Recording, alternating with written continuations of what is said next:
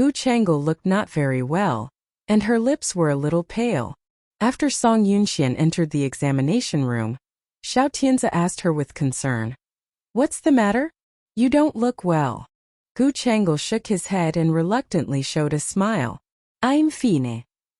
"Did Song Yunxian say anything to you?" Xiao Tianzi had always been insightful. He didn't believe that Song Yunxian would go to see the scenery beside the window with Gu Chang'e. Song Yunxian must have something to say to Gu Chang'e alone. Gu Chang'e was not so stupid either. After so many years of being with Xiao Tianzi, she knew that she couldn't put him off. She then smiled and said, "You also know that Miss Song is pregnant. When I went to the window with her, she told me how horrible it was for a woman to give birth. And she asked me to watch the video on her mobile phone. It's really horrible." With that, she seemed to have a lingering fear. Xiao Tianzi frowned. "Song Yunxian is really stupid. Why on earth did she let you see this kind of thing? It frightened you, right?" Gu Chang'e's heart was not well, so she couldn't stand any fright. It was true that ordinary people couldn't stand watching the process of childbirth, not to mention that Gu Chang'e was pregnant. So now her pale face made him believe what she said. Gu Chang'e saw that he believed it, and then she extended the topic. She asked him inadvertently, "When Gu Chang'e gave birth in those days, didn't you go in and accompany her? Was it really painful?" Xiao Tianzi was wearing rimless glasses. His gentle face had a moment of coldness. Even his eyes were filled with a look that people could not see through. Gu Chang'e read his face. Seeing that his face was cold, she knew that it was a pet peeve of mine for Xiao Tianzi. She began to change the topic. "Tianzi, will it soon be my turn?" Xiao Tianzi's face calmed down and he nodded softly. "It's coming soon. After Song Yunxian comes out, it will be your turn." Gu Chang'e nodded and sat steadily on the seat, waiting. However, she couldn't help stealing a glance at Xiao Tianzi's face. Xiao Tianzi's face had a look that made her feel uneasy, and a sense of alienation that made her feel strange. Until the doctor called her in for the examination, Xiao Tianzi didn't smile to coax her. She bit her lips and held her grievances back. Then she whispered to him coquettishly, "Tianzi, would you like to go there with me for a checkup?" Family members were allowed to enter the examination room in the hospital. But Xiao Tianzi refused and said, coaxing her in a voice that was not very gentle, "You just go in alone. It's inappropriate for me to enter." Gu Chang'e had grievances and dissatisfaction on her beautiful face. But Xiao Tianzi looked at Chu Machin, who was not far away, saying, "I want to talk to Mr. Chu alone and you just go in." Gu Chang'e knew about Xiao Tianzi's taboo. It was that when he talked about business, he didn't like her listening on the side, let alone her interrupting. She knew well about his habits and preferences all these years. So she tried not to touch his pet peeve of mine. Now she heard him say this. Even though she felt aggrieved, she just bit her lips and answered, "Okay." Xiao Tianzi nodded and saw her enter the examination room. Then he turned around. Not far away, Song Yunxian was talking to Chu Machin. Chu Machin's eyes lingered on her stomach for a few seconds, and then he watched her go to do the next test with the nurse next to her. Chu Machin seemed to feel that someone was looking at him, turning around and meeting Xiao Tianzi's eyes. Xiao Tianzi expressed his kindness by raising his lips. He really did the superficial practice perfectly. Chu Machin did not smile in reply but intended to turn around to leave. Xiao Tianzi walked 2 steps to his side. His voice was not loud but very clear. "Child Chu, wait a moment." Chu Machin paused a little, turning to look at him coldly. "Yes, Mr. Xiao? Anyway, Miss Song is going to do a test and you have to wait for a while. Why don't you chat with me to kill the time?" Chu Machin didn't want to chat with him, so he just said with alienation, "I'll wait for her outside. I want to talk to you about my wife." Before Chu Machin could finish his words, he was interrupted by Xiao Tianzi. His steps of leaving stopped right there. Xiao Tianzi said something about his wife. His wife was Gu Chang'e. Something about Gu Chang'e? His feet were like being nailed to the ground for a short time. Chu Machin couldn't leave. He didn't want to miss anything about Gu Chang'e, although it was meaningless. But Gu Changa was always a scar in his heart. It was not deep, but it hurt. The pain lasted so long. Once it was mentioned, it made him feel unforgettable. Xiao Tianzi saw that he stopped and had a brief trance. He couldn't help sneering in his heart. Sure enough, Chu Machin liked Gu Changa. It seemed that the rumors he had heard before were true. Gu Changa did almost marry the man in front of him. But now it was useless to say this because Gu Changa not only married him, Xiao Tianzi, but also gave birth to a pair of children for him and gave him everything. No matter when it was, what the outside world knew was that Gu Changa got married to Xiao Tianzi. Gu Changa was Xiao Tianzi's wife and was owned by him until her death. Even though Chu Machin had been remembering and missing her in his heart, what was the use of it? Xiao Tianzi pretended to be sad. I heard from Chang'e that Miss Song showed her the video of women's giving birth just now. Chang'e was very scared because of this. Xiao Tianzi raised his eyes and looked at him without speaking. He didn't think that Xiao Tianzi called him just to talk nonsense with him. Xiao Tianzi raised his hand and adjusted his glasses, recalling and saying, "It's rare for Miss Song to talk about childbirth, which reminds me of how painful it was for my dead wife to have a baby." Xiao Tianzi's eyes narrowed slightly, showing his impatience towards this topic. "I have no time to recall your wife with you, Mr. Xiao." "Really?" Xiao Tianzi was a little surprised, and then he said with some doubts, "But I have heard that Child Chu and my wife are family friends. And you have been very good friends since childhood." "That was before I went abroad. It has been many years." "That is to say, Child Chu has stopped taking my wife as a friend?" Xiao Tianzi pressed on step by step, trying to get something from Chu Machin's mouth. However, Chu Machin suddenly smiled while he pressed on like this. "Mr. Xiao, now you have thought of your wife. Do you want me to recall her with you?" Xiao Tianzi saw his smile and was slightly stunned. But Chu Machin took a breath. "In fact, to be honest, I used to be a very good friend with Chang'e. But you should know her temper and character. She never takes men too seriously. Do you understand?" Xiao Tianzi's long eyebrows corrugated slightly. Chu Machin had regret and irony in his eyes. "As far as I know, only Gu's has always been in her heart. As for who she married and who the man was, she didn't care much."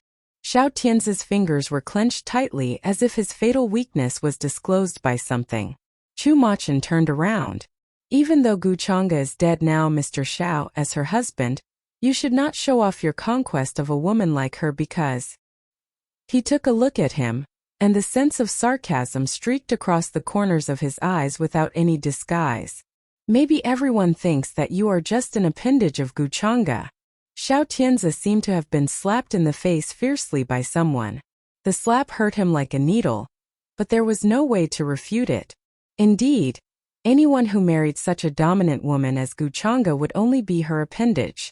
So he was tired of Gu Changa. He was very tired of her. But the thought in his mind changed a bit. At this moment, the door of the inspection room behind him was suddenly opened. Gu Chang'e came out of it, smiling and calling him Tianzi. Xiao Tianzi turned around and saw Gu Chang'e. The haze in his heart disappeared a lot in a moment. "How is it?" Gu Chang'e was very happy. She handed over the printed checklist to him. "Look, this is our baby." When she said this, her voice was full of sweetness. Xiao Tianzi slightly went into a trance. For a moment, he recalled what Gu Chang'e said when she got the checklist a few years ago, which was like an illusion. At that time, she had the same happy smile on her face and also showed him a checklist quietly. "Look, Tianzi, this is our child. It is very healthy. It must be very lovely when it's born in the future. It will surely be very lovely. After all, you are such a beautiful mother. I still think it's better to inherit more from you. You are very smart and gentle." It was probably the most tender time of Gu Chang'e, so he was impressed. Gu Chang'e saw that Xiao Tianzi was absent, so she couldn't help calling him.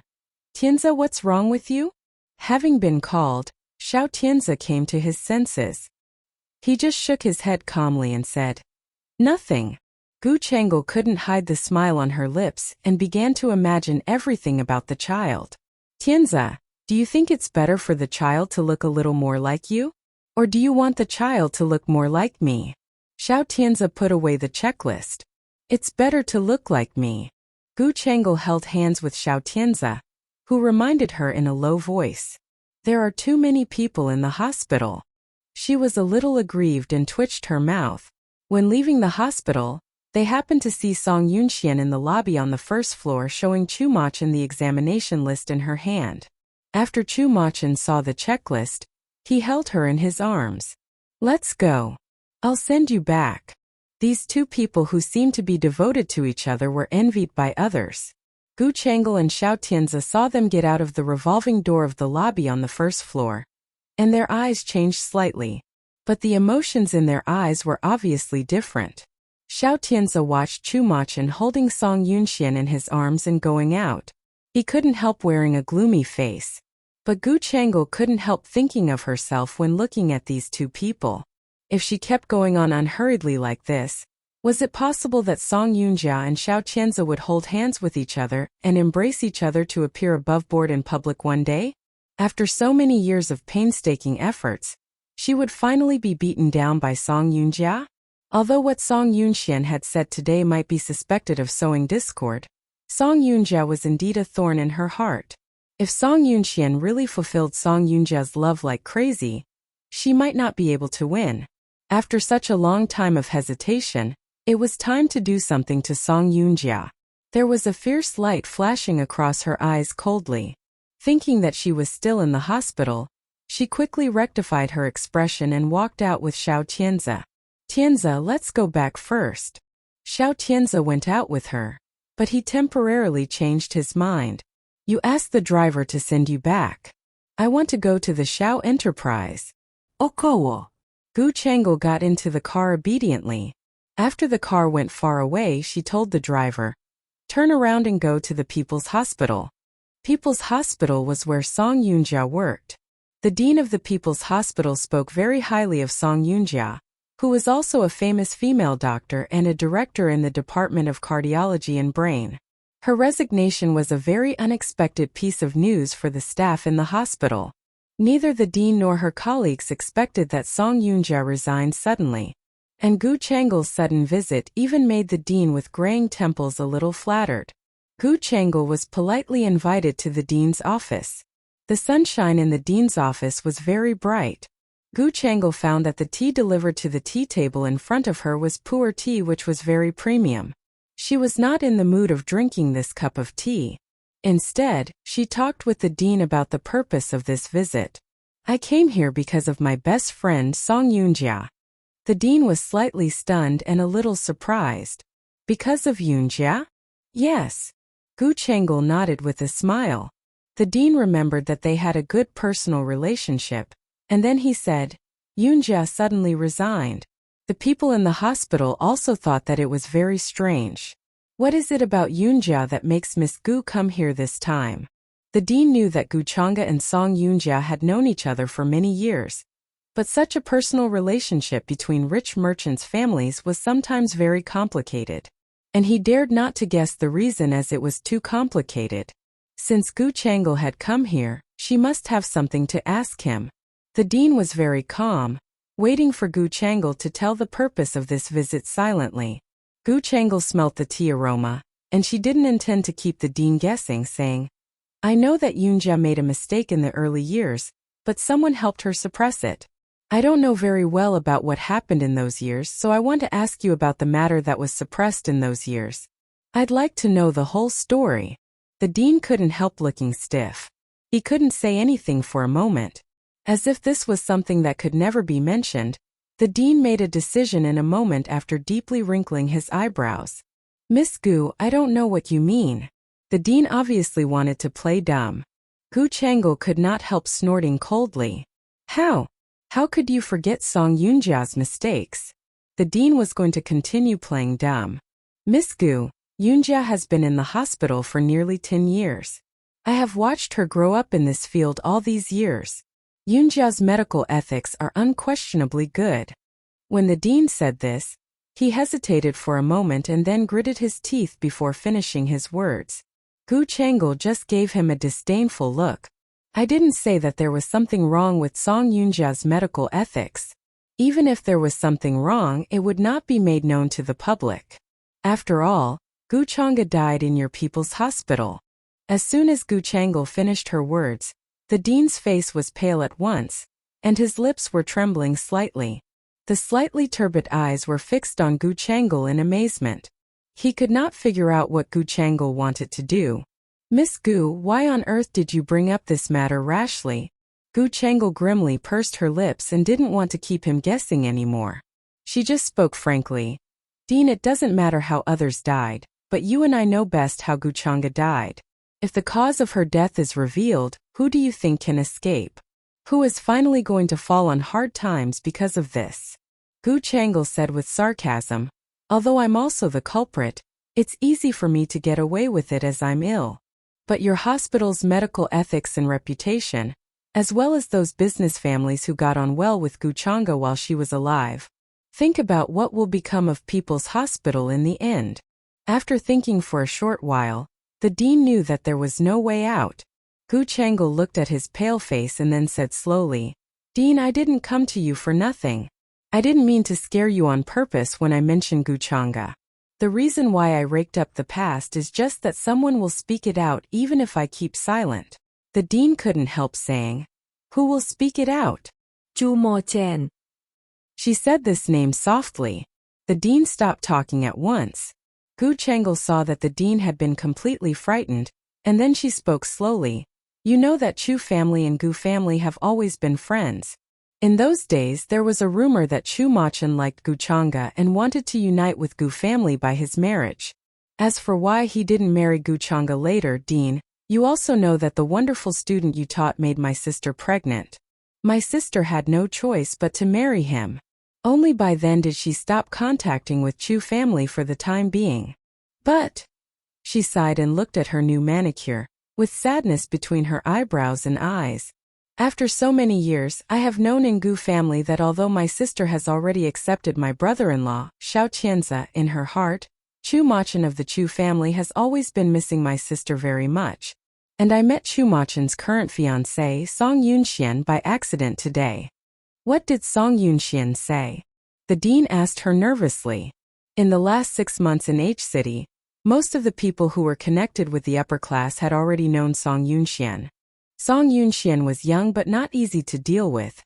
A few days ago, Song Yunxiang, her eldest brother, was sent to prison by her. If she wanted to do something, it seemed that no one could stop her. The dean could not help starting to be afraid. Is Song Yunxian going to investigate Gu Chang'e's death? She has nothing to do with Gu Chang'e. Why bother to find out the cause of Gu Chang'e's death for no reason? Gu Chang'e sneered. The dean then gave it a thought, asking, Miss Gu, you mean that Song Yunxian told you that Chu Machen was investigating the cause of Gu Chang'e's death? Gu Chang'e's lips bent up, and her eyes turned from her fingers to the dean's face. Dean, you are very thoughtful. The dean's eyes darkened, and he felt it was very tricky. Gu Chang'e continued to say, If Chu Machen had not found out anything, then I would not have come here. But Song Yunxian told me that Chu Machen already had something on Song Yunjia. The dean sighed and felt like his heart was blocked by a big stone. He didn't know what to say. Gu Chang'e saw the dean's pale face and knew that the dean had believed all the lies which were made up by her. But this was the best, which saved her lots of effort. Gu Chang'e continued to say, Dean, someone already has something on Song Yunjia now. If you still want to protect Song Yunjia, Chu Machen will follow up this clue to seize the culprit and draw out a lot of things and people. There are so many grasshoppers on our rope that... She paused, pretending to be worried. So many grasshoppers on our rope that they can ruin the reputation of the People's Hospital completely. Now you are going to retire, and you don't want to be sent to prison before you retire, do you? Gu Chang'e's words just hit the needle. The look in the dean's eyes changed instantly. Then what should I do, Miss Gu? The dean looked at Gu Chang'e, hoping that Gu Chang'e could give him an idea. Gu Chang'e appeared to be a little sad. Although Yunjia and I are very good friends, now someone has something on her. We can't let her drag us in this matter. Now we can only make minor sacrifices to safeguard major interests. Make minor sacrifices to safeguard major interests? The dean didn't understand what Gu Chang'e meant. But Gu Changel didn't explain. She just felt thirsty. She lifted the teacup on the table and gently took a sip of it. The dean thought for a while and then slowly understood Gu Changel's words. "Miss Gu, do you mean?" The dean thought that it was a little difficult, but he still opened his lips and said, "Do you mean that we should disassociate ourselves from Song Yunjia completely? Do you think it is enough to disassociate ourselves from her completely?" Gu Changel pressed on asking. "What's more, Song Yunjia has resigned now. Isn't that a complete disassociation? Then Miss Gu, what should our hospital do?" Gu Changel's face was expressionless. "Pay for what Song Yunjia did first." The dean was surprised and immediately said, "But if so, Yunjia will be the target of public criticism. If you sacrifice Song Yunjia and let her take all the responsibilities, the hospital will not be condemned, and many people will not be found out. You don't want me and my brother-in-law to be destroyed by Chu Machen, do you?" Every word Gu Changel said was as aggressive as a sharp thorn. The dean felt that he was being pushed by something, and he could not say anything. Looking at the dean's pale face and his hesitation, Gu Changel took a breath and slowly calmed down. Now things have developed into this state, and all you have to do is just to make a choice as soon as possible. As for whether to sacrifice one person or a group of people, only you can decide. After all, you have all the evidence. I hope that you can think it over and won't make a wrong choice in this matter. With this, Gu Changel already knew well about the dean's choice in her heart. She stopped speaking. Then she got up and left. "I'm going to return. Dean, please think it over." Perhaps the impact of this event was too great. The dean didn't get up to send Gu Changel out of the office. He just frowned and thought carefully on the sofa. Gu Changel turned to look at the dean when she was leaving. She had been hospitalized in the People's Hospital for 3 or 4 years, during which she had dealt with the dean countless times. Besides, Xiao Tianzi had worked in this hospital in the past, so she knew the dean very well. The dean was very bold when he was young. He did a lot of risky things to get promoted. When he became old, he still wanted to do something risky to make sure that he could enjoy a leisurely life in his old age. But Song Yunxian suddenly appeared. And Chu Machen was not someone whom he dared to offend. If Gu Chang's cause of death was uncovered, not to mention that the People's Hospital would lose its reputation completely, even the dean himself would be sentenced to heavy punishment. He enjoyed such a happy life, so he would not gamble with his old age. Gu Changel was sure that the dean absolutely thought of betraying Song Yunjia to protect himself at once. He just didn't express it immediately. She left the hospital. The dean was still sitting on the sofa in the office, keeping ruminating. After a long time, the dean took his cup of tea and took a sip of it. Then he stood up and walked to the phone at his desk, making a phone call to the archives room. As soon as the archivist saw that it was from the dean's office, he picked up the phone and asked the dean, "Dean, what can I do for you?" The dean said without any hesitation, "Go to the archives room and look through. Get out the information of a patient named Han Mei in the early years. I want to see it." The person in the archives room was stunned, and then he said, "Dean, Han Mei's information has been sealed up for safekeeping. Get it out." The dean ordered strongly. What the dean said made the employee in the archives room afraid to hesitate. He answered softly, "Okay." Then he went to find the file. The file was made many years ago. It took them a long time to find it. After he found it, the employee in the archives room sent it to the office of the dean. Holding the file, the dean sighed deeply. He seemed to make a decision which he could not decline. The doctor who sent him the file was an old employee who had been working in the hospital for more than 10 years. Seeing the name on the file, he could think of what was in the file. "Dean!" The employee could not help talking. "Why do you suddenly bring this matter up? This is also for the sake of the big picture. Please go back to work if you have nothing to tell." The dean dismissed the employee from the archives room. Then he closed the door and opened the portfolio which had been sealed for 7 or 8 years. Song Yunjia was a little bit distraught. Her temples kept jolting when she was at a departmental meeting with Zhou Yang. She raised her hands to rub her temples, feeling kind of exhausted. Seeing that she raised her hands and rubbed her temples, Zhou Yang asked her, "Are you tired?" Song Yunjia put down her hands. She shook her head and said modestly, "If I can finish the work perfectly, I am not afraid of being tired." Hearing that Song Yunjia answered like this, Zhou Yang felt very satisfied. He then opened the file in front of him, continuing to say, "The affairs in S City are a little tough for the time being. Because there is a problem with the department personnel assigned there, we need another person to supervise them and manage the things there." Song Yunjia knew that the affairs in S City should be taken over by another person after Song Yunqiang was jailed. If it was a person who supported her in the heart, it could not be better. Zhou Yang turned to ask her, "Yunjia, when you came to the company, I also introduced you to the staff with good performance. Who do you think is the most suitable person assigned to S City?" Song Yunjia was about to talk at once. But at this time, the door of the department meeting room was opened without warning. The comer heard the talk in the room. She pushed the door open, saying, "As for who to choose, I think it will be better to let me decide." The proud and cold voice made everyone present slightly stunned. The swivel chair of Zhou Yang revolved. Zhou Yang watched Song Yunxian walk in. The one who stood behind her was the assistant who never left her, Mei Qi. Song Yunjia squinted slightly. The people who were having a meeting in the departmental meeting room all stood up to greet Song Yunxian with a nod or a bow. Song Yunxian nodded and walked to the long desk of the meeting room. Zhou Yang had to give his seat to Song Yunxian. Song Yunxian felt at ease sitting at the long table in the conference room, aiming to sit in on the whole of the meeting on this main seat. The staff who stood up to greet also took their seats one after another after greeting her. Song Yunxian put her fingers on the desk, saying lightly, "I just came here to sit on. Just go on." Zhou Yang obviously showed an unhappy look. Song Yunjia was also unhappy. The staff in the meeting room all showed respect for Song Yunxian seemingly, though they did not support Song Yunxian sincerely in their hearts. Zhou Yang sat on the right-hand seat of Song Yunxian. Hearing that Song Yunxian allowed them to continue, he said, "Let's come to another question. Did we finish the last one?" Song Yunxian pretended to be puzzled. She heard with her own ears that Zhou Yang discussed the allocation issue to S City with Song Yunjia when she came in.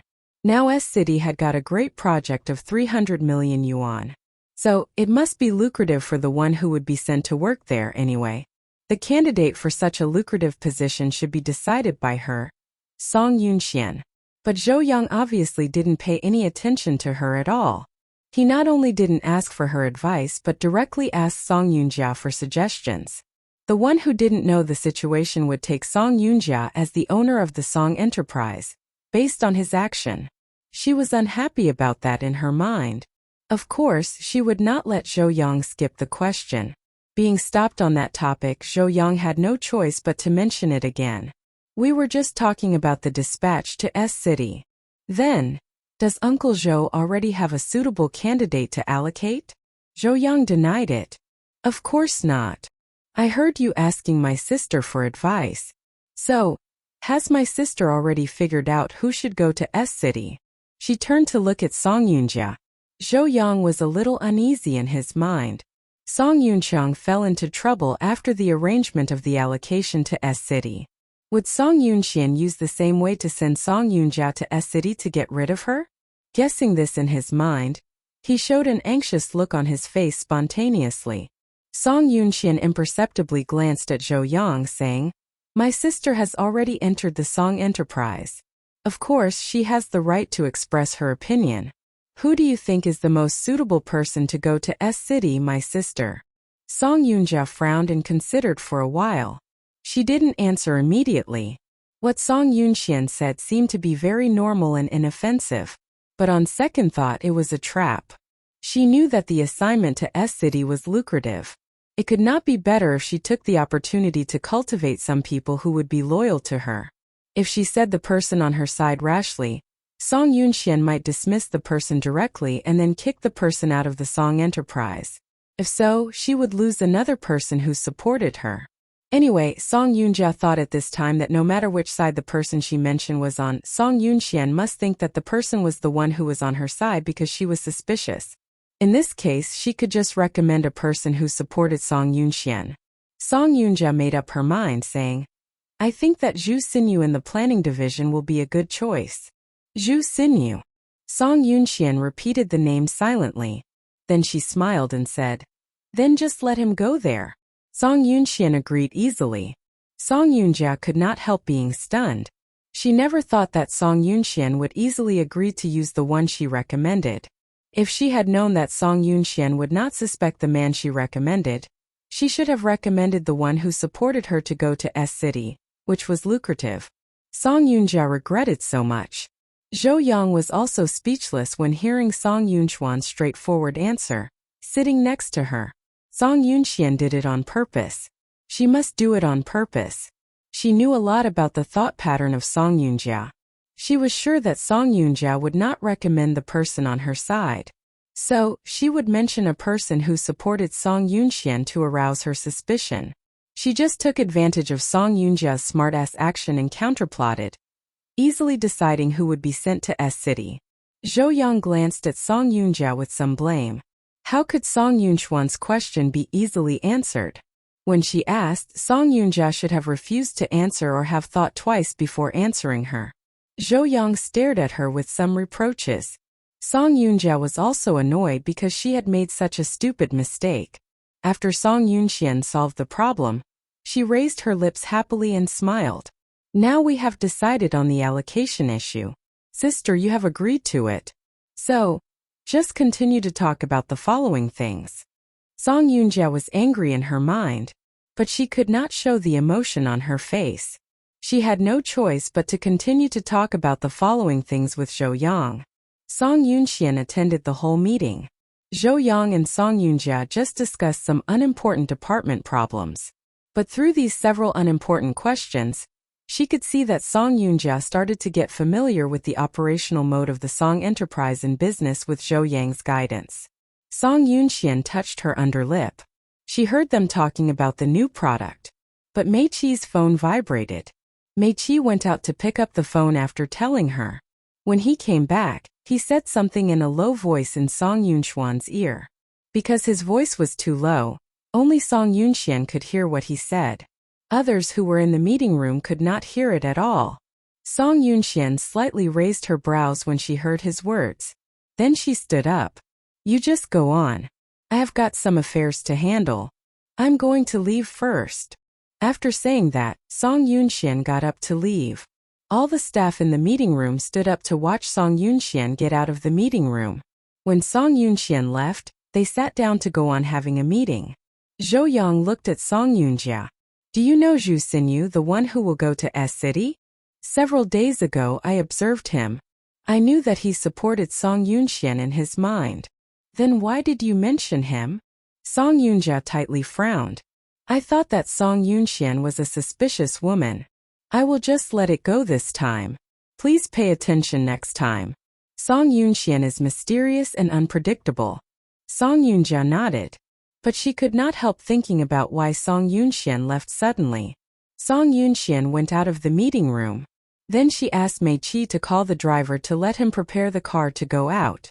Mei Qi followed her all the way into the elevator. A phone call suddenly came from the detention center. They said that Song Yunqiang wanted to see Song Yunjia and tell her something urgent. Then how did you block the news? The one who was bribed by Song Yunjia before is off today. So the people on our side got the news first. Mei Qi felt a little lucky. If Song Yunjia had got the news first, things would have been very complicated. Nothing would have been complicated. Now, Song Yunjia is so greedy that she even wants to get my brother's heritage for his pension. I heard that when Song Yunjia talked to Song Yunqiang about this matter, she showed her sincere feelings. She seemed to be considering it for Song Yunqiang truly. Was she really considering it for Song Yunqiang? Song Yunxian could not help sneering. She shook her head. I have known her for such a long time. I have never seen her consider something for anyone else. Of course, Xiao Tianze is an exception. In Song Yunjia's heart, only Xiao Tianze was an exception. The only thing she would consider was the interests of Xiao Tianze. It seemed that Song Yunjia really loved Xiao Tianze deeply. They drove to the detention center. The ride of a few hours was shortened because of the fast speed of the car, and it took only more than an hour for them to arrive there. The jailer in the detention center took them in. The jailer knew Meiqi well, so he was very polite when speaking. Song Yunchang is a little thrilled. He was beaten heavily, so he is still in bed and can't get down from his bed now. I hope your visit won't get him too emotional. Song Yunxian nodded. I see. Thank you. Then the jailer nodded and opened the door of the ward in the detention center to let them in. Obviously, Meiqi had already bribed the people here. The condition in Song Yunxiang's ward was good, and he had not been bullied during his treatment. But he still gnashed his teeth with his face full of hatred when he saw Song Yunxian. Even Song Yunxiang never thought that Song Yunxian would come to the detention center to visit him again. Song Yunxiang was lying in bed. He was beaten heavily with his black and blue face, and even the corners of his lips were broken. Song Yunxian could clearly see the bruises on his face. She stood not far away from the sick bed. Song Yunxiang stared at her angrily, wanting to tear her up with his eyes. He tried to take something from the bedside table next to him and throw it at her. But when he moved his hand, he could not stand the pain in his chest. So he just stopped his action. Seeing that he was in such a difficult position, Song Yunxian looked at him with her cold eyes. Brother, I have heard that you have gone through a very tough life these days in the detention center. Aren't these all because of you? Song Yunxian slightly looked sideways. Song Yunxiang stared at her with hatred. Do you want to murder me here? Song Yunxian shook her head. Brother, why do you take me as such a bad guy? Take you as such a bad guy? Song Yunxiang snorted coldly. Does anyone else except you want to murder me like this now? Song Yunxian shook her head. She walked to the sick bed. Her voice was very calm, seeming to be guiding Song Yunxiang to think of something slowly. Brother, why don't you think about whether you have offended someone recently? I have offended no one except you. Song Yunxiang tried his best to recall and searched his heart. He was sure that he never offended someone else when he was in the detention center. He tried hard to rebuild himself into a better person so that he could leave this dreadful place as early as possible. But he could not figure out why others were so malicious by any means. Even if the newcomer in the detention center should be bullied, there was no need to wound him like this. He was sure in his mind that only Song Yunxian wanted to murder him. She must have bribed some people to beat him up like this. But Song Yunxian said softly, Brother, please think it over. I have no conflict of interest with you now. Why bother to make an unnecessary move to harm you? Because I still have the heritage of our father. Yep, that was the only thing in his hands which deserved to fight for. Song Yunxian must want to get the heritage, so she ordered someone to beat him up. That must be the reason. Song Yunxian shook her head. No, my brother. I never tried to get the heritage in your hands. But after you were beaten by someone, you immediately suspected me. After you woke up, you even looked for Song Yunjia and wanted to see Song Yunjia. Don't you think you are silly when doing these things? Song Yunxiang became silent. Hearing that Song Yunxian said these words, he actually recalled what Song Yunjia had said to him several days ago when she came to visit him. Song Yunjia wanted the heritage he held in his hands. She wanted to integrate the shares in his hands to contend with Song Yunxian. Could it be that? Seeing that he was lost in thought, Song Yunxian continued to say, You meet with trouble now. Everyone will think that it must be my tricks to harm you, and then make me the scapegoat. But have you ever thought that there might actually be someone deliberately leading you to misunderstand me? Song Yunxiang moved his fingers. He seemed to figure out something, but he was not so sure. Song Yunxian walked to him.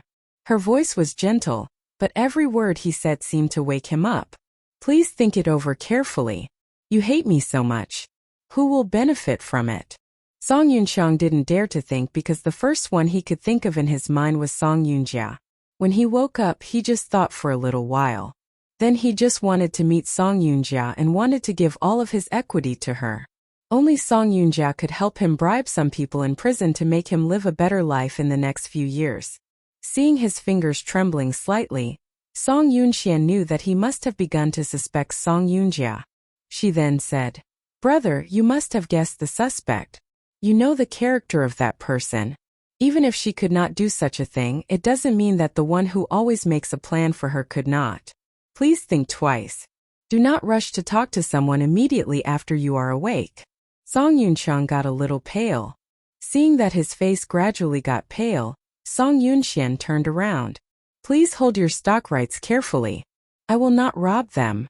I will take care of your life in the detention center.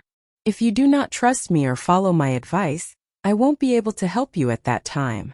Song Yunxian's words had a profound meaning. During this period of time when Song Yunxian was in the detention center, he had already figured out many things. He heard from an inmate who had been in the detention center for 3 years that once the son of a businessman came into prison, he surrendered his stocks. The one who received his stocks promised him to return the stocks on the eve of his release from prison. They also signed the contract in black and white with a guarantee. But that guy died on the eve of his release from prison accidentally because of the electric shock. The reason caused people to think deeply about it. No one knew whether he really died of the electric shock. Some greedy people could do anything for money and their interests. What was more, Song Yunjia was a cruel-hearted woman. When their father was kidnapped, she just looked on coldly. She even didn't care about their father's life. Not to mention her half-brother Song Yunxiang. Song Yunxian walked out of the ward. Mei Qi came to her. "How's it going? I think that he will use his brains to think it over. Also, this issue is not very complex. The one who is sensible can figure it out after thinking it over." Mei Qi nodded. He asked her, "Manager Song, where shall we go next?" "Let's go to the People's Hospital." She raised her lips and smiled with her slightly cold eyes. "I suddenly want to meet the old dean who has good medical ethics." Mei Qi seemed to be thinking about something. "Do you know him, Manager Song?" No. "I just heard about him before. But I also heard that he arranged some people for Gu Chang's operation in person several times." "Yes. Those people he arranged were so able to keep a secret just like airtight walls that they buried the true reason for Gu Chang's death forever. But now since Gu Chang'e interfered, would the dean be worried that the true reason for Gu Chang's death was revealed?" She suddenly wanted very much to see how the dean would look when he saw her. When Mei Qi heard that she wanted to meet the dean, he seemed to understand her. "Do you want to see whether the dean has been threatened by Gu Chang'e?" "Yes, nearly," she admitted frankly. The dean of the People's Hospital would not provide medical services usually. But Song Yunxian directly asked the receptionist at the front desk to make a phone call to the dean when she arrived there. The receptionist answered Song Yunxian. "The dean is having an operation now. Miss Song, please go to the office to wait for a moment. I will show you the way." Judging from the nurse's attitude, she could see that the dean was very polite to her. She nodded. Then she followed the nurse to the office of the dean. Mei Qi accompanied her to go there. But when they got to the dean's office, Mei Qi turned around and found an excuse to leave first. Song Yunxian felt a little strange. "You're not coming in with me? The nurse who led the way for us just now is very lovely. I just want to ask for her phone number." "Okay. I will be back soon." Song Yunxian couldn't help glancing at him. She didn't believe that Mei Qi would be so loose and unreliable right now. He said that he just wanted to ask for a nurse's phone number. But in fact, he just found an excuse to leave for some temporary affairs. Song Yunxian went into the dean's office to wait for the dean. There was a cabinet in the dean's office.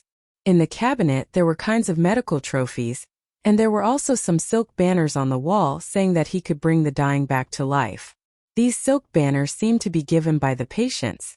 She walked around and looked at the trophies in the cabinet, only to find that these trophies were all gained when Xiao Tianze was in the hospital. Speaking of this, Xiao Tianze indeed contributed a lot to this hospital when he worked in the People's Hospital. The dean really appreciated him very much. He also attained and achieved a lot in medicine. It was a pity that he showed the lack of sincerity. She sat back down on the sofa. The nurse came in with the tea. "Miss Song, please have a cup of tea first. The operation of the dean will be finished soon." Song Yunxian nodded. But she didn't touch the teacup brought to her by the nurse at all. The tea was great, but she really didn't want to touch anything in this hospital anymore. Even though it was just a drop of water. She waited for about half an hour in the office. The dean was long in coming.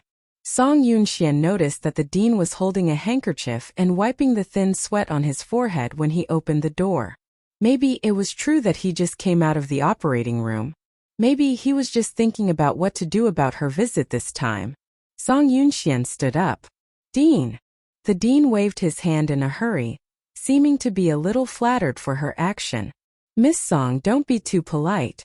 I just had an operation. I'm sorry to have kept you waiting." The dean was very polite. Song Yunxian bent her lips and smiled. "I came here because of my eldest sister, Song Yunjia." The dean felt that it was a headache when he heard this name. Just several days ago, Gu Chang'e came to him because of her. Today Song Yunxian came to him for the same reason. All the people in the harbor city, who paid attention to the Song family, knew that Song Yunxian was fiercely fighting against Song Yunjia at this time. The reason why Song Yunxian came here might be that she wanted to dig out some flaws of Song Yunjia from him, just as Gu Chang'e mentioned before. Then she could take advantage of it to let Song Yunjia suffer a loss. The dean could figure out this thing. But he did not dare to drive her away directly. He could only consider the pros and cons in his mind carefully and think about not making a mistake in his speech. Seeing a quick flash of expression in the dean's eyes, Song Yunxian guessed that the dean must have known about her purpose here to dig out something about Song Yunjia. Indeed, that was exactly what she wanted to do. But as for whether she could make it or not, it was another cup of tea. Miss Song Yunjia suddenly resigned. She only told me that it was because of her family affairs. It was not suitable for me to ask a lot. So, he felt a little awkward. "Miss Song, you came here to ask me about her affairs, but I really do not know much." "Dean, please don't worry. I just came here to ask you something about Gu Chang'e's operation. Did my elder sister perform an operation for Gu Chang'e?" The dean was stunned when she asked this question. Gu Chang'e was really right. Song Yunxian actually paid attention to the cause of Gu Chang'e's death. If Song Yunxian knew the real cause of Gu Chang'e's death, the news would be passed to Chu Machin. Then the people's hospital would be destroyed completely. As for all the staff who performed an operation for Gu Chang'e, he should keep it a secret. The dean frowned. He really didn't want to answer. He just said, "Miss Song, Miss Gu was a well-known woman in Yunqing. Even though she died, all of her privacy during her stay at the hospital for treatment cannot be disclosed, including the medical staff performing an operation for her." Song Yunxian nodded. "So, you just don't want to tell me in any case?" It was natural that the dean did not want to disclose these things to her. Song Yunxian didn't stick around or keep asking. She just stood up and nodded. "Since you don't want to tell me, then I won't ask anymore. I have nothing else to do. It just came to me suddenly that Machin once wondered it, so I came to ask you about it." A thin layer of cold sweat broke out on the dean's forehead. It was Chu Machin who was very curious about this matter. So, did it mean that Chu Machin would soon find out about this matter? If this was the case, it was really urgent to push Song Yunjia out first. The dean sent Song Yunxian out of the door. Mei Qi spoke to the medical advisor at the front desk in the lobby. The young, beautiful, and tall medical advisor received Mei Qi's business card with a smile before turning to start working. Mei Qi and Song Yunxian entered the elevator and went downstairs together. Song Yunxian teased him rarely and said, "You seem to have made an appointment with that beauty successfully. I just got her phone number." "Manager Song, don't overthink about it. I don't think too much. You just need to tell me about the part that belongs to the business." Although Mei Qi was handsome and very popular with young girls, he hadn't ignored her duties because of love affairs. The female medical advisor was in charge of this floor, so she naturally knew all the people who had been in and out of the dean's office. Song Yunxian didn't believe that Mei Qi did that only to hit on a girl. As expected, Mei Qi started to speak after pressing the elevator button to go downstairs. "Xiao Jie told me that the people in the archives room came here this morning and seemed to have just sent an old file because they mentioned something like looking for the old file in a low voice when they came out. Hearing these words, Song Yunxian was relieved. She raised her lips slightly, feeling that everything was in her plan. Mei Qi asked her, "Is the old file given to the dean also what you have expected? This is a vital part. Gu Chengel has made great progress in intimidating others." There was a smile in her eyes, but the smile did not reach the bottom of her eyes. As soon as the sun rose tomorrow, there would be a good show. Gu Chengel betrayed Song Yunjia. It was interesting. In the evening when she returned, she saw Chu Machen waiting for her at home, and she took off her coat and handed it to Nurse Wang. Nurse Wang whispered to her, "Child Chu has been waiting for you for a long time, Miss Yunxian." She nodded and said to Chu Machen, "I'm sorry to have kept you waiting." Chu Machen was displeased by her polite greeting. "You're the only one in this house. If you feel bored, you can stay at my house." Song Yunxian shook her head. "No need. After all, this is my home. Although it's a little empty, it is still very warm." Chu Machen did not find that Song Yunxian was a nostalgic woman. Nurse Wang ordered a servant to bring hot tea to Song Yunxian. Song Yunxian took the teacup and sipped it lightly before looking up at Chu Machen. "Are you going to sleep at my house tonight?" It was not too late now, past 6 o'clock. She felt very concerned about whether Chu Machen would return home after dinner or not. Chu Machen Declin. "No need. I'm going abroad tomorrow, so I'll go back to pack up my things tonight." Song Yunxian nodded. "Wish you a pleasant business trip." Chu Machen came to her and sat on the sofa opposite her. "I heard that you went to the dean of the People's Hospital." Song Yunxuan's fingers paused slightly. "You even know this? How many people did he send to monitor her every move?" It was really thought-provoking. Chu Machen stared at her with his dark black eyes. "Why did you go to the dean?" "My elder sister, Song Yunjia, resigned, so I went to ask about the situation." She answered fluently. It seemed that Chu Machen didn't believe it at all. He looked at her eyes and said, "I want to hear you tell the truth." "That's the truth." Chu Machen didn't say anything. Song Yunxian lowered her eyes and took a sip of the tea in the teacup, and then she said, "Maybe when you come back, the excellent show will come to its climax. So, when you ask me now, I don't want to explain it to you. It's a little complicated." "Which of the things you have done is not complicated?" Recalling everything she had done carefully, Song Yunxian suddenly laughed. "After listening to you, it seems that I really haven't done anything uncomplicated." Holding the teacup in her hand, she looked at Nurse Wang not far away and told her, "Add 2 more dishes for dinner. Machen will eat here together with us." "Yes, Mississippi." Nurse Wang went to the kitchen to prepare after answering. Now that the entire Song family belonged to Song Yunxian, she naturally stood by her word. However, if Song Yunjia was willing to return, then the Song family's big house might be lively. She bent her lips and thought that she had thought too much.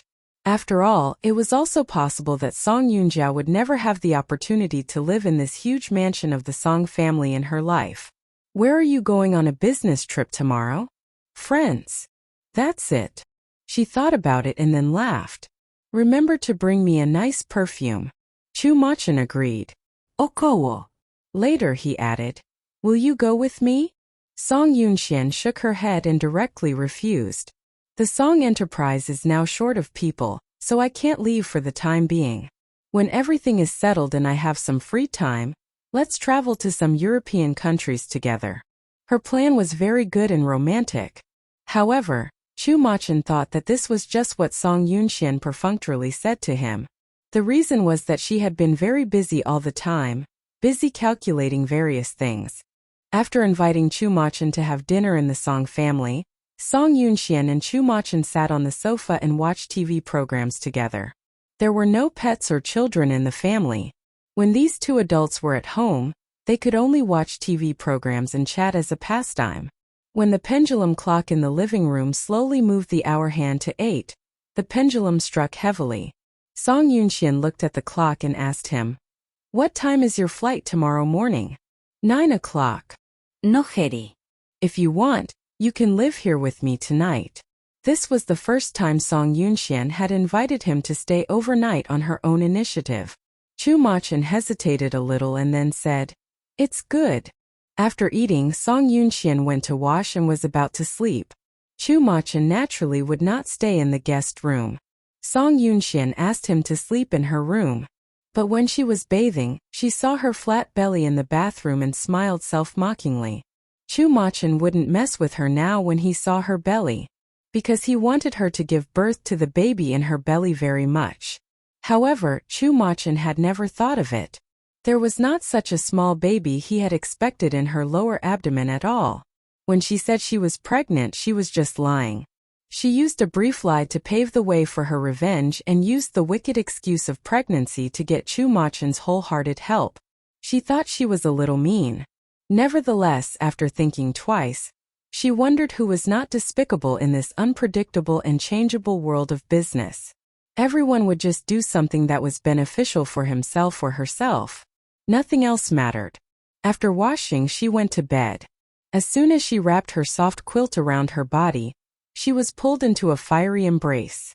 Chu Machin embraced her in his arms and held her waist with his big hand. He gently touched her lower abdomen with his fingers and asked with some doubts, "You have been pregnant for more than 4 months. Why is your belly still so flat?" "It's only been more than 4 months. When the baby grows up a bit, my belly won't be so flat." Song Yunxian was embraced by him without moving rashly. Chu Machin could feel the sweetness and tenderness of the soft woman in his arms after bathing. He couldn't help putting his lips on her neck. That kiss was aggressive. When her delicate neck was pressed against his fiery lips, Song Yunxian could not help groaning softly. Chu Machin grabbed her hands and said gently in her ear, "What should I do? I can't help wanting to have sex with you." She didn't move. She just took his hands clasping her waist, and then guided him to place his hands on her lower abdomen. "Please think about him a little." Chu Machin was a little frustrated. He certainly knew that women could not go through such a thing in the first 5 months of pregnancy. However, he held the woman he liked in his arms and could only see her but couldn't have sex with her. This really made him feel itchy. He kissed her on her neck twice and then gently pulled the clothes off her shoulders. Then he kissed her round shoulders. Song Yunxian did not resist. She knew that Chu Machin could bear it. After all, he indeed valued the child in her womb very much. She relievedly accepted Chu Machin's kiss. When her pajamas were pulled down and entangled her hands, Song Yunxian raised her eyelids and looked at Chu Machin, who could hardly bear it, suddenly feeling that she could not believe him entirely. What if he could not control himself? His kiss fell on her lips with the madness of pursuing but failing to get, as if he just wanted to eat her up alive. She hadn't had sex for a long time and couldn't help groaning gently. This groan was fascinating. Chu Machin gazed at her. Having been seen for a long time like this, she finally couldn't help reminding him softly, "The doctor said that you should put up with it in the first 5 months." Obviously, it was a very cruel thing for him to bear it. He pressed on her body and stared at her motionlessly. Her heartbeat accelerated a lot. She couldn't guess how he planned it. What should she do if he couldn't control himself? She was a little worried and gently called him. "Machin, can you hear me?" "I can." There was already irrepressible hoarseness in his voice. Song Yunxian gently reached out her hand and put it on his back. "Just bear it a little. This is also for our baby." She said these words softly. The tenderness in her eyes made Chu Machin feel as if he had an illusion. In the past, Song Yunxian never had such a gentle expression. However, the gentle expression on Song Yunxian's face made him irresistible now. He felt a little itchy in his mind and wanted to kiss the little woman under his body gently, but he was worried about her health. In desperation, he could only pull away. Song Yunxian was relieved. When she turned to look at him again, he had gotten out of bed and showered in the bathroom. A cold shower must be essential. However, at this time she could only turn him down. If something that shouldn't have happened really happened, her secret that she wasn't pregnant at all would be exposed immediately. At that time, how should she explain it to him? At that time, he must think that she was not only a person racking her brains and scheming, but also a woman who made use of other people's feelings unscrupulously. She didn't want to do this, but it was the easiest and quickest way to let him help her. Anyway, she had to do it. Chu Machan boarded the plane on time and left Yunqing at 9 o'clock the next morning. Everything went smoothly. Song Yunxian deliberately asked Mei Qi to buy the morning newspaper. At the dinner table, the headlines on the front page of the newspaper were striking. And after reading it, she just raised her lips and smiled. Mei Qi rarely appeared during her breakfast, not to mention coming to the villa of the Song family in person. However, this morning Mei Qi rarely came to her villa. There was no time for chatting, and Mei Qi immediately said, "All the publications distributed to the newsstands and bookstores on the market have been taken back." Have been taken back? She was surprised and asked back. Unless there was a problem with those publications, the publishers and those printing houses would not have taken back those publications. Read more at Ellis novel. Mei Qi was questioned before realizing that he was wrong. He quickly corrected it and said, "They haven't been taken back. But they have all been bought by one person." "All of them have been bought." Song Yunxian thought for a moment. Since someone bought them all, someone must have notified Song Yunjia in advance. Then Song Yunjia ordered someone to purchase all the publications. However, even though all of these publications were bought, there was no guarantee that all the publications that had been issued could disappear from the market. What if one or two publications went into the hands of others? And nothing could stop the things that were supposed to happen from happening at that time, right? Mei Qi was worried. But Song Yunxian didn't feel anxious at all and just entertained him. "You are here so early, and you certainly haven't had breakfast yet. Come here and have breakfast together." Mei Qi usually went to work from 9 to 5. He arrived at Song Yunxuan's home at around 9 o'clock since he got up early. As soon as she mentioned it, he was really hungry. "But this is not the time to eat. I think you should think about what to do next, Manager Song." Seeing that he didn't take the seat immediately, Song Yunxian turned around and spoke to Nurse Wang. "Add a set of tableware to Assistant Mei." Mei Qi frowned. When she turned back and saw a look of disapproval on his face, Song Yunxian smiled. "Assistant Mei, you have experienced a lot. Don't you think we should not be worried now?" That was right. Song Yunjia's negative news was now all blocked. But it was not just Song Yunxian who wanted Song Yunjia to be utterly discredited. So, it was not just Song Yunxian who should be anxious. Mei Qi was reminded in this way. And then he suddenly remembered something and looked at Song Yunxian with his complicated eyes.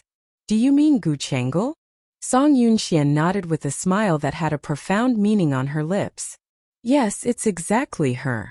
Gu Chengel was the one who wanted Song Yunjia to be discredited now most. Now that the news was blocked, Gu Chengel would personally find a way to make the blocked news re-exposed in the public's view. Therefore, this news could be blocked for a while, but it would not be blocked forever." Nurse Wang took the bowls and chopsticks to Mei Qi as Song Yunxian instructed. Song Yunxian lowered her head and continued to eat. "Assistant Mei, it's better to have breakfast first. There is no need to be anxious about this matter." There was indeed no need to be anxious about this matter. Even Gu Chengel thought so. The dean of the People's Hospital anxiously made a phone call to her home. Gu Chengel was just adjusting Xiao Tianzi's tie when the phone rang in the Xiao family. Her delicate white fingers dexterously and gently adjusted the dark tie well for him. Then she tiptoed to kiss his lips without going into it deeply and told him, "Drive carefully on the way to work and come back early in the afternoon." She was so gentle that she automatically took on the role of a good wife. Xiao Tianzi also liked her very much. He put his arm around her back and kissed her gently on her forehead. "Have a good rest at home. I'll be right back after work. Call me if you need anything. I'll answer your call as soon as possible." She nodded, and she was so intoxicated with Xiao Tianzi's gentleness. However, just when her cheeks became crimson, the nanny came over and spoke regardless of the situation. "Miss Gu, the dean of the People's Hospital made a phone call and asked to talk to you." As her complexion changed slightly, Gu Chengel silently scolded the nanny for her idiocy in her heart. It was apparent that Xiao Tianzi's attention would be drawn since she told this matter so clearly after answering the phone. If Xiao Tianzi knew that she secretly framed Song Yunjia, he would be unhappy definitely. She didn't want to be a jealous woman in his eyes. In her heart, she silently scolded the nanny and called her an idiot. Then she said, "I'll pick up the phone soon." Seeing that she was going to answer the phone, Xiao Tianzi was a little worried. Why did the dean of the People's Hospital make a phone call to you? Is there anything wrong with your body? Gu Chang'e happily accepted Xiao Tianzi's concern. She shook her head gently before explaining, "I'm fine. The dean is very responsible. Since Yunjia resigned from the hospital, the dean has made a phone call to ask about the situation every few days to check on my condition." Xiao Tianzi then nodded. "Then you just tell the dean the fact. I'm going to the company now." Gu Chang'e nodded and watched him get out of the gate of the villa. Then she walked back to the house. The nanny, who had answered the phone, said, "Miss, the dean said that there were some important things to tell you." Gu Chang'e glanced coldly at the nanny who was talking and ordered her with some boredom, "Go outside and get the morning newspaper." The nanny was stunned. Today's newspaper is already on the table. Mr. Xiao has already read it just now. Gu Chang'e was in no mood of continuing the conversation and impatiently scolded in a low voice, "Just do as I said. Go to fetch it. Don't talk nonsense." Seeing Gu Chang'e's anger, the nanny hurriedly left to get the newspaper outside. Gu Chang'e walked to the living room, guessing what the headlines of today's newspaper were. After all, to prevent Xiao Tianzi from knowing that Song Yunjia's past had been dug out for a few days, she ordered some people to get 2 or 3 reprints of the previous issue which was different from today's newspaper. She approached the phone and picked it up from the maid. As soon as she finished only one sentence, the dean's flurried voice came from the other end of the phone. "Miss Gu, I did everything you ordered, but today's newspapers and magazines were all bought by an unknown person." Gu Chang'e frowned. "So what?" The dean's voice was a little flustered. "The people in Yunqing don't know the things I have exposed." Gu Chang'e got angry in her mind at once. She suppressed her anger before she said, "Do you know who did this? Someone might have told Song Yunxian about this matter, so Song Yunjia took precautions in advance. That's your hospital staff. Someone who knows this matter has leaked the information to Song Yunjia. As for such a traitor, I think that it will be better for you to investigate carefully and then find out the person." The dean had to follow what Gu Chang'e said. He immediately said that the traitor would be detected soon, but Gu Chang'e then asked him, "I am wondering what you intend to do after the investigation of this matter." The dean was slightly stunned, hesitating for a while. "Miss Gu, what do you mean?" "Dean, this isn't the end of this matter, is this?" The dean heard that Gu Chang'e was unwilling to let it go. He hesitated for half a second before he reluctantly continued to speak. "I will go on until the public knows about it." Gu Chang'e was very satisfied with the dean's answer. After saying a few polite words to the dean, she nodded and put down the phone. After putting down the phone, Gu Chang'e sat down on the sofa and silently meditated on who on earth had intervened in this matter, and told Song Yunjia about it. But after thinking for a long time, she still couldn't figure out who would do such a thing. Xiao Tianzi still did not know now that Song Yunjia's past had been exposed. Naturally, it was not Xiao Tianzi who helped Song Yunjia. However, it was also impossible for Song Yunjia to ask someone to buy back all the magazines and newspapers on her own. Apart from them, who else was helping Song Yunjia? Gu Chang'e pondered over the people around Song Yunjia carefully, even including Song Yuning and Song Yunxian, but then she quickly excluded them one by one after suspecting. However, in any case, she did not think of Zhao Yang, a senior executive in the Song enterprise, as the old head. Zhao Yang closed the magazine in his hands in his office, and both his eyebrows frowned. Song Yunjia's expression was very gloomy. She flipped through the magazines from different companies at hand. Then she closed them and pushed them aside. "I just knew that what Song Yunxian did was just superficial. How could she tolerate me entering the Song enterprise?" Song Yunjia raised her hand and pointed at a bunch of new magazines and newspapers in front of her, which were bought everywhere in the morning. She was a little angry. "Look, what a shameless method she has used to frame me." Zhao Yang frowned and remained silent for a long time before finally asking Song Yunjia, "Is it true what the newspapers and magazines say?" Yunjia. When Zhao Yang asked her, his eyes and tone were all very serious. Song Yunjia couldn't help being stunned. After thinking about it for half a second, she denied it flatly and point-blank. Of course it is not true, Uncle Zhao. I have worked in the People's Hospital for almost 10 years. I worked hard every day. How could the hospital keep me working in the hospital for so many years if I had killed someone because of a surgical error? It is just a slander. A pure slander. Song Yunjia rebutted firmly. Zhao Yang nodded when seeing her resolute attitude. I also think that you are a careful child who can never make such a low-level mistake. Song Yunjia nodded. Thank you, Uncle Zhao, for believing in me.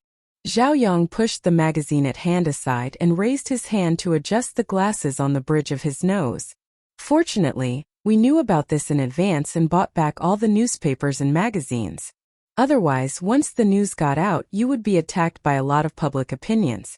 In that case, not only would all the people in Yunqing be dissatisfied with you, but your internal work in the Song enterprise would also be hindered a lot. Song Yunjia also felt a lingering fear. I have never expected that Yunxian would use this method to deal with me. It is too despicable. Thinking of this, she couldn't help continuing to say, my brother was framed and sent to prison because of her unscrupulous methods. I don't know how long I can stay in the Song enterprise. While speaking, she even felt a little sad. Seeing her expression, Zhao Yang comforted her gently. Yunjia, don't think in this way. If you do things carefully, you will always avoid those traps. Your elder brother is now in prison because he is too short-sighted and does not do things carefully. You should not be like your elder brother. Song Yunjia responded. I see, Uncle Zhao. Zhao Yang nodded relievedly but couldn't help setting his eyes on the pile of magazines next to them. The cover of the magazine, in an explosive font which was very eye-catching, said, The doctor of the People's Hospital, Song Yunjia, killed one person because of a surgical error 7 years ago. She used the money to threaten the families of the deceased to keep the secret. Anyway, there was no doubt that it was indeed a serious medical incident that couldn't be ignored. Fortunately, Song Yunjia didn't admit that such a thing had happened. Otherwise, wouldn't it be too stupid to bet on Song Yunjia? Zhao Yang shook his head. He stopped watching these piles of magazines on the table. However, he still said to Song Yunjia, You should be careful. Any of your weaknesses can't be found out by Song Yunxian at this moment. Otherwise, I'm afraid that everything will fall short. Song Yunjia nodded. I see, Uncle Zhao. Zhao Yang believed that maybe Song Yunjia was really framed. It could be solved as long as the magazines were all bought back. But he never expected that this matter would come to the point where he couldn't intervene to help. Song Yunjia went straight back to her own office after leaving Zhao Yang's office. She hired a new assistant. She offered him a high salary to get his loyalty. The assistant had just graduated from the Department of Finance. He was careful and meticulous. Song Yunjia thought about it for a long time and still could not help asking him, Who do you think did this? The assistant who had just been recruited did not dare to speak rashly. He just carefully guessed, Probably it is the person who you have thought of, Manager Song. Song Yunjia felt unhappy when she heard the vague words. The one I have thought of? Song Yunjia smiled. She turned to look at him. If I guess it's you, do you think it will be possible? The young assistant immediately noticed that Song Yunjia was unhappy. He stopped speaking in an equivocal way and immediately said seriously, I guess it's Song Yunxian who wants to frame you. He directly called Song Yunxian by her name. It was very rude to Song Yunxian, but it exactly made Song Yunjia feel very satisfied. Song Yunjia raised her eyebrows slightly. I also think it's her. She said it openly, but she still felt something wrong inside. How could Song Yunxian know that someone died on her operating table because of her mistakes and carelessness in those years? And she even suppressed the news at all costs by using her family's wealth to buy off some interpersonal connections. She always felt that she had neglected something. Song Yunjia couldn't think it through. While Gu Changel was secretly upset that Song Yunjia found it out so early. She found it out so early that this matter just ended hastily before it could start. Gu Changel didn't like this result. The news wasn't still released after 2 days. Gu Chengel couldn't stand it anymore. She finally asked the driver to take her to the dean's office in the People's Hospital on the pretext of going out. The dean now almost treated her as a VVIP when seeing her. He was very afraid that he would do something that displeased Gu Chengel. What made Gu Chengel dissatisfied most was just the issue of Song Yunjia. She sat on the sofa. She stared at the dean without patience. "You do know the reason why I'm here, don't you?" The dean was flustered. He hurriedly explained, "Of course, Miss Gu. I have promised you before. I won't break my words suddenly. Besides, what I told you is true too. I know it's true. But why haven't you done anything about it? Is it very hard to expose it by the media?" The dean frowned the eyebrows tightly and said to her awkwardly, "Miss Gu, could you please make allowance for my situation? Just think about it. If I personally point it out and expose it to the public, all the media will ask why I don't say Yunjia's past sooner or later but just say it at this time." Gu Chengel thought that what the dean said was indeed reasonable. However, you can't just put it off because of such scruples until it comes to an end, can you? The dean gave the final promise with some bitterness in his old face. "I hope that Miss Gu can believe me. I will do it, but I have to do it without any loopholes." Gu Chengel was very unhappy. "I hope you can keep your words." Gu Chengel got up and went out after saying these words. The dean sent Gu Chengel out of the door. He thought it over carefully and then called over a confidential deputy dean. He discussed with him, "Ali, what do you think we should do about this matter?" The man called Ali was a famous deputy dean in the hospital. He was usually kind to others. He and Xiao Tianzi used to be in the same department before. He had a good relationship with Xiao Tianzi, and he was very good at social intercourse. Thus, the dean liked him very much. He gradually promoted Ali to be the deputy dean in the People's Hospital. Ali indeed tried his best to do his job for the dean after being appointed as the deputy dean. The dean would discuss with him if he had any problems. Ali also would rack his brains to help the dean solve problems. The dean trusted him very much. So he just told Ali the things that Gu Chengel and Song Yunjia became enemies with each other, and that Gu Chengel framed Song Yunjia in the dark. Ali thought about it for a while and then proposed a suggestion to the dean. "How about submitting this anonymously to the Fanqing magazine?" The dean was slightly stunned. "Fanqing magazine? You mean?" He looked at Ali with a suspicious look in the eyes. Ali guessed that the dean had known the origin of the Fanqing magazine. He then started to say, "It's exactly the magazine that you have thought of, and it belongs to the Song enterprise of Song Yunxian, the youngest daughter of the Song family. Fanqing magazine belongs to Song Yunxian. It's not a secret, though it hasn't been exposed to the public yet." Ali explained it to the dean. "Dean, just think about it. The internal contradiction in the Song enterprise between Song Yunxian and Song Yunjia has been intensified now. What do you think Song Yunxian will do if she has something on Song Yunjia at this time?" The dean adjusted the glasses and could not help sighing. "Song Yunxian won't let her go indeed." Ali nodded and continued to say, "Song Yunxian not only will not let Song Yunjia go, but also will simply protect us and cover up the fact that we tell her about this matter." The dean also agreed. "Just do as you said. You are responsible for this matter." This issue was very complicated. The dean felt that he was too old to deal with this matter since he would be mentally and physically exhausted. The dean couldn't help leaving it to his trusted subordinate. Ali, of course, was willing to share the burden for the dean. As long as he did it well, he would become the dean sooner or later, as the dean would retire a few years later. Ali nudda.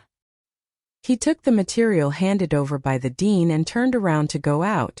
Ali drove to the Fanqing magazine without any hesitation. Behind Ali's car was a black Mercedes with bulletproof glass and special tires that kept it safe as usual when it sped along the road. Song Yunxian didn't look up at the front, while Mei Qi, who was driving the car, doubted it a little. "Manager Song, are you sure that it is the person called Zhongli?" "Yes. Absolutely safe." Song Yunxian spat out these words gently. Mei Qi looked at her through the rearview mirror after hearing her words. He found her lazily yawning and getting the furry kitten in her arms. Song Yunxian was holding a very cute kitten with a pair of mandarin duck-like eyes. Its fur was as white as snow, and its appearance was very lovely. The cats and dogs all looked the same in Meiqi's eyes. However, he was still confused that Song Yunxian stopped the car and bought it just because it was very good-looking when they were passing by the pet store. Do you like small animals? I didn't like them before, but now I think it's not bad to have one. She touched the kitten's head. The kitten looked up at her lazily. Song Yunxian saw its cute appearance when it looked up. Thinking about it, she talked to the kitten. It's very lucky for you to be picked up by me. From today on, your name will be Princess. Princess. Meiqi couldn't help smiling. Song Yunxian looked up at him. How? Is there anything wrong with the name I have thought of for my kitten? It's just fine. I just don't think you are the kind of person who likes small animals. Why did you suddenly raise a cat abnormally? Song Yunxian smiled. In fact, I used to hate cats very much. Meiqi followed the car in front of them to move forward, only to find that there was something wrong with the route. Meiqi turned the steering wheel while asking her, "Why didn't you like cats before?" Song Yunxian put her fingers on the back of the kitten. She combed the kitten's fur gently. Because cats aren't loyal. They will follow anyone who gives them food. Besides, they won't go back no matter how you call them. That's the reason why I used to hate cats very much. Dogs are very loyal.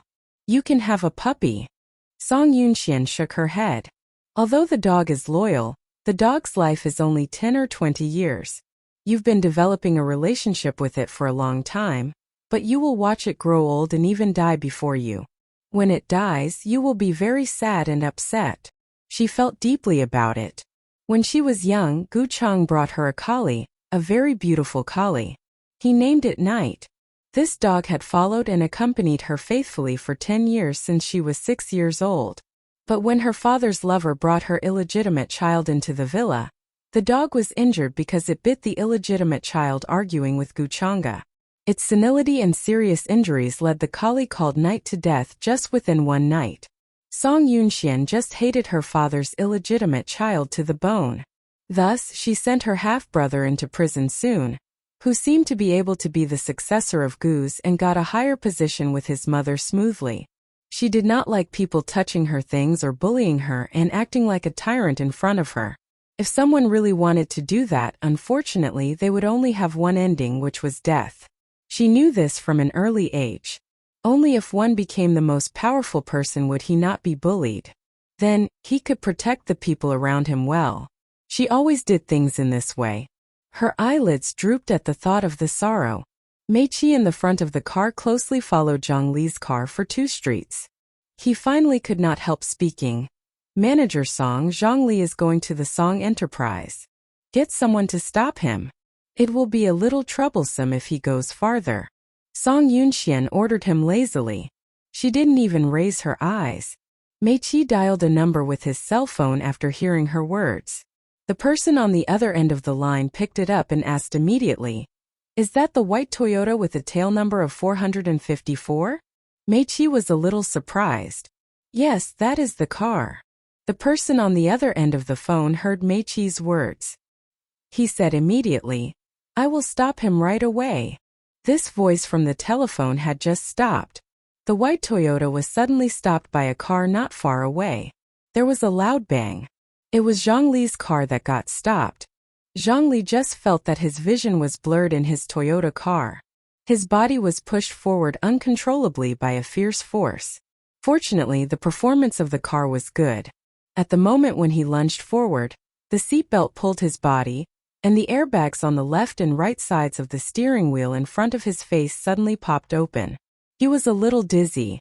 The sound in his ear after the chaos made him feel a little unrealistic. He tried to look up in a daze.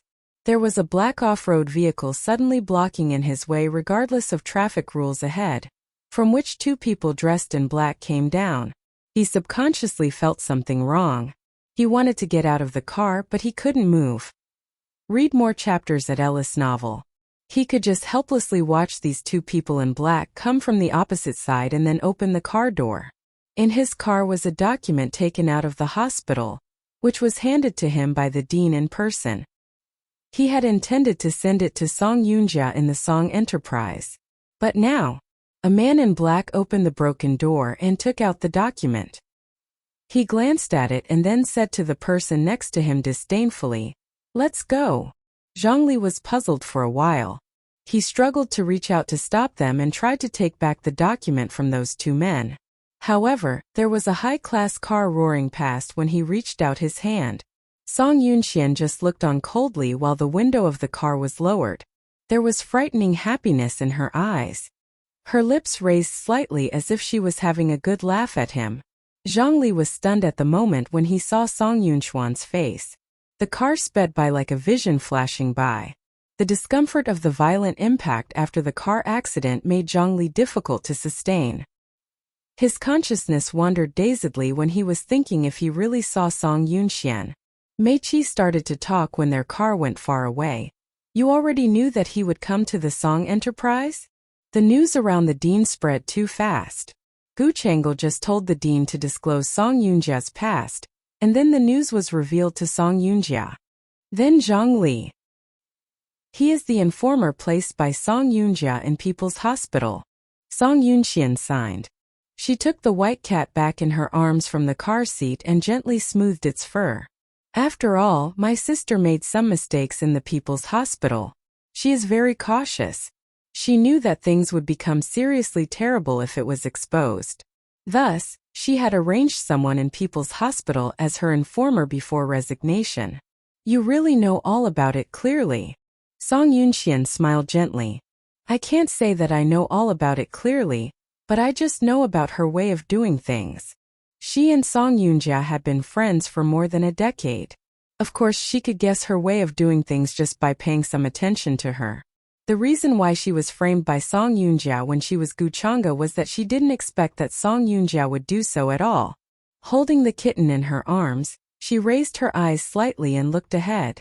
"Send the document to Gu Chang'e." Mei nodded. "I will inform them immediately." Song Yunxian nodded, feeling really good. Song Yunjia could cut off the explosive news once. Could she cut it off twice or 3 times smoothly? Gu Chang'e was determined to let Song Yunjia get into trouble. The interesting part of the show would be around the corner if Song Yunjia couldn't cut the news off. Thinking of this, the smile of Song Yunxian deepened a little. Gu Chang'e looked very bad when she received the document taken away from Zhang Li. She made a call to the dean immediately. "I heard that the deputy dean had a car accident, right?" "Yes. The document I gave him was taken away." "Miss Chang'e. It's really tricky." The dean was nervous with worry. Gu Chang'e clutched the document in the hand, sneering. "Dean, you don't need to be so anxious. The document that Deputy Dean Zhang lost is in my hand." The dean was speechless at once. "Miss Gu, what do you mean?" "What do I mean?" Gu Chang'e asked him coldly. "I actually want to ask what you mean more." The dean didn't know what Gu Chang'e meant. But Gu Chang'e already began to censure. "You didn't handle such an important matter by yourself but left it to your subordinate. Aren't you worried about it?" "Zhang Li is my trusted subordinate. I believe that he can deal with it smoothly." Gu Chang'e sneered. "Zhang Li is your trusted subordinate? I've been training him for many years. Then why does Zhang Li want to send the file to Song Yunjia?" Gu Chang'e said these words harshly, and her tone was particularly grouchy as she spoke. The dean was stunned instantly. "What do you mean?" "Miss Gu, don't you still understand what I mean? If I hadn't asked someone to stop Zhang Li halfway, it would have been a complete mess." The dean was speechless. Indeed, he had been cultivating Zhang Li for many years. He had thought that Zhang Li would be dedicated to excluding his difficulty and anxiety. However, Zhang Li was actually found to be the informer of someone else. Gu Chang'e didn't hear the dean's retort. She then said, "I will send the document to Fanqing magazine. As for Zhang Li, I hope you can handle him well, or People's Hospital will be destroyed by this insignificant person." The dean still wanted to favor him. Zhang Li, however, is still the deputy dean in People's Hospital. It's not easy to dismiss him. You have been in people's hospital for so many years. It's just a piece of cake for you. I wait for your good news. Gu Chengel didn't listen to his verbose words. She just put stress on him to drive out Zhongli from the people's hospital. Knowing Gu Chengel's determination in her words, the dean was in a dilemma for a while. Gu Chengel didn't want to listen to him anymore. She directly hung up the phone. She looked down at the document in her hand. She looked up after a long time. Prepare the car, and I'm going to Fanqing magazine. The housemaid at home heard her words and rushed to get the car ready. Gu Chengel frowned and then turned to go out. Gu Chengel didn't say any words all the way till she got to Fanqing magazine. Xiao Hong heard the receptionist at the front desk making a call, asking, "Who is it?" The receptionist lowered her voice a little and said to her, "It's Gu Chengel from the Xiao Enterprise." Xiao Hong was very surprised. Gu Chengel from the Xiao Enterprise? Xiao Hong couldn't think it through. She and Xiao Shui, who was just discussing the work beside her, looked at each other. She lowered the voice and said, "Gu Chengel came here suddenly and I can't understand it." Xiao Shui shook her head. "I can't understand it either. I'll go to see her first. Do you want to come with me?" Xiao Hong asked for Xiao Shui's opinion. Xiao Shui nodded. "I'd love to." Xiao Hong agreed. The receptionist led Gu Chengel to Xiao Hong's office. Xiao Hong and Xiao Shui were waiting for Gu Chengel in the office. Gu Chengel followed the receptionist all the way and visited the interior decoration in Fanqing magazine. She entered the office and saw Xiao Hong smiling. "Your boss really has a good eye, and the decoration style here is wonderful." Xiao Hong répondait ambiguously. She then asked Gu Chengel to sit down. "Miss Gu, sit here please." Xiao Hong noticed the document in Gu Chengel's hands as soon as Gu Chengel came in. She was wondering what it was inside. But one thing could be certain, that it must be very important since Gu Chengel came here suddenly, although she had nothing to do with Fanqing magazine. Xiao Hong slightly looked sideways at Xiao Shui while Gu Chengel's eyes just fell on Xiao Shui. Gu Chengel, who always disliked Xiao Shui, gave a rare smile to Xiao Shui this time.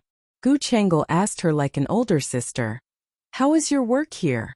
Xiao Shui was a little surprised at Gu Chengel's kindness.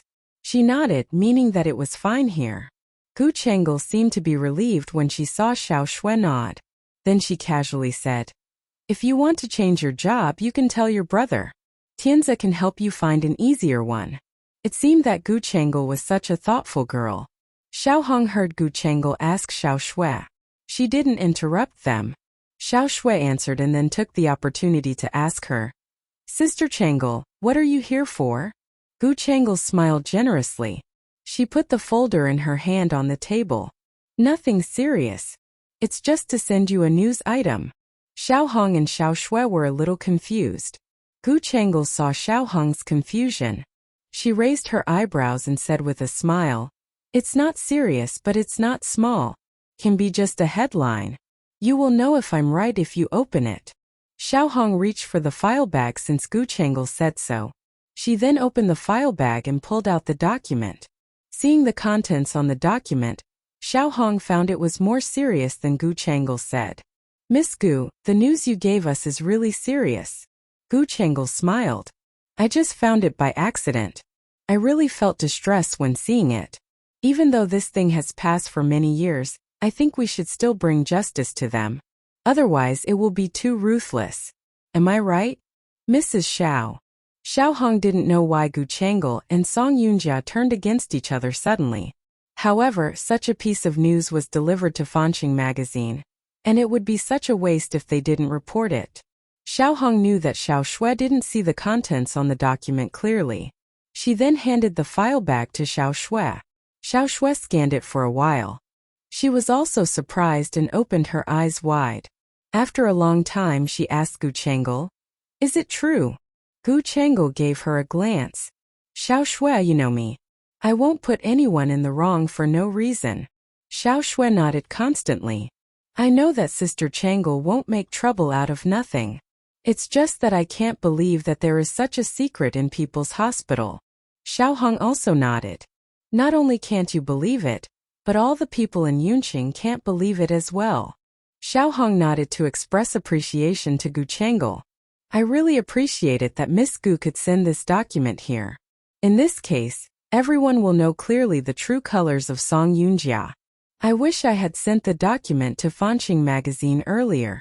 The publishing houses I chose before really let me down, and they are unpopular. Xiao Hong couldn't understand what Gu Changel meant. Gu Changel didn't explain. She stood up. Since the document has been sent here, I have nothing else to say here. I hope that you can do it well. But Gu Changel wanted to tell something to Xiao Hong. But Xiao Hong nodded before she could finish her words. She made her promise to her. Miss Gu, don't worry. We won't reveal the source of this information. Hearing Xiao Hong's considerate words, Gu Changel felt relieved and then nodded. Song Yunjia's eyelids had been twitching for several days. She always had the feeling that something was going to happen. While she was asleep at night, she couldn't help calling Xiao Tianzi. Xiao Tianzi hadn't fallen asleep yet. He was reading books on pregnancy and infancy in the bed with Gu Changel. Gu Changel was looking forward to the baby in her belly, so she bought a lot of books on pregnancy and infancy. And every night she would read the books to see what pregnant women should pay attention to during her pregnancy. Song Yunjia's call directly disrupted the warmth between them. When Xiao Tianzi picked up the phone, Gu Changel just leaned over to listen to the voice on the phone. Just as she expected, it was Song Yunjia's voice. Gu Changel's mood instantly became very bad. However, due to Xiao Tianzi's presence beside her, she didn't show too much about her mood. She just leaned into Xiao Tianzi's arms and listened to Xiao Tianzi speaking with Song Yunjia on the phone. Xiao Tianzi rubbed Gu Changel and asked Song Yunjia, "It is very late, and why did you call me?" There was more or less a sense of disgust in his words. But Song Yunjia still answered directly as if she didn't figure out what he meant. "I always have a bad feeling these days, and my eyelids have been twitching all the time." What she said was a little superstitious. Gu Changel knew that she was going to fall on evil days. In Xiao Tianzi's arms, she touched her stomach and smiled gently. She whispered in Xiao Tianzi's ear, "Why is Yunjia always suspicious recently? Does she have too much pressure when working in the Song enterprise?" Xiao Tianzi looked at her and made a gesture at her, signaling her to remain silent. Gu Changel then obediently shut up. Song Yunjia made this call because of her uneasiness in her mind. Xiao Tianzi understood her uneasiness, so he could comfort her. Things of the Song enterprise can't be settled overnight. Don't be too stressed. But my eldest brother has been reluctant to hand over the shares.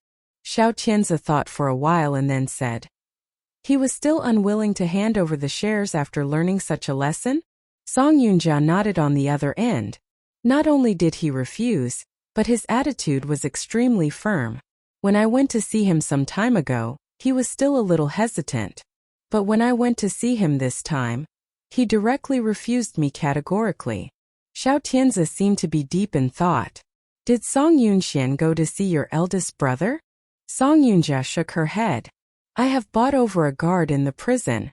The guard said that during the period when Song Yunqiang was hospitalized for his injuries, no one went to see him. Has Song Yunjia really never been there?" "She hasn't." Song Yunjia was rather confident. Yet Xiao Tianzi couldn't find another reason to explain the unexpected thing. He said to himself, "Does it mean that Song Yunqiang suddenly understood your purpose?" Song Yunjia felt a little scared. If so, what should I do next? If Song Yunqiang had known that she had been persecuting him in secret, how should she take back the part of the shares left by her father from Song Yunqiang? Song Yunjia couldn't think of a way and felt more worried. Xiao Tianzi comforted her. "Maybe things are not as bad as we think. Don't panic. Have a good sleep. Go to the detention center tomorrow and talk to Song Yunqiang. Maybe things will take a favorable turn." Song Yunjia answered. Gu Changel was a little jealous since Xiao Tianzi had been talking with Song Yunjia for quite a long time. She put her slim hands on Xiao Tianzi's chest and pouted, asking, "Yunjia seems to have a lot to tell you tonight." Xiao Tianzi slipped his arm around her waist, coaxing her. "Good girl. Yunjia has just entered the Song enterprise. I have to give her advice on many things." Gu Changel pouted. but she was still considerate and quietly watched him answering the phone. Song Yunjia heard Xiao Tianzi coax Gu Chang'e over there. She was a little sad and jealous in his mind. Although she wanted to hang up immediately and stopped hearing Gu Chang'e's voice, she couldn't help wanting to talk with Xiao Tianzi more. Xiao Tianzi was not annoyed by her. He didn't urge her to hang up the phone as soon as possible since it was too late. She just held the phone quietly, and then listened to Xiao Tianzi's breathing through the phone. She didn't believe that Xiao Tianzi didn't know what she wanted. She knew that Xiao Tianzi and Gu Chang'e could never get married and have children in a fair and square way in their lifetime. Then had Xiao Tianzi ever thought of her? Or had he ever thought about her? As long as she was given a chance, she could certainly do better than Gu Chang'e. What was more, she was confident to defeat Gu Chang'e. Xiao Tianzi found that she didn't speak anymore and he asked, "Is there anything else?" She knew that he couldn't see her face, but she still shook her head saying, "No, you can have a rest now." "Good night then." "Good night."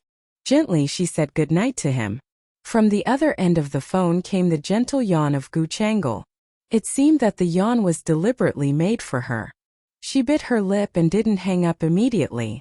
But on the other end of the phone, Gu Chang'e held Xiao Tianzi's hand and hung up for him. Song Yunjia over here heard the busy tone after the phone was hung up, and couldn't help feeling a little lonely and sad. She knew that the thing that she liked Xiao Tianzi in this way was just borrowing trouble for herself and harming herself. She just couldn't help it by any means. Because Xiao Tianzi had been in her life for so long. He was just like the pillar of her life. She couldn't give up him. Even though she knew that she was borrowing trouble for herself and harming herself, there was no way for her to say no. Over there Xiao Tianzi couldn't help looking at Gu Chang'e when his phone was hung up by her, asking, "Why didn't you wait for her to hang up first?" Gu Chang'e pouted and was a little discontented. "Tianzi, don't you think that you are too kind to Yunjia? She can't help wool gathering if you still treat her so well." Gu Chang'e couldn't help hinting at him. She knew that Xiao Tianzi had always known Song Yunjia's feelings for him. But he had never refused Song Yunjia flatly on the surface, just keeping this ambiguous attitude like friends. Gu Chang'e knew that Xiao Tianzi needed Song Yunjia's help to cope with Gu Chang'e before. But now Gu Chang'e was dead.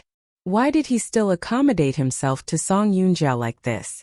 Xiao Tianzi knew that she was jealous and coaxed her. "You know that I want the Song enterprise, right? I want to develop the Xiao enterprise and make it much stronger so that you and our baby will have nothing to worry about in the future." Gu Chang'e didn't reject his ambition, but she was worried that Song Yunjia would be out of her control. She had started to deal with Song Yunjia, but she couldn't leak it out to Xiao Tianzi. If Xiao Tianzi knew it, he would never agree. She wanted to have a fierce quarrel with Xiao Tianzi due to Song Yunjia, but she had been enduring for so many years.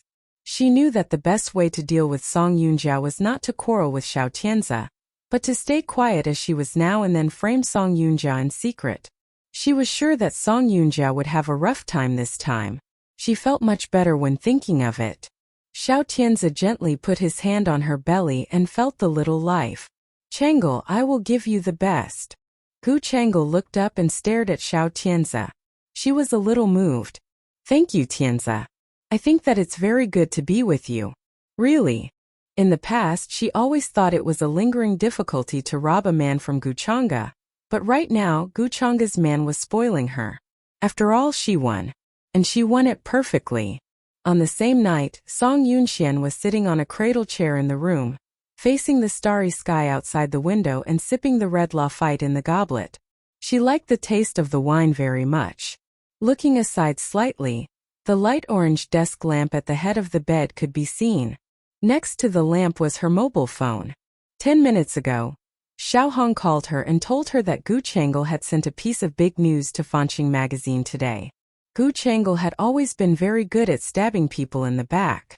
She also did it well today. She helped her find out Song Yunjia's informer. She told the dean and thought it over. Then she used the safest method and released the breaking news of Song Yunjia to Fanqing magazine in person.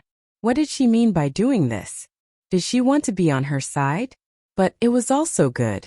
Although she had some blood feuds with Gu Chang'e and Xiao Tianzi, She would not offend Gu Chang'e openly under the current situation. She didn't mind taking advantage of each other since they had common enemies. As long as they could reach their goals, that was enough. She wanted Song Yunjia to lose her reputation completely. So did Gu Chang'e. Such opportunities were rare. There was no harm for them to cooperate. Gently shaking the wine glass in her hand, the bright red liquid was roiling and wobbling like blood in the glass. She looked at the liquid and couldn't help raising the corners of her lips, looking into the distance of the night sky. She looked forward to the dawn. The moment the sun rose, it might be the hour of doom for Song Yunjia. Song Yunjia took Xiao Tianzi's advice, thinking about going to the detention center to see Song Yunqiang the next day. As long as Song Yunqiang had not met Song Yunxian, she was sure to persuade Song Yunqiang. After all, Song Yunqiang was not a man with brains. As long as his weakness was captured, his mind could be altered. She lived alone in a duplex apartment. The house was very big. The part-time employees would come here in the daytime to clean up, and at night she was at home alone. She woke up early in the morning before the alarm clock could ring. Song Yunjia lay on the bed for a while, and then she got up and went to the kitchen in her pajamas. She opened the refrigerator to find some ingredients. She was a doctor and paid much attention to her health care. Breakfast in the morning was sure to be tasty. After looking into the refrigerator, she took out milk, cereal, bread, eggs, and ham. Then she made her own breakfast. After her breakfast was finished smoothly, there would be newspapers in the mailbox outside her door at 6:30. She bit the bread and went to the door to get the newspaper. The newspaper was folded up into a thick stack. She didn't pay attention to the contents of the newspaper. She just placed it beside the table casually and took a sip of the milk after picking up the glass. After that, she was going to wash her hands in the bathroom. Then she would return to read the newspaper. However, just as she was leaving, she accidentally touched the newspaper on the table. The newspaper fell to the ground at once, and then its largest section was unfolded in front of her eyes. The explosive font appeared on the front page of Yunqing Daily. The words Song Yunjia and her medical malpractice were just like a crack of thunder falling from the sky. Song Yunjia had a moment of being stunned. After a long time, she bent down and picked up the newspaper with her stiff fingers. However, she was shocked by the headlines of the newspaper coming to her eyes. Song Yunjia made 2 people die due to her medical malpractice. The explosive font on the newspaper made Song Yunjia feel very dazzled. But it was really pleasing to the eye for Gu Chang'e. Gu Chang'e had breakfast late in the morning. She heard Xiao Tianzi go out when she still was asleep. She opened her eyes for a while, but she didn't get up. When Xiao Tianzi went out, she got up to go to the living room to look through this morning's newspaper. The nurse put her breakfast on the table and served her a cup of milk. She was puzzled and asked the nurse, "Why did Tianzi go out in a rush early in the morning?" Mr. Xiao said that he had something important to handle, so he had to go out immediately. He also asked me to take care of your breakfast. Gu Chang'e nodded. She just took a sip of hot milk when Xiao Shui went downstairs from the second floor. Seeing that she was dressed to the nines, Gu Chang'e knew she would go to work after a quick and casual breakfast. Xiao Shui seldom had meals with them after Gu Yi and Miao Miao went abroad. This satisfied her very much. After all, in this home, she really took Xiao Shui's trouble when seeing her. Now those 2 kids left by Gu Chang'e were sent away. She eventually removed these 2 threats in her eyes. As for Xiao Shui, the remaining one, she was always self-knowing to leave when she shouldn't stay. Xiao Shui went to the table to pick up the milk cup and finished her milk. Then she just told Gu Chang'e that she would go to work. Gu Chang'e smiled abnormally. "You have not had breakfast with us for a long time. Still a while before work. Why don't you stay here and finish your breakfast with me?" Hearing her request, Xiao Shui knew that Gu Chang'e must have something to say. She didn't refuse. She calmly sat down on her seat to have her sandwich, eggs, and ham. Gu Chang'e took the newspaper. Then she unfolded it and looked at the headlines in today's newspaper. She looked through the newspaper for several pages, finding that there were several pages reporting the information about Song Yunjia and the People's Hospital. She then nodded. This newspaper office is really well informed. Yep. Xiao Shui nodded, showing no other response. Seeing that she kept silent, Gu Chengel asked her. Fanxing magazine has close relationships with other publishers in the industry, doesn't it? Being asked by her like this, Xiao Shui could only answer honestly. Yep. After all, we are in the same circle. So we have close relationships more or less. Gu Chengel sighed with emotion. That is right. I observed that your editor-in-chief, Xiao Hong, was a smart woman when I went to your magazine last time. She must be good at dealing with others in your circle. Xiao Shui didn't give a direct answer. But at the bottom of her heart, she acquiesced in the fact. She had to say that Song Yunxian really had a good eye.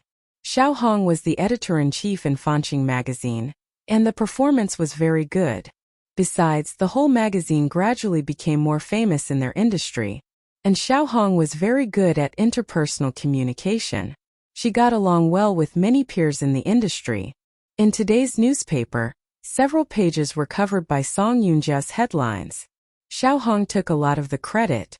Xiao Hong discussed the layout of these pages with several newspaper offices last night.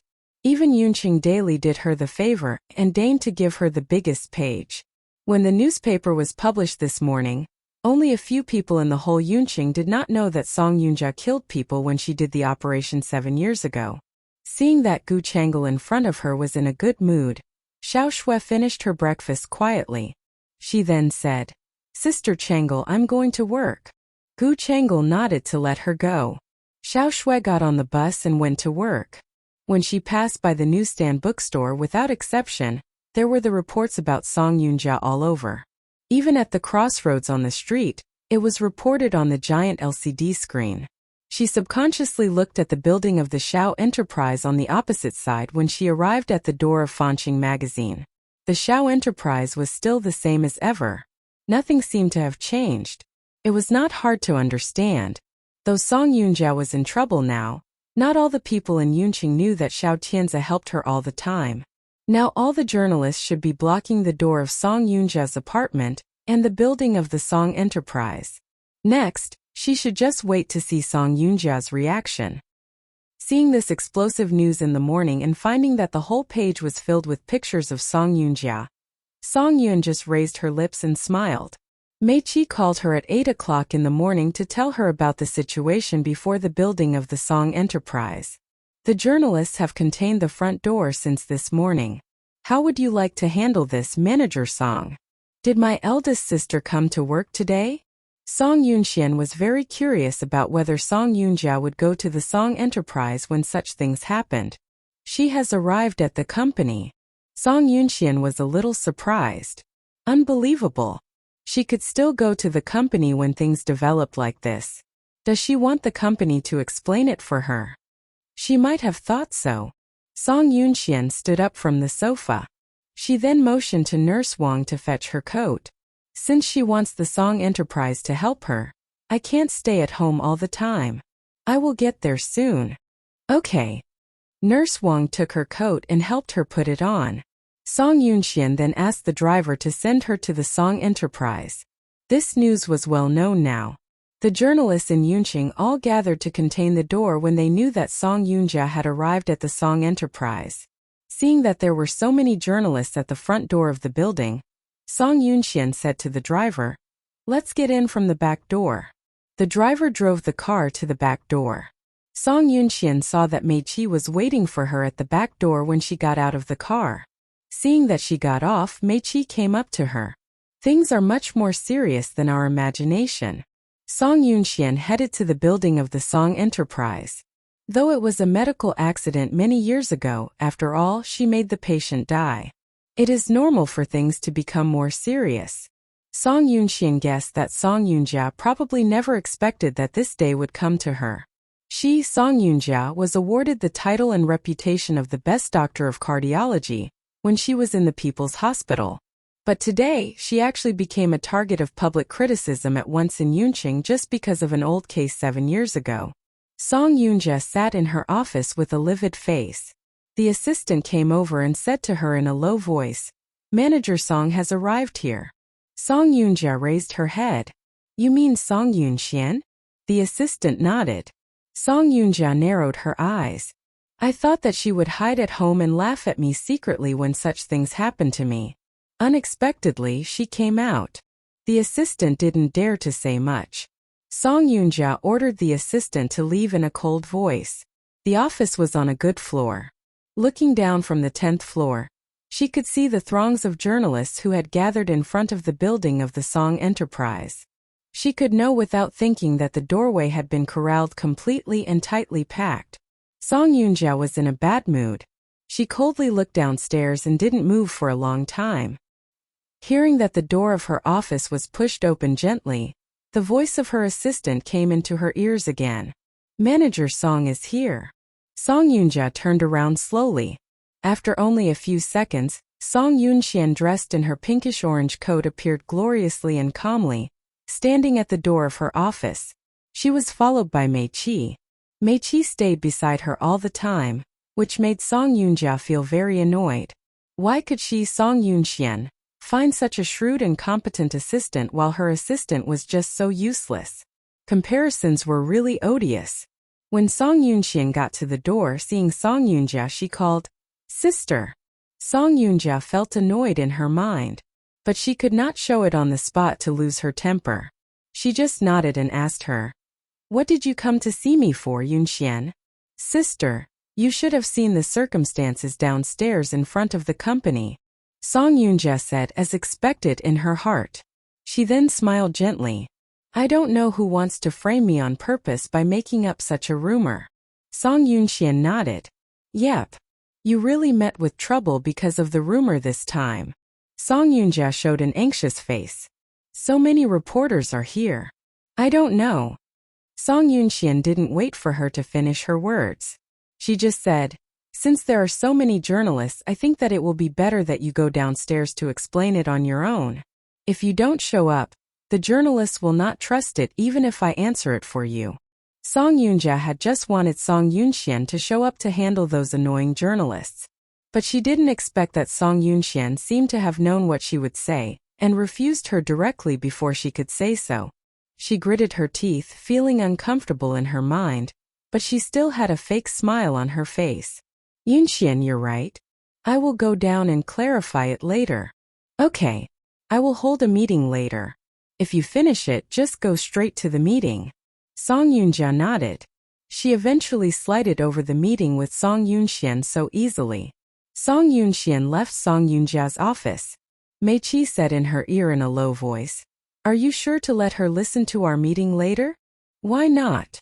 Song Yunxian smiled and asked in reply, "Do you think it is improper for her to sit on?" "Yes. This is an important meeting among the general meeting of stockholders today. But you let Song Yunjia get involved." Mei Qi had doubts. But Song Yunxian didn't care and explained, "If I don't let her attend such an important meeting at this time, the shareholders must think that I deliberately exclude her. They must also associate my rejection of her with the rumors being spread now. If someone says that I spread my sister's scandals due to business competition, it will be hard for me to clarify it." Mei Qi felt that what she said was reasonable. But if Song Yunjia was allowed to attend the general meeting of stockholders, she must make some trouble at that time. But Song Yunxian seemed to be very confident. She didn't seem to take Song Yunjia too seriously. Song Yunjia took the elevator to go downstairs after she arranged her thoughts. When she just arrived at the front door of the building of the Song Enterprise, some journalists shouted, "Song Yunjia is coming out." Song Yunjia actually came down.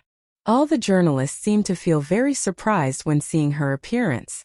After she went downstairs, they all rushed forward one by one, wanting to interview her immediately. Song Yunjia frowned, gasping and then walking forward. Seeing her coming over, all the flash bulbs of these journalists glittered one after another. She was dazzled by the constant flash of these cameras. The journalists weren't willing to waste even a second. They fell over each other to ask her questions. "Miss Song, I heard that you once used your family's wealth to threaten the family members of the patients killed by your surgical error 7 years ago. Is that true?" "No, it is not. These are all false accusations." Song Yoonja denied it calmly and sanely. But the journalist continued to say, "Now the medical records of the People's Hospital have been exposed by insiders. The evidence is certain, but you denied it. Do you think that the People's Hospital is dissatisfied with your resignation, so that they deliberately framed you?" People always called the entertainment circle as a big viti of die. But facing these journalists in Yunqing, even if one tried his best to speak clearly in full detail, it was also inevitable that there would be a journalist with cultural skills to maliciously take you into a language trap. Song Yoonja had deep feelings in front of these reporters, especially the one who was asking her whether she had personal grudges against the People's Hospital. Seeing that Song Yoonja was unwilling to answer, the journalist patiently asked her the question again. "Miss Song, now the medical records of the People's Hospital have been exposed by insiders. The evidence is certain, but you denied it. Do you think that the People's Hospital is dissatisfied with your resignation, so that they deliberately framed you?" Song Yoonja calmed down for a while. She then shook her head. "I don't think so. I think there must be someone trying to frame me and my former employer." Song Yoonja was not silly. The files that had come to light this time were all true, along with the patients' cases and data from 7 years ago. If the People's Hospital hadn't provided such solid evidence, Yunqing would not have made such a huge splash just due to this. Though she knew it was the People's Hospital who had betrayed her, she could not tell the truth to blame it in front of these journalists. Of course, she could not say anything bad about the People's Hospital either, because someone just tried to make the People's Hospital fall out with her completely. The big show was getting more and more splendid. The People's Hospital would also expose more favorable evidence for her accusations. Then she would be cornered. Seeing her answering like this, the journalist asked again, "Miss Song, have you had a rivalry or feud with anyone recently? Can you think of anyone who might have framed you?" Being asked such a question, the first one who appeared in Song Yoonja's mind was Song Yoonxian. But she shook her head and smiled bitterly. "Recently, I have just been trying my best to work hard to get to know the Song enterprise well. I really don't remember if I've ever had a grudge or conflict with anyone." The journalist asked several key questions and still wanted to ask something else. But Song Yoonja felt a headache. She winked at her assistant next to her. The assistant knew what the wink meant and stepped forward to keep Song Yoonja from those journalists. Then the assistant explained, "Manager Song has answered clearly all your questions one by one. Now she has to go back to work. Please stop here and go back." Those journalists were obviously not willing to let her go easily. They all spoke loudly to ask her other questions. But taking advantage of the intercept of the guards in the Song enterprise and her assistant, Song Yoonja successfully retreated from the siege of the journalists. Song Yoonja entered the lobby of the building of the Song enterprise. She took the elevator to go upstairs. The door of the elevator was closed. Seeing her pale face reflected on the smooth wall of the elevator, Song Yoonja showed a malicious expression in her eyes. It must be Song Yoonxian. But she also felt puzzled.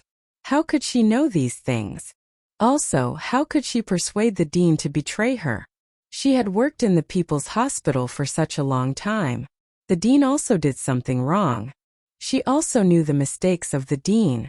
What means did Song Yoonxian use to be able to let the dean give away the medical accident 7 years ago without any doubt? Besides, the most hateful thing was that she was too cruel-hearted when she did the thing since she was so young at that time. In order to let the families of the dead shut up forever, she even used her family's wealth to buy off many people who would do anything to threaten the families of the dead. What had come to light now was just a small part. She could turn a deaf ear to it and deny it all. But if the victims' families were found and came out to tell everyone about the terrible things she once did, then she could not handle it well, just as she did today. She clenched her fingers tightly. The expression in her eyes got more complicated. The shareholders' meeting had begun. The assistant reminded Song Yoonja before she could get out of the elevator. "Manager Song, there is a general meeting of shareholders today, which has begun in the conference room. Please tell Song Yoonxian that I am not feeling well, so I will not go there." The assistant was surprised. "But Manager Song, I have heard that the meeting has an important thing to decide today. Zhao Yang will attend the meeting. If there is something important, he will tell me immediately. I don't want to attend it." Seeing that she was stubborn, the assistant could only go to the meeting room to ask for leave for her. Seeing that the assistant had left, Song Yunjia locked her office door and then made a phone call to the dean of the People's Hospital. The phone rang several times, but the dean was not about to pick it up. Song Yunjia gritted her teeth. She was basically sure in her mind that the dean was too guilty to pick up her phone call. When she was about to put the phone down, the phone was picked up suddenly. The dean's voice came over the phone. "Who are you calling?" "Dean, I'm Song Yunjia." The dean over there was stunned when he heard the name Song Yunjia. He repeated it. "Song Yunjia." "Dean, yes." Song Yunjia tried to make a punitive expedition against him, but she had not yet spoken. While the dean over there was so thrilled and said first, "Yunjia, have you read today's newspaper?" Song Yunjia felt a little surprised. "Yep." The dean said immediately, "Have you offended anyone outside? The materials in our hospital were given away by Zhang Li." Song Yunjia looked stiff. Zhang Li did that? Zhang Li was a spy she left in the People's Hospital. She used to be worried that the dean of the People's Hospital would give away her medical accident 7 years ago. So she gave Zhang Li a great amount of money to let him pay attention to the archives in the archives room and the dean. But according to the dean's words today, it was actually Zhang Li who betrayed her and gave away her secrets. Song Yunjia asked seriously, "Where is Zhang Li now?" "He didn't come to work today. I can't get in touch with him by phone. I don't know where he is." Song Yunjia immediately got nervous in her mind. She didn't wait for him to say anything else but hung up the phone in her hand. She turned around and went out in a rush. She had a bad feeling. She had to meet him immediately, as soon as possible. Song Yunjia went out of her office. She called the driver and asked him to drive the car to her at once. When she got downstairs, the driver had arrived at the door. But Song Yunjia didn't open the back door. She just pulled the door of the driving seat open. "Get off," she said to the driver.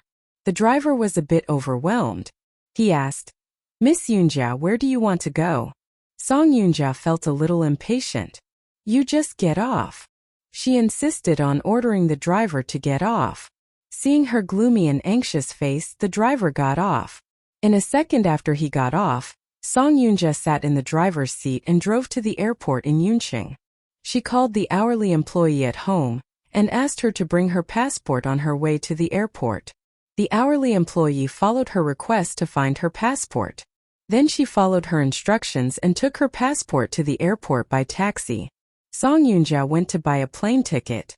She wanted to book a ticket which was the fastest one to get to B City, but all the tickets had been sold out. She was helpless and then called Xiao Tianzi. "I have to go to B City immediately now." Xiao Tianzi also knew what had happened to her recently. He asked frankly, "Is there anyone who makes you so determined to go to B City?" Song Yunjia kept silent for a while and then said frankly, "Tianzi, you definitely know the medical accident 7 years ago. Though Han Mei is dead, all her family members are in B City. If the one who wants to frame me finds them first, I think that things will be very hard to handle." Xiao Tianzi also thought for a while and then said, "You should not leave Yunqing at this time, and you don't know who is observing you behind you now." Song Yunjia immediately became sober. She didn't say anything for a long time. Xiao Tianzi over there said in a soft voice, "Do you know where Han Mei's family members live in B City? Though 7 years have passed, I've been keeping an eye on this family. I know where they live." Xiao Tianzi nodded. "Give me the address and I will go there for you." Song Yunjia's heart was filled with gratitude instantly. After a long while, she said to thank Xiao Tianzi, "Thank you, Tianzi. I should also take responsibility for the case 7 years ago. Now the case is given away. Of course I will help you. You do not need to thank me. Don't regard me as an outsider." Song Yunjia choked up slightly. Though these years Xiao Tianzi had been favoring Gu Chang'e, whenever she got in trouble, he would help her. So she could not let him go. She believed that Xiao Tianzi also had feelings for her. Xiao Tianzi seemed to be worried that she would make an impulsive and inappropriate decision because of this thing. He enjoined her before hanging up. You have to be careful when you respond to these things because your past has been given away now by someone. Besides, you can't admit it at all. After all, the case has passed for so many years. If you insist that you are framed by someone, it won't cause much trouble. Song Yunjia nodded. I got it. Xiao Tianzi was about to hang up.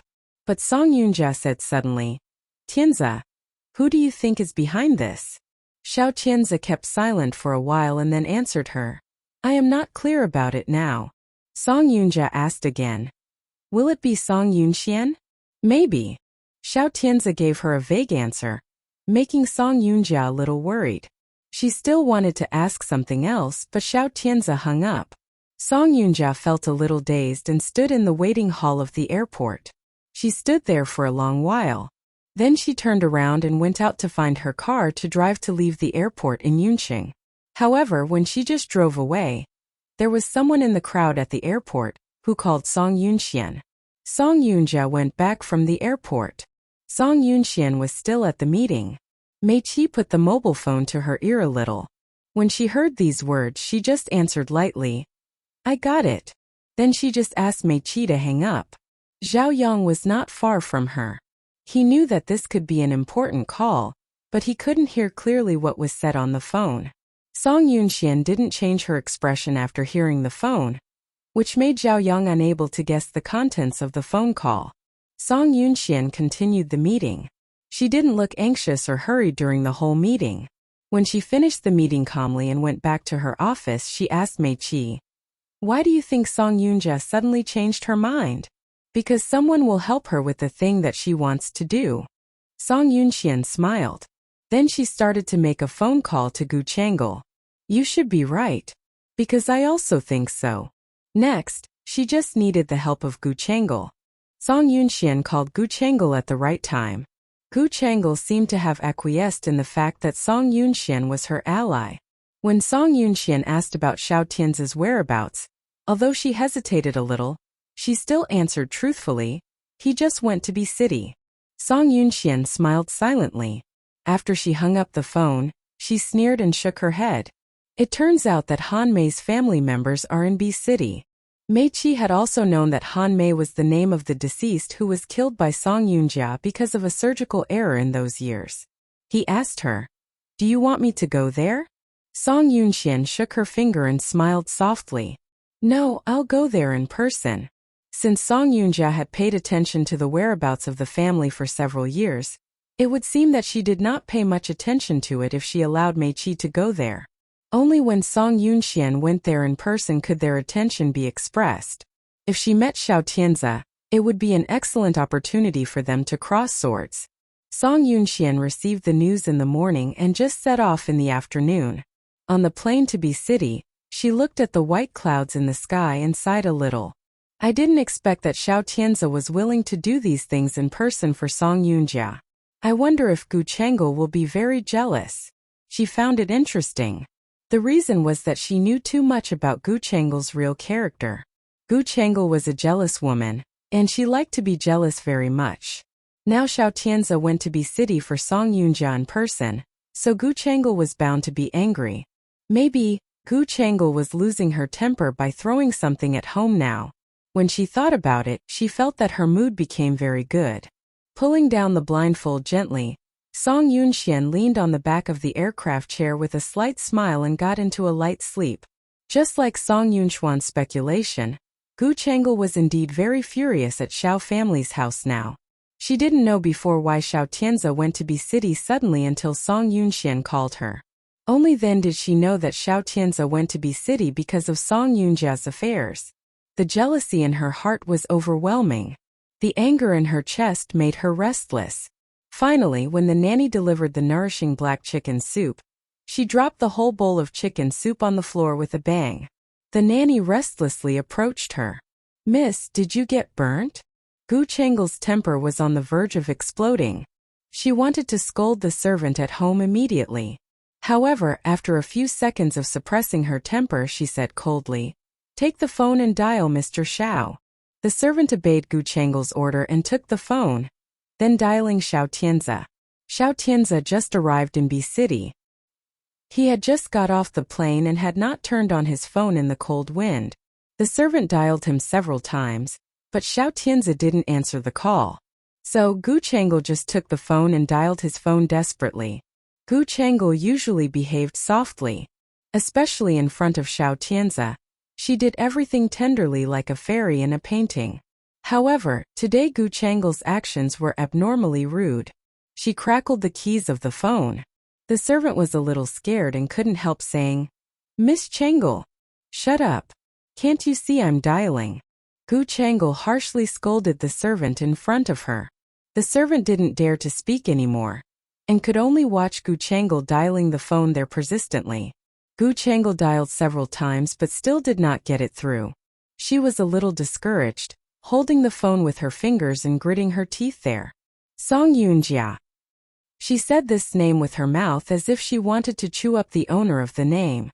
Xiao Tianzi actually went to B City for Song Yunjia. And when he set off, he didn't even tell her the reason why he went to B City. She held the phone and sat alone on the sofa in the living room. She didn't move for a long while, gritting her teeth out of anger. It was unknown how long had passed. The phone in her hand suddenly rang. She was immediately shocked and went to see the caller ID on the phone. It was Xiao Tianzi. After answering the phone and then calming down for a few seconds, she wiped off the jealous and fierce light in her eyes and replaced it with a gentle look. Xiao Tianzi got off the plane and walked out of the customs. As soon as he turned on the mobile phone, he found that there were many phone calls from his home. He had always been coddling Gu Changle. Now, when seeing so many missed calls on his mobile phone from his home, he was worried that Gu Changle had an accident and immediately dialed back. After 2 beeps over there, he heard Gu Changle's voice, soft and tender, but with some grievances. "Tianzi, have you arrived there?" Seeing the crowd of people at the airport, he only brought an assistant with him, so Xiao Tianzi asked the assistant to push the luggage out of the airport to the hotel first. "I've already arrived." Gu Changle paused for a while and then continued to ask him with some embarrassment. "How long will you stay in B City this time? You just went there so hurriedly. Is there something important in the company?" Gu Changle's words on the surface showed that she was very worried about him. Xiao Tianzi didn't carefully think about these words that Gu Changle said but just reckoned that Song Yunjia's affair was very troublesome, and it would be better that fewer people knew that Han Mei was in B City. So instead of telling the truth to Gu Changle, he perfunctorily said, "The branch office here has a little trouble. I should deal with it. I can go back in 2 or 3 days at most." Xiao Tianzi was just lying by saying this. Gu Changle could immediately tell whether Xiao Tianzi was telling the truth or not because she knew from the beginning why Xiao Tianzi went to B City. However, she didn't expose Xiao Tianzi's lies but nodded gently, telling him, "I have heard that B City is very cold. You should pay attention to your body and come back quickly." Xiao Tianzi responded and said a few more words to her before hanging up. The assistant had already found a car at the airport. He had taken their luggage into the car and was just waiting for Xiao Tianzi to come out. Xiao Tianzi hung up the phone, and as soon as he came out of the airport, the assistant led him to the car and went to the hotel. Xiao Tianzi was not very familiar with B City. After entering the hotel, he ordered his assistant, "Go to this address first to check whether Han Mei's family members live here." The assistant took the note that Xiao Tianzi handed over and went to the residential area outside the 3rd ring road of B City to search Han Mei's family according to the address above. Song Yunxian arrived in B City at 5 in the afternoon. This time, Mei Qi did not stay in the company but went to B City with her. Mei Qi had thought that Song Yunxian would go to search Han Mei's address after taking a break at the hotel. But Song Yunxian did not decide to do so. After getting off the plane, Song Yunxian asked Mei Qi to contact the person who worked in the standesant of B City, and then sent someone to check the check-in records of the major hotels. It really didn't take long to find out the hotel where Xiao Tianzi stayed. Song Yunxian sent someone to track Xiao Tianzi's assistant, and quickly found the location of Han Mei's family by checking the monitoring records and some other methods. Song Yunxian and Mei Qi drove there in person.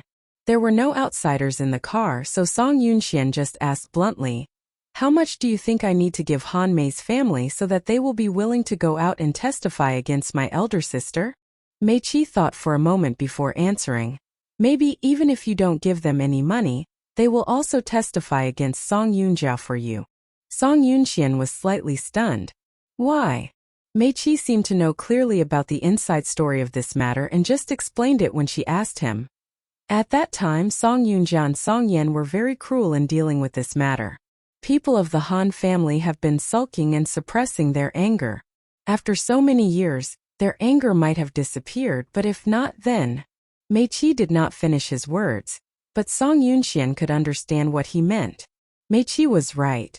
The youngest daughter of the Han family just died like this in a small operation. The hospital not only refused to compensate, but also sealed them away from mentioning the incident completely. The Han family refused to give up and appealed to the court to file a lawsuit with the People's Hospital. At that time, Song Yunjia just made a figure in the People's Hospital, and naturally, she would not let such things ruin her. So, she used Song family's wealth to bribe some people and prevent the Han family from going to court.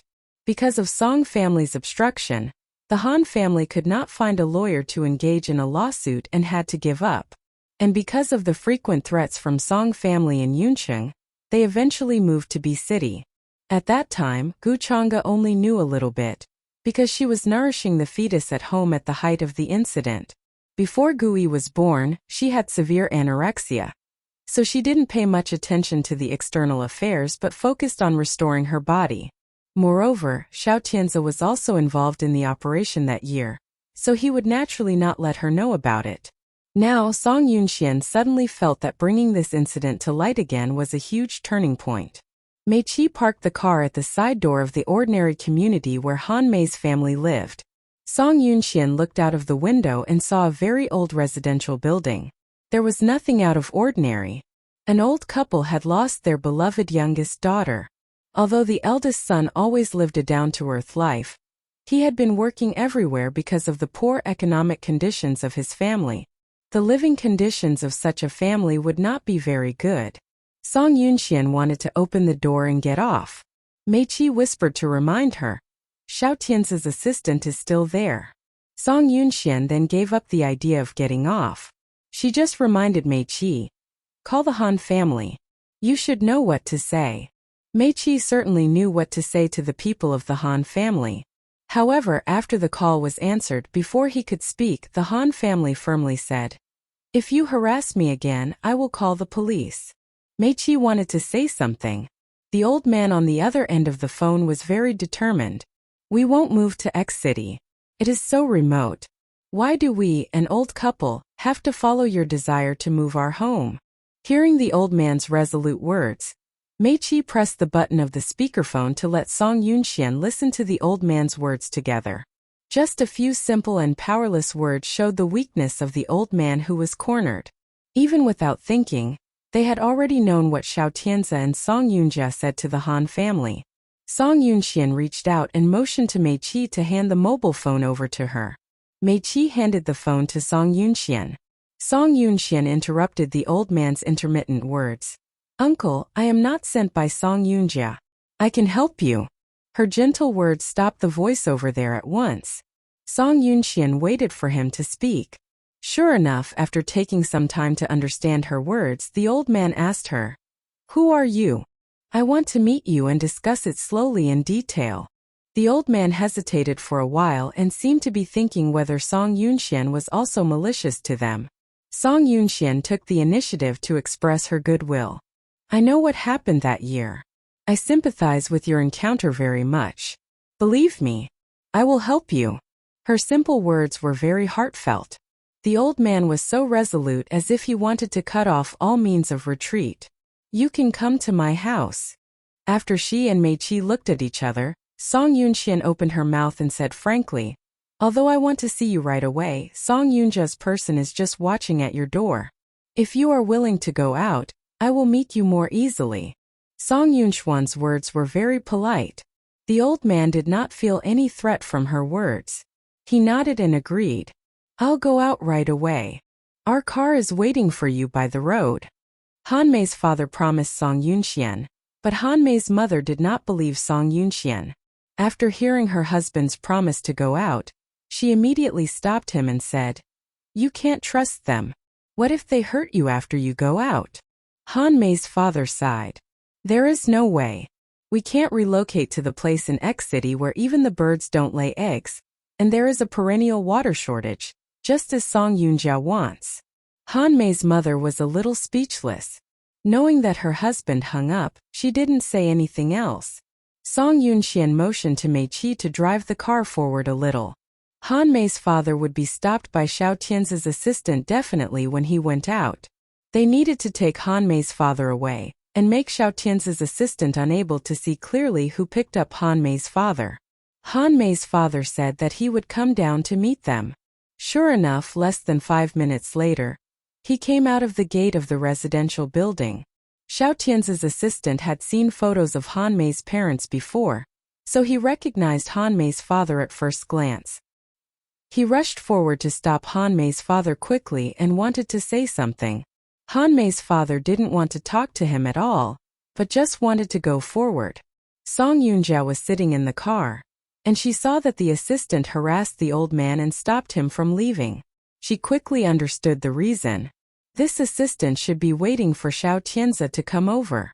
After listening to Song Yunxuan's words, Mei Qi got out of the car. Song Yunxian was able to guess what Mei Qi was going to do.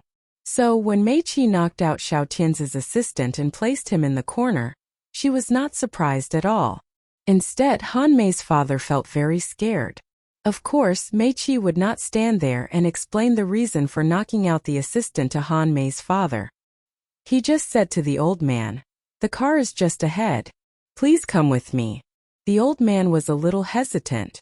Mei Qi strode forward without saying anything else to the old man. Song Yunxian saw the old man approaching her behind Mei Qi from afar, and her lips were slightly raised. Song Yunjia and Xiao Tianzi pushed him too much. Otherwise, how could Hanmei's family willingly come over to her car and listen to her idea? After getting into the car, the old man was slightly surprised to see Song Yunxian. Song Yunxian saw that the car door was closed and then asked Mei Qi to drive the car. And she introduced herself to the old man. "I'm Song Yunxian." The old man repeated the name and seemed to remember something, pointing his finger at Song Yunxian. "You are Song Yunjia's sister?" Song Yunxian nodded. "Yes." The old man said loudly to Mei Qi immediately after hearing it. "Stop the car. I want to get off." Mei Qi turned a deaf ear to it. As long as Song Yunxian didn't ask him to stop the car, Mei Qi would continue driving. The old man saw that the car did not stop and was very angry. "What are you doing? Do you want to kidnap me? It is illegal. You will go to jail." Looking at the excited expression of the old man, Song Yunxian said, "Normally in the hospital, a doctor also needs to go to jail after killing a patient because of unnecessary mistakes in the surgery." The old man froze and stopped talking.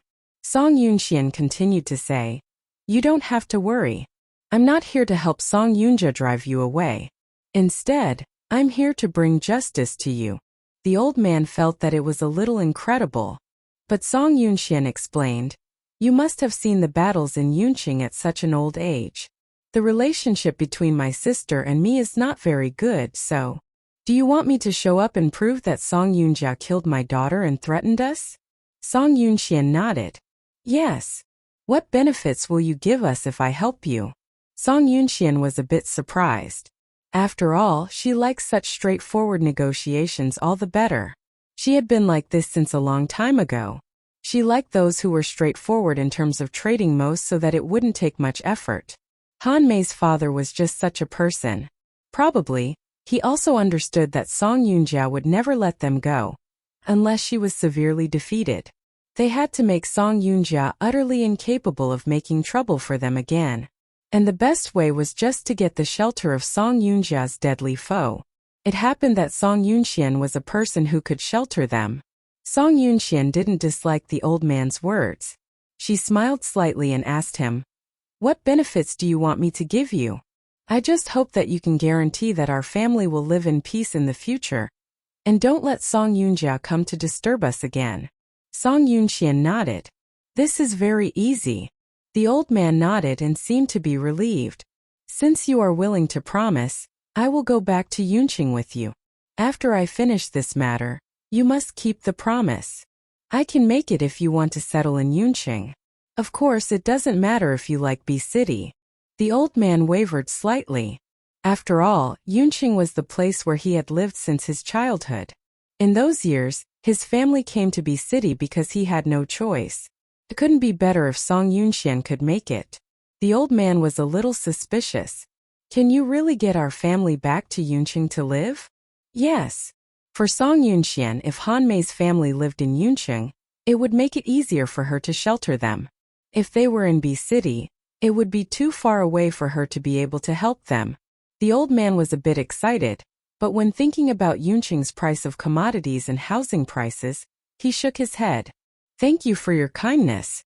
But according to our economic level, we can't buy a house in Yunqing for now. After all, their house in B City was rented. Song Yunxian smiled. These are not problems.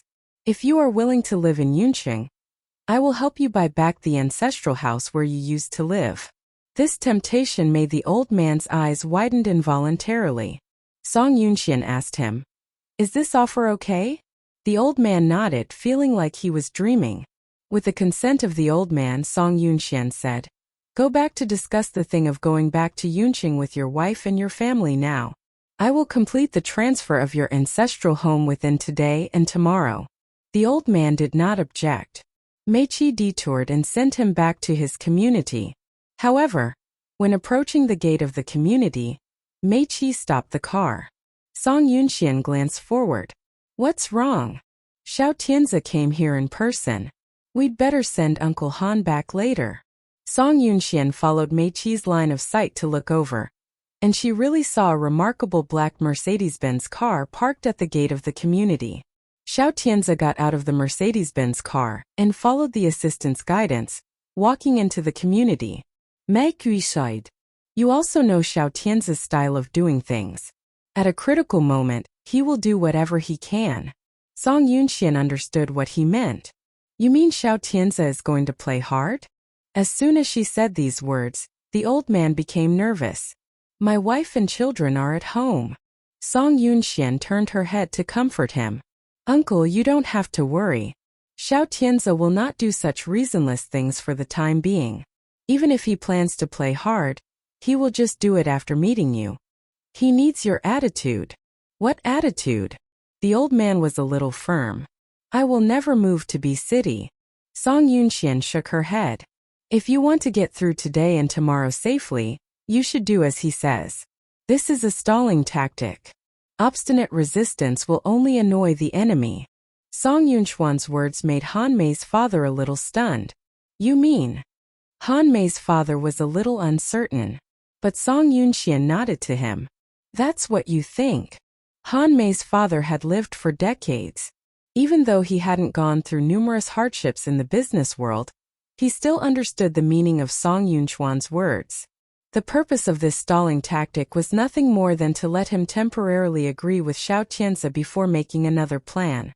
Song Yunxian made it clear in her words, and she then asked Meiqi to drive the car. Meiqi, according to Song Yunxuan's order, drove the car to an unobtrusive place and then asked Han Mei's father to get out of the car. After Han Mei's father got out of the car, Song Yunxian and Meiqi drove away. Han Mei's father stood in situ for a while before starting to walk towards the community where he lived. At the gate of the community, Xiao Tianzi's assistant was eagle-eyed and saw him immediately. After the assistant said something in a low voice to Xiao Tianzi came towards Han Mei's father. Han Mei's father just stood in situ and was a bit wary of Xiao Tianzi. Xiao Tianzi was gentle and elegant. After looking at Han Mei's father for a little while, he politely said, You are Uncle Han, right? The face of Han Mei's father was gloomy, and his voice was very cold. Who are you? I am Xiao Tianzi. You should know me. We met 7 years ago. Don't you remember it? Xiao Tianzi seemed to be trying to bring back the memory of Han Mei's father. Han Mei's father didn't think of anything when he saw him at first. However, after Xiao Tianzi said these words, The young face of Xiao Tianzi slowly emerged from his mind. He did meet this young man before. There was indeed a doctor whose surname was Xiao among the group of doctors who operated on her daughter in those years. He looked carefully at Xiao Tianzi and gradually recognized Xiao Tianzi. But no matter how he looked, he felt that the man in front of him was very dazzling and made him feel disgusted. Uncle Han, you've remembered it, right? Han Mei's father nodded, and his eyes were very unfriendly. Yes. You reminded me like this. I did recall that one of the doctors who operated on my daughter in those years was you. Xiao Tianzi just wanted to nod. But Han Mei's father said impolitely, "You are a murderer." The harsh and resentful rebuke of Han Mei's father made Xiao Tianzi slightly stunned. Then he narrowed his eyes. Uncle Han, I thought that you would give me a satisfactory answer when I came to meet you in person today. Seeing his enemy, Han Mei's father shivered all over with hatred. You killed my daughter. You even wanted me to give you a satisfactory answer today. What should I say to give you a satisfactory answer? The Han family had better move away altogether. Xiao Tianzi said impolitely. Han Mei's father was so angry that he cursed loudly. You are delusional. It seemed that Xiao Tianzi was a very kind man. But in fact, his interior side was totally opposite to his appearance. The scolding and rage from Han Mei's father didn't infuriate Xiao Tianzi. Xiao Tianzi just turned his eyes to the face of Han Mei's father unhurriedly. Uncle Han, I hope that you can think about it carefully before you reply to me. Han Mei's father looked angry. He pointed at the gate of the community and said angrily, Go away. I will never promise you. You don't even expect us to move away from here. Our family will never move away from this place. Han Mei's father said these words too firmly. Xiao Tianzi's assistant felt a little cold on his forehead. He quietly looked up at Xiao Tianzi's face and whispered, Chairman Xiao, do you think? Xiao Tianzi's expression was very indifferent. His eyes behind the thin glasses were cold, sharp, and a little shocking. Han Mei's father was so angry that his fingers were trembling. He pointed at the door of the community and didn't put his hand down for a long time. Xiao Tianzi could see the old man's determination. Even the assistant beside him could see it. After a long while, Xiao Tianzi took back his eyes lightly and turned around to walk out. Let's go. Hearing that, the assistant was a little puzzled. But he still dared not to disobey Xiao Tianzi's words. He followed him to get out of the gate of the community. After walking out of the community, the assistant asked puzzledly, Mr. Xiao, we will just let this thing go like this? Let it go like this? Xiao Tianzi asked in reply with a sneer. The assistant was a little stunned for a moment. Xiao Tianzi went to his car and said, Since Han Mei's father insists like this, we have to use some other ways to make him change his mind. Some other ways? The assistant was a little puzzled. What else can we do? There are so many other ways. Can't you just think about it carefully with your brains? Xiao Tianzi came to the car. The driver in the car came down respectfully, and he pulled the door open for Xiao Tianzi. There were indeed many ways for him to make someone compromise. For such a family like that of Han Mei's father, he just needed to offer one condition. As for what this condition was, it depended on which means Han Mei's father wanted him to use. Xiao Tianzi got into the car. He then asked the driver to send him to the hotel. His car sped by. Song Yunxian sat in her luxury car. Seeing that the car which belonged to Xiao Tianzi pulled away from the road outside the window, she turned her eyes slightly to the door of the community in the distance. Mei Qi asked her, Xiao Tianzi must have offered Han Mei's father some conditions. Do you want to see Han Mei's father? Song Yunxian shook her head. I don't have to go there by myself. Xiao Tianzi was a very smart and sensitive person. Now that he had planned to deal with Han Mei's father, he must have placed many informers around Han Mei's father so that he could know who had met Han Mei's father during this period of time after monitoring him. If she went to see Han Mei's father personally, Xiao Tianzi would know it within 3 minutes definitely. So, you can get someone to talk with Han Mei's father. We need to know what Xiao Tianzi said to him indeed. Mei Qi nodded, but then he smiled.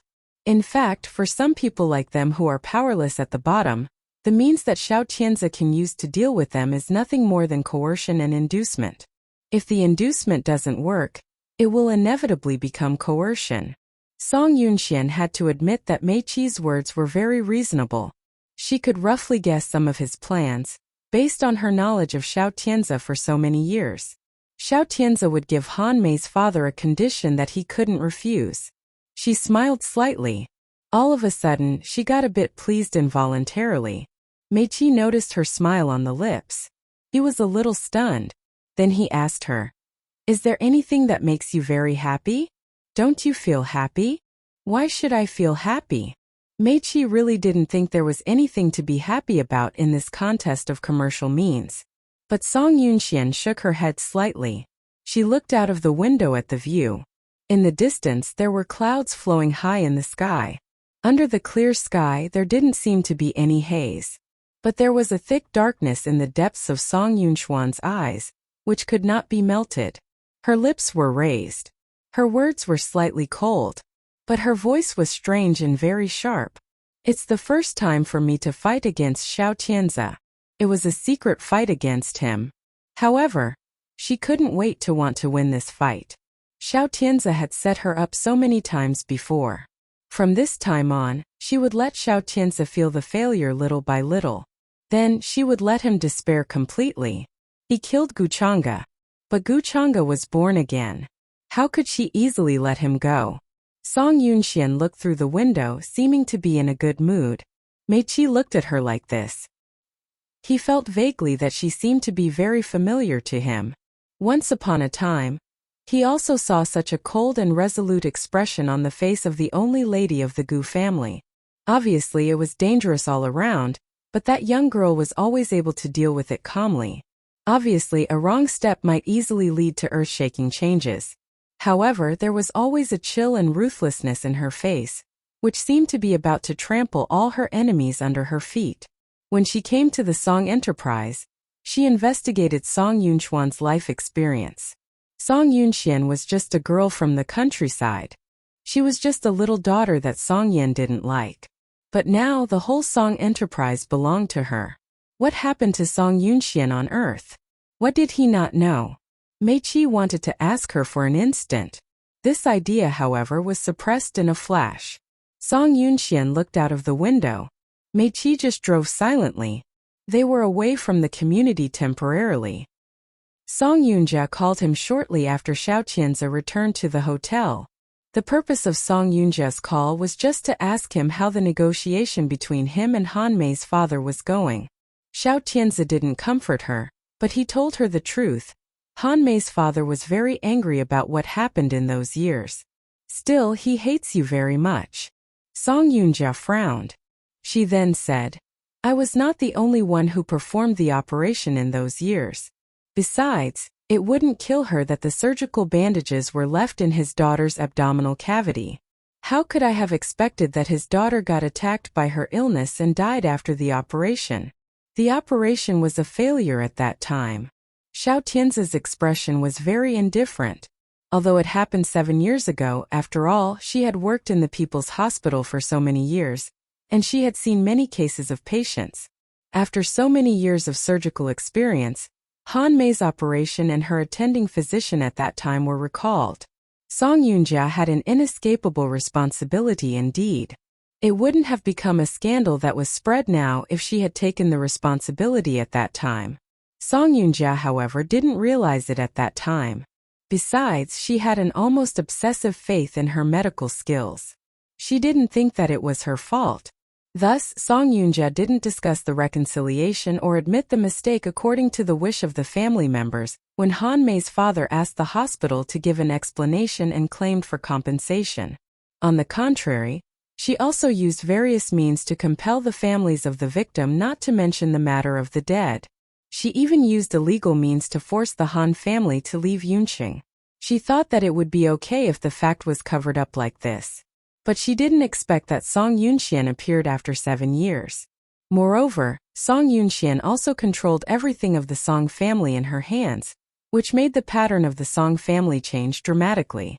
Song Yunjia gritted her teeth over there with hatred. It must be Song Yunxian. It must be her who dug up this old thing. Xiao Tianzi didn't say anything. He had some doubts in his mind. However, he didn't say it immediately. It was not very reasonable if the whole thing was really revealed by Song Yunxian. After all, there were not many people who knew about what happened in those years. Many of the people who participated in Han Mei's operation in the hospital were transferred to another hospital by the dean later, while others just resigned to work abroad. It was very difficult to find these doctors. Moreover, if Song Yunxian had found them, she would definitely have blown these things up quickly and made everyone know it in the shortest time to expose her eldest sister to mortal danger, instead of allowing these things to develop so slowly. This was just Song Yunxuan's means and method to deal with Song Yunjia. But now, the person who was in charge of this thing was making everything develop slowly. Everything developed so slowly that even he intervened in this thing and turned the scale. Xiao Tianzi frowned. He thought about it for a moment, and then he asked Song Yunjia, "Have you had any big conflicts with Song Yunxian recently? Since I got into the Song Enterprise, she should have been trying to get me out of the Song Enterprise. Then have you had any conflicts with Song Yunxian in the affairs of the Song Enterprise recently?" Song Yunjia thought for a while. Then she said, "At first I wanted to get the help of Zhao Yang and Zhou Jian to enter the Song Enterprise. Zhou Jian, however, had some other thoughts. He changed his side in this battle halfway. He has been claiming to be ill at home for some time now. He refused to help me, so I can only rely on Zhou Jian. Basically, Zhou Jian helps me with everything." Song Yunjia had just entered the Song Enterprise. Her foundation was not stable, so she dared not to fight against Song Yunxian apparently. So, she just allowed Song Yunxian to arrange everything. Song Yunjia didn't want to show her opinion until she had the strength. Thus, she did not have any conflicts with Song Yunxian in a short time. She told Xiao Tianzi about her recent situation. After that, she added, "Song Yunxian will do whatever she can to get me out of the Song Enterprise. I also have no idea how she knew this thing. Is it possible that the dean in the People's Hospital has been bought over by Song Yunxian?" She thought it over for a long time. She thought that it was the dean in the People's Hospital who knew the whole thing best. Song Yunjia reminded him, "Tianzi, although you have always been cultivated by the dean, now in this situation perhaps the dean is also questionable. After all, the information collected by the newspaper is so detailed. If the dean had not helped her with this thing, how could she have got the information so easily?" Xiao Tianzi pursed his lips. He said nothing. Song Yunjia asked again, "If you think that the dean is not easy to deal with now, how about figuring out how to persuade Han Mei's father first at present?" Xiao Tianzi pursed his thin lips into a straight line. After a long time he said, "I've figured out how to negotiate with Han Mei's father." Song Yunjia nodded. "Tianzi, I'll depend on you this time. Thank you for helping me. You do not have to thank me by saying these words. Now you are in the Song Enterprise, so it's better to pay much attention to Song Yunxuan's whereabouts. Song Yunxian has been in the Song Enterprise all the time, but I have heard that Mei Qi hasn't come all day." Hearing this, Xiao Tianzi's expression suddenly changed. Song Yunjia didn't hear Xiao Tianzi's voice for a while. Then she heard Xiao Tianzi's tone with a bit of coldness. "You mean Mei Qi isn't in the Song Enterprise?" Song Yunjia heard something wrong with Xiao Tianzi's tone, but she didn't find anything abnormal. She just nodded and answered with certainty, "Yes." "Are you sure?" Song Yunjia added, "I'm sure." Xiao Tianzi gasped over there. When Song Yunjia heard his inspiratory sound, she faintly noticed that something was wrong. "Tianzi." She called him with a bit of worry. "Is there anything wrong?" Xiao Tianzi didn't say much. He just told her, "You should work hard in the Song Enterprise. Don't take drastic measures on this thing. Never let others know that you are dealing with it in secret." "I see." Of course Song Yunjia knew the stakes. This issue was connected with her reputation. She couldn't handle it in person. It would definitely draw the media's attention if she dealt with it personally. Moreover, it would confirm that she had killed people during the operation in the past. Thus, she was grateful for Xiao Tianzi's help. Xiao Tianzi was to hang up as he finished exhorting. I will inform you if I make any progress on this matter. I'm ringing off now. Xiao Tianze over here was to hang up while Song Yunjia was unwilling to end the conversation. She couldn't help stopping him, saying, Tianze, wait a minute. Huh?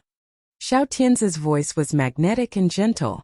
Just an interrogative tone could make Song Yunjia feel enchanted and obsessed. Song Yunjia was a little happy when she found that Xiao Tianze did not hang up immediately. However, she couldn't think of anything else to say after stopping him like this. After a long time of silence, Xiao Tianze asked her, What else do you want to tell me? Song Yunjia's heart was thumping constantly. She pursed her lips with difficulty. Finally, she pretended to be calm and said, You should take care of yourself in B City. I have heard that the temperature there is several degrees lower than that in Yunqing. Don't get cold. Xiao Tianze thought that she was going to say something important, but he didn't expect that she just told him to take care of himself. He just replied, You should take care of yourself too. Although it was just a simple and light sentence, Song Yunjia was very happy about this thoughtful sentence, while Xiao Tianze just thought it was normal. Song Yunjia's lips were still raised until the phone was put down. Hanging up the phone, Xiao Tianze's eyes were covered with haze. Song Yunjia said Meiqi was not in the Song Enterprise. How could Song Yunxian stay in the Song Enterprise when Meiqi was not there? It was generally known that Meiqi was Song Yunchuan's best assistant, whom Song Yunxian would take with her almost everywhere. Now Meiqi was not in the Song Enterprise. Song Yunjia didn't even doubt it at all. Where the hell was Song Yunxian? Xiao Tianze considered, frowning. Just as he stopped his momentary rumination, he heard someone knocking at the door of the hotel several times hurriedly. Xiao Tianze's thought was interrupted. He was a little impatient. Come in. Hearing Xiao Tianze's words, the assistant outside the door then pushed the door of the hotel open. But he showed a restless face when he saw Xiao Tianze. Xiao Tianze saw his restlessness. He also felt bad in his mind. What happened? You look so flurried. The assistant was panting a little as if he had come here in a hurry and run all the way. Hearing Xiao Tianze's question, he said out of breath, Mr. Xiao, bad news. Bad news. Xiao Tianze unconsciously tightened his brows a little. The assistant took a breath. He then added, The Han family packed up and went straight to the airport with the tickets to Yunqing as soon as we left. Xiao Tianze felt as if he had been knocked on the head. He immediately stood up from the sofa. He looked terrible. Are they boarding now? Not yet, the assistant said. The moment I heard the news, I came to tell you. Xiao Tianze felt extremely upset in his mind. He had a bad feeling, but he knew what to do now. Stop them at once. No matter what you do, you can't let them get on the plane smoothly. The assistant nodded immediately. Xiao Tianze grabbed his coat from the back of the sofa before he went out. To his surprise, the Han family could make up their mind so quickly. The Han family had already started to take action before he could carry out his next plan. No, it couldn't be the Han family's own idea. Someone must be giving them advice behind the scenes. He or she told the Han family what to do and where to go next. He had to stop the Han family. Absolutely, the Han family had to be stopped. Otherwise, the Han family would arrive in Yunqing and confront Song Yunjia face to face. Then Song Yunjia's fault in the past would be proved, which had a crucial impact on her promotion in the Song Enterprise. He couldn't let Song Yunjia fail in this way. She was of great use to him. Xiao Tianze walked out with malicious and insidious eyes. It was nearly dusk. The clear sky in B City was increasingly dark. The wind blew keenly on his face like a cold knife brushing his cheeks. Xiao Tianze looked up at the sky, knowing it would change in the evening. It was at the same time that she looked up at the sky at dusk. Song Yunxian also had a premonition about the change in the weather.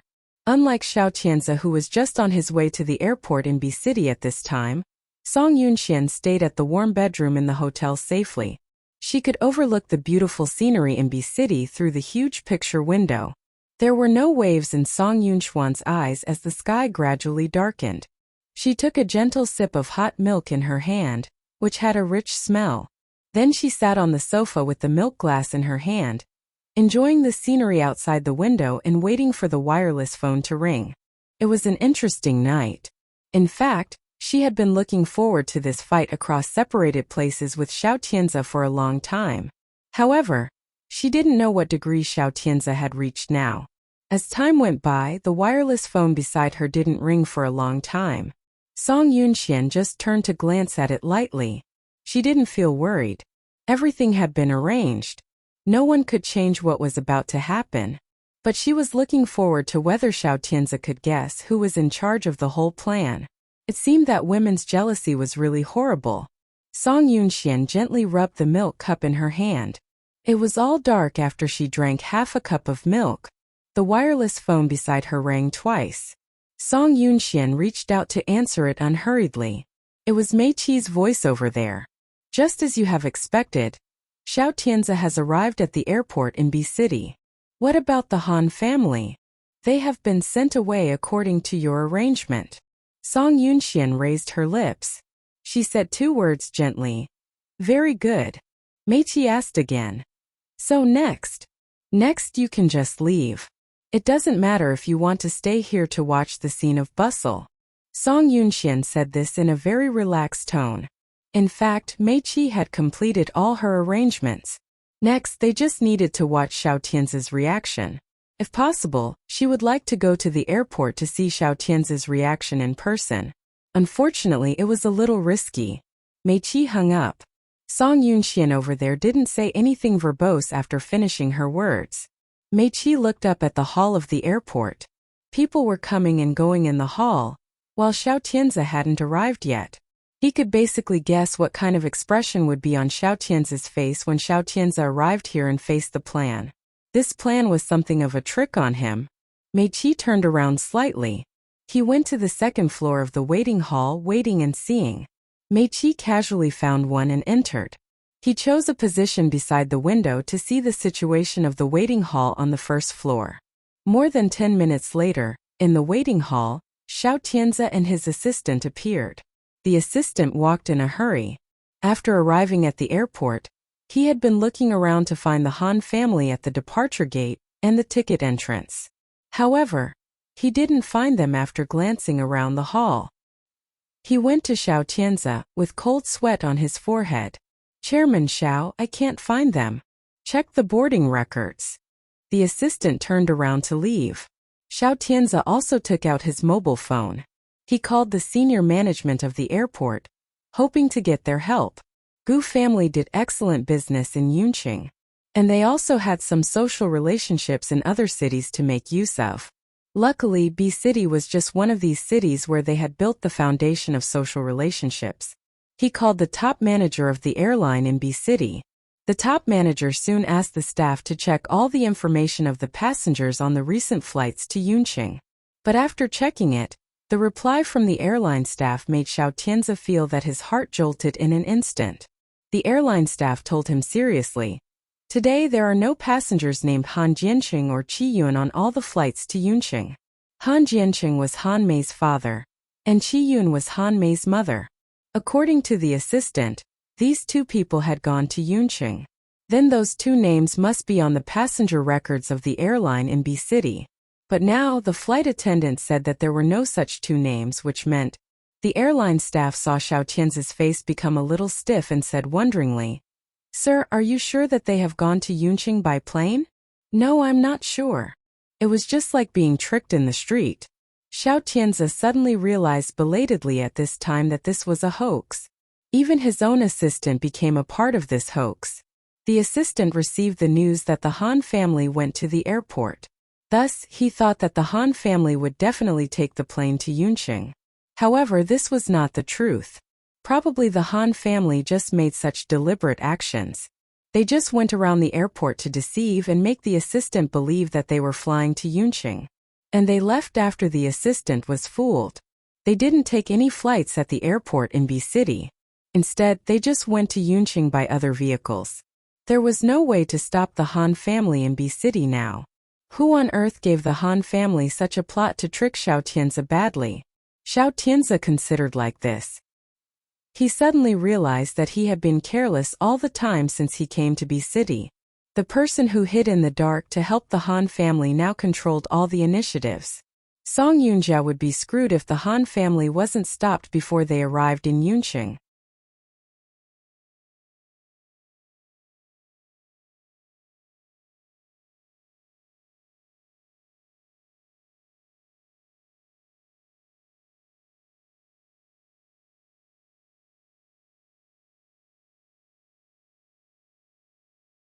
Song Yoonja felt that her eyelids were twitching wildly all the time as if something was going to happen. It was already evening, and the employees in the company had been off work in succession. As she left, she happened to pass by Song Yunchuan's office. The door of the office was closed. She took a step forward and unconsciously pressed her ear to the door, subconsciously wanting to hear what was going on inside. There was no one around. The sound insulation of the door was excellent. But this time she pressed her ear to the door and felt there was no one inside at all. She was a little hesitant in her heart, but she couldn't help putting her hand on the door handle. She pushed gently, and the door was actually unlocked. She was stunned for a while, and then she opened the door a little with a gap, wanting to hear what was going on inside. However, she tilted her ear and heard for dozens of seconds. Suddenly, she felt a leap of her heart. There's no one inside. This strong feeling drove her to suddenly open the door at once. The night scene outside the window could be seen from the picture window in the office. She looked around and there was no one in the whole office. She suddenly became very furious when the strong feeling in her heart was confirmed. Song Yunxian is not in Yunqing. She realized at once that she had been fooled. Damn it! She cursed in a low voice, gnashing the teeth in anger. Song Yoonja hurried to go back and wanted to call Xiao Tianzi to inform him at once. But just at this moment, she suddenly saw a clerk outside the office of Song Yunxian standing behind her at a loss with the document in her hands. No one could casually enter Song Yunxuan's office without permission. It was known to all the staff of the Song Enterprise. But now, Song Yoonja just broke in like this with no one else in the office. The clerk was stunned for a while and didn't say anything. Song Yoonja realized her mistake, and she then asked immediately, "Where is Manager Song?" "Manager Song went out in the morning and hasn't come back yet." What the clerk said just confirmed Song Yoonja's conjecture once again. Song Yunxian did leave the Song Enterprise. She might have left Yunqing as well. Damn it! Xiao Tianzi was right. Song Yunxian paid close attention to this matter and placed obstacles for her everywhere. She was angry in her heart. It was only a clerk in front of her. She didn't care about her at all and rushed out in a hurry. In the clerk's impression, Song Yoonja had always been a calm and intelligent senior manager of the company, but right now she was so anxious and might be ashamed into anger. The clerk turned around to see that Song Yoonja rushed out. Then she shook her head and closed the door of the office for Song Yunxian helplessly. Song Yoonja went downstairs and dialed Xiao Tianzi. Xiao Tianzi on the other end answered the phone immediately. Song Yoonja said the first words. Song Yunxian is not in Yunqing. Song Yunxian is not in the Song Enterprise at all. She spoke in such a hurry that she was almost incoherent. Xiao Tianzi had already expected that Song Yunxian was the one who placed obstacles in the way. Now Song Yoonja said that Song Yunxian was not in Yunqing, which was in accordance with his expectations. Song Yoonja was worried and flustered in her mind. After telling Xiao Tianzi about the news, she didn't receive any shocked response from Xiao Tianzi at all. Then she just realized it subconsciously. You know it already? Xiao Tianzi already knew that Song Yunxian was not in Yunqing now? Song Yoonja felt it was a little incredible. On the other end of the phone, Xiao Tianzi nodded. I know it. After a while he added, Song Yunxian is in B City. Song Yoonja was stunned by these words instantly. If Song Yunxian was in B City, then Han Mei's families. She didn't dare to think about it further. Her lips trembled a little. Then she opened her lips and asked Xiao Tianzi. Then the Han family. The Han family has left B City, and now they are on their way to Yunqing. Didn't you stop them? Song Yoonja asked Xiao Tianzi subconsciously. In her heart, she was very relieved of what Xiao Tianzi had done. No matter what it was, as long as it was Xiao Tianzi who handled it, the odds of success would be more than 90%. Before it was just like this many times. Why did he fail this time? Song Yoonja became panic in her mind. Xiao Tianzi on the other end didn't receive a reply from Song Yoonja, and he could only admit it. I didn't expect that Song Yunxian would come to B City. She played a trick and I couldn't stop her. If you don't want to suffer a loss due to this matter, you'd better stop the Han family before they get to Yuncheng. Song Yunjia was a little dispirited. Xiao Tianzi seemed to know her current state, and his voice involuntarily became more serious. Yunjia, this is a very important period now. You need to pull yourself together. Song Yunjia was very afraid of her fate as soon as she thought about what the Han family would do when they arrived in Yuncheng. Yunjia, you should go to all the major traffic points now, such as airports, subways, and stations. Whatever you do, you must stop the Han family. Song Yunjia bit her lower lip. But there are so many traffic routes to Yuncheng. It is impossible to get every place under my eyes. If they escape, you must let someone stop them. Call the police. The last 3 words stunned Song Yunjia at once, and she widened her eyes. She thought slowly for a moment, and then she said uncertainly, "Take advantage of the police? This is the most convenient and efficient way. We just need to stop them and keep them away from the media." Song Yunjia understood what Xiao Tianzi meant and nodded. "I will do as you said." She understood Xiao Tianzi's way of doing things. If it already came to the crucial moment, he would take advantage of every power that he could make use of without any hesitation, no matter what the power was. As long as the goal could be achieved, that was enough. She pressed her finger on the number key on her cell phone. Then, one by one, she quickly pressed the alarm number of Yuncheng Police Station. It soon turned to a staff service on the other end. Song Yunjia took a breath, and then she said in a heavy voice, "I want to report a case." Song Yunxian stayed in B City and didn't go back immediately. Mei Qi arrived in Yuncheng at 9 o'clock in the evening. The drunk driving inspections were carried out extensively at all the major traffic arteries in Yuncheng, and the police officers even appeared at the airport. Mei Qi drove all the way back and watched the flickering lights of the police cars on the road. He involuntarily shook his head and sighed. To achieve the goal, they have resorted to all the extreme measures. But it was a pity that they were still at a low level in dealing with this matter. Mei Qi didn't go back to the apartment directly, but went to the office building of the Song Enterprise first. The staff in the office building were almost off duty. Only a few overtime workers and security guards were here. Mei Qi was going to Song Yunchuan's office. When he arrived at the door of the office, he suddenly found that the computer screen on the assistant's desk next to the office was still on. He couldn't help taking a look at it, and saw at once a clerk nodding off on the chair behind the computer. He had always been a good man who had compassion for womanhood. Although he had been branded a promiscuous person, it could not stop him from doing this. He couldn't help unfolding the clerk's coat on the desk and then gently put it on the clerk. The clerk frowned when she was covered with the coat. She seemed to notice something and opened her eyes little by little. Then she saw Mei Qi turning around to leave. She couldn't help feeling a jolt of her heart, saying, "Assistant Mei." Mei Qi was called and turned around. "You are awake?" The clerk's face was a little blushed, and she nodded gently. "Manager Song hasn't come back yet, so I wait for her to come back before I get off work." Mei Qi only knew that the clerk next to Song Yunchuan's office was new here, but he didn't expect that the new clerk was so obedient and honest. He couldn't help laughing. "You are off duty now. You don't have to wait for Manager Song. She won't come back to the company tonight." The clerk just nodded and packed up to leave. But as soon as she finished packing up, she seemed to think of something. She turned around and said, "By the way, Assistant Mei, someone came to see Manager Song just now."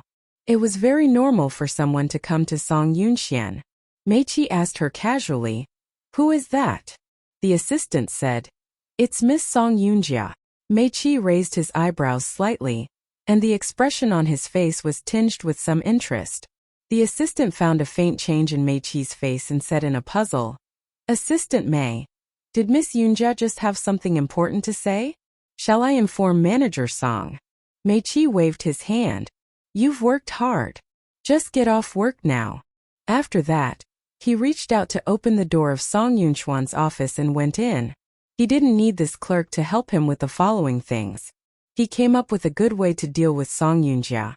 The assistant watched Mei Qi walk into Song Yunchuan's office and had a vague feeling that there seemed to be something that she shouldn't have seen.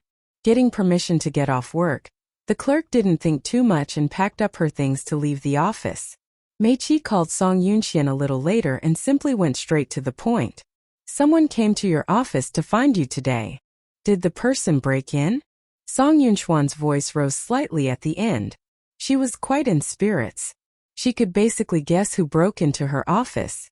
From the day when she entered the Song enterprise, she had seriously told all the people in the company that no one could enter her office without permission. However, Mei Qi designedly called to inform her of this now. So, the person who wanted to see her must have broken into her office without permission. Yes, the person broke in. Song Yunxian was not surprised. My elder sister? Mei Qi left. Manager Song really knows well about Miss Yunjia's way of doing things. Song Yunxian sneered from the bottom of her heart. Song Yunjia has never taken me, her younger sister, seriously. Otherwise, she would not have disobeyed her order and broken into her office. She knew Song Yunjia not from the perspective of Song Yunxian, the younger sister of Song Yunjia, but from the perspective of Gu Chang'e, a friend of Song Yunjia. Are you calling me because you want to make a fuss about it? Song Yunxian asked in reply. Mei Qi had a lot of means. He could take any trifle as a sharp blade to impair the enemy. Mei Qi was so scheming. Song Yunxian and Mei Qi were on the same boat now. Thus, she was willing to listen to his next plan. Mei Qi smiled gently. Manager Song, you know your elder sister well, and you know me well too. Did we know each other before? Song Yunxian knew that Mei Qi was just cracking a joke, but she did know Mei Qi before. Otherwise, she wouldn't be so relieved to let Mei Qi stay with her now. She didn't answer the question but asked him directly. What's your plan? A crafty light came to Mei Qi's eyes. Since we have come to grips, why don't we add the trimmings on this matter? Song Yunxian had been staying in B City. Song Yunjia had no time to check where she was exactly. She was just contacting all her interpersonal connections in Yunqing to contain the Han family, wanting to keep the Han family out of Yunqing. However, she used all her interpersonal connections in Yunqing to investigate them all night, but attained nothing about the Han family. Even the scrutiny was the same the next day. The Han family seemed to disappear from the world completely with no tidings since they left B City. Xiao Tianzi returned to Yunqing soon. He met with Song Yunjia as soon as possible. Song Yunjia stayed up all night. She looked awful. There were dark circles under her eyes. She walked anxiously to Xiao Tianzi when she saw him. She asked, how about the Han family? Xiao Tianzi still wanted to ask her about the information of the Han family, but she asked ahead of him. He could only shake his head. I ordered them to search in B City, but I haven't received any news of the Han family. But there is not any news that the Han family has arrived in Yunqing as well. Xiao Tianzi frowned. Is it possible that they have already arrived while you haven't received the news? It can't be that. Song Yunjia denied it firmly. If they arrived here, she would have no opportunity to save her reputation. She couldn't imagine the consequences of the fact that the Han family had already arrived here. She rejected it in her heart seriously. Xiao Tianzi frowned. He put the cashmere coat which was over his arm on the back of the sofa in the office. Then he sat down and looked up at her. Maybe they just don't want to get involved in this matter and have already left? Maybe. Song Yunjia was a little unsure. It would be best if the Han family just left this matter alone. But the possibility was too small to even convince herself.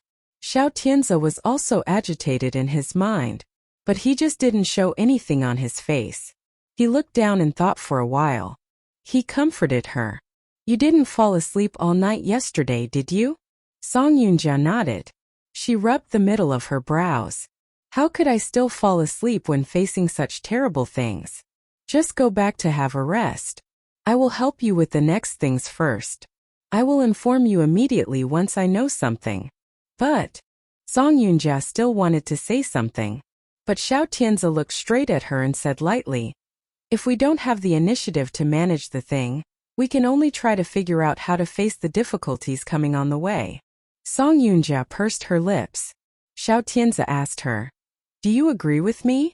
Song Yunjia looked down and nodded silently. Xiao Tianze prepared for the worst. Xiao Tianze also didn't believe that the Han family would let the thing go and not pursue it so easily, so he had already planned to get her to deal with it head-on. Song Yunjia went home in a low mood. Seeing that she left, Xiao Tianze raised his hand and pinched the bridge of his nose. This younger sister of her is really wily. He was quite sure that the one who wanted Song Yunjia to lose all her reputation was just Song Yunxian. Because if Song Yunjia lost all her reputation, Song Yunxian would be the biggest beneficiary. Song Yunxiang was not in the Song family anymore. Song Yuning had already defected. If Song Yunxian expelled the only remaining one, Song Yunjia, the Song enterprise would totally belong to her. Though Song Yin died, the little girl he left really owned wild ambitions in her mind. Xiao Tianze felt it was a little nerve-wracking. Song Yunxian stayed for 2 days in B City before she went back to Yunqing. But she didn't directly return to the Song enterprise or the old house of the Song family in Yunqing. Instead, she went to the Buddhist temple on the Fragrant Hill in Yunqing. The temple was on the hillside. It was a cold winter. The leaves had already fallen off. The bare branches layer upon layer covered the whole fragrant hill. She went up the hill on her own without any followers around her. The driver of the Song enterprise waited for her at the foot of the hill. She wore a pair of soft kid gloves and came to the temple. After that, there were several citizens who came here to pray coming out. Song Yunxian covered half of her face with her scarf. No one recognized that she was the little girl of the Song family, who had recently appeared frequently in financial magazines. Looking around the quiet and beautiful environment of the temple after she entered it, she couldn't help shaking her head with a smile. Gu Chang'e could be regarded as a legendary woman in the commercial world all her life. When she was alive, she thought that after she died, she would be buried under the Alps or in a pasture in Netherlands. But she never guessed that she couldn't make up her own decision about the affairs at all after she died. Gu Chang'e and Xiao Tianze scattered her ashes into the sea optionally. She even didn't know where her ashes went. She really came to a terrible end where no bones or ashes were left. She followed the lead of the abbot to find Gu Chang'e's memorial tablet. The abbot left quietly and considerately. Song Yunxian had come here twice. But each time she left, she would give them plenty of money for donation. She reached out her hand gently and touched the name engraved on the tablet. Her lips opened and closed gently. Gu Chang'e. Gu Chang'e smiled softly on the black and white photo. Song Yunxian could not help showing a wry smile gently. Please rest in peace. The grudges between you and Song Yunjia will be solved soon. She got 3 sticks of incense and lit them. Then she inserted them into the small incense burner in front of the tombstone. She said naturally, like having a small talk with someone about the household stuff. Gui and Miao Miao were sent to Italy by Xiao Tianze. I'm so worried about those 2 kids. I can't obtain the news about them for the time being.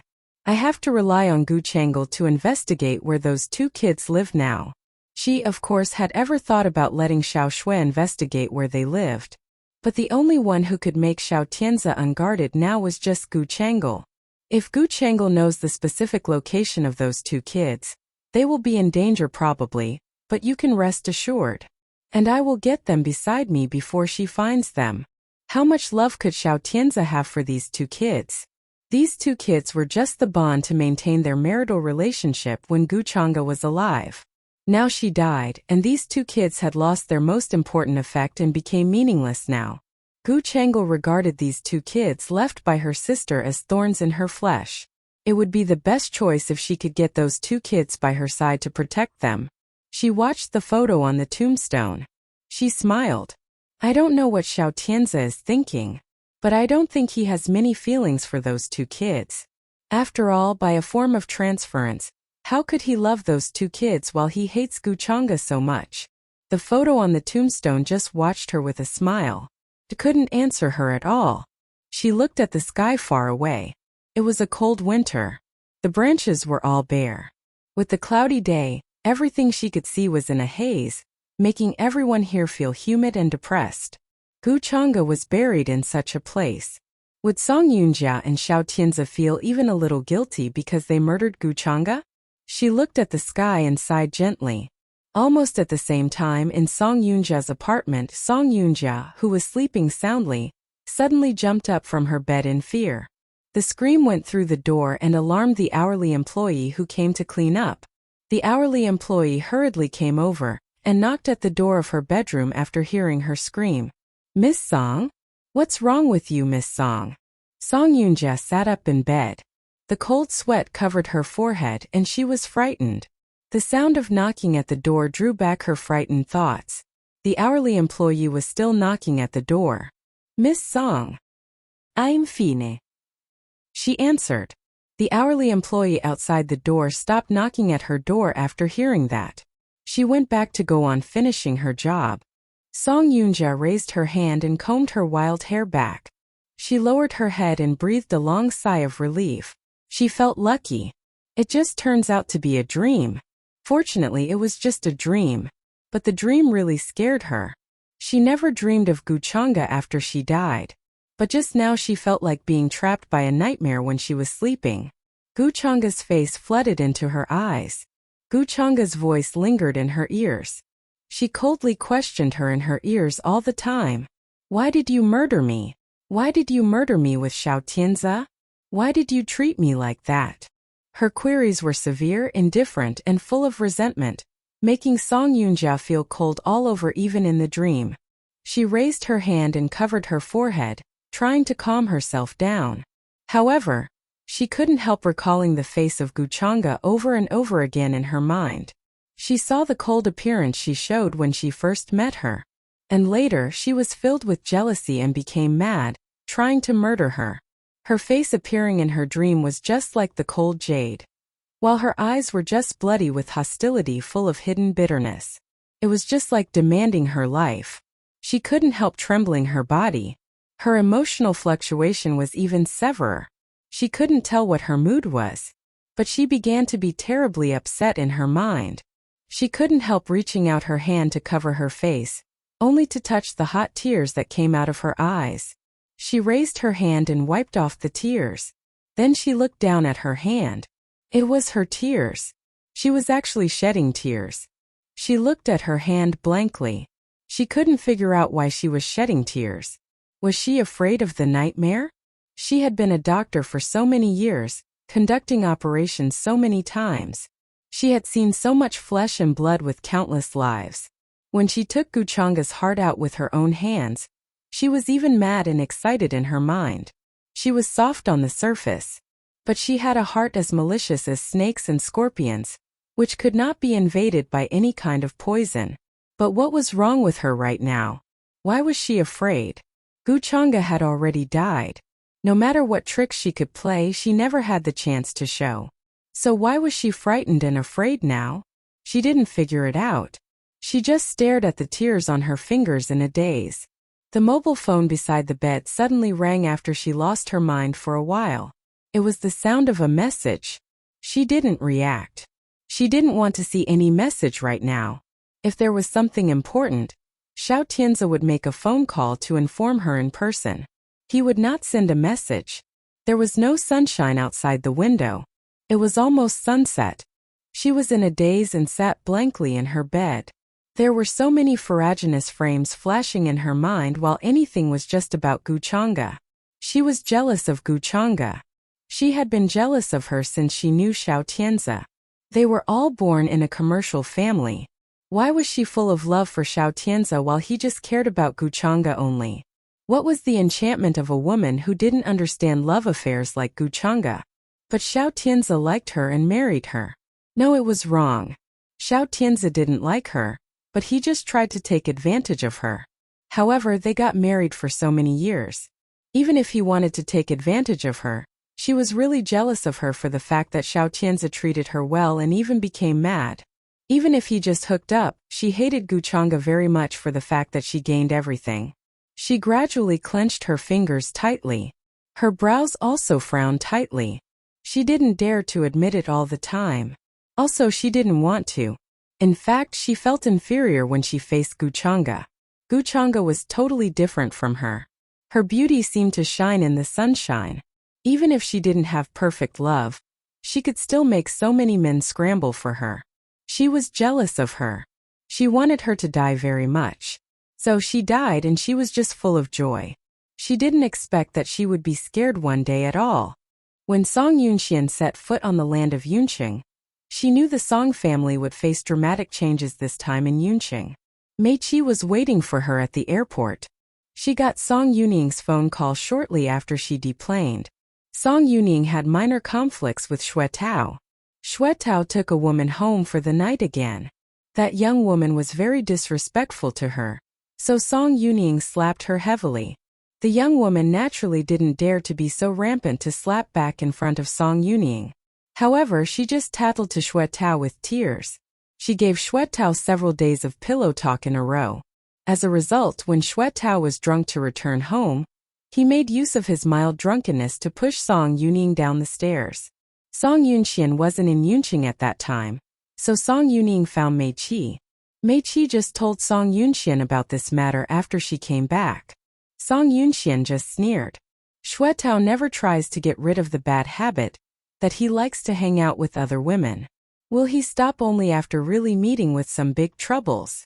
Mei Qi got it. You mean? Song Yunxian slightly stopped her smile on the face.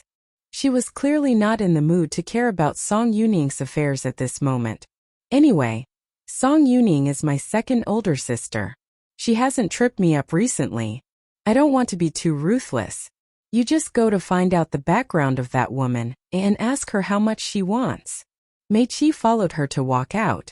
If this woman could be dismissed with money, she wouldn't have given the pillow talk to Xue Tao. Song Yunxian didn't approve. It is not that she cannot be dismissed with money, but that she is a little greedier than the average material girls. She always knew that there was no shortage of greedy women in this world. However, just because these greedy women had such a fatal weakness, they were more likely to be bought over and made use of. Receiving Song Yunxuan's order, Mei Qi then started to investigate that woman who gave the pillow talk to Xue Tao. Song Yunxian planned to go straight back to the company, but she just saw that a group of people flooded into the airport before she could walk out of the customs. Those people seemed to have been waiting for her on the tiptoe of expectation for a long time. Seeing her walk out, their eyes all began to shine. It's Song Yunxian in the Song family. Song Yunxian walked out. She is the younger sister of Song Yunjia. Seeing that the media reporters came to her in great numbers from afar, Song Yunxian knew that it would be an important appearance next. She slightly adjusted her expression, trying to show an appropriate facial expression in front of the cameras of the media to express her attitude after knowing that her own sister was slandered so badly. Seeing her, the journalists all rushed up with microphones and asked, "Miss Song, as the hostess of the Song family, what do you think of your sister Song Yunjia's terrible behaviors when she worked in the hospital?" Song Yunxian was slightly stunned. It seemed that she didn't hear clearly the question of the journalists. "What are you talking about?" Seeing her innocent and blank face, the journalists were slightly stunned as well. Then they took a tumble.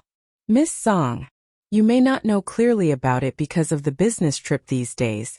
Someone exposed a great amount of evidence to prove that your elder sister Song Yunjia murdered a patient while she worked in the hospital, and she used some despicable tricks to make the patient's family members have nowhere to redress an injustice.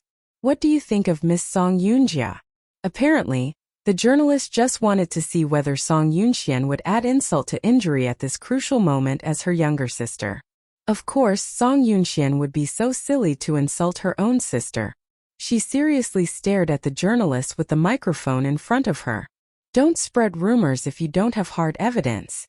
My sister has been a doctor for so many years. I really believe in her medical ethics and her personality. I believe that she wouldn't do such a terrible thing." The journalists were all stunned when hearing her answer. Then several journalists shook their heads. They knew Song Yunxian wasn't someone incapable, so they began to ask some other questions. But some journalists were still badgering her with the topic that Song Yunjia did something harmful to her medical ethics. The cameras of the media showed Song Yunxuan's every tiny facial expression on the big screen. At the biggest intersection in Yunqing, the huge LCD screen was broadcasting live. Countless people in Yunqing saw Song Yunxian stating clearly her stand when they were waiting for the traffic light. Some people slightly shook their heads and sighed while others just faintly sneered. Xiao Tianze was just upset about Song Yunjia's affairs. Seeing that Song Yunxian appeared on the LCD screen, he still couldn't help cocking his lips coldly. Gu Chang'e arrived at the Xiao Enterprise. Seeing that Xiao Tianze was sneering in front of the LCD screen, she immediately became vigilant.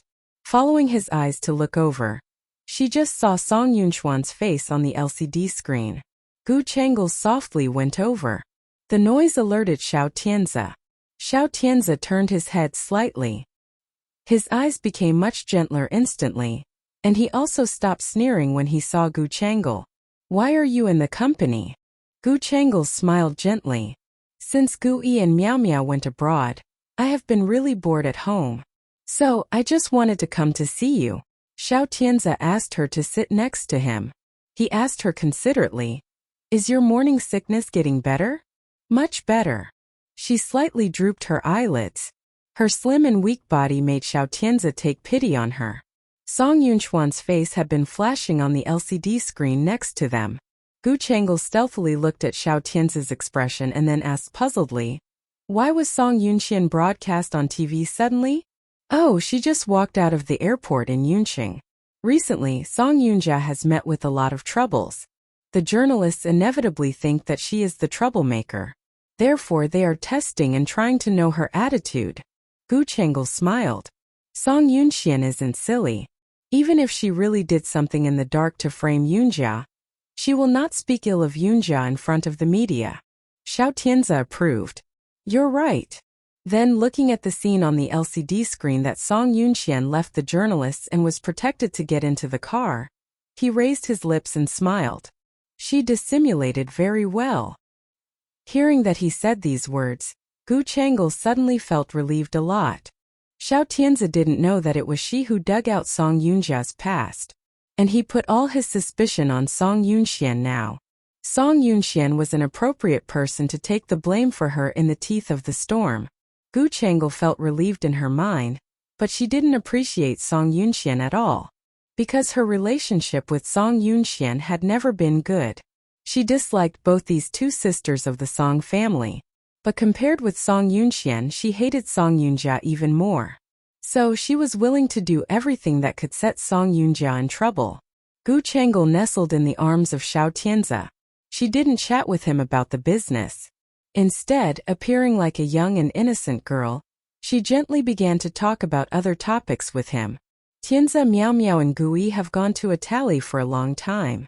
Should we spare some time to visit them? After all, they are so young."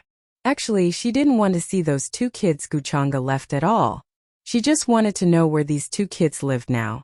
Once she knew the exact address of the two children, she could find ways to create various accidents to kill them once and for all. Gu Chang'e was maliciously thinking about that in her mind, but there was not any hideous expression on her face. Even the light in her eyes was so soft, just like a mother full of love. She was the best performer. She had been performing in Gu family for so many years, but no one could unmask her. Besides, no one could figure out what she actually thought in her mind. She believed that Xiao Tianze would tell her the address of the two kids in Italy. However, she just gently looked at him.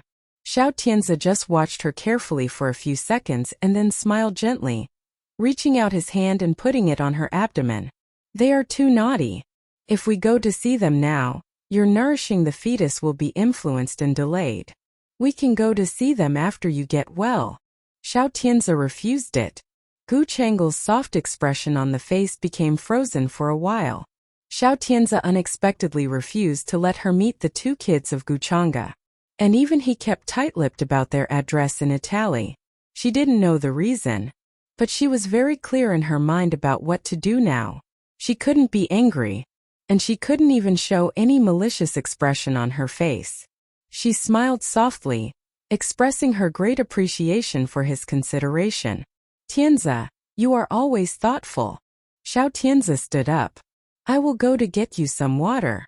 Gu Chang'e wanted to say that she was not thirsty, but Xiao Tianzi didn't intend to ask for her advice at all. Immediately, she understood that Xiao Tianzi didn't mean to get her some water. He just wanted to find an opportunity to leave her. It must be the topic she just mentioned that made Xiao Tianzi unhappy. She slightly frowned. Sitting on the sofa alone, she wanted to redeem her image in Xiao Tianzi's mind a little. Xiao Tianzi liked Gu Chang'e, because compared to Gu Chang'e, Gu Chang'e knew better how to please a man. Gu Chang'e would never talk to him in a manner that made him feel tough and indifferent. He liked girls with such a gentle attitude. Song Yunjia couldn't get rid of the nightmare. After knowing that Song Yunxian got back to Yunqing, she looked at her performance on the TV screen as soon as possible. Song Yunxian said that she didn't believe that her older sister would do such a horrible thing that betrayed the medical ethics. She sneered, saying in a cold voice to the TV screen, "You just said like that. But actually, your heart is so malicious, Song Yunxian." She knew that Song Yunxian hated her. She knew that Song Yunxian regarded her as a thorn in her flesh.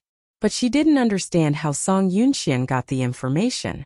Also, where was the Han family now? She couldn't figure it out at all. When she was ruminating on the sofa, the nanny in the kitchen came to call her. "Miss Song, your dinner is ready." She stood up to have dinner. Because of the Han family, she didn't sleep well at night these days. So she just slept in bed during the daytime. But every time she closed her eyes, Gu Chang'e's face would appear before her eyes more or less. She hated Gu Chang'e's face. But that face had been lingering in front of her all the time. Even just the expression in her impression could make her feel scared. After all, dreaming of Gu Chang'e who was dead was not a thing that could make her in a good humor. She got up and walked to the dining room to have dinner. She didn't turn off the TV, which was playing programs in the living room. It was just advertising time when she got up to leave. She took 2 steps. After that, she was just about to ask the nanny to turn it off. But at that time, she heard the broadcast sound with clear articulation and a mellow and full tune on the TV. "Welcome back. Our program has just received a piece of news that the People's Hospital in Yunqing will hold a press conference at 8 o'clock tonight. During the conference, the family members of the dead having a medical accident in those days will stand out and speak out. Next, please follow the cameras of our journalists to take a look at the press conference." Song Yunjia felt that the whole body's blood seemed to be frozen when she heard the words said by the compere on the LCD screen. Seeing that she hadn't come after a long time, the nanny shouted again, "Miss Song, it's time to eat." Song Yunjia's body was tottering slightly, and her eyes widened little by little. As the picture on the LCD screen flashed and changed, the long-lost face of the Han family appeared inside. Although Han Mei's father became older after a lapse of 7 years, the anger on his face was the same as before and never diminished. He faced the camera lens, and the anger in his eyes was so evident. For his dead daughter, he wanted to appeal and call to account. He wanted everyone in Yunqing to know that Song Yunjia killed his daughter in the abnormal operation 7 years ago. This person wanted to ruin her reputation. Song Yunjia shuddered all over angrily with fear. She had worked hard for so many years, and she would be wholly ruined today. No. No. She whispered incredibly, "They shouldn't have been here. Why are they here? The Han family should have been blocked outside Yunqing. Why did they suddenly appear in Yunqing?" Before the press conference, she hadn't gotten any trace of the Han family. Why did the Han family suddenly appear in Yunqing as if with wings? This was unreasonable. This was not right. Things should not have developed like this. Her eyes were at sea as she was overwhelmed by helplessness and fear. After standing dully for a while, she turned around swiftly to pick up the phone in the living room and quickly searched Xiao Tianzi's phone number from her mind. Then she called Xiao Tianzi. She didn't know what to do now. Only Xiao Tianzi could guide her on what to do next. The call to Xiao Tianzi was not answered immediately. The unanswered busy tone kept her heart sinking endlessly. She felt terror. Compared to the current emergency, it was more deadly that she couldn't get Xiao Tianzi's help. However, no matter how urgently she hoped that Xiao Tianzi could pick up the phone, the other end was always a busy tone. Then, after a long busy tone, it was a mechanical voice telling her that there was no one to answer. In an instant her heart sank to the bottom. Did Xiao Tianzi abandon her? No. She shook her head. Like a person on the verge of despair holding the last life-saving straw for help, she started calling Xiao Tianzi more frantically and repeatedly. Xiao Tianzi should not miss her call.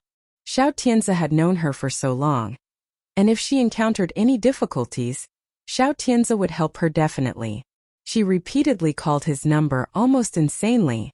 However, Xiao Tianzi and Xiao family just listened to the repeated ringing of the phone in the living room and did not intend to answer the call at all. Gu Chang'e stepped out of the bedroom and stepped down from the second floor on the soft red carpet. She frowned and looked at the phone that had rung for a long time in the living room with a puzzled face. Then she turned to look at Xiao Tianzi. Why didn't the servant answer the phone? Xiao Tianzi said lightly, I didn't allow. Gu Chang'e already understood it in her mind and thought it must be the phone call from Song Yunjia. She just learned from the mobile phone broadcast that the Han family had arrived in Yunqing and held a press conference with the help of the People's Hospital. Things went far beyond her expectations and went more smoothly than she had imagined. She liked this progress and felt happy for Song Yunjia's rapid action in her mind. However, her happiness couldn't be shown in front of Xiao Tianzi. She needed to pretend that she knew nothing all the time. She should always stay in a state where she knew nothing and destroy Song Yunjia little by little. Who's calling? She went down the stairs and walked towards the phone. Xiao Tianzi saw that she was going to answer the phone and stopped her, saying, It's Yunjia. Don't answer it. Gu Chang'e showed a more puzzled expression. Since it is Yunjia, why didn't you pick it up? She may have something urgent. I know she's urgent, Xiao Tianzi said with gloomy eyes. But now I haven't thought of a better way to help her yet, so there is no way to pacify her. Xiao Tianzi couldn't think of any way to stifle the Han family's mouth in this situation. The Han family had come to Yunqing silently and hadn't been blocked by his people. They also held a press conference in front of the media, with the help of the People's Hospital. All of this was beyond his expectations. Some people were helping Han Mei's family. These people just wanted Song Yunjia to feel the despair of being utterly discredited at a loss. Perhaps they also wanted to ruin his plan of making use of Song Yunjia to acquire the Song enterprise into his hands. Their things went smoothly. Under such circumstances, even he was unable to prevent anything. Therefore, even if Song Yunjia called him for help, he had no way to help her. Since he was unable to help her, what difference did it make to pick up the phone or not for the time being? Gu Chang'e followed the topic to extend and asked him, still pretending to know nothing, what happened? Xiao Tianzi raised his eyes to look at her. The family members of the patient whom Song Yunjia killed by mistake 7 years ago are now coming to blame her. Gu Chang'e also knew how things developed after Song Yunjia killed the patient, so the expression she showed was a little surprised. Wasn't everything suppressed in those days? Why now? It seemed that she couldn't figure it out. Xiao Tianzi also couldn't figure it out, could he? I don't know who is helping the Han family return to Yunqing, and I also don't know what power she used to send the Han family to the press conference so smoothly. However, just thinking about what the Han family will say at the press conference this time is enough to make Yunjia feel horrified. Gu Chang'e also looked worried. Yunjia is now waging a tit-for-tat struggle against Song Yunxian and the Song enterprise. If the Han family is going to tell everything that happened in those days at the press conference, the impact on Yunjia will be unpredictable. It is extremely terrible. Gu Chang'e also panicked a little. How should we help Yunjia? Xiao Tianzi shook his head. We can't help her right now. Think again when the press conference is over. The press conference held by the Han family was destined to attract the attention of all the people in Yunqing. Moreover, Han Mei's father was repeatedly questioned by the reporters on the spot at the press conference about the details of Han Mei's death in those days. He also showed extreme anger and pain and even appeared to be over-emotional a few times. All the reporters present could feel the anger and sadness of Han Mei's father and his family about the incident in those days. The reporters present were also touched by the performance of Han Mei's father. They started asking Song Yoon-ja to take responsibility. As the press conference went on, the truth of the incident that Song Yoon-ja caused Han Mei's death during the operation in those days, and used illegal means to threaten the Han family to stop pursuing the appeal and asking her to take responsibility came to the surface completely. The conclusive evidence was taken out one by one. All the people in Yunqing had significantly reduced the beautiful image of the rich young lady, Song Yoon-ja, because of this incident in their hearts. Some media even made insinuations and accusations against Song Yoon-ja before the press conference was over. Normally, the press conference was broadcast live on Yunqing satellite TV. This matter had received unprecedented attention. Like everyone else in Yunqing who was concerned about this matter, Song Yunxian watched the full record of the press conference on TV at 8 o'clock in the evening. The angry attitude of Han Mei's father at the press conference could arouse the anger and sympathy of the reporters present even without inciting. Everyone knew that Song Yoon-ja was a pearl in the palm of the Song family. She was the rightful young lady in the Song family, having been held lovingly in the palms of Song Yan, who had always taken good care of and supported her. In those days, to keep her working in the People's Hospital, and to maintain the good reputation of the young lady in the Song family, it was not surprising that they coerced the Han family. However, what was done in those days was made public today. Things that hadn't destroyed Song Yoon-ja 7 years ago were able to destroy her at present. At that time, Song Yoon-ja had been protected by her father, Song Yan, but now Song Yoon-ja had nothing. Listening to the sound of the live press conference on the TV channel, Song Yoon-xian held the coffee cup in her hand and lazily shook it. Maybe my older sister is still calling for help from Xiao Tianzi now. However, Xiao Tianzi is still hesitating whether he should intervene in this naughty matter himself explicitly. Xiao Tianzi had always been a very calculating and thoughtful person. On the surface, he seemed not to care about gains and losses, but in fact, he had been thinking about everything all the time in his mind. Now that Song Yoon-ja had come to this point, Song Yoon-ja's reputation would be irreparable without a more resolute and harder approach. He should still be mulling it over carefully. Song Yoon-xian took a sip of the coffee in the coffee cup, and then looked up to continue to see the picture on the LCD screen. The Han family did an excellent job, which was precisely the same as her plan. She would watch the entire press conference because the end of this press conference was the beginning of the collapse of Song Yoon-ja's life. She owed her a person's life and now she just gave her a little bit of pain. She hoped that Song Yoon-ja would be stronger than she thought. Otherwise, her revenge would be uninteresting. Raising the corners of her lips slightly, she felt that tomorrow there would be a wonderful start.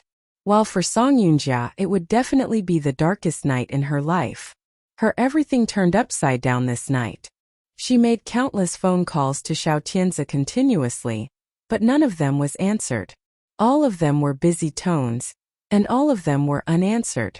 She stood up from the ground and stared at the press conference broadcast live on the TV screen desperately. All of her mind was a terrible imagination that she was about to be scolded and scorned by the people in Yunqing. If she was scolded and scorned by the people in Yunqing, and she was completely ineffective in the Song enterprise, then how would Xiao Tianzi treat her?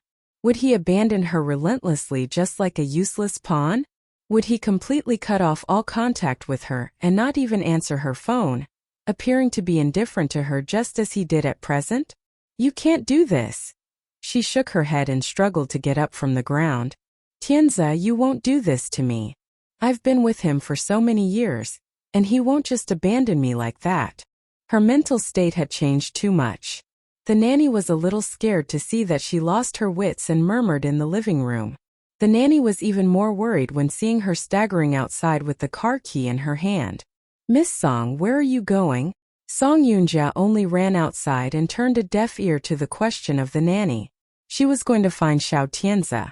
She believed that Xiao Tianzi would not abandon her, and would not ignore her. He didn't answer the phone at this time because he just didn't hear it.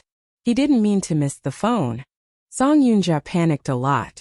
After persisting for so many years, she still didn't believe that Xiao Tianze would abandon her at such a critical moment. After carrying the car key, she rushed to the Xiao family at a lightning-fast and out-of-control speed. She had helped Xiao Tianze so much and dedicated her best years willingly to him. He would not abandon her, and he could not abandon her. The car galloped and even ran a few red lights.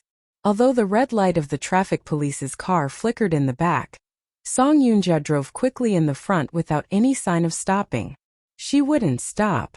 She wanted to see Xiao Tianze immediately. She must see Xiao Tianze right now. Otherwise, she couldn't be relieved. The living room of the Xiao family was very quiet. Gu Chang'e just nestled in Xiao Tianze's arms, allowing Xiao Tianze to place his fingers on her lower abdomen. Her belly was slightly raised.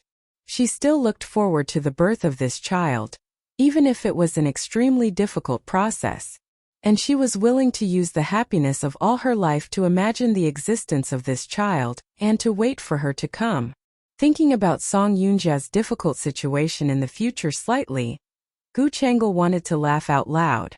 However, now she nestled in Xiao Tianze's arms and could not show too much obvious schadenfreude. She could only bend her lips slightly to form a satisfied smile. Xiao Tianze saw the smile on her lips but didn't care. He thought she was so happy just because she thought of the baby in her belly. Gu Chang'e indulged in a happy world in which Song Yunja would not be involved in the future. Suddenly, a nanny's hasty footsteps rushed into her ears. "Sir. Mr. Xiao." The nanny hurried over. Xiao Tianze heard the nanny's shout and turned to look at her. "What's wrong?" Gu Chang'e also turned to look at the nanny.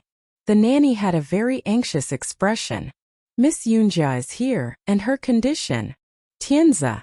Before the nanny's words could be finished, Song Yunja's voice sounded in the living room. The voice was bitter and helpless, just like the depression on the verge of despair. Xiao Tianze stood up from the sofa as he heard Song Yunja's voice. Song Yunja walked inside with a look of panic. Her face was full of loneliness and helplessness, which was so pitiful that it made people soft-hearted. Gu Chang'e wanted to grab Xiao Tianze at once, but it was still a bit late. Xiao Tianze stood up and came up to her. With her emotional flooding, Song Yunja grabbed Xiao Tianze's sleeves at once and could not help crying. "Tianze, what should I do now?" The Han family even held the press conference. "Everyone in Yunqing knows that I once killed someone in the surgery." She clutched Xiao Tianze's sleeves tightly with her fingers as if Xiao Tianze was the only one left in this world for her to rely on. She gripped his sleeves so tightly that the knuckles of her fingers were slightly pale. Gu Chang'e's eyes couldn't help narrowing slightly while seeing that Song Yunja grabbed Xiao Tianze. She hated Song Yunja's holding her man. She hated it very much. Song Yunja was now driven into a corner and needed some comfort. But she hoped even more that Xiao Tianze could abandon her quickly and decisively, just like treating a pawn. However, it was apparent that Xiao Tianze did not want to abandon Song Yunja. Song Yunja cried helplessly. Xiao Tianze wanted to calm her down. "Yunja, although things have gotten worse, they are not in a desperate situation. There are still some solutions. I don't know what to do." She was at a loss but thought of a very critical question. "Tianze, why didn't you answer my call?" She made so many calls to Xiao Tianze, but Xiao Tianze did not answer any of them. She thought that Xiao Tianze was about to abandon her. She was very sad and panicked a lot. She grabbed Xiao Tianze's arm and kept crying. "I thought you were going to abandon me like a pawn. I called you so many times but you didn't answer my phone call. Do you really want to abandon me?" The extreme suspicion of women was a common problem, especially when they treated the men they loved. Since she asked him in this way, Xiao Tianze explained, "Yunja, I'm just trying to figure it out for you. I have never thought about abandoning you. Don't wool gather. But I called you and you never answered it. I felt very terrified. I was afraid that you would abandon me just like this. I won't do that, Yunjia." He shook his head gently. "We have been friends for so many years. How can I just abandon you at will? You have thought too much." As she was comforted like this, Song Yunja's mood calmed down a bit. However, She rushed into Xiao Tianzi's arms and hugged his waist as if she wanted to prove something. She wanted to be protected by Xiao Tianzi and wanted to be his only little woman. Nonetheless, with Gu Changle's existence, this could only be a beautiful but extravagant hope definitely. However, at this moment, she wanted to rush into Xiao Tianzi's arms, seeking his help and protection. She would just indulge herself for once and hug him for once. Song Yunjia wrapped her arms around Xiao Tianzi's waist and pressed her face to his arms.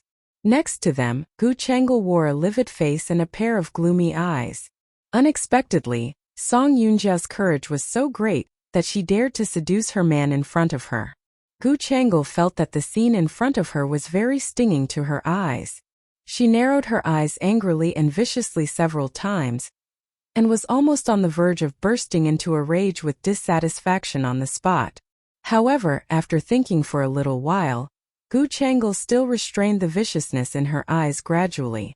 She must not be impulsive, and she must not show extreme emotion to Song Yunjia in front of Xiao Tianzi. Xiao Tianzi would not want her to do so. If she did so, it would make Xiao Tianzi suspect that she had something to do with this matter. Lack of forbearance in small matters would upset great plans. She had to endure it. Now she had to bear Song Yunjia for the time being. Song Yunjia couldn't be arrogant for too long. She took a breath and saw that Song Yunjia rushed into Xiao Tianzi's arms and was reluctant to let go of him for a long time before she said lightly, "Yunjia, calm down first. Come here and sit down." Song Yunjia turned a deaf ear. In the past, she had never shown her love and admiration for Xiao Tianzi in front of Gu Changle. She was deceiving both herself and Gu Changle. Even if they both understood it clearly in their hearts, they still hadn't poked through the thin layer of window paper. She had maintained such a calm state, staying beside Xiao Tianzi. However, just now when she was out of control emotionally and embraced Xiao Tianzi did not push her away. What did this mean? Did it mean that Xiao Tianzi actually had her as well in his heart? She suppressed the little throb of her heart and waited for Xiao Tianzi to speak. But Xiao Tianzi did not respond to Gu Changle. Gu Changle was a little embarrassed but quickly said again, "Sister Zhang, go and pour a glass of water for Yunjia. You have been here for so long, but you haven't even had a glass of water yet. Sit down and drink some water." This time Xiao Tianzi seemed to have heard Gu Changle's words. He gently raised his hand and patted Song Yunjia's back. Then he pulled her away from his arms a little. "Yunjia, we can sit down and discuss it carefully if you have anything to say." Song Yunjia's eyes stared at Xiao Tianzi. All she saw in Xiao Tianzi's eyes was a look of tenderness. Xiao Tianzi's attitude towards her became very tender, and it was not the gentleness between friends in the past. She restrained herself and nodded quietly. After seeing Xiao Tianzi pull Song Yunjia away, Gu Changle felt a little better in her mind. In the past, she had seen Xiao Tianzi treat her sister well, so she left no stone unturned to grab Xiao Tianzi from Gu Chang's hands. And now she saw Xiao Tianzi treat Song Yunjia well. She would not let Song Yunjia be with Xiao Tianzi. Absolutely she wouldn't. Gu Changle wore a pair of vicious eyes but a worried face. "Sit down, Yunjia. I have asked the nanny to get some water for you. Calm down." She knew that it would be enough for her to be a looker-on to Song Yunjia's affairs next. Because Song Yunxian had handled things very well, wonderfully and delicately. The press conference of the People's Hospital in Yunqing lasted for 3 hours, with so many reporters scrambling to ask questions during the period. Han Mei's father answered smoothly, and several times he even choked with sobs and wept because of his daughter's death. Han Mei's mother and older brother were also present at the press conference. Her mother had been crying all the time so that her eyes were swollen. 10 minutes before the end of the press conference, Song Yunxian called Mei Qi. "Arrange the Han family in the highest grade and best guarded room of our hotel." Mei Qi nodded. "I got it." Song Yunxian nodded. Then she raised her eyebrows slightly and smiled as she saw that the press conference on the TV screen was coming to an end. Song Yunjia killed not only Gu Chang'e, she also killed the daughter of the Han family, or someone else perhaps. Her great reputation in the People's Hospital had been built step by step on the flesh and blood of these unlucky people. Now it was time to repay. After watching the press conference, she got up and was going upstairs to bed. However, as she walked up the stairs, Mei-chi called her again. Mei-chi said in a cold voice this time, "Your elder sister went to Xiaotianza for help." Song Yunxian was surprised and stunned. Mei-chi did not hear her reply, thinking that she was surprised at such a result. But Song Yunxian raised her thin and cold lips later. "So fast?" She said this not in an interrogative tone but in an assured one. Mei-kui was surprised. "You have expected that she would go to Xiaotianza?" Song Yunxian sneered. Who else can she go to except Xiaotianza? Who else by her side could help Song Yunjia wholeheartedly now? Song Yunxiang had been imprisoned and couldn't be counted on. Song Yuning also stood on her side with an understanding of the current situation.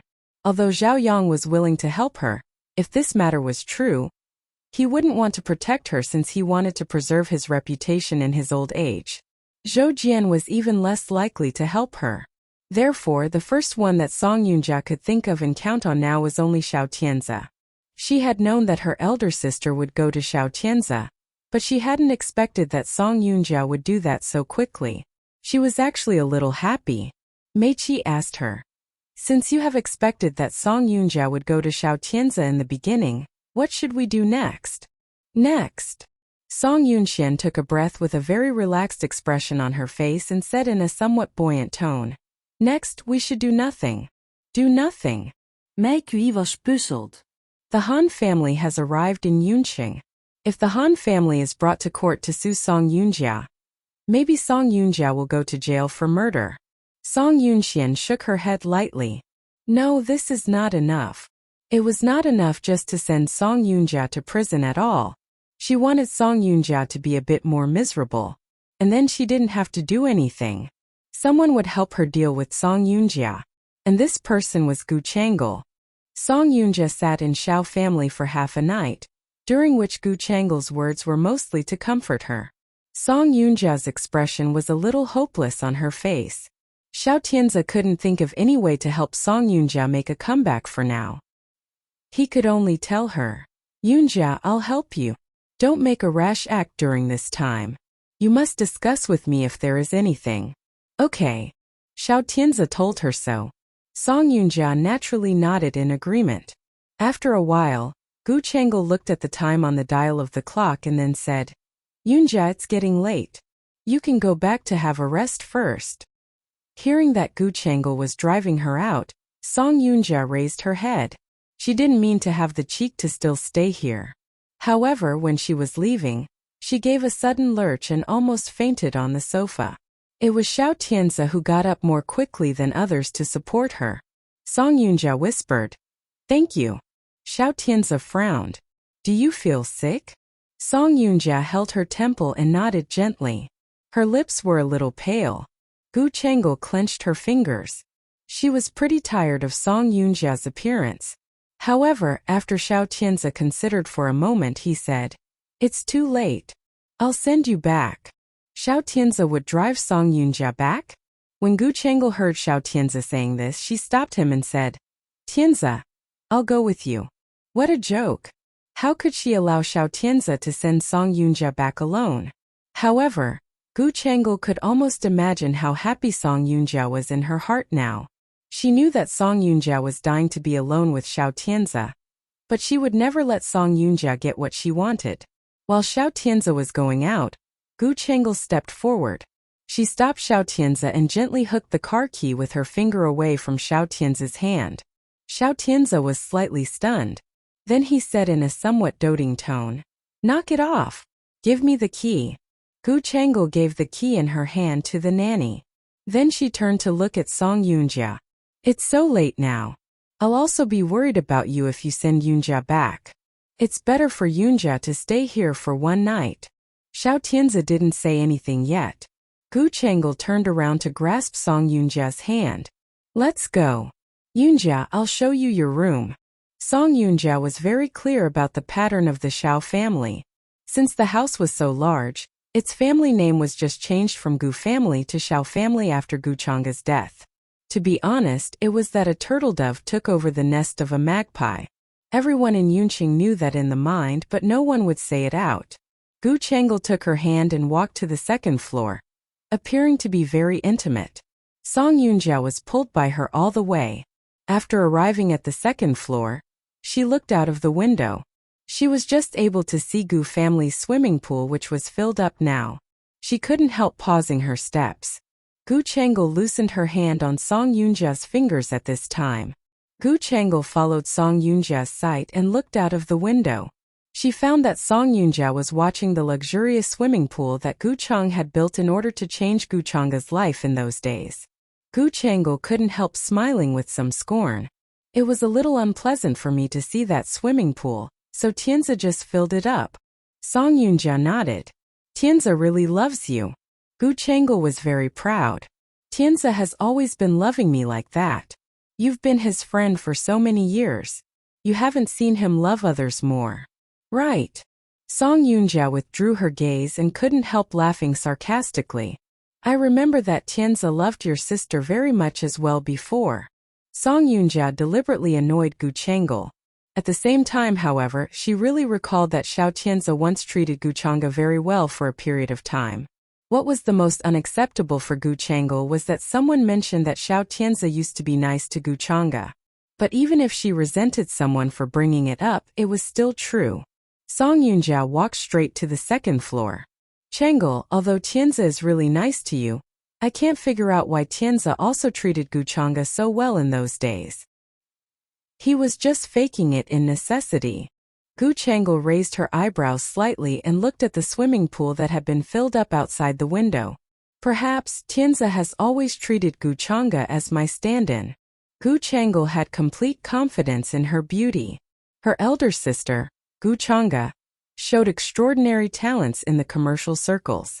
As a wife and a woman, however, Gu Changa was not very successful. Hearing that Gu Changel was so confident to say that, Song Yunjia slightly looked sideways at her, and said something that made Gu Changel look fiendish instantly. Who knows that Tianzi doesn't take you as a substitute for Gu Changa? These words made Gu Changel dull momentarily. Then Gu Changel's expression became a bit fiendish. A cold voice shot at Song Yunjia. Did you say this because you were jealous of me? Song Yunjia just laughed. Probably. Gu Changel was so angry that her expression became hideous. It was very good.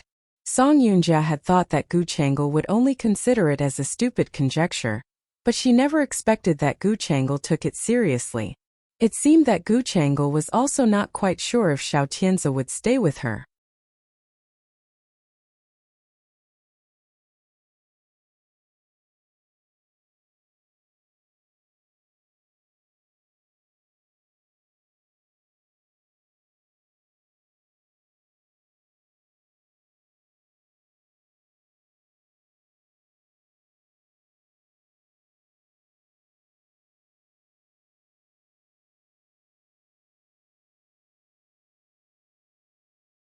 Song Yunjia walked to the corridor of the second-floor room. She stepped on the imported carpet on the ground. She waited for a long time, but Gu Changel didn't follow up. She couldn't help turning back to tease her. Changel, aren't you taking me upstairs to see the room? Gu Changel looked at her with vicious eyes. Song Yunjia was under great threat to her reputation, and dependent on others for a living now. How could she still laugh at her at this time? Was she really worried about her reputation so that she came to Xiao Tianzi for help? Or did she just take this opportunity to come to Xiao family and seek a breakthrough to develop the relationship between her and Xiao Tianzi? Gu Changel was confused, but she resented Song Yunjia even more. It was just one short night. People in the entire Yunqing knew that Song Yunjia made a medical incident 7 years ago and intimidated others into giving up the lawsuits. Song Yunxian was having breakfast in the Song family while reading the newspaper on the table. Mei Qi arrived at the Song family 10 minutes before the driver took Song Yunxian to the company. He was invited by Song Yunxian when he entered the house. Is there anything important? No, Mei Qi replied. If you haven't had breakfast, you can sit down and have breakfast first. Song Yunxian signaled Mei Qi to sit on the chair opposite to her for breakfast. After Mei Qi took his seat, Song Yunxian told the servant at home to get the bowls and chopsticks as well as the new breakfast for Mei Qi. Mei Qi took a sip of hot milk in the morning and then said, "The woman with Xue Tao is called Li Lina." Song Yunxian turned over a page of the newspaper in her hand. She asked him without raising her eyes, "Is she a mixed blood?" "She is a young model with mixed blood among Chinese, Nihanese and American."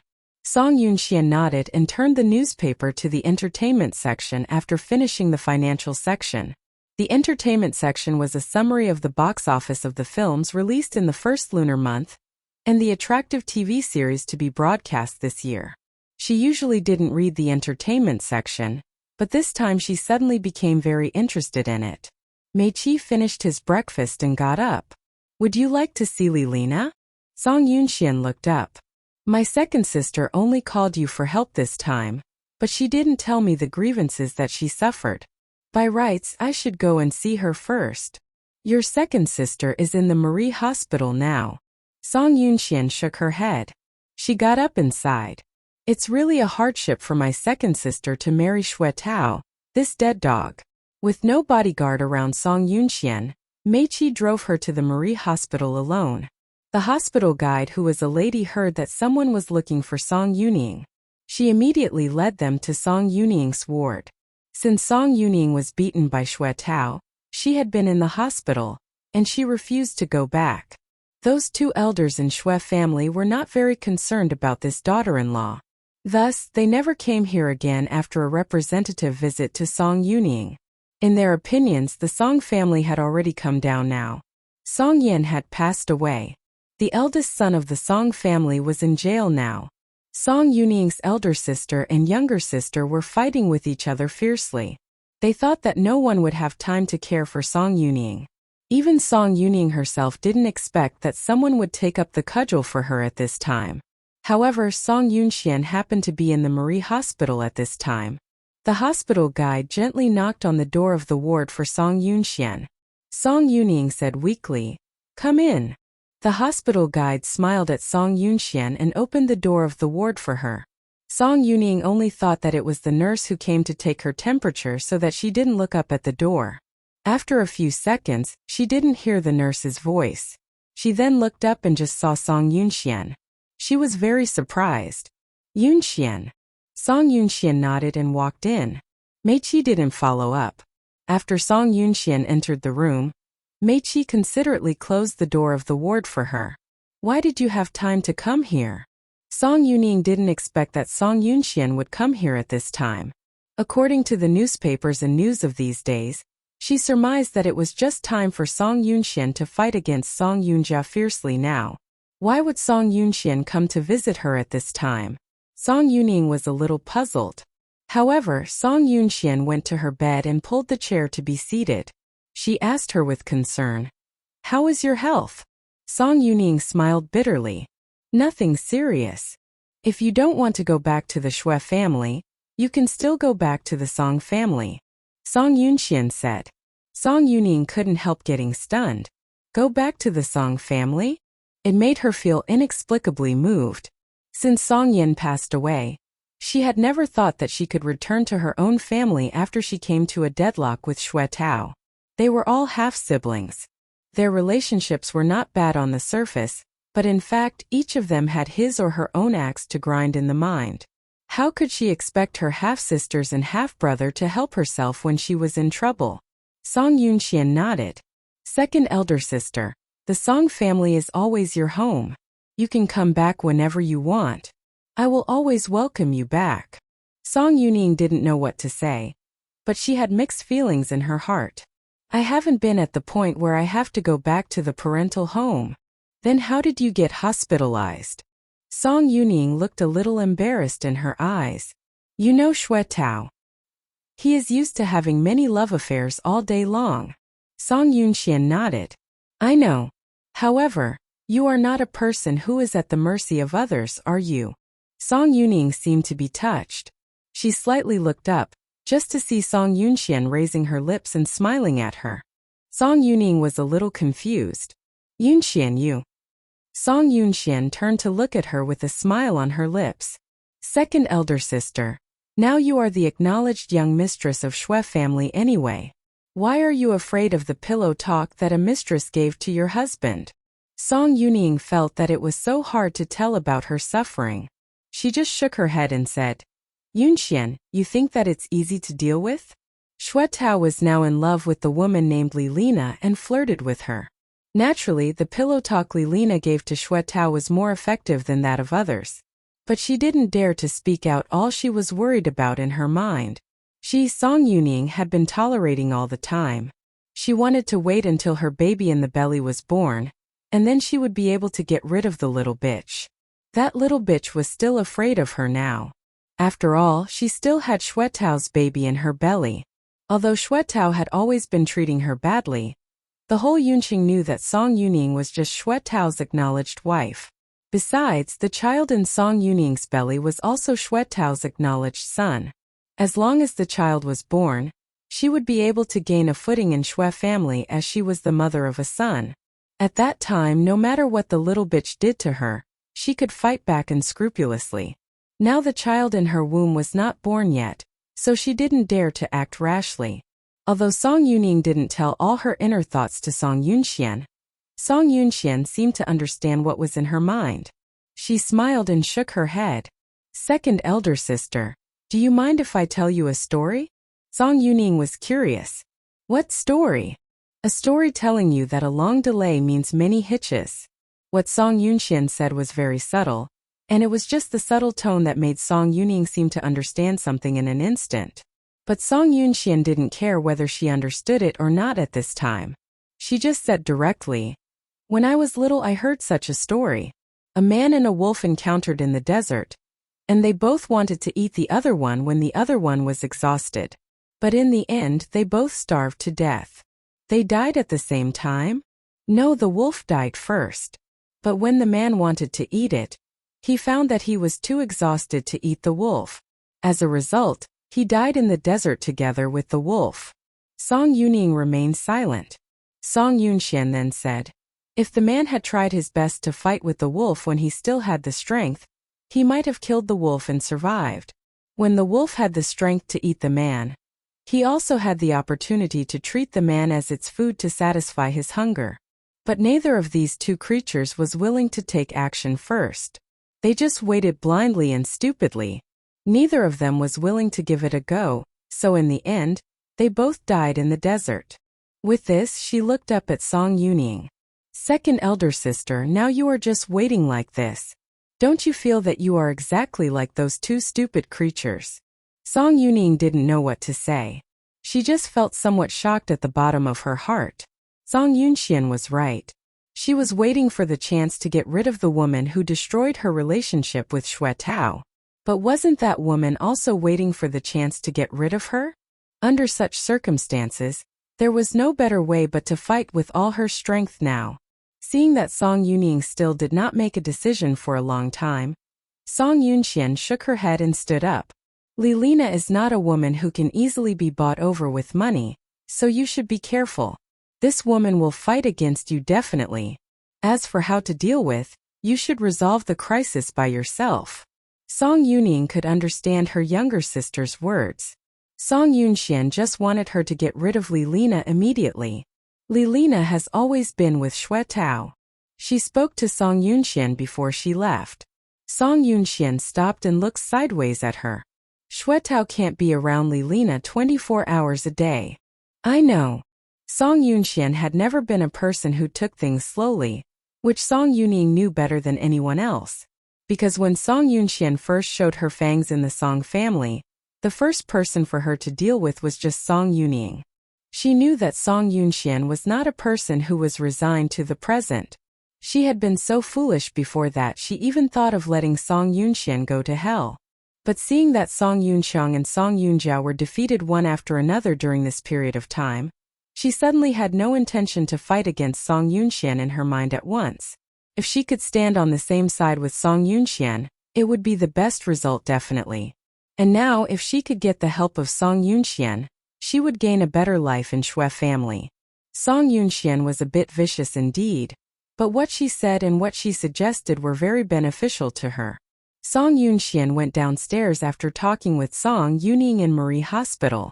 Mei Qi had been waiting for her in the car. After seeing her get into the car, he said, "I saw Gu Chang'e come to the hospital for examination just now." Song Yunxuan's expression didn't change much on her face. She just said lightly, "No matter how to check, Gu Chang'e is doomed to have no way to give birth to the baby in her belly. These are just for others to see." After hearing Song Yunxuan's words, Mei Qi seemed to understand something. He narrowed his eyes and asked her, "You mean Gu Chang'e is acting on purpose?" Song Yunxian looked out of the window and her eyes were faint. Gu Chang'e is very good at acting. If she wants to do something great, she will definitely pave the way for it very well. Now that she values this child so much, she has probably thought of a good way to deal with Song Yunjia. Mei Qi couldn't help laughing. "Then we can only wait and see what happens." Song Yunxian nodded and she was also in a good mood. "It will be very exciting, Mei Qi." Gu Chang'e and Gu Chang'e were sisters. They had lived together in Gu family for so many years. Every play that Gu Chang'e acted was so real and wonderful.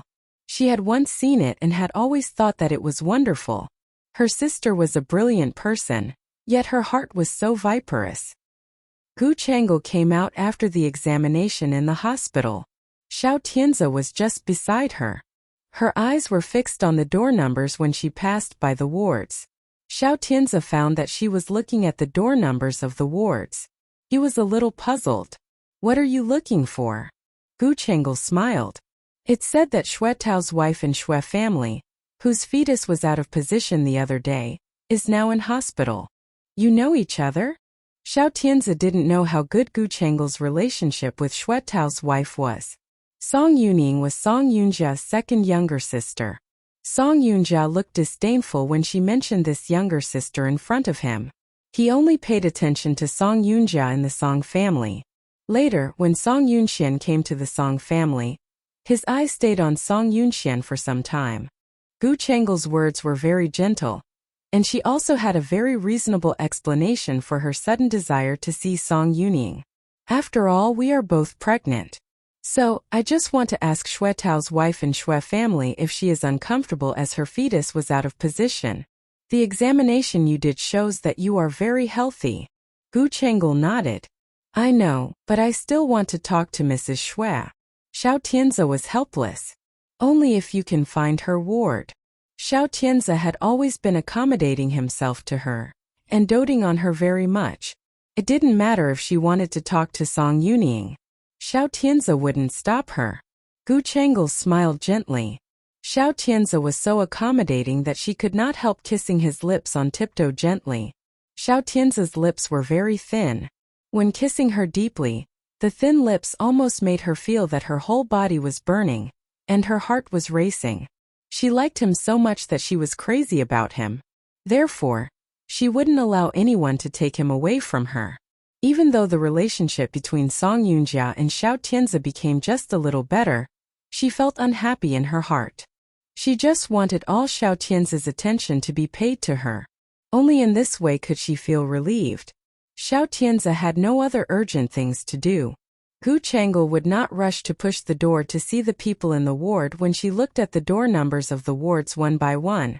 After looking at the door numbers of the wards and walking forward for some distance, she arrived at the nurse station in the ward area. The nurse on duty at the nurse station saw Gu Chang'e's eyes on the door number of each ward all the time. She said curiously, "Miss, which patient do you want to visit?"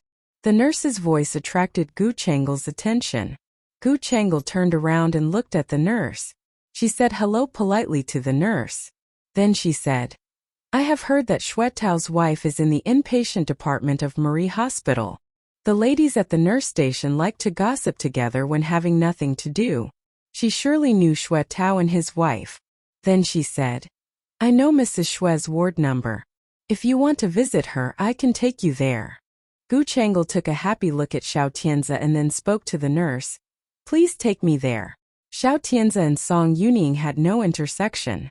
Gu Chang'e wanted to talk to Song Yuning, so he didn't enter. Song Yuning received 2 visitors in one day, which was quite surprising. Especially when Gu Chang'e came to see her, She couldn't figure out the reason at all. Gu Changel closed the door after entering the room and said to her politely, "Hello, Mrs. Xue. Miss Gu, what a rare visitor you are." Gu Changel curved her lips and smiled. There was a kind of cunning that made Song Yuning feel dazzling on her showy makeup. "Does Miss Gu have anything to ask me on this visit?" Ordinarily, these two people did not contact with each other. Now Gu Changel's presence showed that she definitely had something to ask her. Otherwise, she couldn't have come to her all of a sudden. Gu Changel didn't beat around the bush when seeing Song Yuning. She just came straight to what she was going to say, without any intention to conceal anything or talk nonsense. She said, "I just want to ask you how your relationship with Song Yunjia is." Song Yuning understood that Gu Changel came to inquire about Song Yunjia through her. She had been angry about Xue Tao's little bitches in Xue family recently. She really didn't contact with Song Yunjia much. She could only shake her head regretfully. "Miss Gu, you also know something about our Xue family. I'm tied to those trifles. My relationship with my eldest sister is naturally not as close as it used to be when I was not married." Gu Changel raised her eyebrows slightly and could understand what Song Yuning meant. Song Yunxuan's words meant that she didn't want to disclose anything to her. She didn't ask any more questions and changed the topic. "I heard that Mrs. Xue was hospitalized because of your malposition. Are you all right now?" Song Yuning nodded. "Thank you for your concern, Miss Gu. I'm much better now." She didn't have the malposition at all. It was just that her fetus was affected because Xue Tao beat her. She couldn't tell such a shameful reason to the outside world. So, she had to make up an excuse that she had the malposition. But unexpectedly, it brought Gu Changel over. They too talked a lot about the fetal malposition in the ward. Yet Song Yuning didn't show her antipathy towards Gu Changel. She knew that Gu Changel was here to inquire about Song Yunjia. But she didn't make Gu Changel too disappointed. She revealed Song Yunjia's recent situation between the lines. Eldest sister used to work at People's Hospital, and she was a doctor. It was a pity that she resigned recently. Otherwise I could go to the People's Hospital and ask her to take care of me. Gu Changel smiled and said, "Yunjia is a good doctor indeed. After so many years she did a good job. But recently I don't know who framed your eldest sister. He or she plotted such a medical accident which happened several years ago." Song Yunxuan's trap deep in the medical scandal was known to all in Yunqing. Even Song Yuning knew it clearly. She and Song Yunjia had been living in the Song family all the time. When the medical accident happened 7 years ago, she knew quite well about the truth. Song Yunjia made use of the Song family's strength at that time to let the Han family have nowhere to complain and bear the suffering. But Song Yunjia herself didn't expect that things would be disclosed 7 years later. And who disclosed the old story of the eldest sister? Song Yuning surely knew that it must have been her little younger sister Song Yunxian if giving it a thought. Gu Changel looked compassionate. Yunjia is now the public enemy in Yunqing. The evidence prepared by the person who framed her was sufficient. I don't know how can Yunjia explain the medical accident to the public. Song Yuning remained silent. She knew that Gu Changel was just making sarcastic comments. Song Yunjia had been in love with Xiao Tianzi all these years. The Song family was clear about it and Gu Changel was not stupid. 2 women vied for a man and either of them would like the other to die at once. The concern of Gu Changel towards Song Yunjia couldn't be real. Song Yuning declined to comment on the matter. Gu Changel talked alone for a long time but got no response. She felt boring and said, "I saw Mrs. Xue's husband the other day. It seemed that a very nice little beauty was at his side. Is she a secretary?" Song Yuning was like being hit in the face. Her husband's infidelity was told to her face to face. The expression on her face was definitely not good. Seeing the bad look on her face, Gu Changel said earnestly, "That girl is a very good little model in the recent model circle. It's human nature of Mr. Xue to have a crush on her. You need to lighten up a little, Mrs. Xue. After all, every rich man today can be a playboy." The expression on Song Yuning's face was cold. The reason that Gu Changel was unsatisfied and said something about her husband's infidelity was probably that she didn't say much about Song Yunjia. Yet it was bound to happen because Xue Tao had previous records of infidelity. Even though now she had been married to the Xue family, Xue Tao had no intention to restrain himself. Instead, he became more aggravated after her pregnancy. She was speechless. Gu Chengel smiled. Mrs. Xue, you may be unable to get your husband in line, but there is someone you can handle.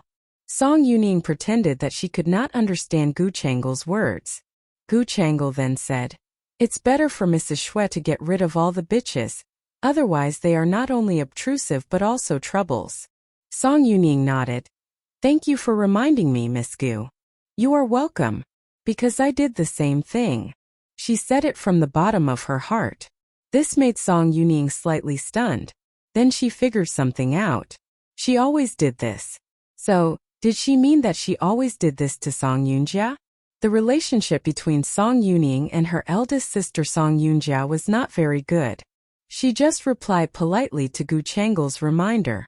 After Gu Chengel had left, Song Yuning called Song Yunxian. "About the eldest sister. Do you mean the medical accident?" Song Yuning nodded. "Yep." Song Yunxian said calmly, "I didn't think that you would ask about it during your pregnancy, but you still asked." Song Yuning felt that Song Yunxian didn't want her to ask about it. But she had said it and she was used to finishing her words. I doubt that Gu Chengel did it. On the other end, Song Yunxian remained silent for a while before she talked. "Gu Chengel went to you?" "She came to the hospital for a test and called on me in my ward." Song Yunxian knew that the relationship between Song Yuning and Gu Chengel was not good. What made Gu Chengel visit Song Yuning suddenly? What did Gu Chengel want to know from Song Yuning?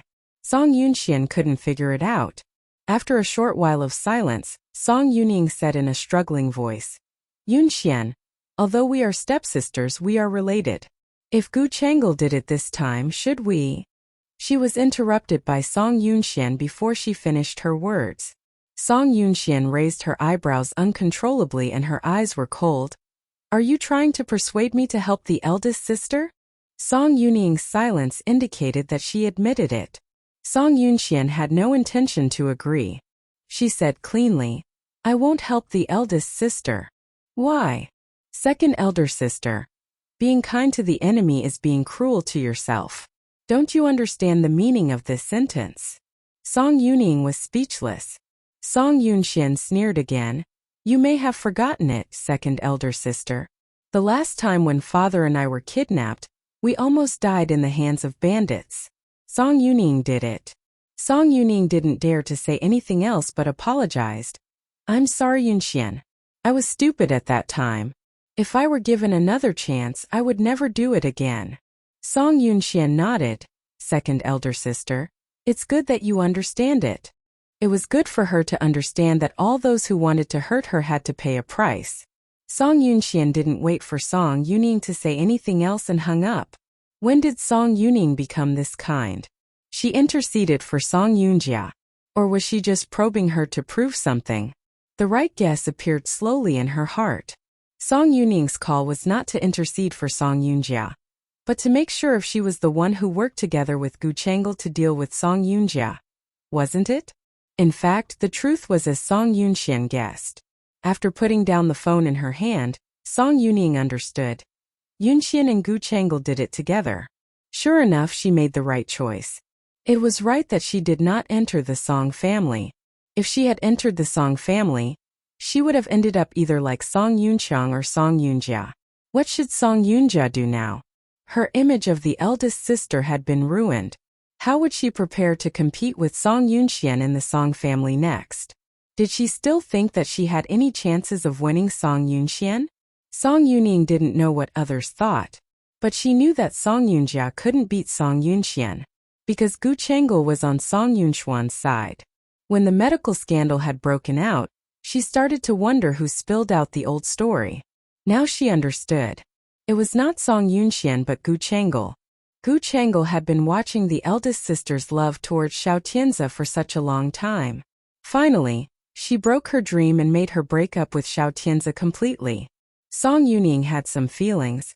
I don't know if the eldest sister can figure out. If she had figured it out now and left the Song family, left Yunqing and no longer contacted Xiao Tianzi, her life wouldn't have been worse. However, as she had been with Song Yunjia for so many years, she knew that Song Yunjia would never give up like this. Since she wouldn't give up, there was nothing she could do even though she was Song Yunjia's younger sister. The public opinion in Yunqing was like a storm. Although the Han family had provided more and more evidence of the medical accident, everyone still paid their attention to Song Yunjia. Even Zhao Yang and Zhou Jian had a dispute over whether the medical scandal Song Yunjia was involved in was true or false. In the Song's office, Zhou Jian, who had been away for many days, unfolded the newspaper for Zhao Yang to read. The evidence has been so conclusive. Don't you believe it? As long as Yunjia doesn't admit it herself, all these slanders can be overturned. Zhao Yang's pale face was filled with anger. Zhou Jian sneered and said, I think you are getting old and confused. Leave me alone. If you stayed in the Song Enterprise and supported Yunjia with me, would Yunxian be able to plot such a thing to hurt Yunjia? Zhao Yang shifted the responsibility to Zhou Jian. Zhou Jian was stunned. Are you blaming me for this? In a word, I will always help Yunjia. Zhou Jian's blood pressure rose angrily because of his old friend's insensibility. He reluctantly contained his anger and talked to Zhao Yang as calm as possible on the sofa. Yunqiang is now in prison. If you have time, I hope you can go to see him. Don't forget what our original intention in the Song Enterprise is. Song Yan is dead. He had given us his son before he died.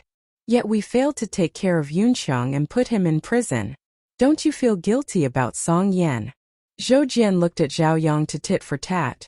Old Zhao, although old Song is dead, I believe that his last testament was just to let me help his children and take care of the Song Enterprise with them. He didn't want us to separate and support his children to fight against each other. Zhao Yang took a sip of tea and wanted to say something else. But just at this moment, a secretary opened the door and came in. Zhao Yang was a little angry. Why didn't you knock before entering? The secretary stepped out of the door with some trepidation. But Zhou Jian said, well, just come in. Remember to knock on the door before entering next time. If you have something to tell me this time, spill it. The secretary stopped now and said to Zhao Yang, Manager Zhao, Manager Song is waiting for you. Zhao Yang and Zhou Jian took a look at each other. They had no intention to get up, feeling antsy. I have no idea why she wants me now. Don't go there with anger. Although Yunxian was a junior, yet you should know that she is not an ordinary girl considering what she has done after she had entered the Song Enterprise. Zhao Yang knew it without Zhou Jian's reminder. Zhao Yang had to go to see what Song Yunxian wanted him for. He raised and walked out. Zhou Jian looked at Zhao Yang's figure out of the room, sighing. The Song Enterprise will finally be different. The medical scandal gained momentum. Because of the scandal of the Song Enterprise, the media contained at the building of the Song Enterprise and the cottage. Song Yunxian saw a group of journalists contained at the door of the cottage when she went out in the morning. Having no choice, she could only call Mei Qi to ask him to protect her. Mei Qi was in a very good mood recently. He teased her leisurely when he arrived. Your old sister is now someone famous in Yunqing. Song Yunxian disagreed with him. My sister is always a person with a reputation. However, she used to have a great reputation while now she had a bad reputation. What feelings would Song Yunjia have after that she went through such a dramatically fluctuating experience? She felt this issue was interesting whenever she thought it. Mei Qi followed her to the building of the Song Enterprise from the back door. The journalists at the building were much more than the journalists at the Song's cottage. Even Mei Qi thought there were too many. Can you imagine what expression your sister will show if she comes here to work seeing that so many journalists are containing her at the door of the Song Enterprise? Song Yunxian wouldn't imagine at all since Song Yunjia had already asked for leave for a week. In this week she would also come to the Song Enterprise for a look. She was so hard to get into the Song Enterprise with the guards carving out a way for her. The journalists asked her fluently. Their voices surrounded her. Miss Song, what's your opinion to your old sister? Song Yunjia's attitude of the medical scandal? Song Yunjia's attitude? She felt it funny. Had Song Yunjia shown her attitude? As she knew, since the medical scandal had begun, Song Yoonja hadn't stood out to say any words. And she didn't make any statement. Such a behavior basically appeared to be a tacit admission of the medical scandal. She couldn't figure out what Song Yoonja was thinking. Would that be better if she tried her best to save her reputation? She shook her head, avoiding answering the rapid-fire questions raised by the journalists. Song Yoonxian walked into the building of the Song Enterprise, showing a no-comment attitude to the questions from the journalists. The journalists couldn't do anything about it. After she went into the Song Enterprise, she heard that Zhou Jian came to the company talking to Zhao Yang personally. Mei Qi felt interesting and suggested, "Manager Song, do you need to have a talk with Zhao Yang?" Song Yunxian didn't think it was a bad idea and said, "Sure. I would like to talk to Uncle Zhao. But if Uncle Zhou comes here, please invite them both." The assistant on duty turned to Zhao Yang's office immediately to invite the two senior managers. After that she heard Song Yunxuan's order. Zhao Yang was invited just now. At this side, Zhou Jian didn't finish his sighing while Mei Qi opened the door and smiled. "Manager Zhou?" Zhou Jian knew that Mei Qi was popular in the company. Being called as Manager Zhou made him flattered. Mei Qi knew that Zhou Jian wasn't really surprised. He was just acting as a response. But Mei Qi didn't care about it and said, "It has been a long time since Manager Zhou hadn't come to the company. Hearing that you are here, Manager Song wanted to have a small talk with you. I was just in better spirits. It has been so long that I hadn't come to the company. I felt boring. So, I came here without an invitation." Not in the least. He also knew Mei Qi was not somehow fuel-efficient lamp. Otherwise, he wouldn't be chosen by Song Yunxian to be her assistant. After talking with Mei Qi for a while, he said, Yunxian was an outsider before she entered into the company. But it was found that old Song didn't choose the wrong one. Yunxian indeed was a great successor. The words were needless to say. It was obvious to all people in Yunqing. Nowadays Song Yunxian had handled her brother decisively, like cutting off some vegetables in the Song Enterprise. She had started to handle her own sister. Everyone knew that this daughter of the Song family was hard to be trifled with. The people in the upper class used to secretly laugh at the little girl who came from a town. Now they gradually created a new impression on Song Yunxian. Even some financial magazines compared her with the Yunqing's legendary girl Gu Chang'e. After she entered the Song Enterprise, Zhou Jian sighed. It was rare to see such smart girls in the business circle in Yunqing. Then he seemed to recall something. He added, "Except Gu Chang'e, who has already passed away," saying that he showed pity. Gu Chang'e indeed was a legend on running business. But she was unlucky to pass away so young. The sentence made Mei Qi's eyes dark. When Gu Chang'e was little, she called him teacher. He taught Gu Chang'e how to run business and deal with others. But he didn't expect that Gu Chang'e lived such a short life. Such an intelligent girl passed away. Manager Song is waiting for you. Being reminded by Mei Qi, Zhou Jian seemed to recall something and smiled. Human being. If you get old, you would be garrulous. You see, when I started garrulous, I nearly forgot the important stuff. He smiled and made jokes with Mei Qi. Mei Qi accepted his attitude when he made fun. After a few minutes, when Zhao Yang arrived at Song Yunxuan's office, did Zhou Jian arrived. Zhao Yang was surprised. He turned to look at Zhou Jian, who gave him a wink. Then he coughed without saying anything. There were only Zhao Yang, Zhou Jian, Mei Qi and Song Yunxian in Song Yunxuan's office. The assistant went out after she served the coffee. The four sat around the tea table. Song Yunxian smiled. Uncle Zhou hadn't come here for a long time. Do you feel better? It's much better, as I rested this period at home. Song Yunxian nodded. Zhao Yang meant to pull Zhou Jian back. No one expected that. After Zhou Jian said that sentence, he went on. But the doctor in my house is alarmist. He said that once I start to work, the condition will get worse. Damn. These family doctors all like to scare patients.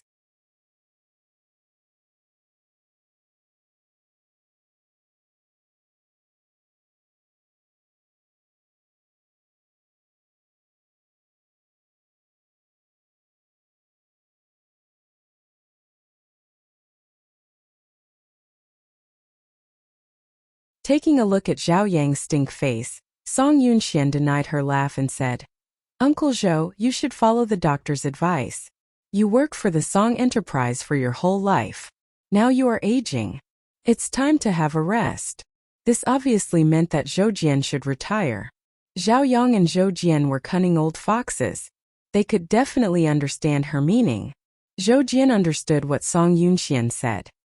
He showed no signs that he was unwilling to retire. He nodded with a smile, repeatedly saying that Song Yunxian was right. But Zhao Yang was unwilling. He frowned and looked at Song Yunxian.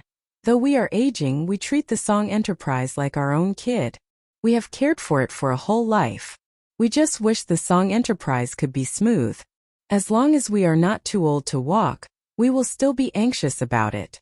We have to give our hands to support it still. Song Yunxian smiled. Uncle Zhao is right. The words Zhao Yang said were high-sounding. Song Yunxian knew his thoughts. He just wanted to help Song Yunxian. Compared to him, Zhou Jian was smarter than him. Zhou Jian knew that they were in a busted flush after Song Yunxian got jailed. He already started to arrange well his sunset. But Zhao Yang still wanted to do something in the Song enterprise. Nowadays Song Yunjia was stuck in the medical scandal. How many people in the Song enterprise would still support her? She was curious. Uncle Zhou, today I asked someone to invite you here. I have another important issue actually. Zhou Jian drank coffee. He definitely knew what issue she was going to say. He still played the fool. Yunxian, what important issue you want to tell us? Song Yunxian seemed to glance at Zhao Yang unconsciously, saying, Recently my sister's issue is a hype. My sister delays her work because of it. She asked me to give her a 1 week off. I don't know what uncles think if I permit her vacation at this point. Would that impact the Song enterprise? Zhao Yang could nearly imagine Song Yunxian would announce the demotion to Song Yunjia the next. So he said immediately to stop Song Yunxuan's words. This thing was created out of thin air by the media, making Yunjia received so much blaming. We all knew whether it was out of thin air or not. But if the media always contained at the front door of the Song enterprise, it will impact us. If Yunjia has taken a week off, we could just tell the media about that. If we tell them, they would not contain at the front door of the Song enterprise like that. Song Yunxian nodded.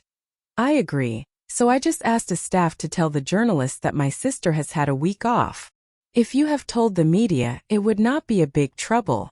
Song Yunxian put her sight on Zhao Yang's face, finding that Zhao Yang's expression was kind of relaxed. Zhao Yang was cunning. So was Zhou Jian. It was hard for her to deal with two old foxes. But now Zhou Jian would not help Song Yunjia anymore, only leaving Zhou Yang to fight. Zhou Yang wanted to keep Song Yunjia by himself. That was too vagarious. After Zhao Yang said that, Song Yunxian continued, If the media could relieve, it will not bother staff in the Song enterprise to get in and out to work. I'm afraid that if the media knows the time when my sister will come back to work, they will continue. That will be trouble. Just a 1 week vacation. But the scandal might not be pressed down in 1 week. If the issue got more and more serious in a week, the journalists who came to contain would be more. Song Yunxian could figure out. Of course Zhao Yang and Zhou Jian could understand as well. Zhou Jian understood Song Yunxuan's meaning. He was wondering whether he should follow Song Yunxuan's words. Zhao Yang was in a dark face. He was afraid that Zhou Jian would say something terrible. But what he was afraid of just happened. He even couldn't give Zhou Jian a wink before he started to talk. Zhou Jian said, Yunjia is in a high position. It will cause great influence if she leaves for so long time. Why not just demote her and extend her vacation properly? When Zhao Yang called Song Yunjia's face was numb. Zhao Yang felt a little guilty. Yunjia, I'm sorry. I tried to fight for you, but I failed. Song Yunjia was a general manager in the Song enterprise. In fact, it was a high position. Zhou Jian had already asked for an extended vacation in the company. Now it was Song Yunjia's turn. Song Yunxian never allowed her subordinates to take a position without work. A veteran like Zhou Jian couldn't be punished as a warning. It could only be Song Yunjia who just entered in the company to work. Song Yunjia could understand Song Yunxuan's meaning. She also knew what Song Yunxian was thinking. She nodded and said to Zhao Yang, "Uncle Zhao, please don't feel sorry. Now I am framed and slandered by someone. It is good for me to a vacation. But Yunxian only permitted you to have a vacation for 1 month." Saying that made Zhao Yang himself feel embarrassed. A month's vacation. How many sudden changes would happen in a month? Song Yunxian had many ways to kick Song Yunjia out of the Song enterprise after a month. Song Yunxian knew what Zhao Yang was worried about because she was worried about the same thing. However, the issue developed to that stage. It was in vain to struggle and resist. They would rather calm down to figure out what else they could do than just rack their brains to think ideas. Her voice gradually calmed down. She started to comfort Zhao Yang instead. "Thanks to Uncle Zhao that you have been worried about me for this period. Now I will take a vacation. After I heal and re-energize, I will come back to the company to dust off." Hearing what she said, Zhao Yang was a little rest. Song Yunjia hung up after talking a few words. Zhao Yang hung up first. The phone was still in her hand. She held the phone with her fingers for a long time to loosen. When she felt her fingers were painful, she put down the phone while the nails were dug into her palms. She squinted her eyes. She didn't believe that she would fall down heavily because of Han Mei. No one should mention these things happened so many years ago. But Song Yunxian knew it. The dean in the People's Hospital betrayed her. What tactics did Song Yunxian play to make it? She wanted to meet the dean in the People's Hospital. She wanted to figure out the context of the issue. Thinking of it, Song Yunxian immediately took the key of her car and went out.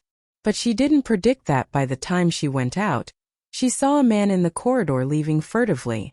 She chased after him several steps, seeing there was paint spilled to the floor. Maybe someone in the apartment building was decorating. She didn't care too much. She went downstairs to the garage to drive her car.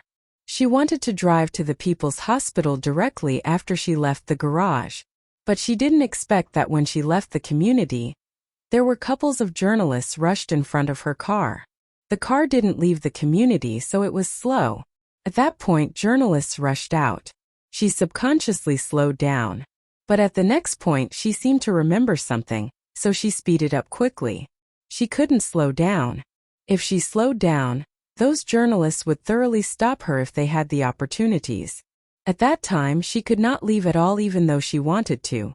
She didn't want to face the journalists, so she had to quickly drive away. The car speeded up with her mind changed. The journalists thought if they flooded to her, she would hit a brake. But they never expected that Song Yunjia didn't hit a brake and speeded up instead. Seeing the car crazily rush to them, the journalists split out. A journalist who was carrying a video camera could not move as fast as others. When the car rushed to him, he had nowhere to avoid, so he was knocked out. Being knocked out suddenly, the machine in his hands fell to the ground and broken into several parts. Other journalists all went to check that journalist's condition after seeing that. Song Yunjia only glanced at the journalist coldly through the rearview mirror. Then she drove to the road outside the community straight, saying 2 words, "You deserved it." Song Yunjia's car speeded away. The journalists were too late to chase after the car. They all gathered to check the journalist who got injured, giving him proper emergency treatment and making the emergency call. When Song Yunjia arrived at the People's Hospital, she coincidentally met the ambulance in the People's Hospital drove away with the shining emergency light on. Song Yunjia didn't care about where the ambulance destined to. She just wanted to meet the dean of the People's Hospital as soon as possible. She wanted to know who betrayed her. She knew exactly about the office of the dean of the People's Hospital. She easily found the door of the dean's office. She lightly twisted the handle, finding that the door was not closed. She was about to push the door to open while she heard the voice passed. It was the dean's voice, which she was familiar with. She worked in the People's Hospital for nearly 10 years. She was well acquainted with most of the backbones in the People's Hospital. She could tell their voice immediately. The dean's voice was reverent. He was kind of afraid of the person. Song Yunjia opened the door a lot more. Through the crack of the door, she heard the dean was talking on the phone. He bowed a little, showing a groveling attitude. Song Yunjia was quite familiar with his behavior. Being in society for so many years, of course he would be reverent to talk to the person who was noble, and he didn't dare to provoke. The dean had worked in the people's hospital for so many years. He would always be like this when talking to people who were above him. Song Yunjia was wondering who he was talking to in such a reverent attitude, but she did not figure out. She heard the dean sighed bitterly. I have followed your orders. I have helped the Han family to settle down. What? Where do they live? The dean was helpless. Miss Song Yunxian of the Song Enterprise helped them to settle down after they arrived at Yuncheng. I have no idea about where they live. Was Song Yunxian protecting them? That was not a surprise. After all, Song Yunxian was her deadly foe. Now she was a thorn in her flesh in the Song Enterprise. It was no wonder that she would use these tactics. But now who was talking to the dean on the phone? Was Song Yunxuan's companion? She couldn't figure out and hoped to get the information about that person through their conversation. However, the dean didn't call the person anymore till he hung up. When the dean hung up, he heard the door was knocked. He was angry. He hadn't turned around yet but started to scold. Who allowed you to enter without permission? After scolding that, the dean turned around and suddenly saw Song Yunjia. The expression on his face changed dramatically. But to Song Yunjia, the behavior of the dean was because of feeling guilty. Song Yunjia used backhand to close the door. She said with a cold face, I didn't expect that you could betray me without a word, Dean. The dean was too guilty to say anything. He didn't know how to answer Song Yunjia. Song Yunjia walked to him. Who was calling you? The dean shook his head, trying to show an expression which was not so guilty to face her. Yunjia, though the thing had been hidden for so many years, it's indeed our fault and we are sorry to the Han family. It was different stuff that whether it's our fault and whether you could betray me. Song Yunjia insisted to ask who he was talking to on the phone. Dean telling me the one's name would be better for you. The dean's hair already turned into white. He was aging. He just wanted to have a stable life. But now the accident was given away. He could not live in peace anyway. Song Yunjia insisted to ask who was talking to him. He could definitely not say Gu Chengel name. He chose to say nothing. Song Yunjia asked him several times but she did not get any answers from the dean. She couldn't help asking, Dean, don't you feel regret after betraying me in such a way? Yunjia, you have to know. I am helpless with this stuff. You have worked in the people's hospital for so many years. Don't you know I treat you as well as Xiao? If the medical malpractice was caused by Xiao Tianzi at that time, will you betray him without hesitation like now? Hearing Song Yunjia question, the dean shook his head. Yunjia, that person would never let me frame Tianzi. The sentence made Song Yunjia surprised. Suddenly there was a person striking in her mind. I got it. She knew who the person was. What kind of person would be willing to betray her, and see her meeting with trouble while unwilling to betray Xiao Tianzi and make him hurt and framed? There was only one. She knew who she was. She felt funny. She never expected that the truth was like this. She couldn't help smiling and shaking her head.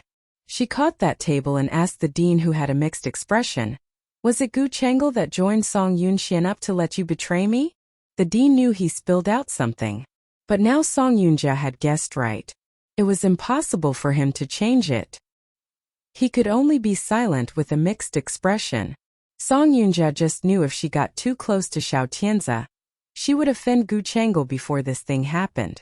But she never expected that when she was not ready to offend Gu Chengel openly, Gu Chengel had already planned to frame her to doom eternally. She licked her lips, getting pale on her face. The dean just sighed continuously. Seeing the depressed face of Song Yunjia, he wanted to comfort her. Yunjia, though the thing has been given away to the media and public, it doesn't mean you will be ruined because of it. There must be other ways to handle. Song Yunjia glared at the dean. What was the way to handle? I would like Dean to show me the right direction. Song Yunjia said in such a polite way to the dean, making the dean feel chill in his heart. He couldn't figure out how to comfort Song Yunjia but said, Yunjia, you are still young. If you give up some obsessions and quit, You could have a very happy life. Song Yoonja sneered. Quit? Why do I have to quit? She seemed to hear the funniest joke in the world. Song Yoonja asked the dean. Why would I quit? The dean looked at her sad look and couldn't help but say, Yoonja, I know you have worked hard for many years here, but there are some things that can't be changed anyway. Do you mean that I compete with Gu Changle for Tianza? The dean nodded. I can see that Tianza really likes Miss Changle while he and you are just normal colleagues and friends. I don't believe it. Song Yoonja said absolutely. She did not believe that Xiao Tianza had no affection for her. She had met Xiao Tianza earlier than Gu Changge. She had been with Xiao Tianza for so many years. She had been willing to do everything for Xiao Tianza. She was willing to help him with even the most dangerous things. But what about Gu Changle? She was always ill and she was a burden. She couldn't even have a baby with Xiao Tianza. If Xiao Tianza chose her, he would be 100 times happier than that with Gu Changle. She believed so. So she was always standing by Xiao Tianza's side. She believed that as long as she stayed with him, he would find that she loved him more than anyone else when he looked back after a while. She believed that Xiao Tianza would come to realize and be with her. However, it was too late this time. It was so late that she felt she couldn't endure anymore. She turned around and walked outside. Seeing her walking outside, the hospital president thought she was going to do something impulsive. He couldn't help but followed some steps and called her. Yoonja, what are you going to do? When Song Yoonja stepped out of the door, she paused slightly and said absolutely. I want to take back what belongs to me. Xiao Tianza should like her. She had done so much for him and Xiao Tianza should be with her. She didn't want to continue to endure. Since Gu Changle had already been against her, why didn't she fight back freely? Maybe after this time Xiao Tianza might choose her. She went down to the parking lot to drive. However, as soon as she left the hospital, she heard the sound of a police car. The moment when she stepped out of the hospital's main entrance, she saw someone wearing a Yunqing police uniform approaching her. Next to the police, a reporter pointed at her. It's her. She ran over Yang Qing. When the police came towards her, Song Yoonja's mind was a little flustered.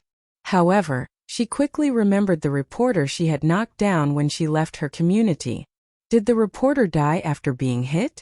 She pursed her lips and wanted to turn around and run away. However, the only rational mind left told her that she should not turn around and run away at this time. She needed to stay here. Otherwise, turning around and running away would only make her a hit-and-run driver. And it would cause difficulties for those who would come to bail her.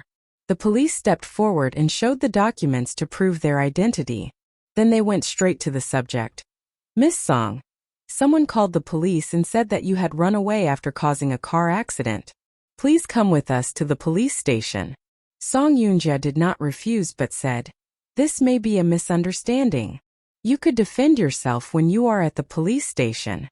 Song Yoonja said calmly, please let me call my lawyer. The police had no right to refuse her to call her lawyer. However, instead of calling her lawyer, Song Yoonja called Xiao Tianza. Half an hour after Song Yoonja arrived at the police station, Xiao Tianza brought his lawyer to bail her out of the Yunqing police station. Xiao Tianza didn't understand. What's going on? Touching her forehead, Song Yoonja responded in a bad mood.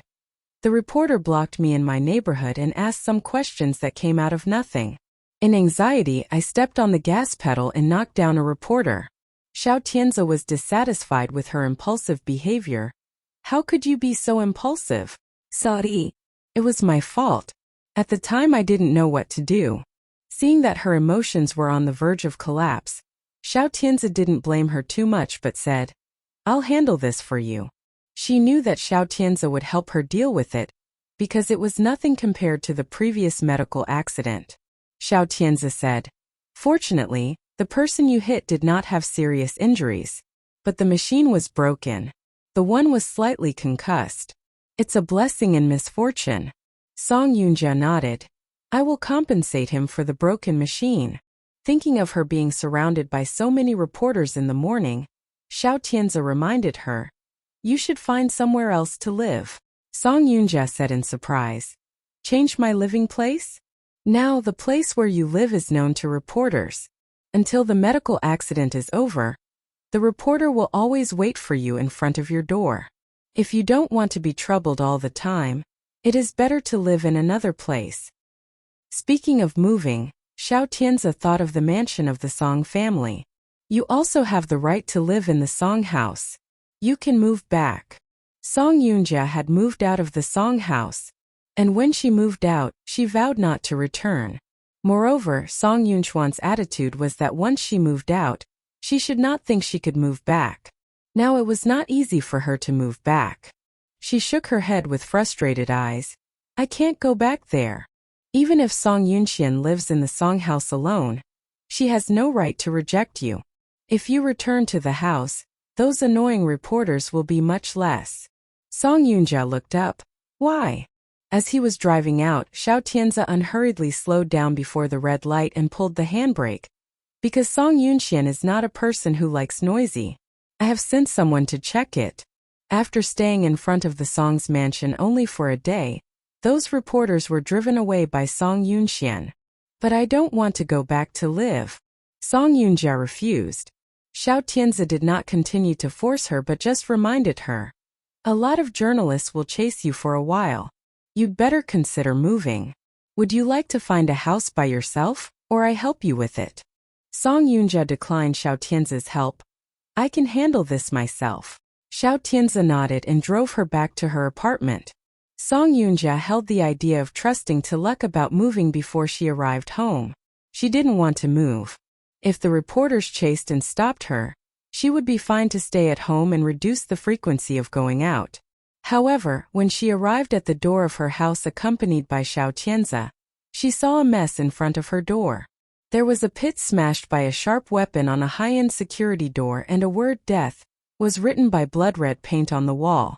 Song Yunjia had never been threatened in this way. She stood still, and her eyes popped with terror for a while. Seeing this scene, Xiao Tianzi couldn't help but tighten his eyebrows. It seemed that someone in Yunqing had developed extreme aversion and hatred for Song Yunjia. Corruption of medical ethics could indeed arouse public anger. Song Yunjia had to move. Xiao Tianzi took out his mobile phone. This is terrible. I'll call the police. Song Yunjia grabbed his hand. No, don't call the police. I'll just move. Xiao Tianzi was very worried. This time it is intimidation. The next time it may get worse. It is better to call the police. Xiao Tianzi's words made sense. Song Yunjia took out the key to open the door. Unfortunately, the keyhole was also blocked with glue. After Xiao Tianzi called the police came over to take a look and take notes. Song Yunjia's face grew paler. Xiao Tianzi helped her find someone to unlock the door, and then supported her to walk into the house. The home was not damaged and everything was very neat. Xiao Tianzi gave her a glass of water from the kitchen. After pulling her long hair behind her ears, Song Yunjia immediately started consulting the housing agent and the moving company. However, to her surprise, after knowing her name, each agency said that no landlord was willing to rent the house to her every time they called to ask them. She consulted several companies in succession and each responded to her like this. A little frustrated, she just left the phone off and put her hands to her face, trying to calm down. Looking at her like this, Xiao Tianzi said after thinking for a moment, "You can move to one of my houses. Forget it. I just stay here. Even if I move, those people will surely find and come to destroy my new home." She covered her face with her hands. Although it was simple to say, her mood was very bad. She had never suffered such grievances in her life. Before, Song Yan had put her in his palm and taken care of her. But now everything had changed. The old accident was exposed. And in a flash, she couldn't even find a place to settle in Yunqing. After she lost all reputation, everyone considered her as a shameless scum. Public outcry had driven her to the teeth of the storm. She had become a target of public criticism in Yunqing. I never thought that there would be such a day before. She covered her face with her hands as tears couldn't help but came out through her fingers. Her back was fragile and weak. Her long hair was sorrowful. Her body shuddered slightly because of crying and her long hair slipped off her thin back. Song Yunjia that Xiao Tianze had seen before was confident and beautiful. In his anticipation, Song Yunjia might not have the appearance of painful weeping for a lifetime. However, Song Yunjia now seemed to be forced into despair. And he failed to help her in time to prevent her from falling into a desperate situation. He put his hand on Song Yunjia's back gently and said with a soft voice, "Live with me." Song Yunjia's body was stiff for a moment, but she still lowered her head and didn't move. Seeing that she didn't move, Xiao Tianze said again, "Come and live in my house. Live with us." "You?" Song Yunjia looked up and asked him. Xiao Tianze nodded. "Changel and me. Come and live with us." Living with Xiao Tianze was her dream. But living with Gu Changel did not make her happy. She did not answer Xiao Tianze immediately. Xiao Tianze believed that she was going to refuse. So he said, "You can live in the Xiao's house for a time. Reporters will not make a fuss about the Xiao family, so you can temporarily live a peaceful life." Song Yunjia lowered her eyes and expressed worry. "But Changel won't refuse. Would you like to come to live in the Xiao's house?" Xiao Tianze spoke softly, and his eyes fascinated her. Although Song Yunjia's voice was trembling slightly, she spat out clearly, "Yes." Not many people knew the day Song Yunjia moved into Xiao's house. However, it's enough to make Song Yunjia's life in the Xiao's home colorful and difficult. Even only Gu Changel knew it. Gu Changel watched the servants busily help Song Yunjia to remove the luggage from the car with an unhappy face and dark eyes. Xiao Tianze came in with Song Yunjia. Looking at these two people, Gu Changel unexpectedly found that they were a well-matched couple as they stood together. There was a smile on her lips. She walked towards Xiao Tianze. "Tianze, what's going on?" Xiao Tianze reached out and took Gu Changel's hand with a little apology and said, "I forgot to discuss it with you first. I let Yunjia live with us for a short time. Will she always live in Xiao's house in the future?" She had doubts in her eyes. Song Yunjia laughed in her heart. Yeah, this was the day she had even begged for in sleep. She finally moved into Xiao's house and would be able to live under the same roof with Xiao Tianze in the future. It just made her feel so excited. Xiao Tianze responded, "Yes." Gu Changel grasped Xiao Tianze's hand and her fingers slightly tightened. With his gaze falling on her face, Xiao Tianze found that she was not happy. So he embraced her in his chest and apologized near her ears. "I'm so sorry, Changel. I didn't discuss it with you earlier." Now that things had happened, Gu Changel's objection was useless. The one had already reached the door of Xiao's house and all her luggage had been moved in. If Gu Changel had continued to object, she would have been regarded as a person who was narrow-minded and indifferent to others' misfortunes. Her gentle image would be significantly reduced in Xiao Tianze's heart. She had no choice but to accept the fact that Song Yunjia had moved in.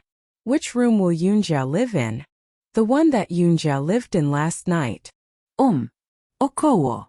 Gu Changel nodded gently. After her sight fell on Song Yunjia for a while, she turned away. "I'm not feeling well. I want to go back to my room and rest. Please call me at lunch." Xiao Tianze helped her up. "I'll accompany you to your room." Then he turned around to order the butler. "Please show Yunjia her room. I'll accompany Changel upstairs." "Yes, Mr. Xiao." The butler bowed to show his compliance. After entering her room supported by Xiao Tianze, Gu Changel spoke with an unhappy expression. "Why didn't you inform me that Yunjia would move in? I know it's wrong, but Yunjia is in a bad situation right now. You can see it, right?" Gu Changel nodded. "I know." She certainly knew Song Yunjia's tragic situation at present, and she couldn't wait for her to get worse. However, Xiao Tianze lent Song Yunjia a hand at this moment. Moreover, he let Song Yunjia move in the Xiao family in such a grand manner. It was a greater threat to her. She would never allow this threat at her side for any longer. "Is Yunjia still working in the Song enterprise? Our home is a little far from her office. I remember you bought a house near the Song enterprise, didn't you? Is that called Longyue or something else?" Gu Changel tried hard and wanted Xiao Tianze to change his mind and to send Song Yunjia to live outside. However, Xiao Tianze did not want Song Yunjia to live outside. Changle, listen to me. Yunjia is condemned by the public in Yunqing now. If she is not protected by bodyguards, she will be threatened no matter where she lives. So you let her live in our home? Gu Changle asked back. Xiao Tianzi took a breath. Can't you tolerate Yunjia? Xiao Tianzi's sight was obscured by his glasses. However, Gu Changle also could see his annoyance in his eyes clearly through his transparent glasses. Was he dissatisfied with me? Was he dissatisfied with her because she couldn't tolerate Song Yunjia? She wanted to have a big row with him right now about Song Yunjia's moving in, but she knew she couldn't. If she did so, she was no different from a vixen in the street scorned by everyone. She needed to handle this matter calmly. Even if she nursed a grievance in her heart, she couldn't say it out. Yes, I can. She heard her clearly set out the answer against her will. Xiao Tianzi nodded and put his fingers on her shoulder. I'm happy with your answer, Changle. You should know Yunjia is our friend. Without Yunjia, there would be no our life of today. I know. Of course, she knew that Xiao Tianzi wouldn't have been successful like today without Song Yunjia. Song Yunjia had helped him to win Guchanga and murder Guchanga. Such a woman with a heart as malicious as snakes and scorpions was a rare good helper. It was precise that Xiao Tianzi could successfully get to where he was today because of a woman like Song Yunjia. With present achievements, it was not only Xiao Tianzi who was grateful to Song Yunjia. Even Gu Changle felt very grateful to Song Yunjia. She was grateful to Song Yunjia for building up such an excellent man for her. However, no matter how much Song Yunjia had helped Xiao Tianzi, she would not allow Song Yunjia to get involved in the world of their two. She nodded to express that she would treat Song Yunjia with kindness. Xiao Tianzi gently saw her lay down and fell asleep. After making sure she was asleep, he smoothed her hair and pulled the quilt for her before leaving. However, the moment Xiao Tianzi opened the door and walked out, Gu Changle opened her eyes. She didn't fall asleep at all. Song Yunjia's arrival prevented her from falling asleep peacefully. She sat up, looked at the closed door and frowned a little. Song Yunjia's apartment was splashed with paint. It was immediately exposed that she had it reported to the police and searched for a new place to live because of the damage to her house. After the press conference, the Han family was repeatedly interviewed by reporters. When a reporter asked whether that Song Yunjia's home was splashed with paint was related to them, the Han family categorically said that it was not them. Moreover, they said that they would ask for justice and fairness from Song Yunjia through the legal approach. The day after Song Yunjia moved into Xiao's family, the Han family filed a lawsuit in the Yunqing court, and they wanted to fight against Song Yunjia.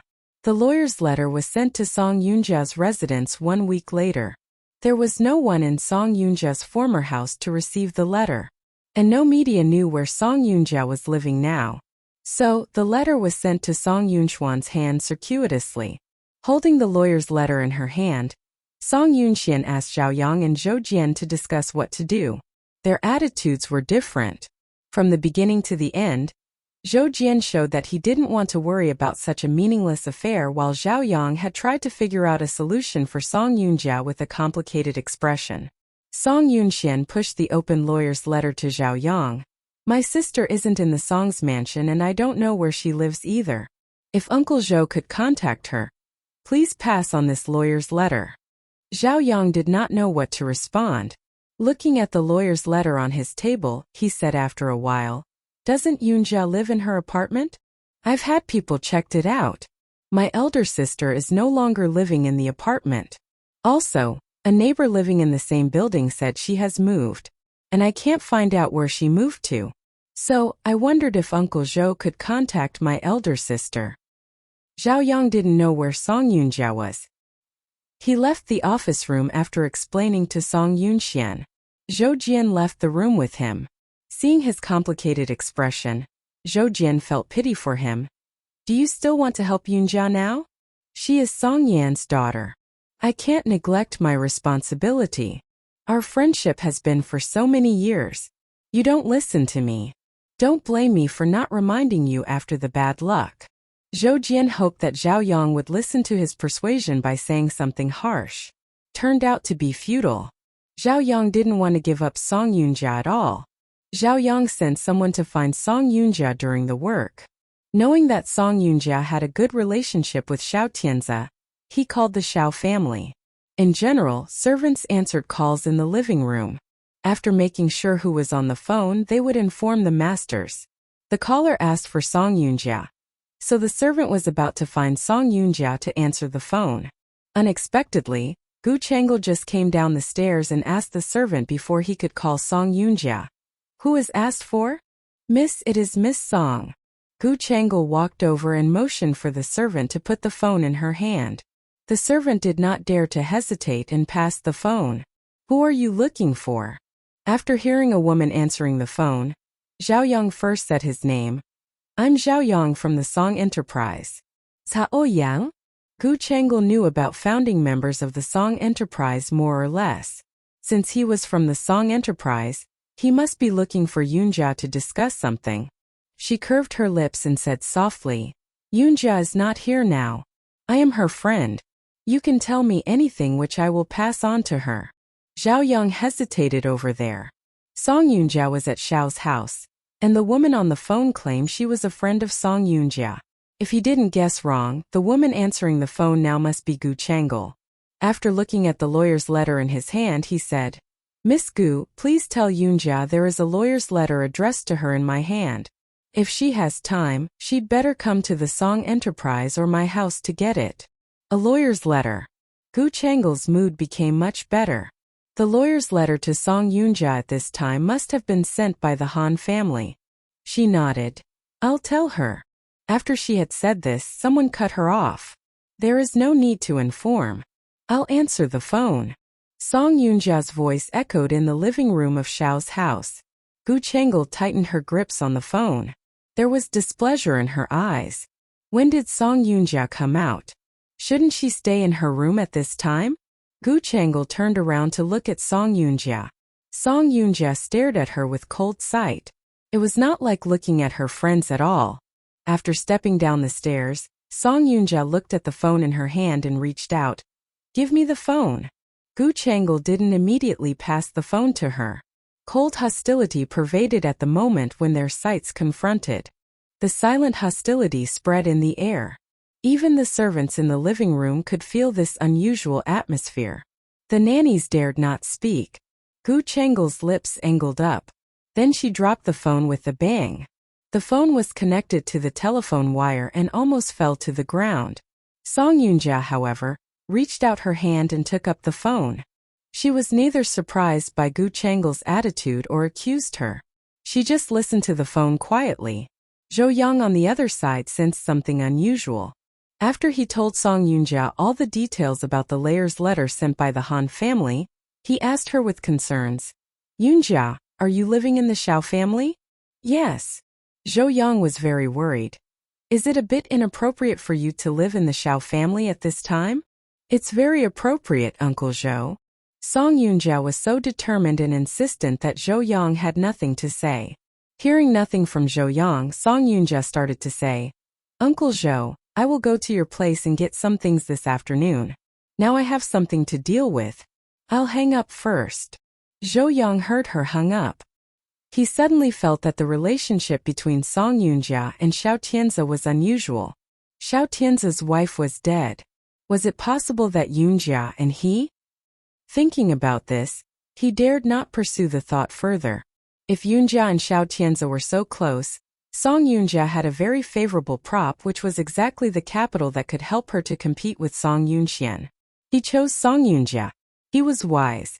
After Song Yunjia finished the call, she saw Gu Chang'e standing by with her arms folded. Her eyes towards Gu Chang'e were filled with ridicule and sarcasm. Yunjia, why do you suddenly become so unkind to me? Song Yunjia put the phone away. She gave her an irrelevant answer. This Xiao family was previously called the Gu family. The Gu family has always been Gu Chang'e's. I never thought that one day I could move here. So, did you deliberately soften Tianze up and then move in? Song Yunjia smiled slightly with pride in her eyes. You may say that. Gu Chang'e's eyes were filled with anger. She couldn't help scolding. Bitch! Song Yunjia didn't mind. Such a language attack couldn't beat her. Today Gu Chang'e and she completely fell out. Now that she had decided to do that, what was there to be scared of? You have no right to scold me. You are the one who started to play tricks and betrayed me, aren't you? Gu Chang'e's eyes changed. Thinking of that, she contacted the dean of the People's Hospital and sold out Song Yunjia. She asked her, "You knew it?" "Yes." Song Yunjia looked at her. "I didn't expect that you would join hands with Song Yunxian against me. After all, I have ever saved your life."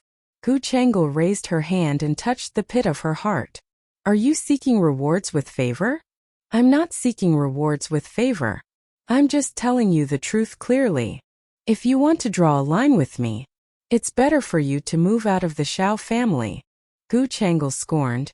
"Now you are dependent on others for a living. How could you have the prestige to tell me to draw a line with me? The Xiao family doesn't belong to you but Xiao Tianzi." Song Yunjia turned around. She walked to the sofa and sat down steadily. "I lived in because Tianzi invited me here. I won't leave here until Tianzi asks me to leave by himself. You have no right to drive me out. Falling into this situation, you have become more and more shameless." Song Yunjia. Gu Chang'e gnashed her teeth with hatred. She had been knowing that Song Yunjia was a proud person who couldn't stand that other people saw through her and insulted her. Gu Chang'e had thought Song Yunjia would move out of the Xiao family automatically since she had hitherto said. She didn't expect that Song Yunjia was determined to stay at the Xiao family this time. She had really changed. "What's your purpose to live here? Don't you know my purpose?" Song Yunjia asked her instead. Of course, Gu Chang'e understood what did Song Yunjia wanted to do. Her purpose was Xiao Tianzi. "Haven't you given up Tianzi yet?" Song Yunjia smiled. "Why should I give up Tianzi? I have been a friend with him for so many years. I don't believe that he doesn't know my feeling. Even though Tianzi knows your feeling, he will not respond to you. I advise that you'd better give him up. I didn't express my thought before because of your bad health. I have been hiding my feeling and refusing to express it for so many years. Now I want to tell you clearly." Gu Chang'e looked at her coldly. "What do you want to tell me clearly?" "I want to compete with you for him." Her voice was soft, but a kind of persistence could be heard from it. She wanted to compete with Gu Chang'e. She wanted to make a bet. She didn't believe that Xiao Tianzi only cared for Gu Chang'e instead of her. Gu Chang'e listened to her. She couldn't help laughing out loud. "I don't think you know your limitations. You can have a try whether I know my limitation or not." The expression on Gu Chang'e's face gradually became serious and cold. Her eyes also became frightening. If Gu Chang'e's eyes could be turned into sharp blades, she really wanted to break Song Yunjia's body into pieces at this time.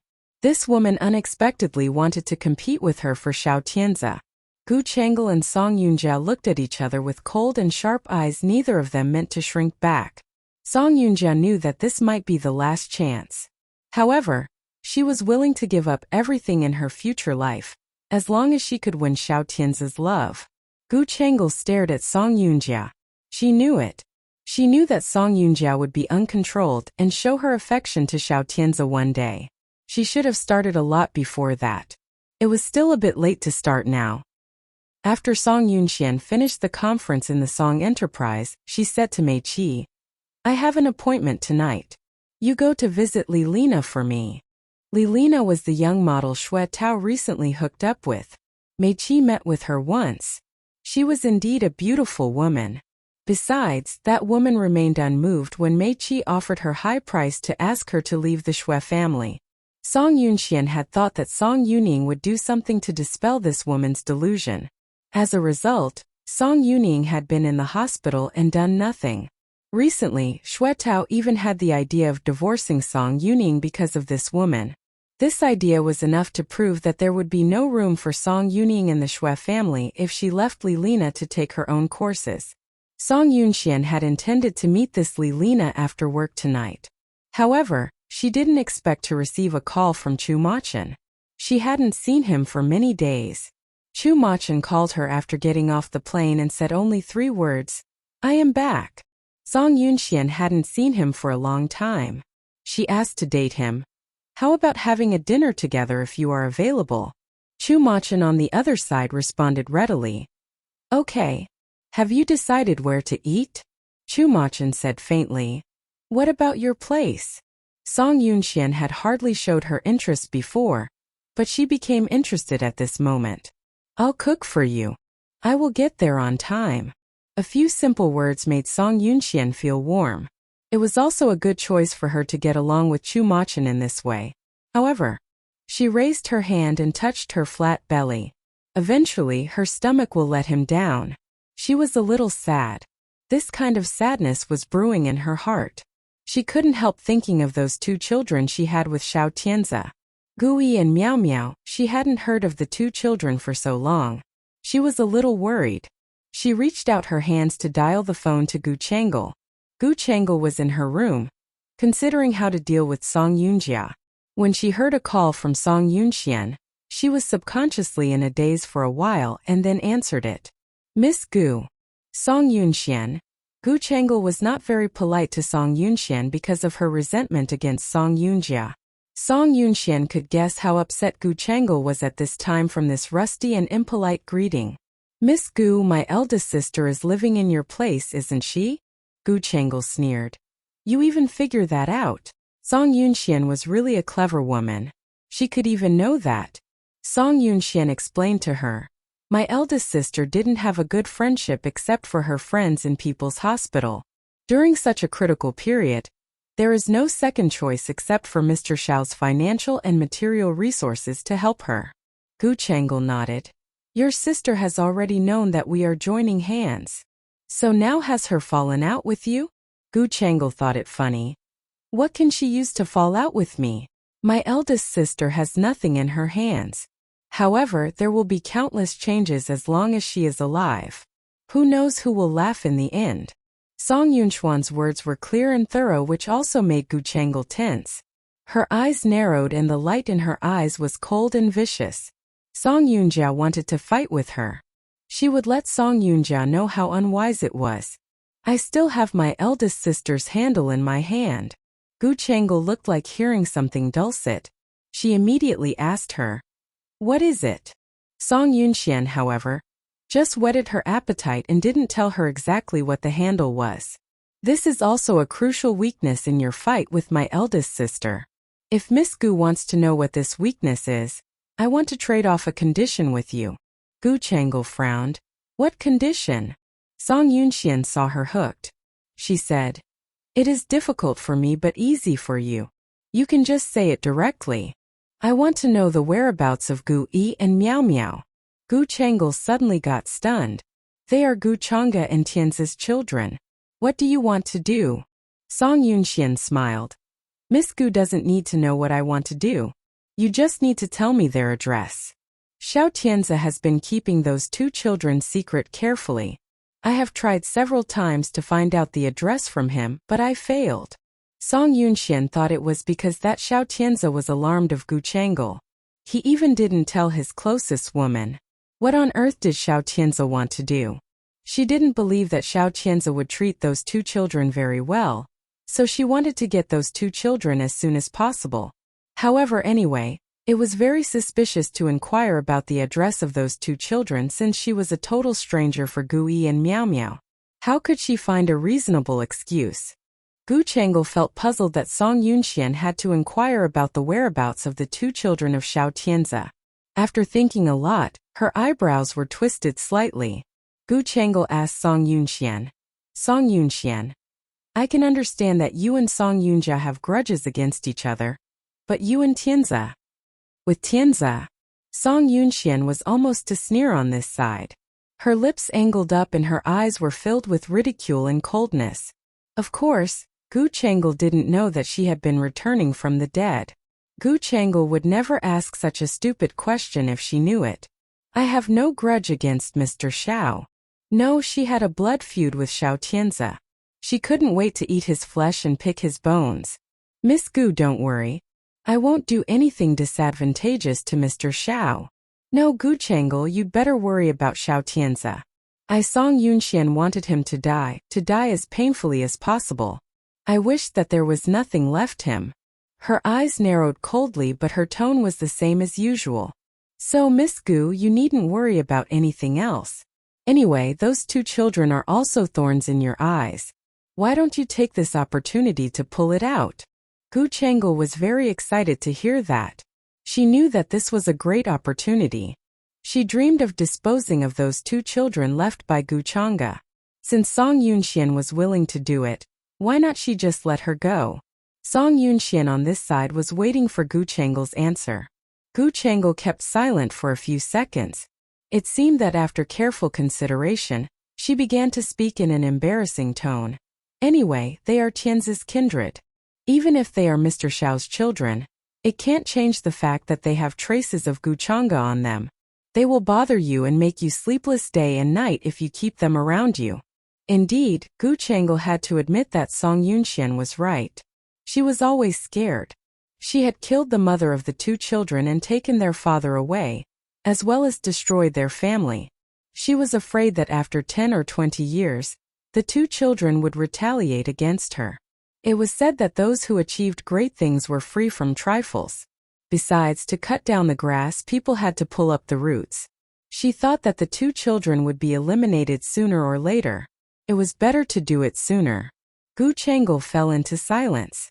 Song Yunxian on this side seemed to be able to understand what she thought. She asked her again, "Has Miss Gu decided yet?" Gu Changel squeezed her lips before she said, "I'll try my best." Hearing those words, Gu Changel just said gently, "Okay." After that, she just hung up. She waited for Gu Changel to give her the news. She also believed that Gu Changel would be able to get Gu Yi and Miao Miao's whereabouts from Xiao Tianzi. Although Xiao Tianzi had never mentioned it to her, he still might not resist Gu Changel's coaxing and pestering. She knew this woman had a number of methods to manage it. Putting down the phone, she kept silent for a long time in the large office chair behind the desk. It wasn't until Mei Qi came over and knocked on the door that she pulled her thoughts back. "Manager Song?" Song Yunxian turned around and saw Mei Qi, who opened the office door halfway. She looked at him slightly. "What happened?" Mei Qi smiled. "Nothing else. I'm just to remind you that it's time to get off work." Song Yunxian remembered Song Yuning's problem, but she also remembered that she had promised Chu Machin to have dinner together tonight. Coincidentally, both of these things were equally important.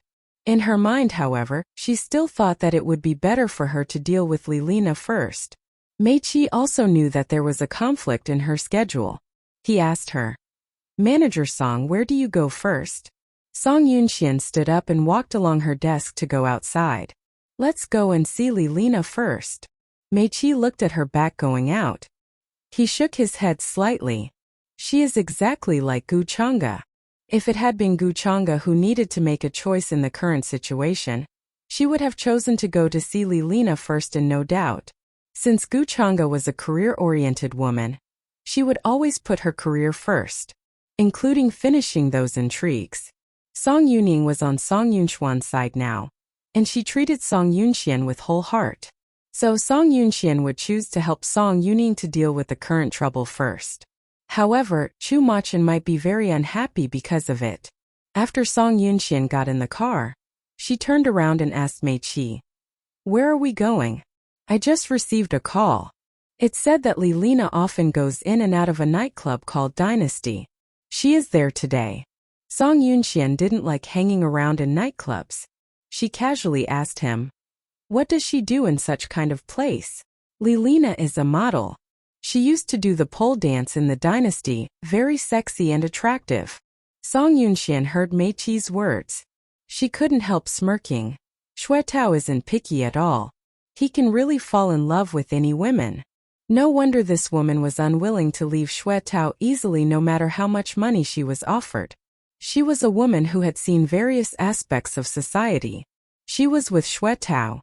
If someone gave her money, she would not satisfy but raise the price. However, Song Yunxian didn't think she was smart enough because Lilina didn't consider it clear whether she could raise the price all the time. After Song Yunxian got out of the car, she entered the hall of the Dynasty under the guidance of Mei Qi.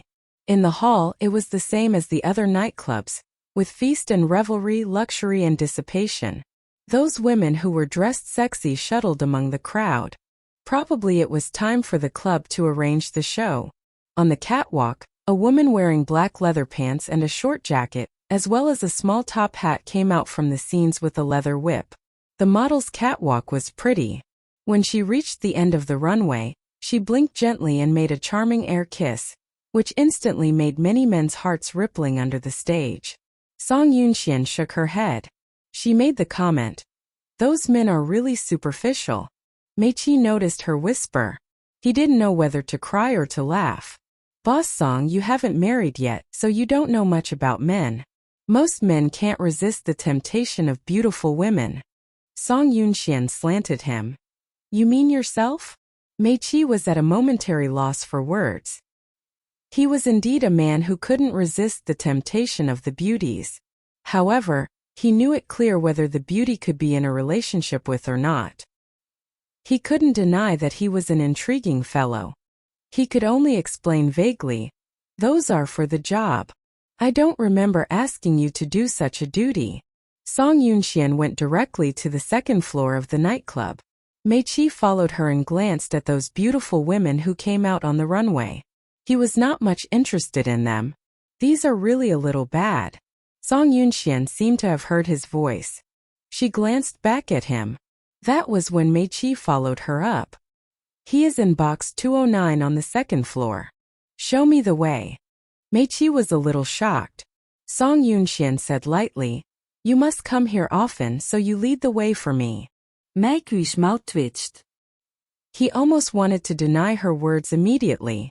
However, Song Yunxian didn't even look at him after saying that. She went upstairs. Now Meiqi himself didn't think he need pretend he hadn't been here. He was very familiar with this place. To be precise, he was very familiar with all the nightclubs in Yunqing. So, he could take Song Yunxian to the designated box easily. As soon as they reached the door of the box, they saw a man coming out of the room holding a woman's shoulder with a drunk smile on his face. He was talking with drunk hiccup while walking. "I'm telling you, Song Yuning. In our Shui family. She is a bitch." Song Yunxian raised her eyebrows uncontrollably. Meiqi heard and knew the one who said that. He saw a woman dressed a hot miniskirt with a slender figure was helping Shui Tao walk to the restroom. He said to Song Yunxian, "Manager Song, that is Li Lina." Song Yunxian responded lightly. Li Lina, who had walked out a few steps, had extremely sharp ears. She seemed to hear someone call her name and wanted to look back. Shui Tao was so drunk that he grabbed her waist with one hand and carried her in his arms. Li Lina wore high-heeled shoes that were more than 10 centimeters in height. Being grasped like this, she walked with faltering steps. Once Shui Tao grasped her, her ankle was turned. Ouch! People didn't know if she was intentional or not. Li Lina's coquettish voice was particularly high. Song Yunxian also felt very harsh when she heard that. Song Yunxian watched with a cold eye. She saw that Shui Tao hold her immediately. Shui Tao said in panic, "What happened, Lily?" Li Lina took the opportunity to look back. Song Yunxian stood still and watched her in the distance. Li Lina had never seen Song Yunxian herself before, but she had seen her appearance on the financial magazine and TV in Yunqing. She knew that Song Yunxian was a girl in the Song family. She also knew that Song Yunxian was less than 20 years old this year. So, she took no notice of Song Yunxian when Meiqi came to talk with her. Now she saw Song Yunxian herself. She felt that Song Yunxian was very different from her imagination. The girl was looking at her coldly. Although she was young in appearance, her eyes didn't look immature at all. When Song Yunxian was looking at Li Lina, the light in her eyes seemed that she was watching a funny clown. She was so superior, proud and calm. Li Lina felt that Shui Tao loved her so much because of her tricks which didn't anger Song Yunxian at all. However, Song Yunxuan's indifferent and unfriendly attitude towards her was fatal to her. Li Lina didn't want to be exposed to Song Yunxian like this anymore. She stood up from the floor with Shui Tao's assistance. She wanted to leave here hurriedly. "Tao, let's go to the restroom first." Shui Tao was so drunk that he patted on her butt, smirking. "You are so thirsty, aren't you?" Li Lina just wanted to take Shui Tao away quickly. Shui Tao, however, didn't understand why Lilina was so anxious. He grabbed her in his arm and wanted to kiss her in the corridor of the nightclub. Song Yunxian turned around and didn't want to see Xue Tao again. She walked directly towards the box where Xue Tao came out. She only instructed Mei Qi before she walked. "Invite my brother-in-law to come here." Lilina's face turned pale suddenly when she heard Song Yunxuan's words. Song Yunxian wore delicate black calf leather gloves. Mei Qi walked towards Lilina and Xue Tao after Song Yunxuan's instruction. Lilina saw Mei Qi coming to them. She was in a hurry and pushed Xue Tao away, who was going to kiss her. She reminded, "Your sister-in-law is here." "My sister-in-law?" Xue Tao was drunk, but he sneered scornfully. "Song Yunxian? That little bit." Without finishing his words, he was punched to the wall by the fist. "Ah!" Lilina, who was next to her, screamed out in horror. Song Yunxian looked coldly and indifferently at Xue Tao, who had been beaten, and Lilina, who was screaming with her head covered. Lilina covered her head for fear that Mei Qi would punch her in the face. Song Yunxian had some disdain in her eyes. Seeing Xue Tao fall from the wall, she bent her lips and said, "Once you have sobered up, let's have a talk, brother-in-law." The brother-in-law, called by Song Yunxian, made Lilina tremble with fear. She had been wandering in sex clubs for many years. She knew clearly when to stay and when to leave, as she had changed from a young girl to an old hand. In such a situation, she should definitely leave. She took her fingers off her head with trembling and saw that Song Yunxian had turned to the door of the box. Lilina planned to leave secretly. But no sooner had she turned around than she heard Song Yunxuan's cold voice. "Miss Lilina, don't hurry to leave.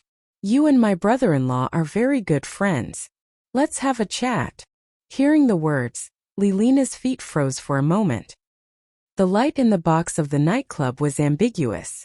The friends who played with Xue Tao in the box had already fizzled out on seeing the hot situation. Only Lilina was named, so she could not slip away. She had heard about Song Yunxuan's before and knew that there was a Chu family that every single woman wanted to curry favor with, backing her up. Although she could despise Song Yuning, who was Song Yunxuan's second elder sister, yet she had no courage to show a sneer or ridicule to the baby girl in front of her.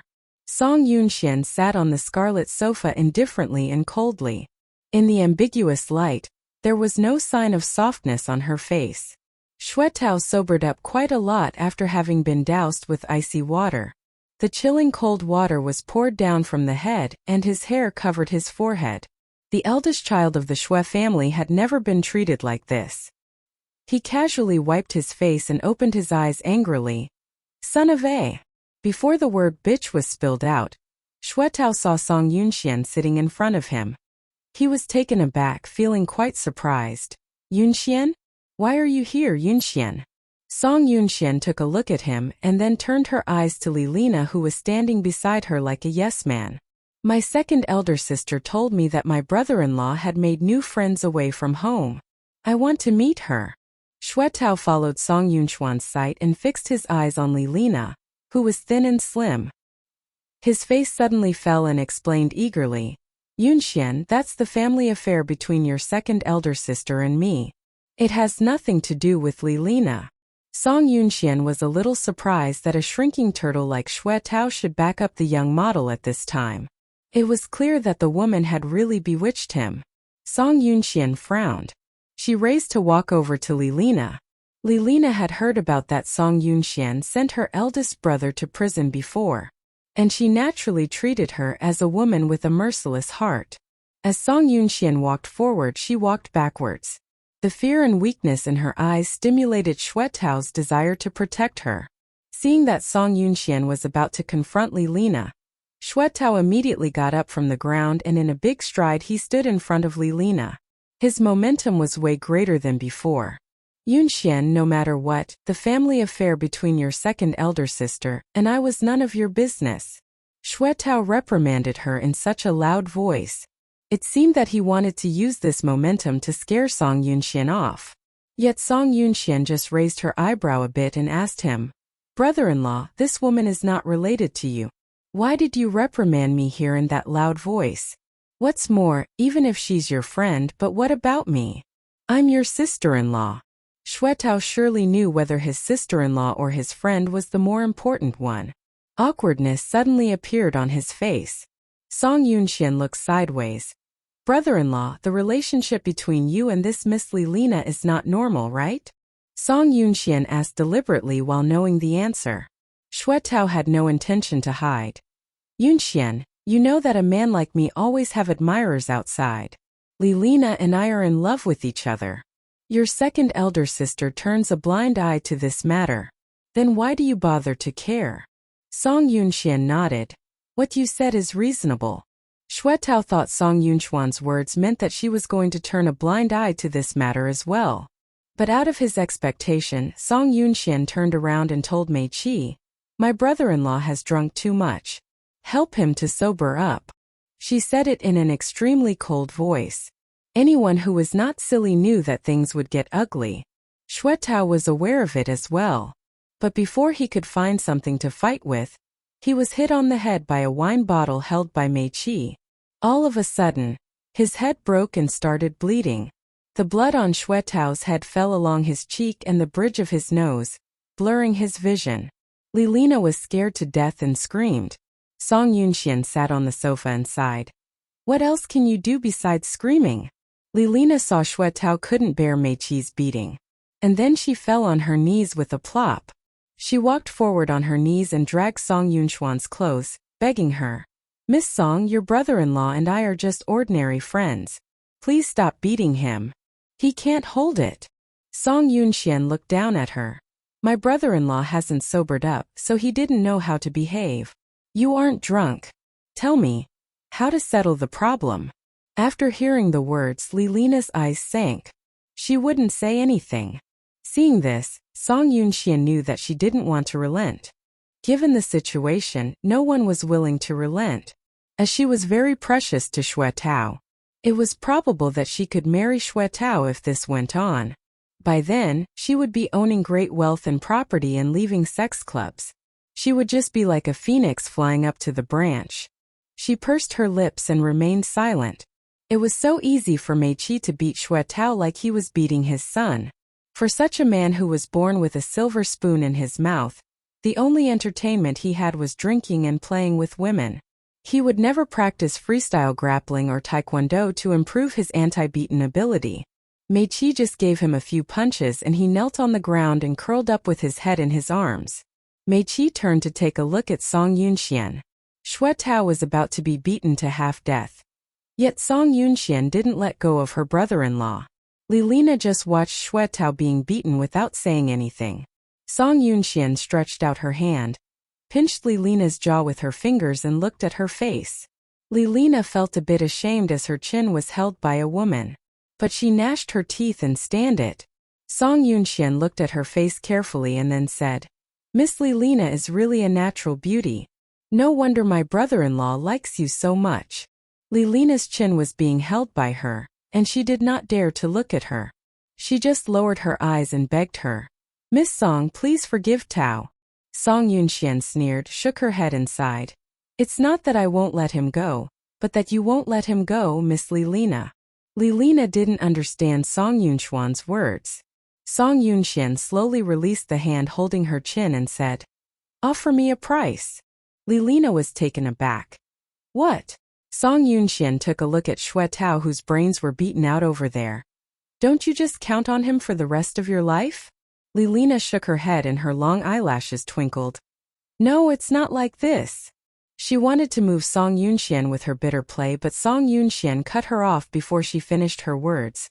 Right, you don't want to be well provided for, but to be able to be wealthy and live a luxurious life, right? Lilina had a look on her face which suggested that she was darkened. Tears in her eyes could not help but flow down. She cried and shook her head. No, I really like Xuetao. I really love. Smack. A loud slap fell on Lilina's face. Song Yunxuan's slap was so loud that Mei Qi, who heard the clapping, stopped beating Xuetao. Xuetao was lying on the ground as if he had been dead. Lilina was slapped onto the ground. Song Yunxian took back her hand and sneered at her coldly. If you are just greedy for money, then I may let it go. But you use your love towards Xuetao as a decoy. I hate greedy women like you the most. Lilina's plan was exposed. She bit her lips secretly and her eyes became much fiercer. She had been with Xue Tao for such a long time and had been jockeying to curry favor with Xue Tao. Xue Tao had taken no notice of the real wife, but out of her expectation, a quite officious sister-in-law suddenly appeared. What a hassle!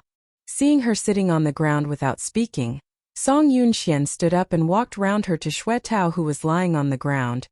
Brother-in-law, the lady you found would rather watch you get beaten to death than leave you. She took a thoughtful look at Lilina over there and her voice was a bit more meaningful. Tell me, does she like you or your money? Blood came from his throat and filled his mouth. Song Yunxuan's words were so sharp that his messy brain gradually woke up. His eyes, which were blurred by blood, turned to look at Lilina. Lilina seemed to feel his sight and turned back to look at him slowly. It was like she was about to say something. Song Yunxian raised her eyebrows slightly. Brother-in-law, I was going to give her a blank check to let her leave you. Although the method is a bit old school, yet it's effective for those women who are greedy for money. It's a pity that the one you found this time really doesn't like my money. She felt a little regretful and signed Mei Qi to help Xue Tao up from the ground. Brother-in-law, now you have almost sobered up. How about you talking to her now? Xue Tao's teeth were bleeding because of the beating. While he was helped to get up, he spat a mouthful of blood onto the ground. Seeing him spitting some blood, Lilina stood up from the ground and rushed to help him up. Xue Tao was helped to stand up by her, and his face became ugly for a moment. Seeing the subtle change in his facial expression, Song Yunxian smiled coldly. Then she asked Mei Qi to leave the box with her. As soon as the door was closed, Mei Qi rubbed his wrist, which hurt because of beating Xue Tao. This brother-in-law of yours really has some physical resistance against beating. You hit him really hard. Song Yunxian took a look at him. Mei Qi shrugged. I can't help it. I haven't hit people for quite a long time. I can't tell the difference. Song Yunxian didn't mean to blame him. Anyway, after the beat, he should be able to understand something. Song Yunxian called home after she left the nightclub. After Nurse Wang received the call, she couldn't help pressing her. Miss Child Chu has arrived. Song Yunxian nodded.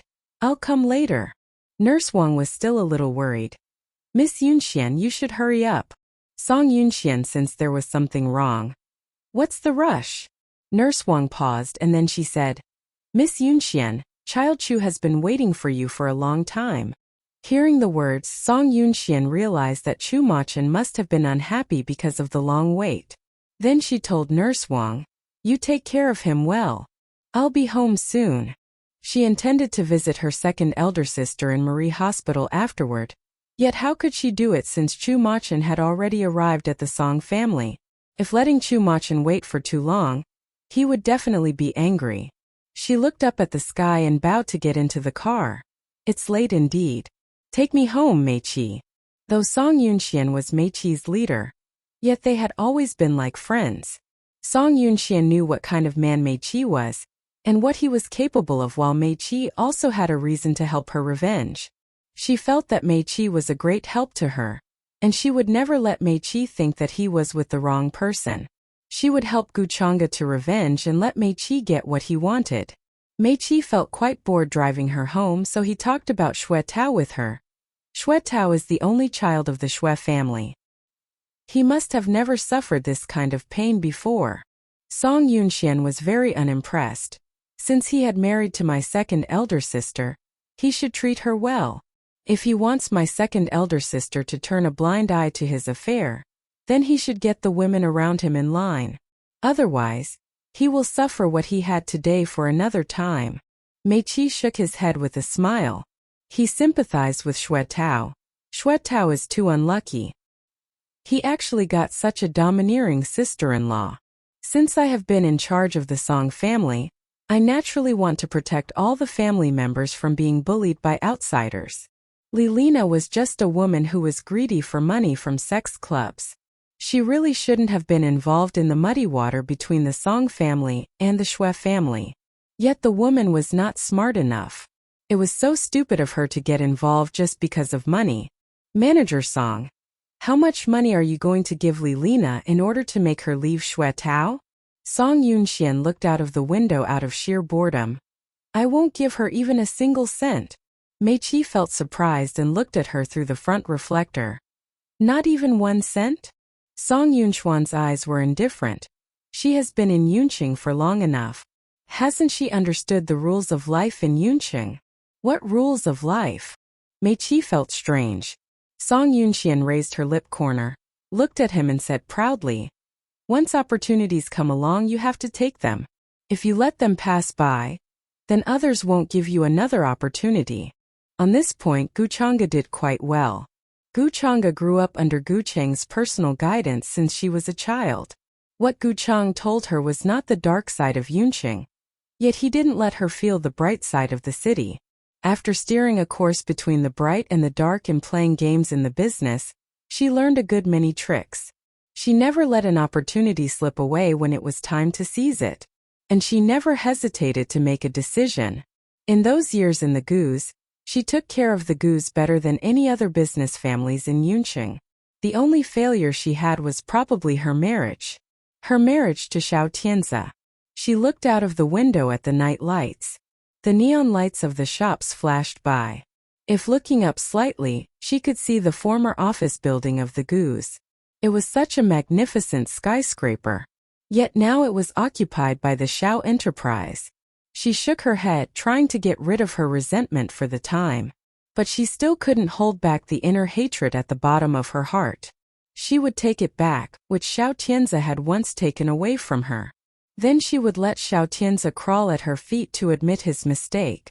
She wanted Xiao Tianze to know that Gu Chang'e was still alive. Her dark eyes were fixed on the skyscraper of the Xiao Enterprise. Her pupils were deep and dark like ink. Gu Chang'e felt a little uncomfortable. She didn't want to finish the food because of the slight sense of vomiting. The nurse next to her saw that she was uncomfortable and asked her with concern, Miss Gu, do you want me to call in a family doctor to have a check? Gu Chang'e was about to nod. She had always been protecting her belly. Naturally, once feeling a bit uncomfortable, she would hope that a family doctor could come and have a check. But just as she was about to nod, Xiao Tianze at the door came in. The document bag in his hands was picked up by a house servant. The long thin fingers pulled the necktie at his neck. And then he put on his slippers at the porch and walked into the living room. The nurse called Mr. Xiao on seeing him back. Xiao Tianze nodded. Gu Chang'e also talked to him sweetly. Good evening, Tianze. Are you tired today? Gu Chang'e had always been so considerate in caring for him. So he liked Gu Chang'e all the time. But now when he saw Gu Chang'e's cheek, he thought that she had lost a lot of weight recently. It was actually not easy for her to be pregnant. But now that she tried so hard to be pregnant, it made him somewhat worried. The nurse knew Gu Chang'e's temper and could read her mind, so she asked Gu Chang'e again, Miss Gu, do you want to ask the family doctor to come and have a check since you are not comfortable? Xiao Tianze himself was a doctor. Although he had resigned from People's Hospital, but he could still give pregnant women an examination. He sat on the sofa and asked her, What ails you? Just feeling sick. Did you still vomit badly today? Gu Chang'e shook her head and said, No. I just felt sick when was drinking afternoon tea. The tea time was at 3 or 4 o'clock in the afternoon, but Gu Chang'e's sense of vomiting still remained. Xiao Tianze thought for a while and told his servant at last, Go and call in a doctor. Gu Chang'e heard Xiao Tianze's order and said nothing else. Just after the nurse went for a doctor, she took Xiao Tianze's hand and said something about Song Yunjia. Yunjia has been in her room for the whole day. I'm a little worried about her. Her eyebrows were folded and her look while she was caring for someone was very beautiful. Although she and Gu Chang'e were sisters and had been living together for quite a long time, their characters were totally different. Gu Chang'e was determined while Gu Chang'e was decent. Any man in the world would like a woman who was soft like that. Even owning a woman like Gu Chang'e would make a man enjoy the pleasure of conquering. However, men of this kind were so few. Even Xiao Tianze, who had been her husband and owned her for many years, had never felt that he had conquered her. Gu Chang'e's temperament showed that she could never be defiled. Yet Gu Chang'e could induce men's commonest reveries. Gu Chang'e saw that Xiao Tianze was not speaking. She looked up at the second floor. The dinner is about to be ready. I'm calling Yunjia down to have dinner. Xiao Tianze looked at her pale face and gently pressed her on the sofa. You are not feeling well. Wait downstairs. I will call her to come down for dinner. Hearing this, Gu Changel nodded. In recent days, rumors about Song Yunjia had been all around Yunqing. The Han family was in harsher pursuit of Song Yunjia because of the medical accident. The Song Enterprise had already asked for a long leave for Song Yunjia. The leave was so long that Song Yunjia could be swept out during this period while she was away from work. Zhao Yang was as anxious as an ant on a hot pot in the Song Enterprise. But Song Yunxian handled affairs so coherently that Zhao Yang didn't know what to do. He had no choice but to let it go. A little bird told Zhao Yang that Song Yunjia was close to Xiao Tianze. So he called the Xiao Enterprise several times. Now Song Yunjia had been given a long holiday by Song Yunxian. There is nothing he could say. The only thing he could do is to let Zhao Yang come here to visit Song Yunjia when he was available, and tell him that Song Yunjia had not been well recently. Zhao Yang and Song Yunxian were friends only on the surface. Those who preferred to be close to Song Yunqiang in the Song Enterprise all turned their coats after Song Yunqiang's imprisonment. Some of them had already curried favor to Song Yunxian like weathercocks. Song Yunjia's present situation in the Song Enterprise was quite terrible. Xiao Tianze came to the door of Song Yunjia's room on the second floor and knocked on it. No one opened the door. Xiao Tianze frowned and knocked again. Yunjia, come downstairs for dinner. There was still no answer. Xiao Tianze felt a little strange. He reached out and twisted the door handle, but he found that it couldn't be opened. Song Yunjia locked the door from the inside. He felt bad at once and called out to the servant downstairs. Fetch me the spare key to Yunjia's room now. The nurse was a bit taken aback when being called like this. And then she hurried to find the key to the door of Song Yunjia's room. Gu Changel downstairs heard Xiao Tianze's voice and knew that something was wrong. She got up from the sofa and went to the second floor. What's the matter? Tianze. She hurried upstairs and saw Xiao Tianze flinging himself against the door of Song Yunjia's room. Gu Changel frowned and had a bad premonition in her heart. Xiao Tianze looked anxious. No matter how I called, there was no response inside. Could Yunjia commit? Song Yunjia had been the apple of Song Yan's eye since childhood. She had never been so severely criticized by the public. Now her reputation was ruined, and she was despised by the people in Yunqing. For her, it was really an earth-shaking change. In this case, Song Yunjia could probably do something bad during her depression. Gu Changel felt somewhat angry seeing Xiao Tianze flinging himself against the door, yet she took a bit dark pleasure. It would be great if Song Yunjia had been died because of her depression at this time. However, she didn't believe that Song Yunxian would commit suicide after living in the coveted Xiao family. The nurse downstairs hurriedly sent the key to the second floor. Mr. Xiao, this is the key to Miss Song's room. Gu Changel was going to take the key to Xiao Tianze. But out of her expectation, Xiao Tianze was so worried that she grabbed the key from the nurse's hand. Song Yunxian suddenly felt jealous and resentful when she saw Xiao Tianze grabbing the key so aggressively. She was just a dependent. Why Xiao Tianze was so worried? He should have loved her with all his heart. Why did Xiao Tianze start caring about Song Yunjia after she moved in? Did Xiao Tianze also like Song Yunjia in his heart? She pursed her lips when watching Xiao Tianze insert the key into the lock hole. Seeing the door got opened, she was suffering from unbearable jealousy which was burning her. There was a bloody smell in the magnificently decorated European-style room by the time they opened the door. As Xiao Tianze had been a doctor in the People's Hospital for so many years, he was sensitive to the blood. After he entered the room, he got into a panic. Something terrible happened.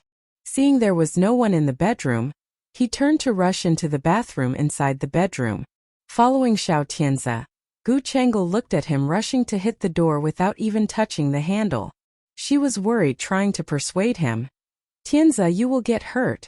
Let me ask the servant to find the key. She turned to find the servant. However, the impatient Xiao Tianze didn't listen to her at all. He just directly knocked against the door. It was lucky that the door wasn't too hard to open. He just hit it about 3 to 4 times to bang it open with strong power.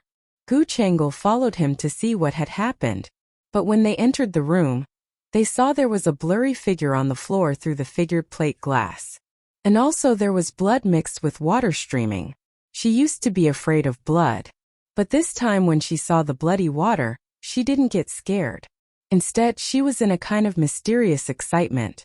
If Song Yoonja had taken things too hard and had already died, that would be great. She was expecting. However, the fact was not as smooth as she expected. Xiao Tianzi rushed there. Seeing Song Yoonja lying in the tub with a totally wet white shirt, she looked pale. The blood was still running from her wrist. Xiao Tianzi reached out his hand and checked her breath. His heart finally calmed down. Gu Changel pretended to be concerned. How is she, Tianzi? The expression on her face was so sincere, making Xiao Tianzi really believe that she was worried about her sister after he turned to look at her. It's okay. She was still breathing. Let's drive her to the hospital. Gu Changel was unsatisfied in the heart, but she pretended to show relief. She nodded immediately and turned to walk out. I will call the ambulance. She turned to call the ambulance. Xiao Tianzi patted Song Yoonja's face. Yoonja. Song Yoonja didn't react. Xiao Tianzi frowned and shook her shoulder. Yoonja, wake up. Don't fall asleep. Song Yoonja still didn't react. But at the place Xiao Tianzi didn't pay attention to, her fingers moved slightly. Gu Changel went downstairs. Her fingers wrung the clothes tightly. Her eyes squinted maliciously. She turned to look at the door opened on the second floor. Song Yoonja, why are you still alive? The living room was quiet without response. The only sound was the servants breathing not far from the living room. Gu Changel realized there was still another person after she finished the sentence. She turned her heads, finding the servant who watched her with scary. Gu Changel's beautiful face became savage immediately. Her beautiful eyes stared at the servant. She shouted, "Why are still standing here with a silly face? Go to call the ambulance right now." Hearing her instructions, the servant quickly rushed to the telephone to call the nearest hospital around the Xiao's house in H City. Gu Changel recognized the phone number she dialed was the nearest hospital. She quickly hung it up. Her sudden action made the servant stunned. The servant didn't understand what she meant and looked at her in confusion. The expression on Gu Changel was cold. Seeing the servant staring at her, she said, "Call the People's Hospital." Hearing that, the servant nodded. "Yes, Mississippi Gu, I will make the call immediately." Had been working in the Xiao family for these days, the servant found out the intricacies in the wealthy and influential families. Gu Changel was the hostess in the Xiao family. Of course she should follow Gu Changel's order. So, when the ambulance of the People's Hospital arrived, almost half of the people in Yunqing knew that Song Yoonja lived in the Xiao family and committed suicide there. Song Yunxian got that news later. Song Yunxian just walked into the mansion of the Song family at that time. Before she could give her coat to the welcoming nurse Wang, the servant who was just hired in her mansion told her with terrific, "Miss Yunxian, Miss Yoonja committed suicide." Song Yunxian was about to unbutton her cashmere coat. When she heard the words, she paused and put her hands down. Chu Machin, who had been away for a long time, walked to the door from the living room. Seeing her turn to leave, the chill and magnetic voice louder. "Why are you leaving? You just went back." Song Yunxian felt sorry. She turned around and smiled at him bitterly. "I am sorry I have to leave, otherwise the small talks will kick me out of Yunqing." Song Yoonja cut her wrist to commit suicide. The news was leaked by the People's Hospital right away. By the time she settled in the hospital, it could be taken as read that it was Gu Changel oppressed the hospital to give away the news. She was Song Yoonja's sister. Though they were born from different mothers and they had conflicts, she had to show convincingly care in front of others. Otherwise, if others knew that she still enjoyed love and intimacy with her lover after her sister's suicide, they must condemn her as a malicious woman. The helpless expression made Chu Machin moved a little. He said, "I will go with you." Song Yunxian smiled and the emotion in her eyes became gentle. "Thanks, child Chu, for the bother. Let's go." Chu Machin didn't say too much. Promised to accompany her. He drove her to the People's Hospital. It was late. She just dealt with Shuetao in the bar and intended to have a nice dinner with Chu Machin. However, it was unexpected that Song Yunjia created such tough trouble. No matter what she thought, she felt a headache to handle. But this was actually a thing she predicted. Song Yunjia was in a tough situation. She had had a crush on Xiao Tianzi secretly for so many years. Now she could live with him as she expected. How could she just wait there without any actions? Her elder sister would eventually fight for her own love. She wanted to get Xiao Tianzi's love, so she was not afraid to use any tactics she could. She would strive for his favor, battling with Gu Chang'e. She wanted to nab away Xiao Tianzi's love from Gu Chang'e. Song Yunxian really liked the striving of her sister. However, success or failure had been just destined. The probability that Song Yunjia could win Gu Chang'e was so small. Chu Machin concentrated on his driving. Looking at the flashing neon lights outside the window, Song Yunxian was also abnormally quiet. She got so many things to do tonight. When she appeared at the People's Hospital, she would face so many media. No matter what happened, it was a hit news that Song Yunjia committed suicide. The noble daughter in the Song family now degraded to live in another's house and even committed suicide. How would the media remark Song Yunjia? She felt it interesting once she thought about that. Song Yunjia mustn't expect the conflicts with Gu Chang'e when she took out Gu Chang'e's heart and transplanted it to Gu Chang'e. She slightly massaged her temple. Seeing her action, Chu Machin said, "Many things happened in Yunqing when I was away." She nodded. Yep. Chu Machin didn't make it clear about the things he just mentioned. But Song Yunxian knew. He meant the medical scandal of her sister, which was exposed by the Han family. There were always medical disputes. The reason why the dispute concerning Song Yunjia drew so much attention was that she was the noble daughter of the Song family. Also, Song Yunxian and Gu Chang'e added the fuel to the fire. You have already owned the Song enterprise. Don't you think it was improper to punish your sister so maliciously? Surprisingly, Chu Machin said it directly. Song Yunxian put down her hand and turned to look at him. She looked at him as if the man had changed into another man in a day. Chu Machin felt that she was staring at him.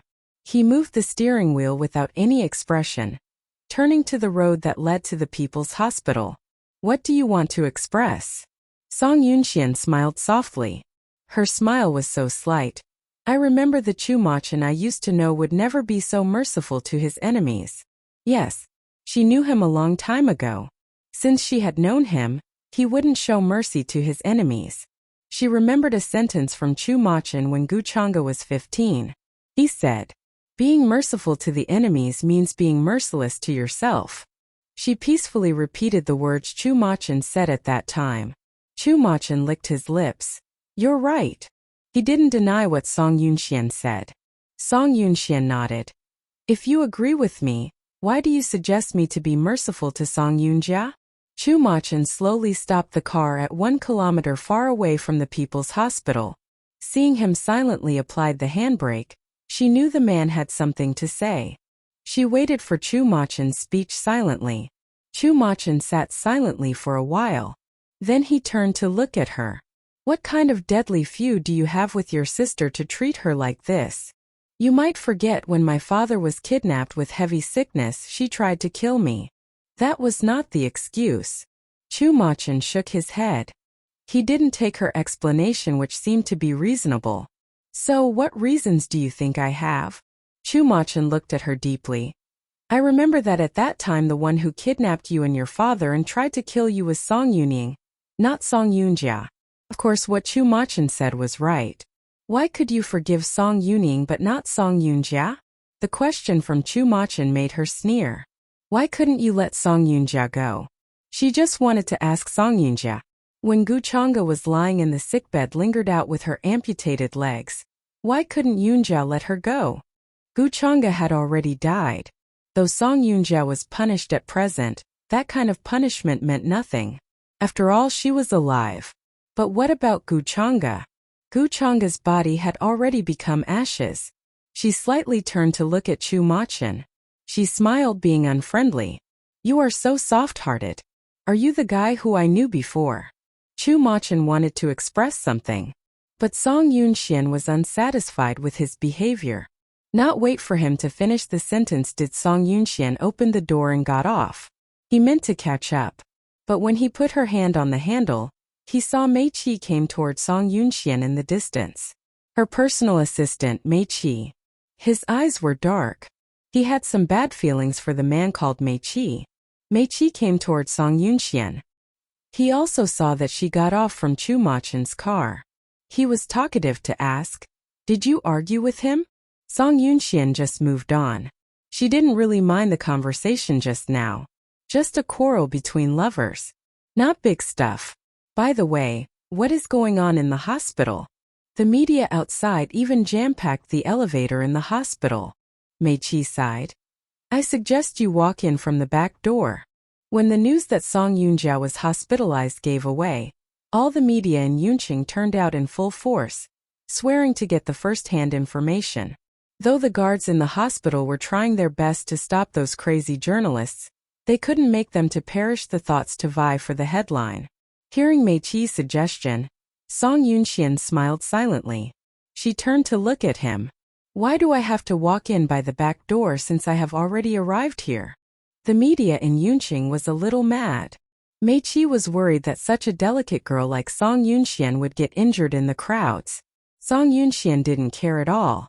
The reason why I'm here is to tell others that I get along well with my sister with fanfare. If I get in from the back door, how many journalists will find out I'm here to visit her? After hearing her explanation, Mei Qi could only accompany her to go to the front door of the hospital. Many famous media gathered at the front door already. The journalists found Song Yunxian when she was walking far away. One journalist of them shouted that Song Yunxian was coming. The journalists all focused their sights on the direction where Song Yunxian was. They rushed to her. Song Yunxian didn't avoid them. The cameras and voice tubes were all given to Song Yunxian by the journalists. A journalist vied for questions. Miss Song, I heard about your sister's suicide in the Shao Enterprises chairman, Shao Tian's house. So, do you know why she killed herself? Why did she commit suicide? Song Yunxian sneered from the heart. What other reasons else could it be? Of course, fighting for Shao Tianzi against Gu Chang'e. If she didn't want to fight for Shao Tianzi, would she use such a desperate measure on herself? She didn't agree that her sister who was good at enjoying life would really spoil her life. Though she knew why, there were no signs on her face to show her interpretation. Sorry, I don't know why. Please let me go. The journalists definitely would not be tamed to let her go. She actually was not in a rush to go to the hospital. The journalists stopped her from entering the hospital with crowds. They made use of the opportunity that she stayed at the front door to ask questions. Miss Song, why does your sister live in the chairman of the Shao Tian's house instead of her own house? Miss Song, does your sister have some unknown dubious relationship with the chairman of the Shao Enterprise? Have they lived together? Did she commit suicide because of their relationship? Please reveal something to us. The journalists all aimed their voice tubes at Song Yunxian, wishing her to say some valuable answers. But Song Yunxian said seriously, I'm sorry. I had nothing to say. These are my elder sister's personal stuff. After saying that, she turned to walk to the hospital. Mei Qi got that she didn't want to badger with them anymore. He acted as a guard to carve out a way for her. Mei Qi thought that the journalists were tightly packed. Even if they wanted to enter the hospital, they couldn't make it for a while. But he didn't predict that it was smooth to carve out a way. It seemed that someone was trying to help her deliberately. Song Yunxian said no comment. Then she entered successfully into the People's Hospital. The dean heard about Song Yunxuan's coming. He rushed out from his office to welcome her. When he saw Song Yunxian, he sprinted up. You finally arrived, Miss Song. Song Yunxian slightly turned to look at him, observing his exaggerated expression. What's the matter, Dean? The dean was afraid of meeting troubles. He explained immediately. Since Song Yunjia woke up, she has been in an unstable mood. There is no one to accompany her. Please go there to comfort her. The sweat covered his forehead. Not to think could they know when Song Yunjia woke up without Shao Tianzi. She definitely would start to lose temper regardless of manners. She lifted her brows slightly, nodding. You have gone through hard work, Dean. I will persuade her right now. Her sister might perceive that she was so poor, like a clown. She used such a desperate measure in the Xiao family. But when she woke up, the one who accompanied her was not Xiao Tianzi. But Gu Chang'e really was a tactical woman. She even could persuade Xiao Tianzi to leave the hospital at this point without effort. She was not an easy one either. The dean eventually threw out the trouble. He nodded continuously. Please visit her right now. Please. Song Yunxian noticed the worried face of the dean. At this point, no one would like to bear Song Yunjia's temper in the ward. She guessed that her sister must smash everything in the ward. Otherwise the dean wouldn't get so much sweat on his head. The actuality matched her expectations. Song Yunjia sat in the bed madly. Her wrist was sewed up because of being cut, and there were white bandages covering on her wrist around and around. Seeing Song Yunxian push the door open, Song Yunjia glared, almost to curse her. The hand which didn't hurt tried to catch something to throw to her. However, the fruit basket, the cups, and the vase with flowers had been thrown by her without hesitation. At that moment when she saw Song Yunxian stood at the door, she had nothing as a weapon to attack her. Song Yunxian knew her sister wanted to throw something to her. Her lips opened slightly. She took a step forward. When she came in, she turned to close the door. Seeing your action, are you trying to find something to fling at me?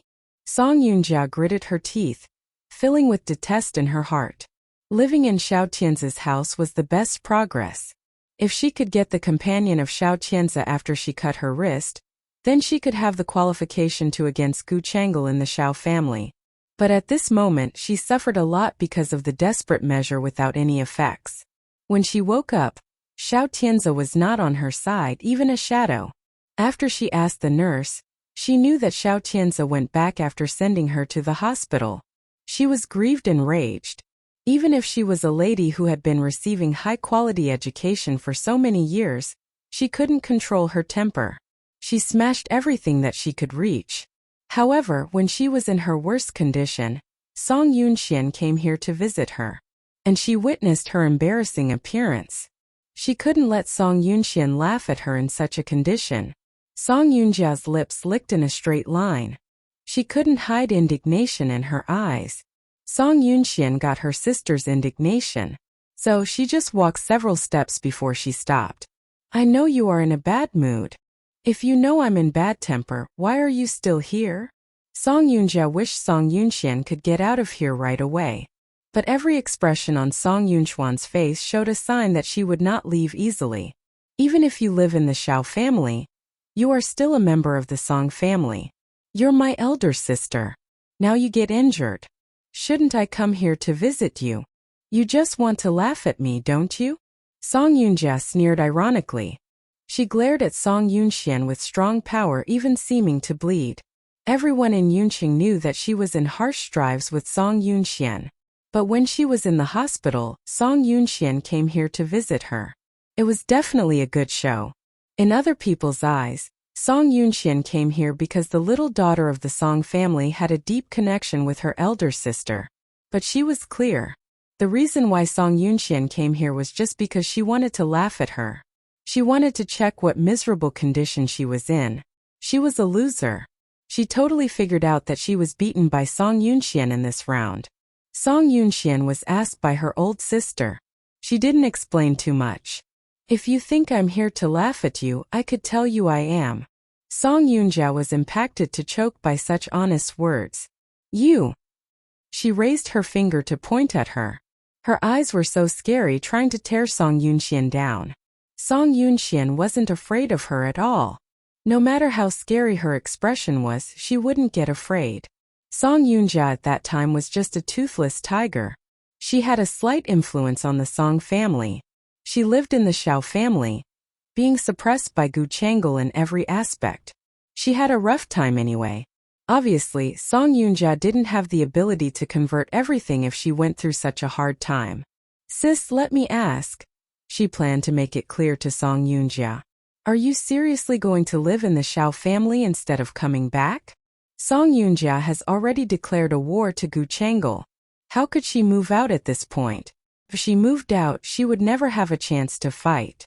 Seeing her insistence, Song Yoonxian alerted.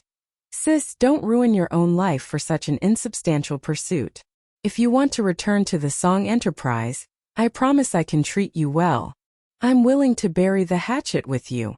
Shut up. Song Yoonxian was cut off by Song Yoonja before finishing her polite words. Song Yoonxian turned to look at her elder sister lying on the sickbed with a pale face. Song Yoonja's body was still shaking because she had been too agitated just now. Song Yoonchuan's words made her feel both angry and incompetent. Are you trying to befriend me? Song Yoonja stared at Song Yoonxian, trying to read her thoughts through Song Yoonchuan's eyes. Song Yoonchuan's expression didn't change much. She just made a quiet eye contact with her. Song Yoonja was surprised by her sincerity and honesty. I don't deny that I'm showing you goodness.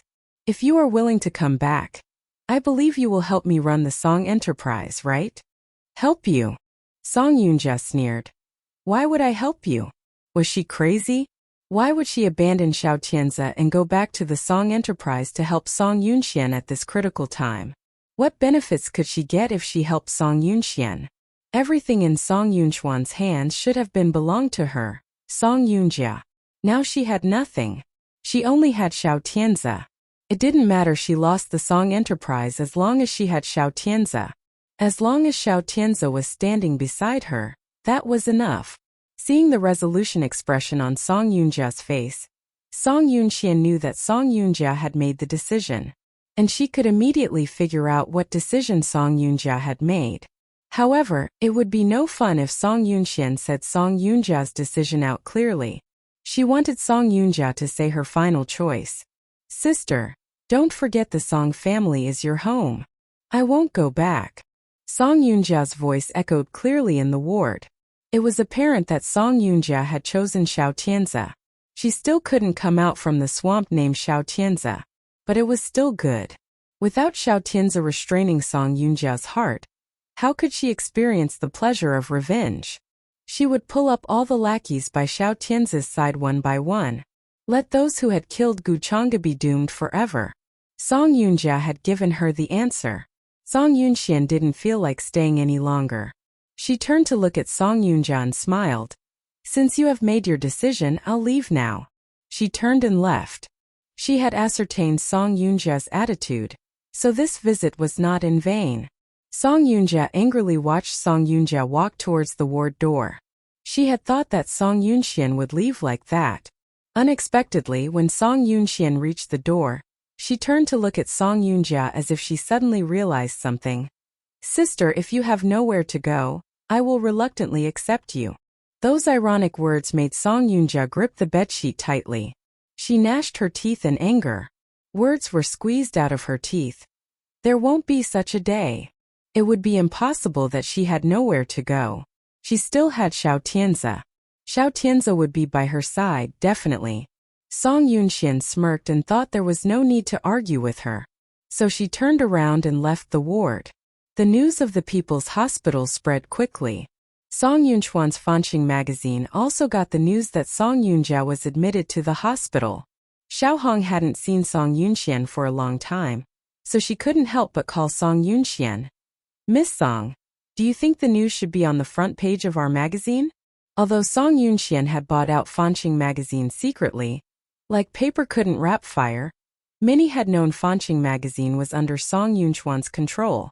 Since it was her company, it would be just like injuring an injured person if they made headlines about her elder sister's suicide and hype. She didn't want the people in Yunqing to know that she and her elder sister were antagonistic to each other so soon. After thinking for a while, Song Yoonxian said, "Not the front page. You could put it on the following pages." Hearing Song Yoonchuan's instruction, Xiao Hong nodded. "I got it, Miss Song. You have been managing this magazine recently. Thanks for your hard work, Editor Xiao." Xiao Hong replied at once, "It is too kind of you to say that. It is my responsibility to manage the magazine. I am just fulfilling my duties."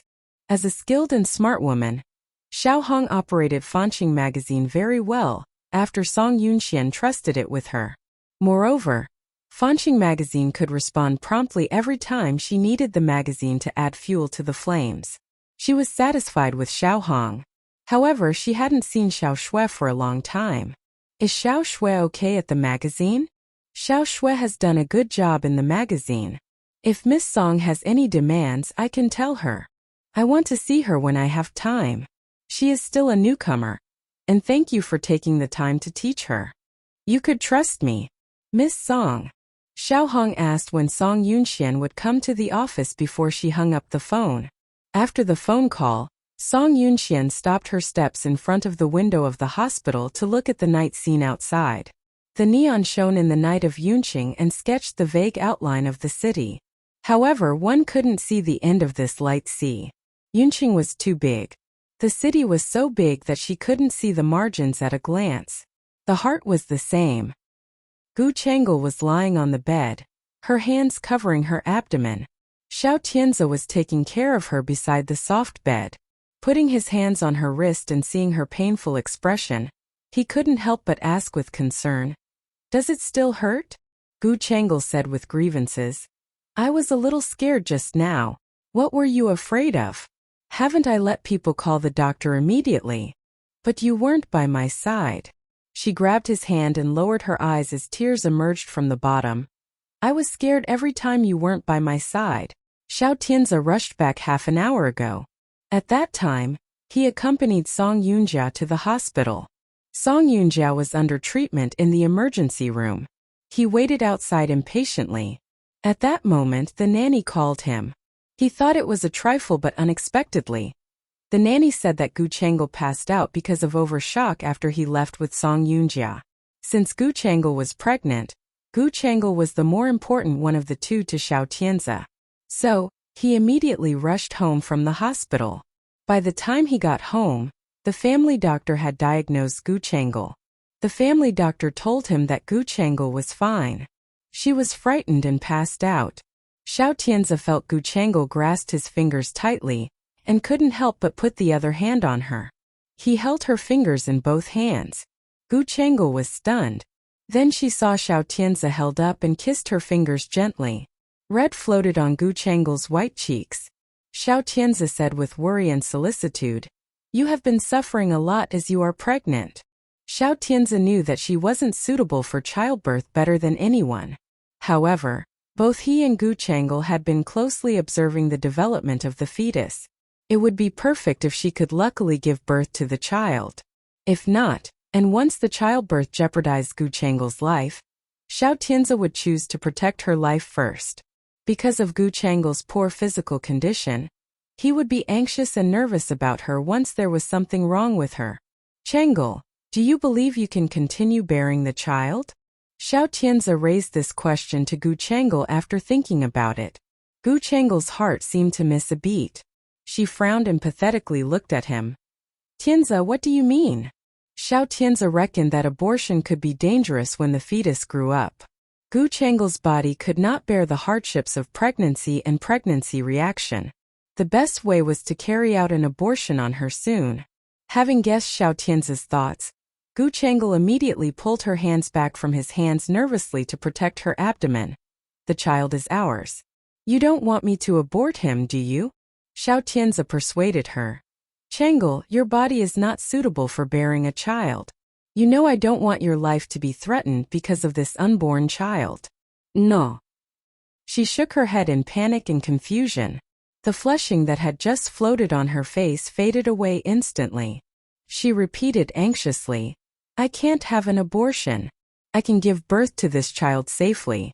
None of you can take my child away." She was getting more emotional. Seeing that her situation became terrible, Xiao Tianzi immediately caught her finger to appease her. "Changel, calm down. I just made a suggestion. We will not take this child away. We will not." After hearing Xiao Tianzi was willing to let her keep the child, she opened her eyes and became a little quieter. Her fleshless face and big eyes looking at Xiao Tianzi made him feel she was fragile and pitiful. Xiao Tianzi felt sorry for her and couldn't help but reach out to take her into his arms. Gu Changel's fingers grabbed the clothes on his chest. She might feel aggrieved and even sobbed softly. Xiao Tianze patted her back gently. It's all right. Don't cry. I am wrong. You shouldn't have said that I need to have an abortion. She raised her eyes while weeping. You should know how difficult it was for me to conceive this child. I won't end the pregnancy anyway. Okay. Chan, I'm sorry. I won't talk about this anymore. You'd better have some sleep. He hugged her slightly tighter and hoped that she would forget what he said today. Although Gu Chang'e was aggrieved, she still surrendered in his arms after hearing his promise. Xiao Tianze stayed with her like this, patting her gently as if hypnotizing a child to fall asleep as soon as possible. Gu Chang'e cried in his arms for a long time. Finally, she was tired and stopped crying and slept. After finding that she was asleep, Xiao Tianze gently placed her on the bed and covered her with a quilt. After drawing a long hair from her cheek behind her ear, he sighed and stood up to leave. The bedroom door was closed gently. Gu Chang'e didn't need to guess but knew Xiao Tianze was going to the hospital. Now that Song Yunjia was lying in the hospital, Xiao Tianze should visit. However, Song Yunjia lacks self-knowledge. Did she think she can take Xiao Tianze away from her by just using a suicide scheme? Naive. Song Yunxian had been sending people to pay attention to the news from the People's Hospital. Song Yunjia's condition was terrible. She was upset in the hospital and sometimes even yelled. After completing work every night, Song Yunxian called the hospital and asked the dean about her elder sister's condition. The dean informed her of Song Yunjia's specific condition. On the third day of Song Yunjia's hospitalization, the dean suddenly said, Miss Gu was transferred to our hospital today. Song Yunxian was slightly surprised. Do you mean Gu Chang'e? The dean nodded cautiously. Song Yunxian thought of Gu Chang'e's pregnancy and Song Yunjia's recent situation at the Xiao family. She sneered. Gu Chang'e and my elder sister are close friends. Maybe because Miss Gu is worried that my elder sister will be lonely during hospitalization, she comes to the hospital and chats with my elder sister. Hearing her relaxing joke, the dean smiled in an affected manner. Others might not know the reason why Gu Chang'e was transferred to the People's Hospital, but Song Yunxian and the dean knew it very well. The dean had known that Gu Chang'e and Song Yunjia had fought openly since Song Yunjia's medical accident had been exposed. Their relationship was not just incompatible. They fought like cats and dogs. The best place for Gu Chang'e's miscarriage prevention was the Marie Hospital in Yunqing, which had the best department of gynecology and obstetrics. However, Gu Chang'e didn't go to the Marie Hospital, but came to the People's Hospital where Song Yunjia was hospitalized.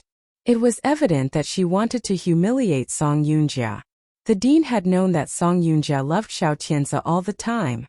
After so many years, the two women couldn't maintain their fake peaceful relationship. This time during her hospitalization in the People's Hospital, Gu Chang'e would surely harm Song Yunjia more. Thinking of that, the dean sighed as he was going to hang up the phone. At first, Song Yunxian didn't plan to say anything more. However, after hearing the dean's sigh, she squinted her eyes. Dean, are you worried that my elder sister will be badly provoked? As a crafty old fox knowing the strife between Song Yunxian and Song Yunjia, the dean didn't dare to sympathize with Song Yunjia. So he said genuinely, Yunjia's current condition is bad. I heard that she was often troubled by nightmares. She probably feels guilty about Han Mei's death. Hearing the dean's explanation, Song Yunxian said in a ghastly tone with a hollow smile, Gu Chang'e is the one she should feel most guilty about, right? The dean was stunned at the moment when Song Yunxian named out Gu Chang'e. The name was like a curse. He suddenly realized Song Yunxian knew more than he had thought. Hearing the dean had deeply inhaled, Song Yunxian couldn't help but laugh and ask, Dean, are you okay? Well, I'm good. Since you are okay and I have other things to do, we will talk next time. The dean answered submissively and hung up the phone shakily after Song Yunxian ended it. There was fear in his eyes. How could she know Gu Chang'e? Song Yunxian was just a love child from a remote county. How could she know Gu Chang'e? Furthermore, she seemed to know that Gu Chang'e died in the People's Hospital. No. It's impossible. Thinking of this possibility made him feel extremely frightened. If Song Yunxian knew that the employees of the hospital killed Gu Chang'e and she unveiled it, the People's Hospital would meet its doom. Chu Machun certainly would help her knock down the People's Hospital entirely. The more he contemplated, the more panic he felt. He couldn't help but sit on the sofa with his hands around his head. Song Yunxian slowly put down her European-style telephone.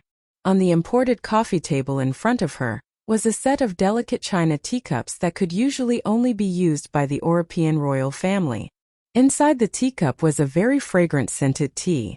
Song Yunxian felt interested as she recalled the dean's tone just now. "Do you feel scared now?" She pinched the teacup with her fair-skinned fingers, looked at the pattern on it and said to herself with a smile, "It's too late to be afraid. Do not expect me to stop halfway." Since Song Yunjia would be retaliated for killing Gu Chang'e, Xiao Tianze, Gu Chang'e and those who had killed her in the People's Hospital should pay the price for Gu Chang'e's death. Also, the man who had caused a car accident that led to Gu Chang'e's amputation. As she sipped the scented tea and savored the fragrance left on the tip of her tongue in the mouth, she felt that this revenge game was becoming more and more enjoyable. In the hospital, Song Yunjia struggled to fall asleep after tossing about in the bed for a long time. However, she was troubled by the nightmare. She shook her head uncomfortably on the sickbed, trying to struggle from the nightmare. However, despite the constant drop of sweat on her forehead, she was still trapped in her dream. The person sitting next to her bed was interested in her painful expression because of her nightmare. And then the one wondered what she was dreaming. The nurse couldn't help but said, "The patient was having a nightmare. Should I wake her up, Miss Gu?" Gu Chang'e was happy to see Song Yunjia's painful expression. Hearing the nurse want to interrupt it, she became impatient. "You can go out. I'll call you if something happens." The nurse hesitated. Seeing the nurse's expression and her eyes looking at Song Yunjia, Gu Chang'e realized the nurse was Song Yunjia's acquaintance. It was not strange that the nurse in the hospital knew Song Yunjia. After all, Song Yunjia had worked in the People's Hospital for so many years. Thinking of that, she wore a gentler expression and said softly, "You could go back to your work. I'll wake her up." The nurse had been driven away by Gu Chang'e twice. Even if she wanted to wake Song Yunjia up, she had no choice. So, she had to follow Gu Chang'e's words and turned around and left the room. When she heard that the nurse had left, the smile on Gu Chang'e's face suddenly disappeared. Then she turned her head around to stare at Song Yunjia fiercely and coldly. As if feeling her cold sight, Song Yunjia woke up from her nightmare, her body bouncing off the bed. Seeing her head covered with sweat, Gu Chang'e laughed scornfully and pulled a tissue and handed it over. Song Yunjia thought that there was no one else in her ward, but suddenly she saw a hand passing the tissue. Immediately, she turned to look at the owner of the hand. Seeing Gu Chang'e, she frowned and couldn't help but ask, "Why are you here?" Gu Chang'e smiled and stood up from the soft chair. "Why can't I be here?" Walking around the ward and looking the decoration in the room up and down, she sighed. "It is truly a sick room for internal staff. It's good to have worked here. You can see that your room arranged by the hospital is much better than others." At the moment when she decided to fight for Xiao Tianze with her, Song Yunjia knew that she couldn't talk to Gu Chang'e frankly afterward. Gu Chang'e's appearance here was not a good sign.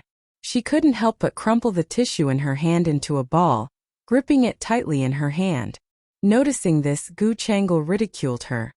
"Even if we have declared war on each other, you don't need to be like birds startled by the mere twang of a bowstring. The tissues I handed to you have never been manipulated. Don't be afraid. Wipe the sweat from your face before you talk to me." Glancing at her coldly, Song Yunjia threw the tissue to the ground and took a tissue from the box on the bedside table by herself to wipe her sweat. "I have nothing to talk to you. Get out of here." She wanted to say something but not towards Gu Chang'e. If the person present were Xiao Tianze, she would have been delighted to speak and talked a lot to Xiao Tianze. It was a pity that the person who came was Gu Chang'e.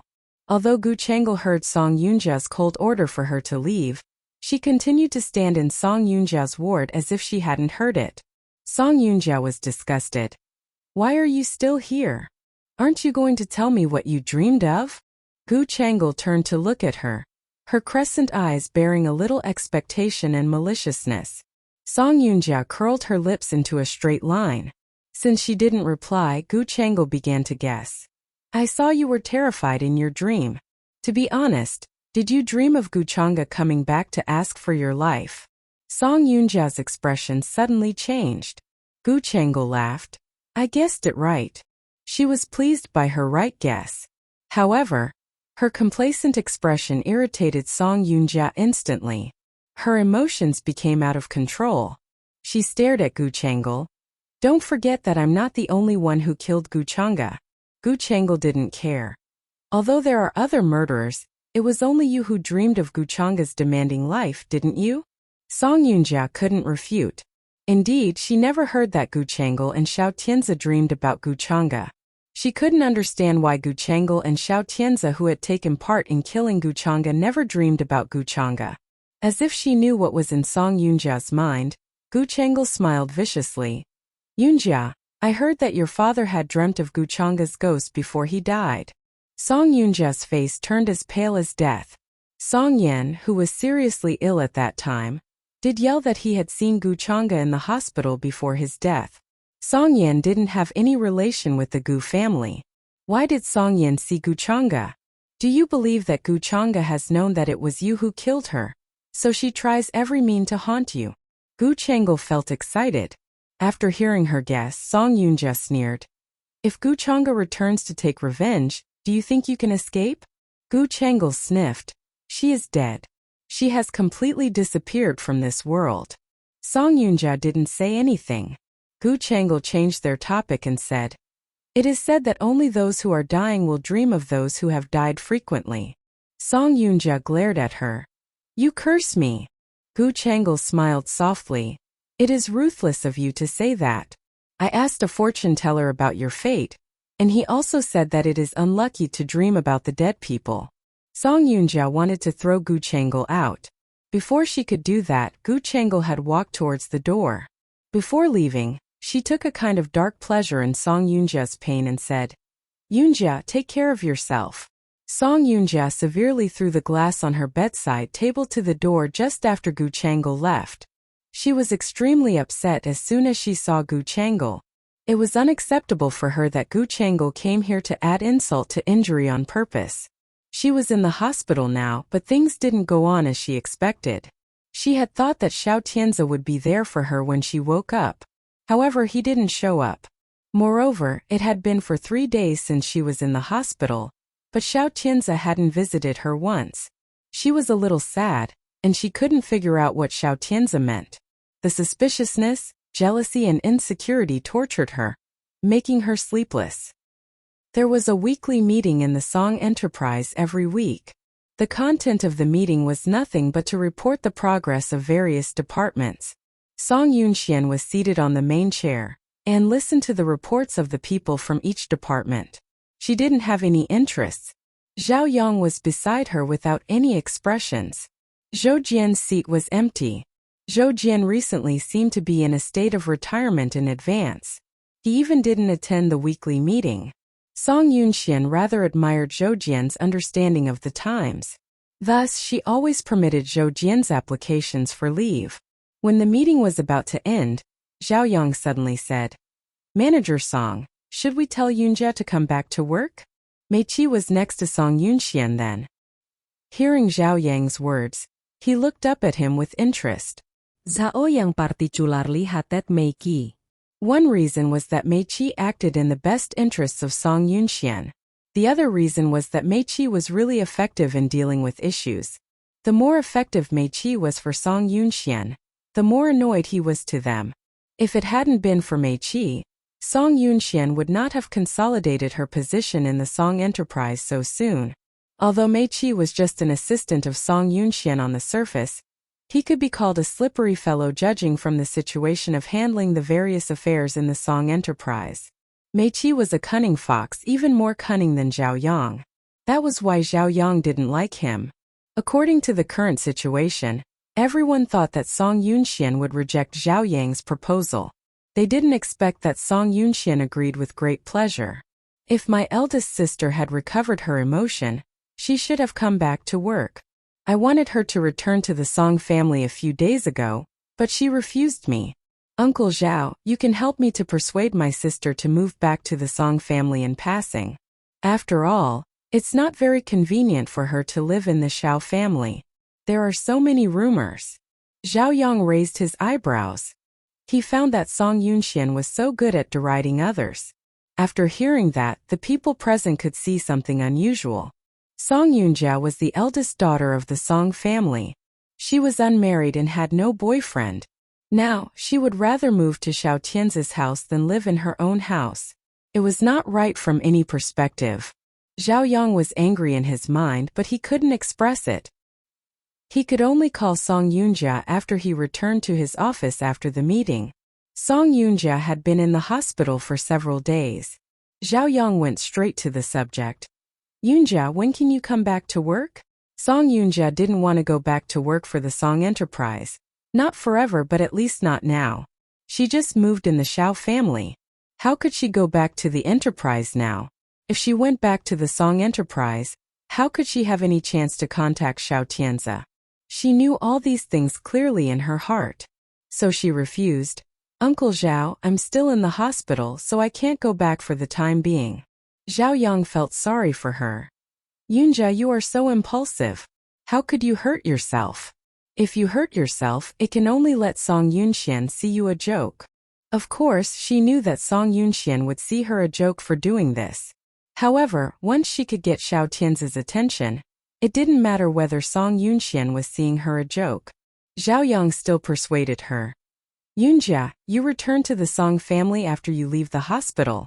Okay? Song Yunjia wouldn't agree for sure. She refused directly. Uncle Zhao, you also know the contradiction between Yunxian and me. We can't live under the same roof.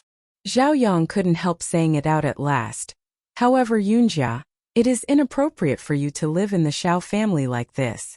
Xiao Tianzi isn't your relative. Of course, Song Yunjia knew that she and Xiao Tianzi were not relatives. It was because they were not relatives that she had to live in the Xiao family. The public opinion in Yunqing spread quickly. Gu Chengel was a person easy to be jealous. If Gu Chengel made a fuss with Xiao Tianzi because Song Yunjia lived in the Xiao family, Xiao Tianzi would definitely be tired of her. By that time, the relationship between Xiao Tianzi and her would have made great progress. Considering Gu Chengel's position in Xiao Tianzi's mind, she couldn't just get her away from Xiao Tianzi. The only way was to be with him for a long time and change his mind to accept her feelings. Zhao Yang didn't understand what Song Yunjia thought, but he hoped that Song Yunjia could return to the Song enterprise as soon as possible.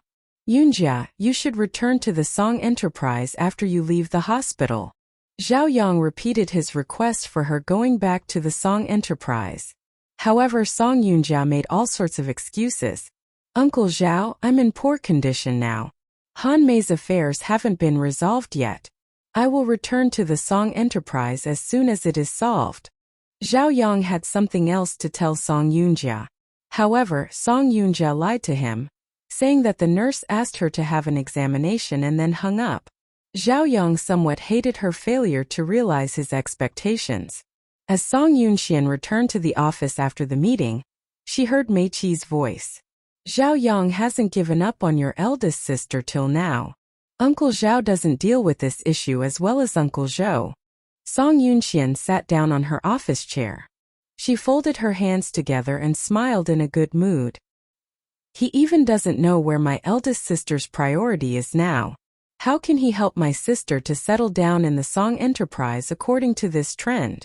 Mei Qi's tone was faint, which seemed to be a little sympathy for Song Yunjia. He said, it won't work for your eldest sister to put her focus on Xiao Tianzi. Song Yunjia didn't deny him. Xiao Tianzi is an ungrateful and vicious wolf. Even if Song Yunjia has helped him before, Xiao Tianzi won't hesitate when he has to abandon Song Yunjia. She had married to Xiao Tianzi for 10 years. Xiao Tianzi showed no mercy when he tried to kill her. Not to say Song Yunjia. Probably, Xiao Tianzi has feelings for your eldest sister. Mei Qi speculated. Song Yunxian smiled with a little irony. If he really has had feelings for Song Yunjia, he would have been with Song Yunjia after Gu Chang's death. Song Yoonja hasn't been in love with or married to others for 10 years because of him, but she hasn't got a clear answer from Xiao Tianzi yet. What a pity. Meikuisummereist. Song Yunchuan's eyes were slightly cool, without any sympathy. She just reminded him, there must be something hateful about the poor people. You don't need to feel sorry for her. She was indeed not worth the mercy. She was more vicious than people expected. Even if she had a bad ending, she had only herself to blame. Song Yoonja insisted on being in the hospital. She wouldn't be discharged until Xiao Tianzi visited her. After a week, Gu Chengel began to gnash her teeth in hatred. Although she had tried various methods to stop Xiao Tianzi from visiting Song Yoonja. However, Xiao Tianzi still decided to go to the hospital and see Song Yoonja after considering all aspects. After he had made the decision, Gu Chengel still didn't give up the idea of stopping him. She grabbed his arm and persuaded him. Tianzi, although Yoonja is our good friend and it's normal for us to visit her, the situation doesn't allow us to do that. Xiao Tianzi had planned to go to Song Yunchuan's ward after putting on his coat. As a result, Gu Chengel took his arm and pulled him back at the door. Xiao Tianzi rubbed his eyebrows. His distinguished face appeared a little distressed. I know all you said. However, Yoonja has been hospitalized for more than a week, and I haven't visited her yet. What would those media outside and public opinions say? He knew the media in Yunqing. The reason why he hadn't gone to visit Song Yoonja soon before was that he was afraid that the media would create an unusual relationship between them.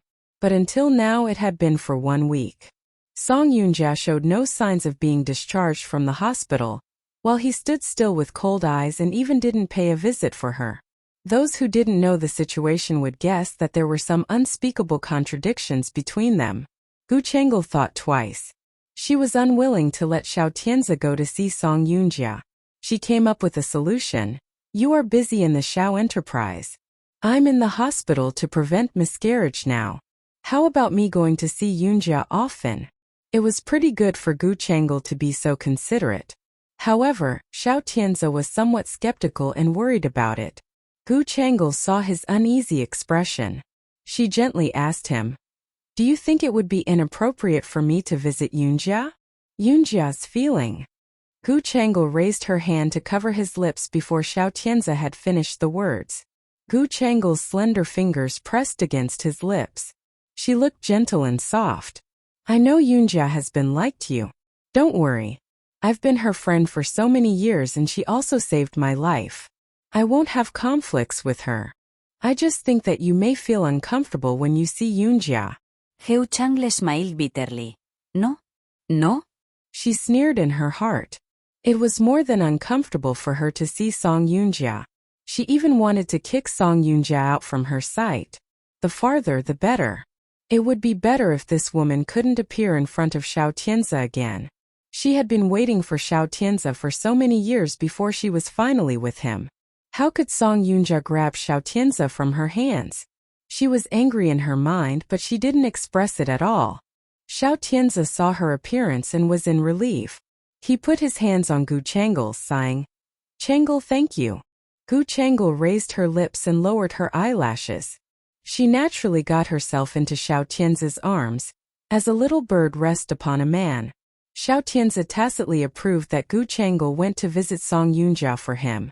After Xiao Tianzi left, Gu Chengel just drank some water in the ward.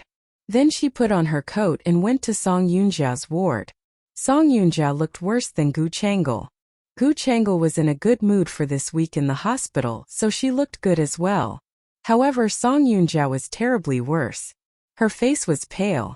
There seemed to be a big stone crushing her heart when she saw Gu Chengel. After Gu Chengel entered, she consciously turned around and closed the door. Our wards are only separated by a corridor. Why don't you come to my ward while you're getting better? Song Yoonja felt very disgusted. She looked indifferently at her. I don't want to see you. You don't want to see me, but you want to see Tianzi. Gu Chengel exposed her directly. She looked at Song Yoonja's pale and angry eyes. She said with a smile, you may see Tianzi as long as you go to my ward more often because Tianzi often visits me. Song Yunja didn't say anything but clung to the sheets tightly with her fingers. The sheets were slammed hard with a circle of creases. Gu Changel saw Song Yunja's small gesture. She was very happy. She knew Song Yunja. She looked like a lady from respectable family on the surface, who also looked tolerant. In fact, she was touchy and easy to be jealous. Now Song Yunja might be jealous of her with madness. However, she could do nothing about it. She would never give Xiao Tianzi to her. Moreover, she would never let Song Yunja take Xiao Tianzi away. Song Yunja felt furious, but she bore it and said nothing. Gu Changel thought it interesting. She walked over and sat on the sofa in the ward. She got a glass of water for herself to drink. She said, "There seems to be few people coming to visit you during the period when you're in the hospital." Song Yunja heard that. She felt like a needle stuck in her heart. She committed suicide in vain. Not only did she get nothing from Xiao Tianzi, but it showed how desolate her current situation was. Gu Changel didn't see the expression on Song Yunja's face. She just said by herself, "I've heard that no one else had come to see you except your sister Song Yunxian since you were in the hospital." Song Yunja was firm. She said with cold eyes, "I don't need anyone to visit me." "All right, your position in your family is worse. Your eldest brother is in prison. Your second sister Song Yuning is now completely controlled by Song Yunxian. You are alone now. In order to stay in the Xiao family, it is also hard for you to refuse to return to the Song enterprise as soon as possible." Song Yunja frowned. She turned to look at her. "You?" Gu Changel smiled gently. She asked her instead, "Are you going to ask me why I know that you would stay in the Xiao family rather than go back to work in the Song enterprise?" Song Yunja bit her lower lip. She didn't understand why Gu Changel knew this. Gu Changel didn't mean to talk in circles. She said directly, "Zhao Yang hopes that you can come out from your love or affection and return to the Song enterprise as soon as possible. Thus he came to talk with Tianzi about this. He expected you to go back to the Song family." Song Yunja's heart sank. She looked at Gu Changel nervously. Gu Changel glanced at her with irony. She took an orange from the fruit plate on the table and peeled it off. "Zhao Yang is loyal to the Song enterprise and he is willing to stand by your side. Unfortunately, I don't think you are worthy of his great care." Song Yunja was a little guilty in her heart. She knew that Zhao Yang wanted to help her to stand firm in the Song enterprise and to defeat Song Yunxian. However, Zhao Yang didn't know her. He didn't know what Song Yunja wanted now. She didn't want to return to the Song enterprise now. Instead, she wanted to be with Xiao Tianzi. She hoped to replace Gu Changel by all means. As long as she got Xiao Tianzi's love. Wasn't it easy for Song Yunja to get the Song enterprise with Xiao Tianzi's intervention? But Zhao Yang didn't understand what she considered. Not only did he not understand, but he came to make trouble. Gu Changel saw her eyebrows creasing tightly. A smug smile flickered in her eyes. She expected that Song Yunja would ask her for something soon. As long as she asked, Gu Changel could send her to hell with peace of mind. Song Yunja sipped her lips. After consideration, she chose to ask Gu Changel, "What did Tianzi say?" "What do you mean?" Gu Changel played dumb. Song Yunja was annoyed on her face. "What did Tianzi say after listening to Zhao Yang?" Gu Changel grinned. "Isn't it obvious? You are the eldest daughter in the Song family. Besides, you have no proper reason to live in the Xiao family. Of course he will advise you to go back to your home when your family welcomes you back." Song Yunja fell into silence, but she opened her mouth slightly because of surprise.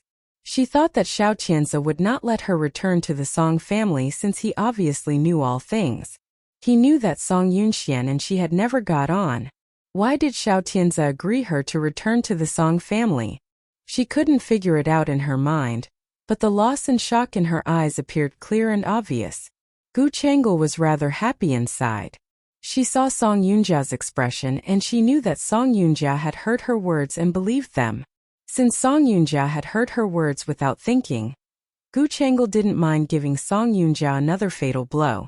She pretended to ask her in a careless way, "Yunja, Tianzi said that he would persuade you to return to the Song family.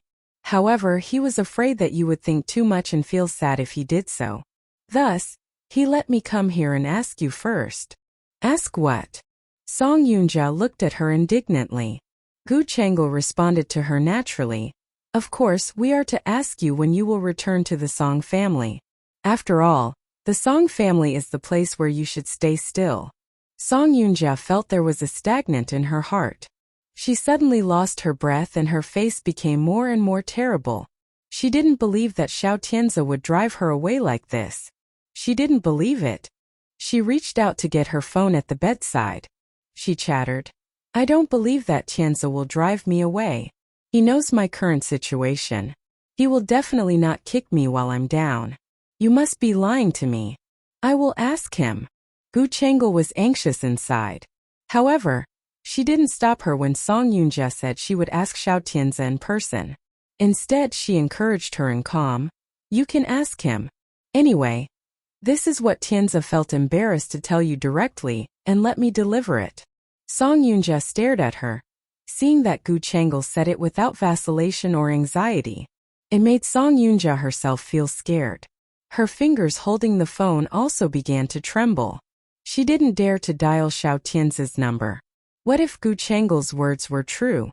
What if Xiao Tianze really intended to discard her like a useless chess? She would feel that the sky had fallen in an instant if she confirmed this fact from Xiao Tianze. Seeing her hesitant, Gu Changel said with a smile, Why don't you call him? Dare you not? Song Yoonja bit her lip. She checked the address list and easily found Xiao Tianze's number. She wanted to press the dial buttons while Gu Changel sighed. I hope Tianze will not say it too indifferently. Otherwise I'll feel sad for you if you cry in front of me. After finishing her words, she raised her lips as if she was waiting for a good show. Song Yoonja bit her lower lip tightly. Seeing Gu Changel's arrogant look, she frowned and pressed the dial button. She only believed what Xiao Tianze said in person. Song Yoonja waited nervously. She hoped that he could answer the phone as soon as possible. She didn't believe that Xiao Tianze would abandon her at such a time. She also didn't think she should doubt that Xiao Tianze would abandon her. It must be Gu Changel's tricks. She lied to her purposely to make her suspect Xiao Tianze. Gu Changel wanted to sow dissension between them. Thinking of this, Song Yoonja turned her eyes to Gu Changel involuntarily. Gu Changel sneered coldly, with irony on her face. However, she was a little anxious and scared in her heart. She had thought that Song Yoonja would leave the hospital sadly after hearing those words from her, without courage to ask Xiao Tianze. She didn't expect that Song Yoonja had cared nothing as long as she could be with Xiao Tianze. She became more courageous and willing to ask Xiao Tianze directly for an end. Gu Changel's eyes had been on Song Yoonja. She secretly prayed that Song Yoonja couldn't get it through. She even hoped that Xiao Tianze wouldn't answer Song Yoonja's call. Song Yoonja held the microphone tightly with her fingers, with light sweat on her forehead. It was busy on the other side. It was always busy, which seemed that it wouldn't be answered anymore even if she kept calling. She pinched her fingers tightly.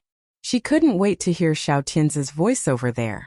However, it wasn't answered after waiting for a long time. There was a dull pain rising from her heart. Gu Changel, who was far away, saw her slowly lowering the phone in her hand. She tore her lip gently with a sarcastic smile. Do you believe it now? Song Yoonja's beautiful eyes gradually lost its color as she closed the phone, which became quiet like the dead. Song Yoonja kept in silence. Gu Changel also knew that she was sad and desperate now. Gu Changel finally left one word. You should take care of yourself. I'm leaving now. After saying that, she turned away with a smile. Hearing her words, Song Yoonja raised her eyes. She just saw the charming and proud smile on the corner of Gu Changel's lips. Suddenly, Song Yoonja thought Gu Changel's smile very uncomfortable. As the door of the ward was closed, Song Yoonja slowly raised her hand. She touched the sutured wound on her wrist. She finally laughed with pallor and irony. I shouldn't have helped her from the beginning. No one heard Song Yoonja talking to herself. It was only herself who knew what this sentence meant. She regretted that she had helped Gu Changel. Gu Changel was much more vicious than her sister Gu Changa. Gu Chang's cruelty showed in the business, while Gu Chang's viciousness was in the arena of love. She was no match for Gu Chang. How could she compete with Gu Chang? She raised her hand and covered her face. She felt that her temples were beating suddenly as if her brain was to explode at this time. She wanted to laugh. She tried but she failed. Instead she cried, whimpering and extremely tragic. In the beginning, she suppressed her crying in the ward. It seemed that she didn't want anyone else to hear it. However, after a few minutes, the cry was getting louder, which seemed that she couldn't suppress any grievances in her heart anymore. Her crying was getting louder. The sound penetrated the door. It went into the people's ears out of the ward. Song Yunxian wore a pair of delicate black lambskin gloves. Next to her was Mei Qi. They heard the bursts of crying from the ward. Song Yunxian raised her lips, with sharpness and happiness in her eyes. I believe my eldest sister must be very sad now. Even though she felt sad, Song Yunjia still thought of Zhao Yang after calming down for a while. After receiving her phone call, Zhao Yang suddenly felt a bit confused in his mind. You mean that you will move out of the Xiao family? Song Yunjia nodded. Yes. After a short struggle in his heart, Zhao Yang asked her. Yunjia, since you are going to move out of the Xiao family, so it means that you and Xiao Tianzi have already. He couldn't finish his sentence. Yet Song Yunjia sneered with a deadpan smile. He ran out on me. Zhao Yang was shocked. How? How could it be? Before the call, he had had the thought that it was not right for Song Yunjia to live in the Xiao family for long periods. And he had made every attempt to make Xiao Tianzi persuade Song Yunjia to come back. But no matter how many times he had talked to Xiao Tianzi on this issue, Xiao Tianzi's reply was like a stone sinking into the sea and was never what he wanted. Yet now, Song Yunjia suddenly told him that Xiao Tianzi had run out on her. How could this be possible? Was that Xiao Tianzi who turned you out of the Xiao family? Although Song Yunjia might have felt rather embarrassed on hearing the words turn out, yet it was the truth even if Zhao Yang hadn't said it. Even if he hadn't asked like this, the fact that Xiao Tianzi had turned her out would soon be known to all. There was haze in Song Yunjia's eyes. Her fingers clenched her mobile phone, yet she could say nothing else. She just said yes feebly. On the other end, Zhao Yang let out a long sigh on hearing Song Yunjia's feeble reply. Now that things have reached such a point, what are you going to do next, Yunjia? Next. Song Yunjia looked up, looked at the wall of the ward in front of her and couldn't help mocking herself. Uncle Zhao, what do you think I can do next? Yunjia. Zhao Yang wanted to offer her some advice, yet he couldn't think of a way to comfort her. Uncle Zhao, I don't know what I should do now. She had been turned out of the Xiao family and Song Yunxian had demoted her in the Song enterprise time and time again. Moreover, the enterprise had approved her long leave. She could lead a carefree life for several years with her limited savings. Or she could also choose to leave Yunqing. However, if she had left now, wouldn't it mean that she had lost the battle? She had been living in Yunqing for so many years and had experienced quite a few peaks and valleys. She had once loved Xiao Tianzi and helped him. Up to now, Xiao Tianzi was the one she cared most about in her life. But Xiao Tianzi ran out on her. She felt that the rest of her life would be filled with gloom, and she had no idea how to live on. No matter how hard she thought, the only person that was hanging over her head was Zhao Yang. Actually, she had a lot of relatives and friends. But unexpectedly, the only person that she thought of was an elder who wasn't her friend when she was really in trouble. On the other end, Zhao Yang knew that Song Yunjia had been at a loss on hearing her words. After thinking for a while, Zhao Yang tentatively proposed, Yunjia, I have a suggestion. Do you want to listen to it? Tell me, Uncle Zhao. Now I'm really in desperation. Hearing that she was willing to listen, Zhao Yang said, Return to the Song family. The sudden silence on the other end wasn't something out of Zhao Yang's expectation. Song Yunjia had said before that she would not return to the Song family easily. However, the present situation left Song Yunjia no choice. After all, Song Yunjia was a member of the Song family. Even though she was fighting against Song Yunxian openly and secretly, yet they were sisters anyway. Since they were sisters, Song Yunxian could not kick her when she was in desperation. For the sake of not sharing family scandals, Zhao Yang felt that Song Yunxian should allow Song Yunjia to return to the Song family. As for matters after Song Yunjia's return, they were up to Song Yunjia to deal with. Song Yunjia had taken Zhao Yang's suggestion to her heart. In her shoes, that was the only way out now. She didn't stay in the hospital for too long and planned to leave the hospital the next day. Yet Zhao Yang went to People's Hospital before she left there and talked with her. He wanted her to calm down a little after returning to the Song family. Yunjia, now Yunxian is in charge of the Song family. You need to get on well with Yunxian when you return. Song Yunjia nodded. Even though she was quite reluctant to do so, she still chose to succumb to the fact. Now the only person you can rely on is Yunxian. I hope that Yunxian won't kick you at this time. Song Yunjia sat on the sickbed and looked at the sky out of the window. The smile on her face was cold and contemptuous. Song Yunxian is the one who loves saving face the most. At this time, she will do enough superficial practice for outsiders to see. In her heart, Song Yunxian would definitely accept her. Because if Song Yunxian didn't accept her, the whole Yunqing would turn to denounce Song Yunxian as she didn't value their sisterhood.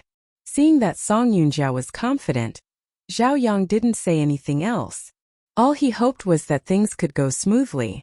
He had been in the Song enterprise for quite a long time. He knew that Song Yan had always been good to his eldest daughter before his death, so he wanted to assist the eldest daughter to inherit the family business. Never did he expect that he encountered such a troublesome younger daughter from the Song family. Not only did she send Song Yunqiang to prison, but she also made Song Yunjia homeless and be condemned by the public. He sighed deeply and felt a little weak and at a loss. He didn't know how to continue helping Song Yunjia. When Song Yunxian returned home in the evening, she called the attending doctor of People's Hospital as usual to inquire about something. The attending doctor said that Song Yunjia was in a good and stable condition, and she had planned to leave the hospital. Song Yunxian had a date in her mind.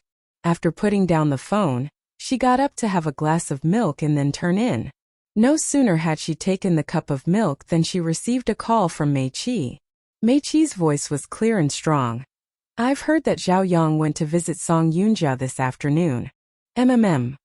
She answered, recalling that the doctor told her Song Yunjia had the intention to leave the hospital. She felt that this idea probably came from Zhao Yang.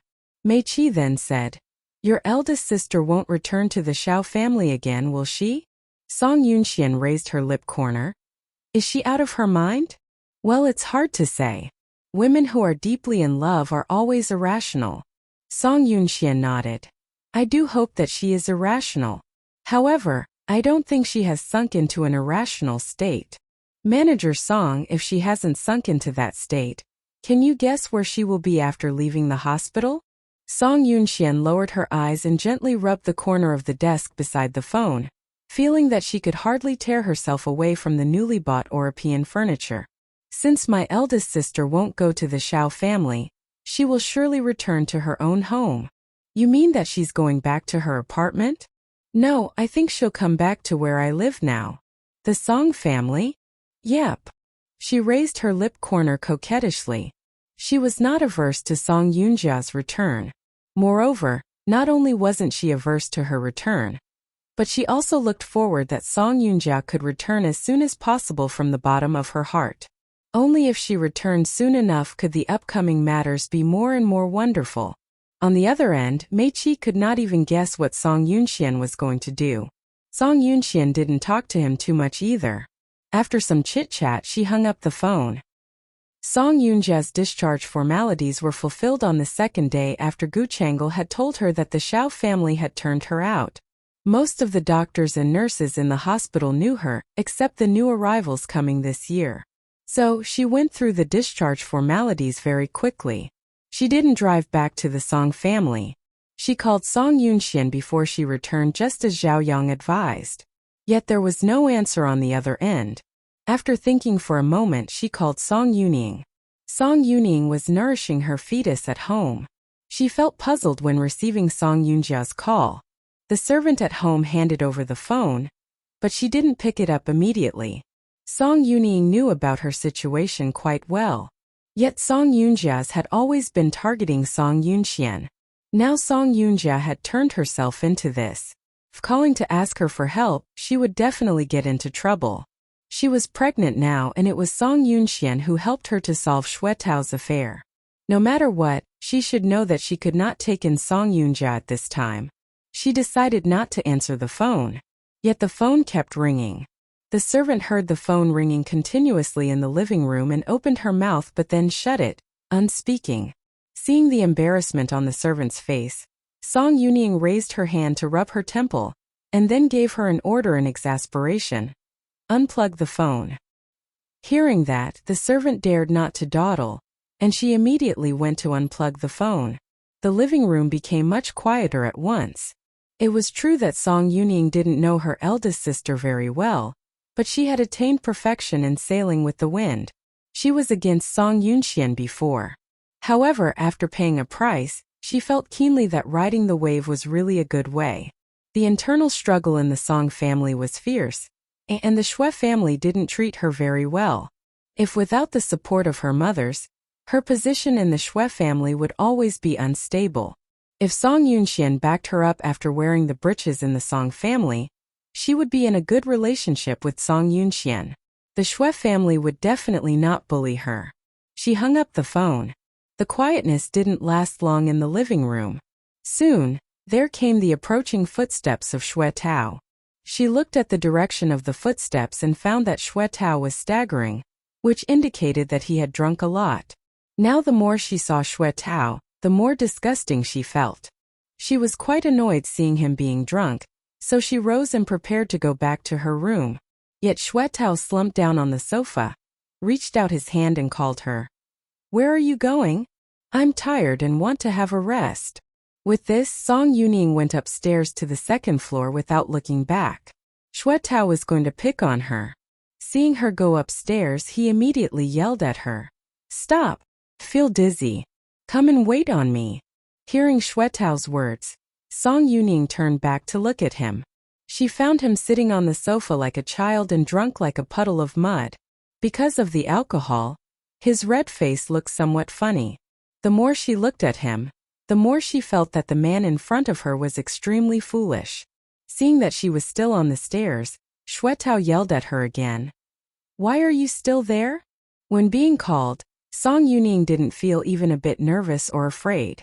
Instead, she continued going upstairs after giving him a cold glance. Realizing that he was ignored by Song Yuning, Xue Tao immediately scolded angrily on the first floor. "You bitch! Don't you think that I won't beat you because Song Yunxian gets your back? When Song Yunxuan's day has gone, I'll turn you out of the Xue family at once." Xue Tao kept scolding her on the first floor. Yet Song Yuning felt that the day on which Xue Tao wished Song Yunxian to be defeated would never come. Song Yunjia's original plan had also failed, and she couldn't see even a bit of light. She was thinking that she could let Song Yuning fence a little after returning to the Song family. Yet unexpectedly, Song Yuning not only refused to fence, but she even evaded answering her phone calls. It made her furious. She hurled her mobile phone out of the car window angrily, which made the passers-by somewhat shocked. Miss Song, who was rumored to be intellectual, graceful, smart and generous, was like a desperate crazy lady at the moment. She clutched her hands and looked like a bitch being abandoned. Passers-by's eyes were fixed on her, which gradually aroused her vigilance. She raised her head up and wanted to take a look at them, but her eyes were so terrifying. The passers-by hurriedly headed back and no longer looked at her. Song Yunjia's fingers were loosened bit by bit, and then clenched little by little, and the hatred in her eyes was sometimes bright and sometimes dark. After being calm for a few seconds, she raised her hand and winded the window up. Song Yunjia, who used to be so elegant, now fell on evil days. She looked up at the rearview mirror in front of her and saw thick black circles under her eyes. She even felt sad for herself. She should have been the favored daughter of the Song family. Why did the balance of fate decline to Song Yunxian? On what plane of existence was Song Yunxian better than her? She was better than Song Yunxian in any aspects. Her fingers were trembling. Envy and hatred seemed to cauterize her heart and lung. Just as she was wondering whether to continue driving or not, someone patted the door. She looked up at the guy sharply. Outside the door stood Zhao Yang. Zhao Yang was aged. Even though he paid attention to his diet, yet it could not slow down the passing of time. The hair on his temples had already turned grizzled. He patted the window of Song Yunjia's car anxiously. After seeing Song Yunjia had noticed him, he stopped and waited for Song Yunjia to wind down the window. Song Yunjia suppressed her anger and resentment in her heart for the time being and wound down the window. Uncle Zhao. Hearing her call him, Zhao Yang's eyebrows were unfolded for a second. But he then frowned again. His sight was thoughtfully at Song Yunjia's mobile phone, which had been hurled far away. Yunjia, were you calling anyone? Song Yunjia knew that Zhao Yang was the only one who was at her side, so she said directly and honestly, I was calling my sister. Song Yuning? Song Yunjia and Song Yunxian were incompatible like fire and water, so she wouldn't say that Song Yunxian was her younger sister placidly. Zhao Yang thought of Song Yuning naturally. What did you say to Yuning? Since Song Yunjia called Song Yuning at this time, it was obvious that she hoped Song Yuning could fence to help her return to the Song's house. If Song Yuning was willing to speak for Song Yunjia, the situation might be much better. When thinking of this, Zhao Yang became concerned about Song Yuning's reply and asked quickly, what did Miss Song Yuning say? Song Yunjia was already very angry, so she scolded directly without hiding the anger and resentment towards Song Yuning when Zhao Yang asked her. That little bitch didn't answer my call. She thought nothing of Song Yuning when she was in the Song family. Song Yuning hung out with men all day long. Now, when she wanted to make use of her, she didn't pay any attention to her like a weathercock. Zhao Yang didn't expect that Song Yuning even did not answer the phone. He sighed with a bit worry and comforted Song Yunjia. Yunjia, once a phoenix falls down, it's no better than a chicken. Considering your present situation, you have no option but to return to see what's going on. Song Yunjia's eyes turned cold and wanted to say something, yet finally she said nothing. She had always been a proud girl, always been excellent at school. And as she came from a rich family and was beautiful, she had always been treated like the moon surrounded by a myriad of stars.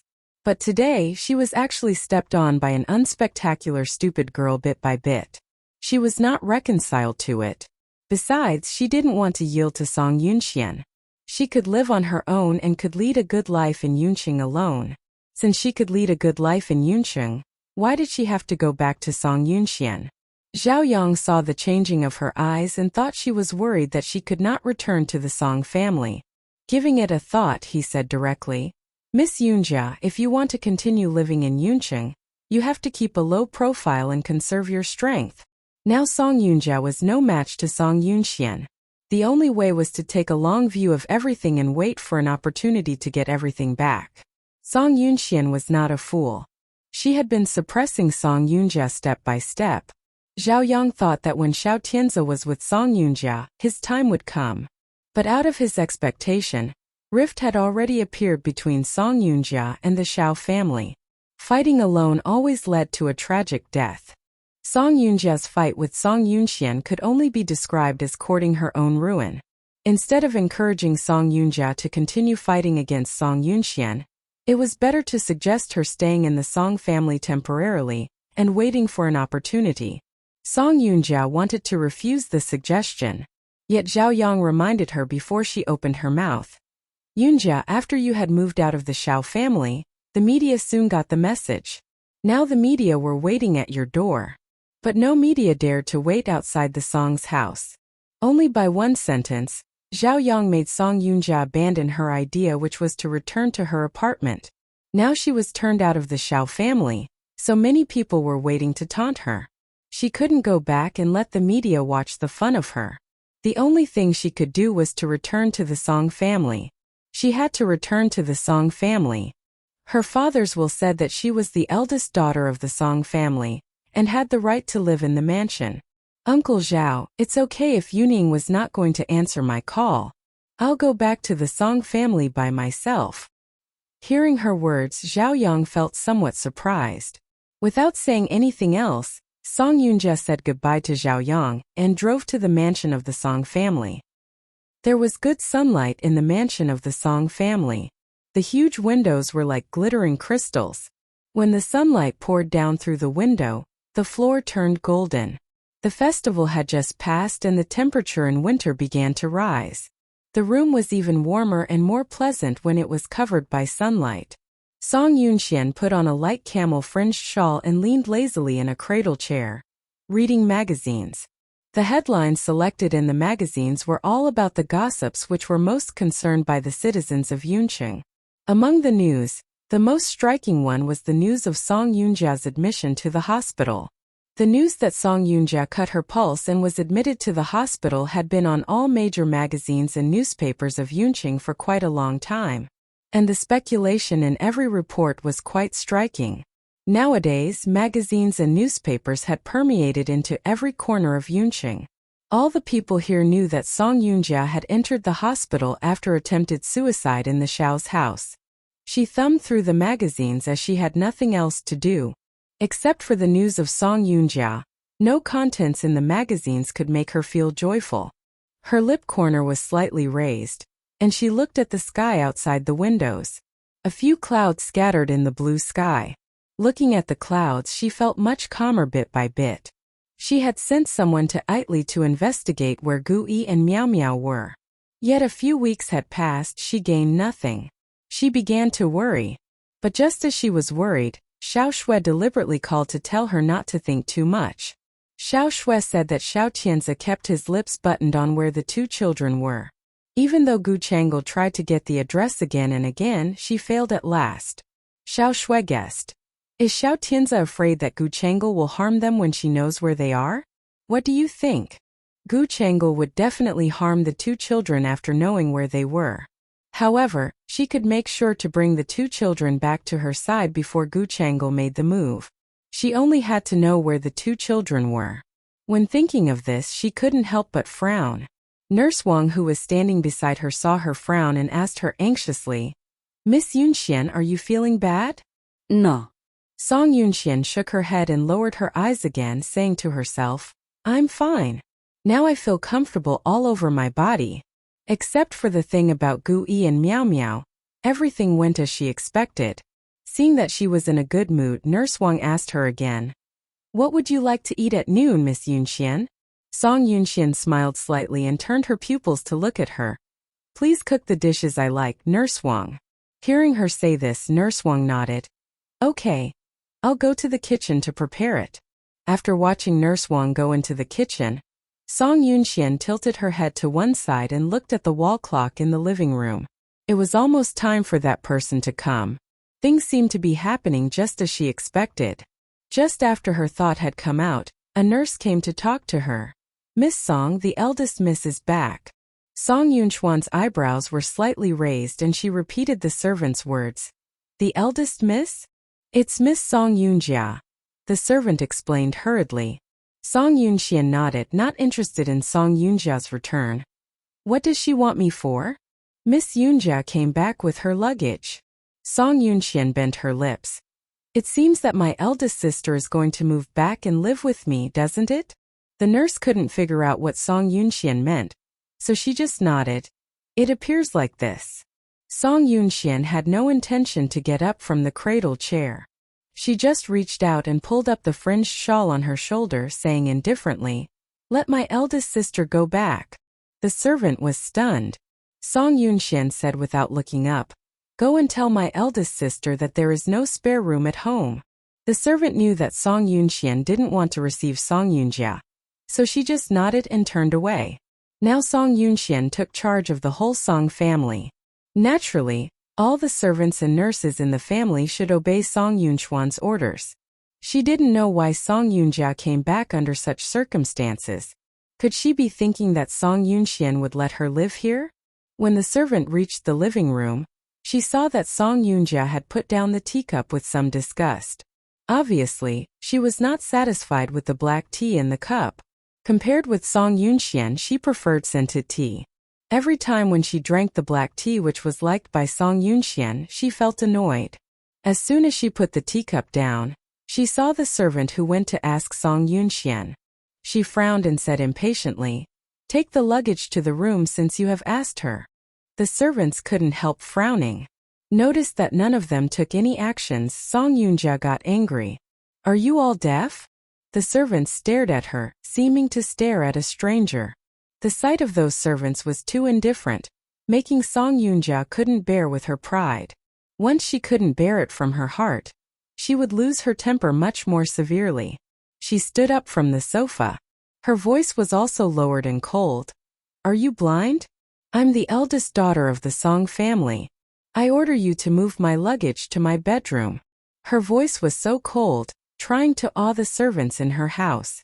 But no matter how intimidating she tried to appear, none of the servants reacted to her order. What she said was just in vain. Everyone turned a deaf ear to her order. At that moment she felt embarrassed. She felt like that she was a comical clown who was solo acting. She was torn between rage and shame. Sitting on the sofa again, she waved the cup of red tea fiercely. The cup of red tea was whisked on the carpet. A woolen carpet covered on the floor in the living room. Even if she vigorously waved that cup down, it didn't smash to pieces. All the tea in the cup was spilled on the carpet. The servants were frightened by Song Yunjia's impertinent action. One of the servants couldn't help talking to her. "Miss Yunjia."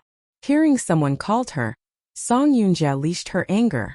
She said, "All of you act as dead people. Do you really want to ignite me?" The servants were a little embarrassed. Finding out their embarrassed expression, Song Yunjia knew that the issue in which she went back to the Song family definitely could not be judged by those servants. It was the refusal of Song Yunxian who made the servants not dare to react. However, if the servants moved her luggage into her bedroom, she would reasonably live in the room which she used to live. Even if Song Yunxian wanted to drive her out of the Song family, she wouldn't make it. She was wishful thinking in her mind.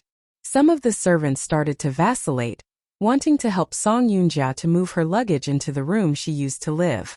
Seeing their vacillation, Song Yunjia smiled. Finally, a servant walked to Song Yunjia's drawbar suitcase, trying to hold the bar. "Stop," a young servant said. Song Yunjia looked at her, finding that it was a strange face that she never met before. But what she said weighed a lot. The servant who wanted to pull the suitcase for Song Yunjia stopped after her words. Hearing what she said, the servant slightly said, "Steward du."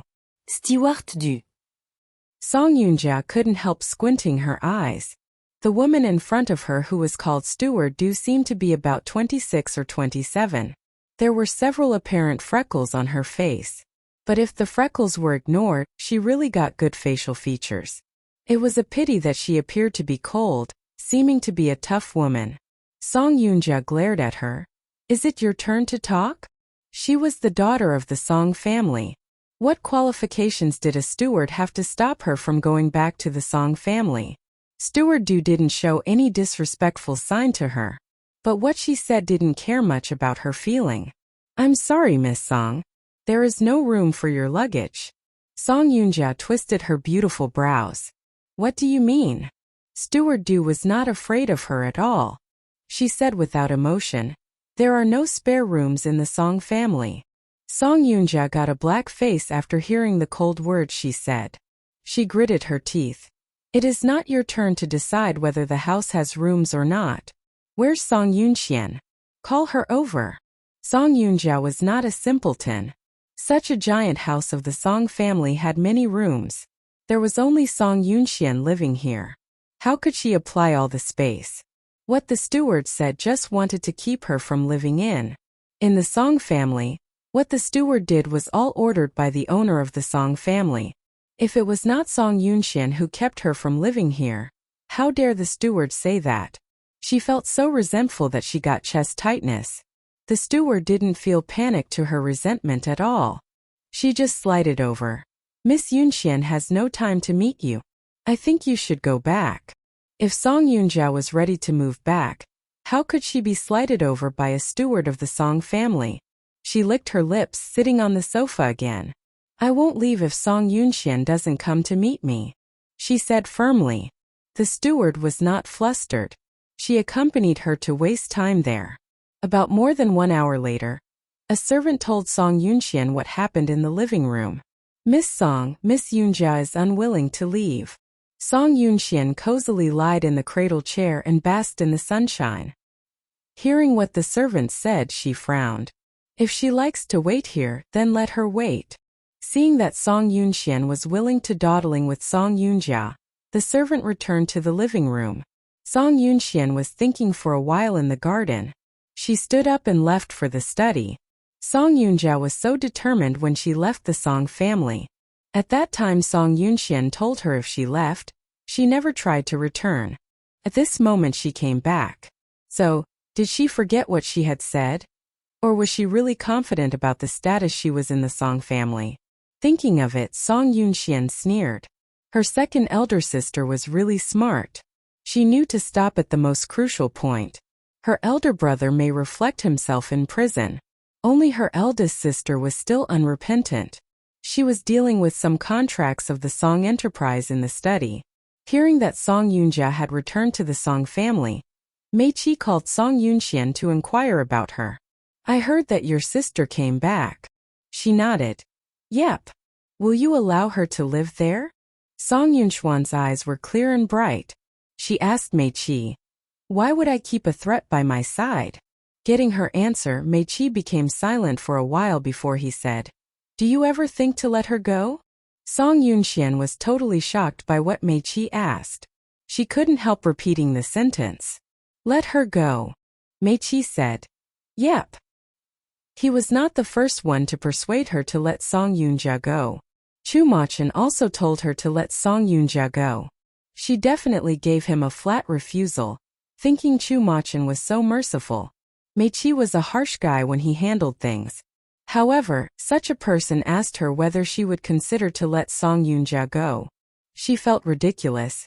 Why do all of you suggest me to let Song Yunjia go? Anyway, she is your sister. If you are so ruthless, other people will think that you are too malicious. Oh. Song Yunxian sneered. Mei Qi on the phone felt Song Yunxian was unhappy, so he became serious. Listen, Song Yunxian said in an arrogant voice. There seemed to be a moment that enmity filled with her mind. Sing Yunya deserves to di. Mei Qi was shocked by the enmity in the words said by Song Yunxian. Song Yunxian held the phone tightly. She repeated with a black look. It is not enough for her to die. In this world no one deserves to die like she does. Gu Chang'e had been friends with her for so many years, helping the Song enterprise a lot stealthily. However, Song Yunjia always wanted to murder her. If she didn't do the favor to Xiao Tianzi, how could he murder her by gutting on his own? Those who had killed Gu Chang'e were supposed to die. Xiao Tianzi was supposed to die. Gu Chang'e was supposed to die.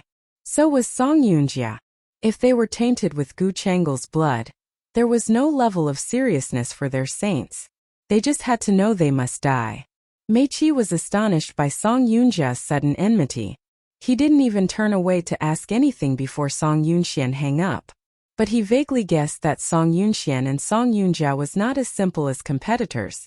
If they only fought for the power and poverty of the Song family, Song Yunxian had already won. But Song Yunxian wanted to corner Song Yunjia, making her never try to roll over. What kind of vendetta would she have with Song Yunjia?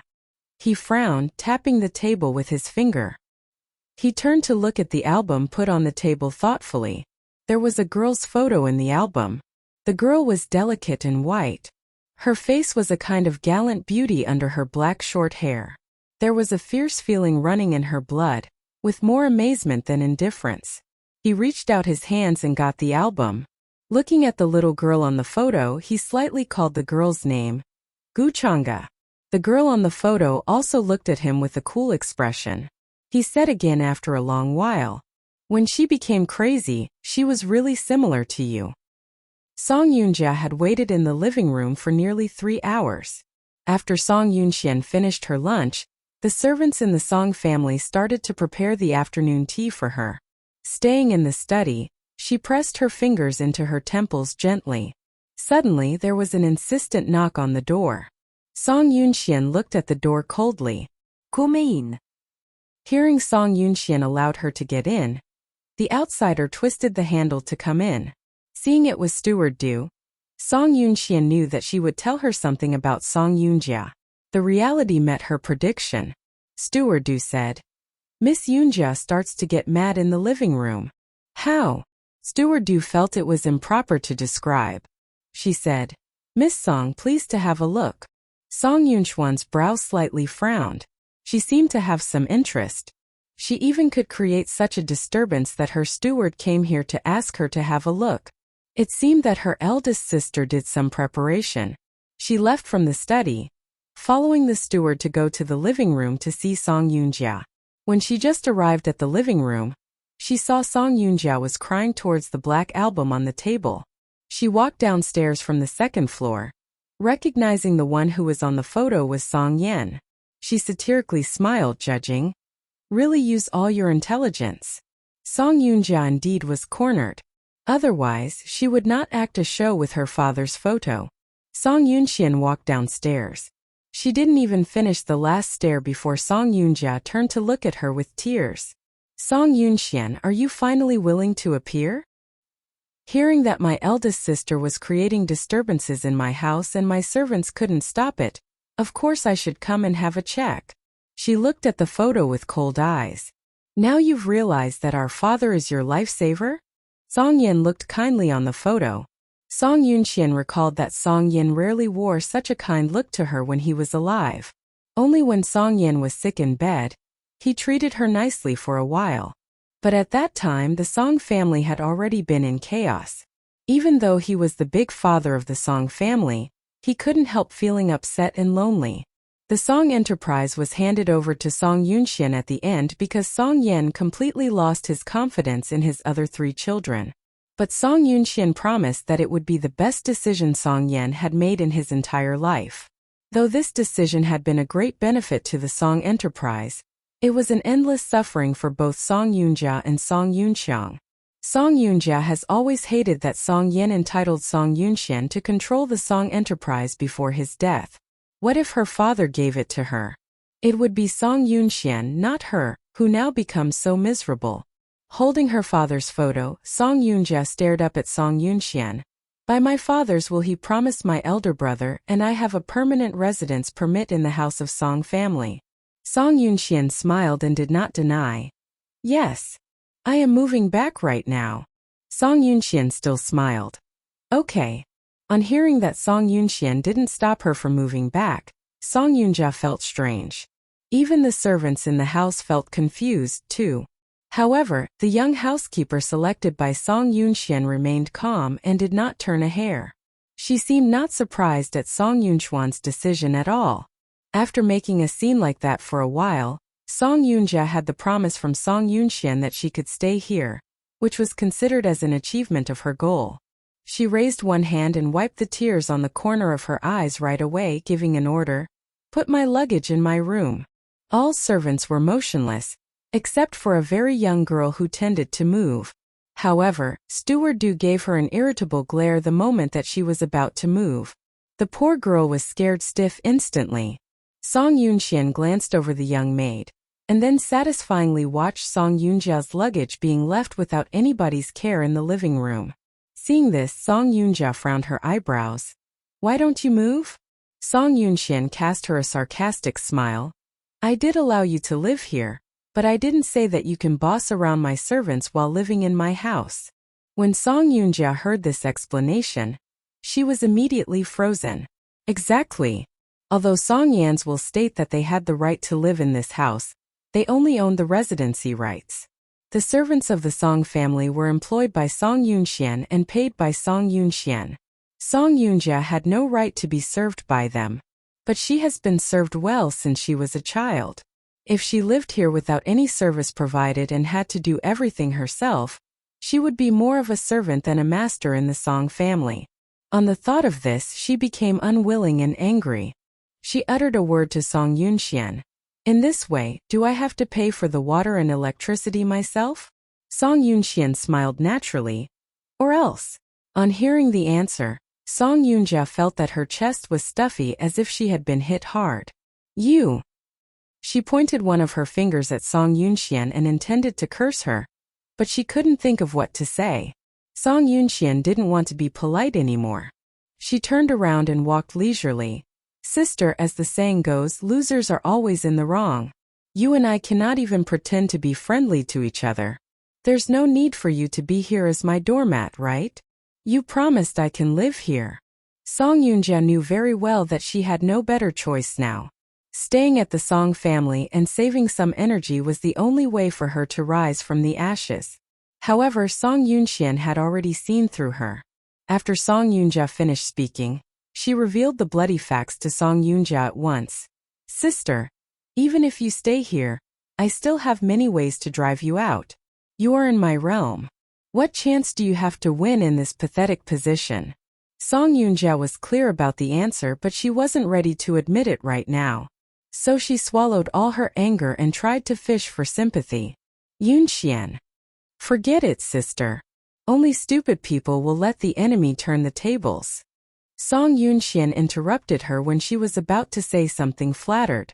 Song Yunjia's face turned stiff and a little bit of resentment appeared from the bottom of her eyes. Song Yunxian turned around, watching her spiteful eyes.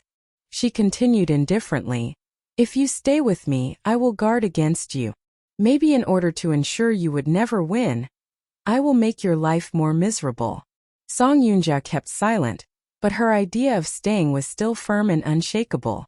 Of course, she knew that Song Yunxian didn't want her to be here. But in this situation, she was willing to do anything opposite to Song Yunxuan's intention. She was determined. No one helped her with the suitcase, so she reached out her hands and lifted it to the second floor. Song Yunxian just watched and didn't stop. She was very calm and sure that Song Yunjia would run down the stairs with anger within half a minute after spotting her room upstairs. She looked very gentle. Thinking of what Song Yunjia's face would be like in that moment, she felt in a splendid mood instantly. While listening to Song Yunjia going upstairs and opening her room's door, she gently raised one of her hands to admire her new nails done yesterday. She hadn't finished all of them yet. A sharp cry came upstairs. Song Yunxian. Song Yunxian bent her lips, raised her eyes slowly and looked up slightly. Song Yunjia was so angry that she didn't even take the suitcase. She asked Song Yunxian loudly with red eyes, "Why did my room become a bathroom?" Song Yunxian looked at her with a smile and replied, "I told you there are no spare rooms. You're literally hitting a person when he is down." Song Yunxian felt not ashamed at all. "Sister, if I were you today, would you do the same thing to me?" Song Yunjia's face turned to iron blue, but she couldn't say a word. There was no doubt that if Song Yunxian had been in a desperate situation, she would have not only done this but even much worse. However, "I know that you would treat me even worse. Likewise, I feel the same as you." Song Yunxuan's eyes smiled at her. Song Yunjia found that her eyes were smiling, but she couldn't help sweating when looking right into them. It was like there was a pair of scarlet eyes behind Song Yunxian, looking at her, waiting to come up and tear her up when she was unguarded. She felt uneasy and terrifying. She turned around to look for the eyes in panic but found nothing. Only the chilling fear got heavier and heavier. Song Yunxian smiled and looked at her nervous appearance. Servants of the Song family also witnessed that this noble and elegant young lady turned around ceaselessly with a frantic look on her face, like a madwoman. The steward got confused that Song Yunjia kept looking back. She lowered her voice and asked Song Yunxian, "Miss, what is she looking for?" "She isn't looking for anything," Song Yunxian replied imperturbably. "She's just being afraid." "Being afraid?" The steward became even more puzzled. "Of what?" Song Yunxian smiled with her eyes staring straight at Song Yunjia. When Song Yunjia's sight was fixed on her face, she opened her mouth gently and spoke a name silently, Guchanga. This name was like a time bomb. Song Yunjia was shocked. Her mind was blown up immediately and blanked out in a flash. After that, there was only the echo of Song Yunxuan's sound left in her mind. Guchanga. She repeated the name unconsciously and even started to hallucinate. Song Yunxuan's face became hazy. It was like a kaleidoscope where there were countless Song Yunxian in front of her, and these illusions were undergoing terrible changes. They all changed from Song Yunxian to Guchanga. Innumerable Guchanga's faces were shaking in front of her. She couldn't move. The creepy feeling of being watched by a dead woman made her wet her forehead and palms, and she became more and more scared. She screamed madly with hands laced behind her head. Even the servants of the Song family was kind of terrified by her. Only Song Yunxian watched her silently from beginning to end. Song Yunjia finally broke down. But this taste of her breakdown was nothing compared to the previous torture that Guchanga had suffered at that time. The steward next to Song Yunxian was also scared. "Miss, is she going mad?" Song Yunxian didn't say a word. She enjoyed watching Song Yunjia's frantic madness. From that elegant and noble Miss Song who always showed up in the spotlight step by step, she became what it was today. Song Yunjia was pushed too hard, but it made Song Yunxian feel extremely pleasant. No one knew what Song Yunxian thought about and how hard it was for her to go through all this. She had always dreamed of Song Yunjia being punished and driven crazy. Today her dreams came true. Song Yunjia continued screaming with hands over ears as if being possessed by a devil. She stumbled down from the second floor while screaming out loud, "Don't come to me! You damn bitch! You deserve it! You deserve it! Go to Guchanga! Not me!" No one understood what these words meant. Only Song Yunxian did. She understood exactly every word. Song Yunjia ran down from the second floor, suddenly slipped on her feet and rolled down the stairs like a ball. The servants in the living room screamed in shock.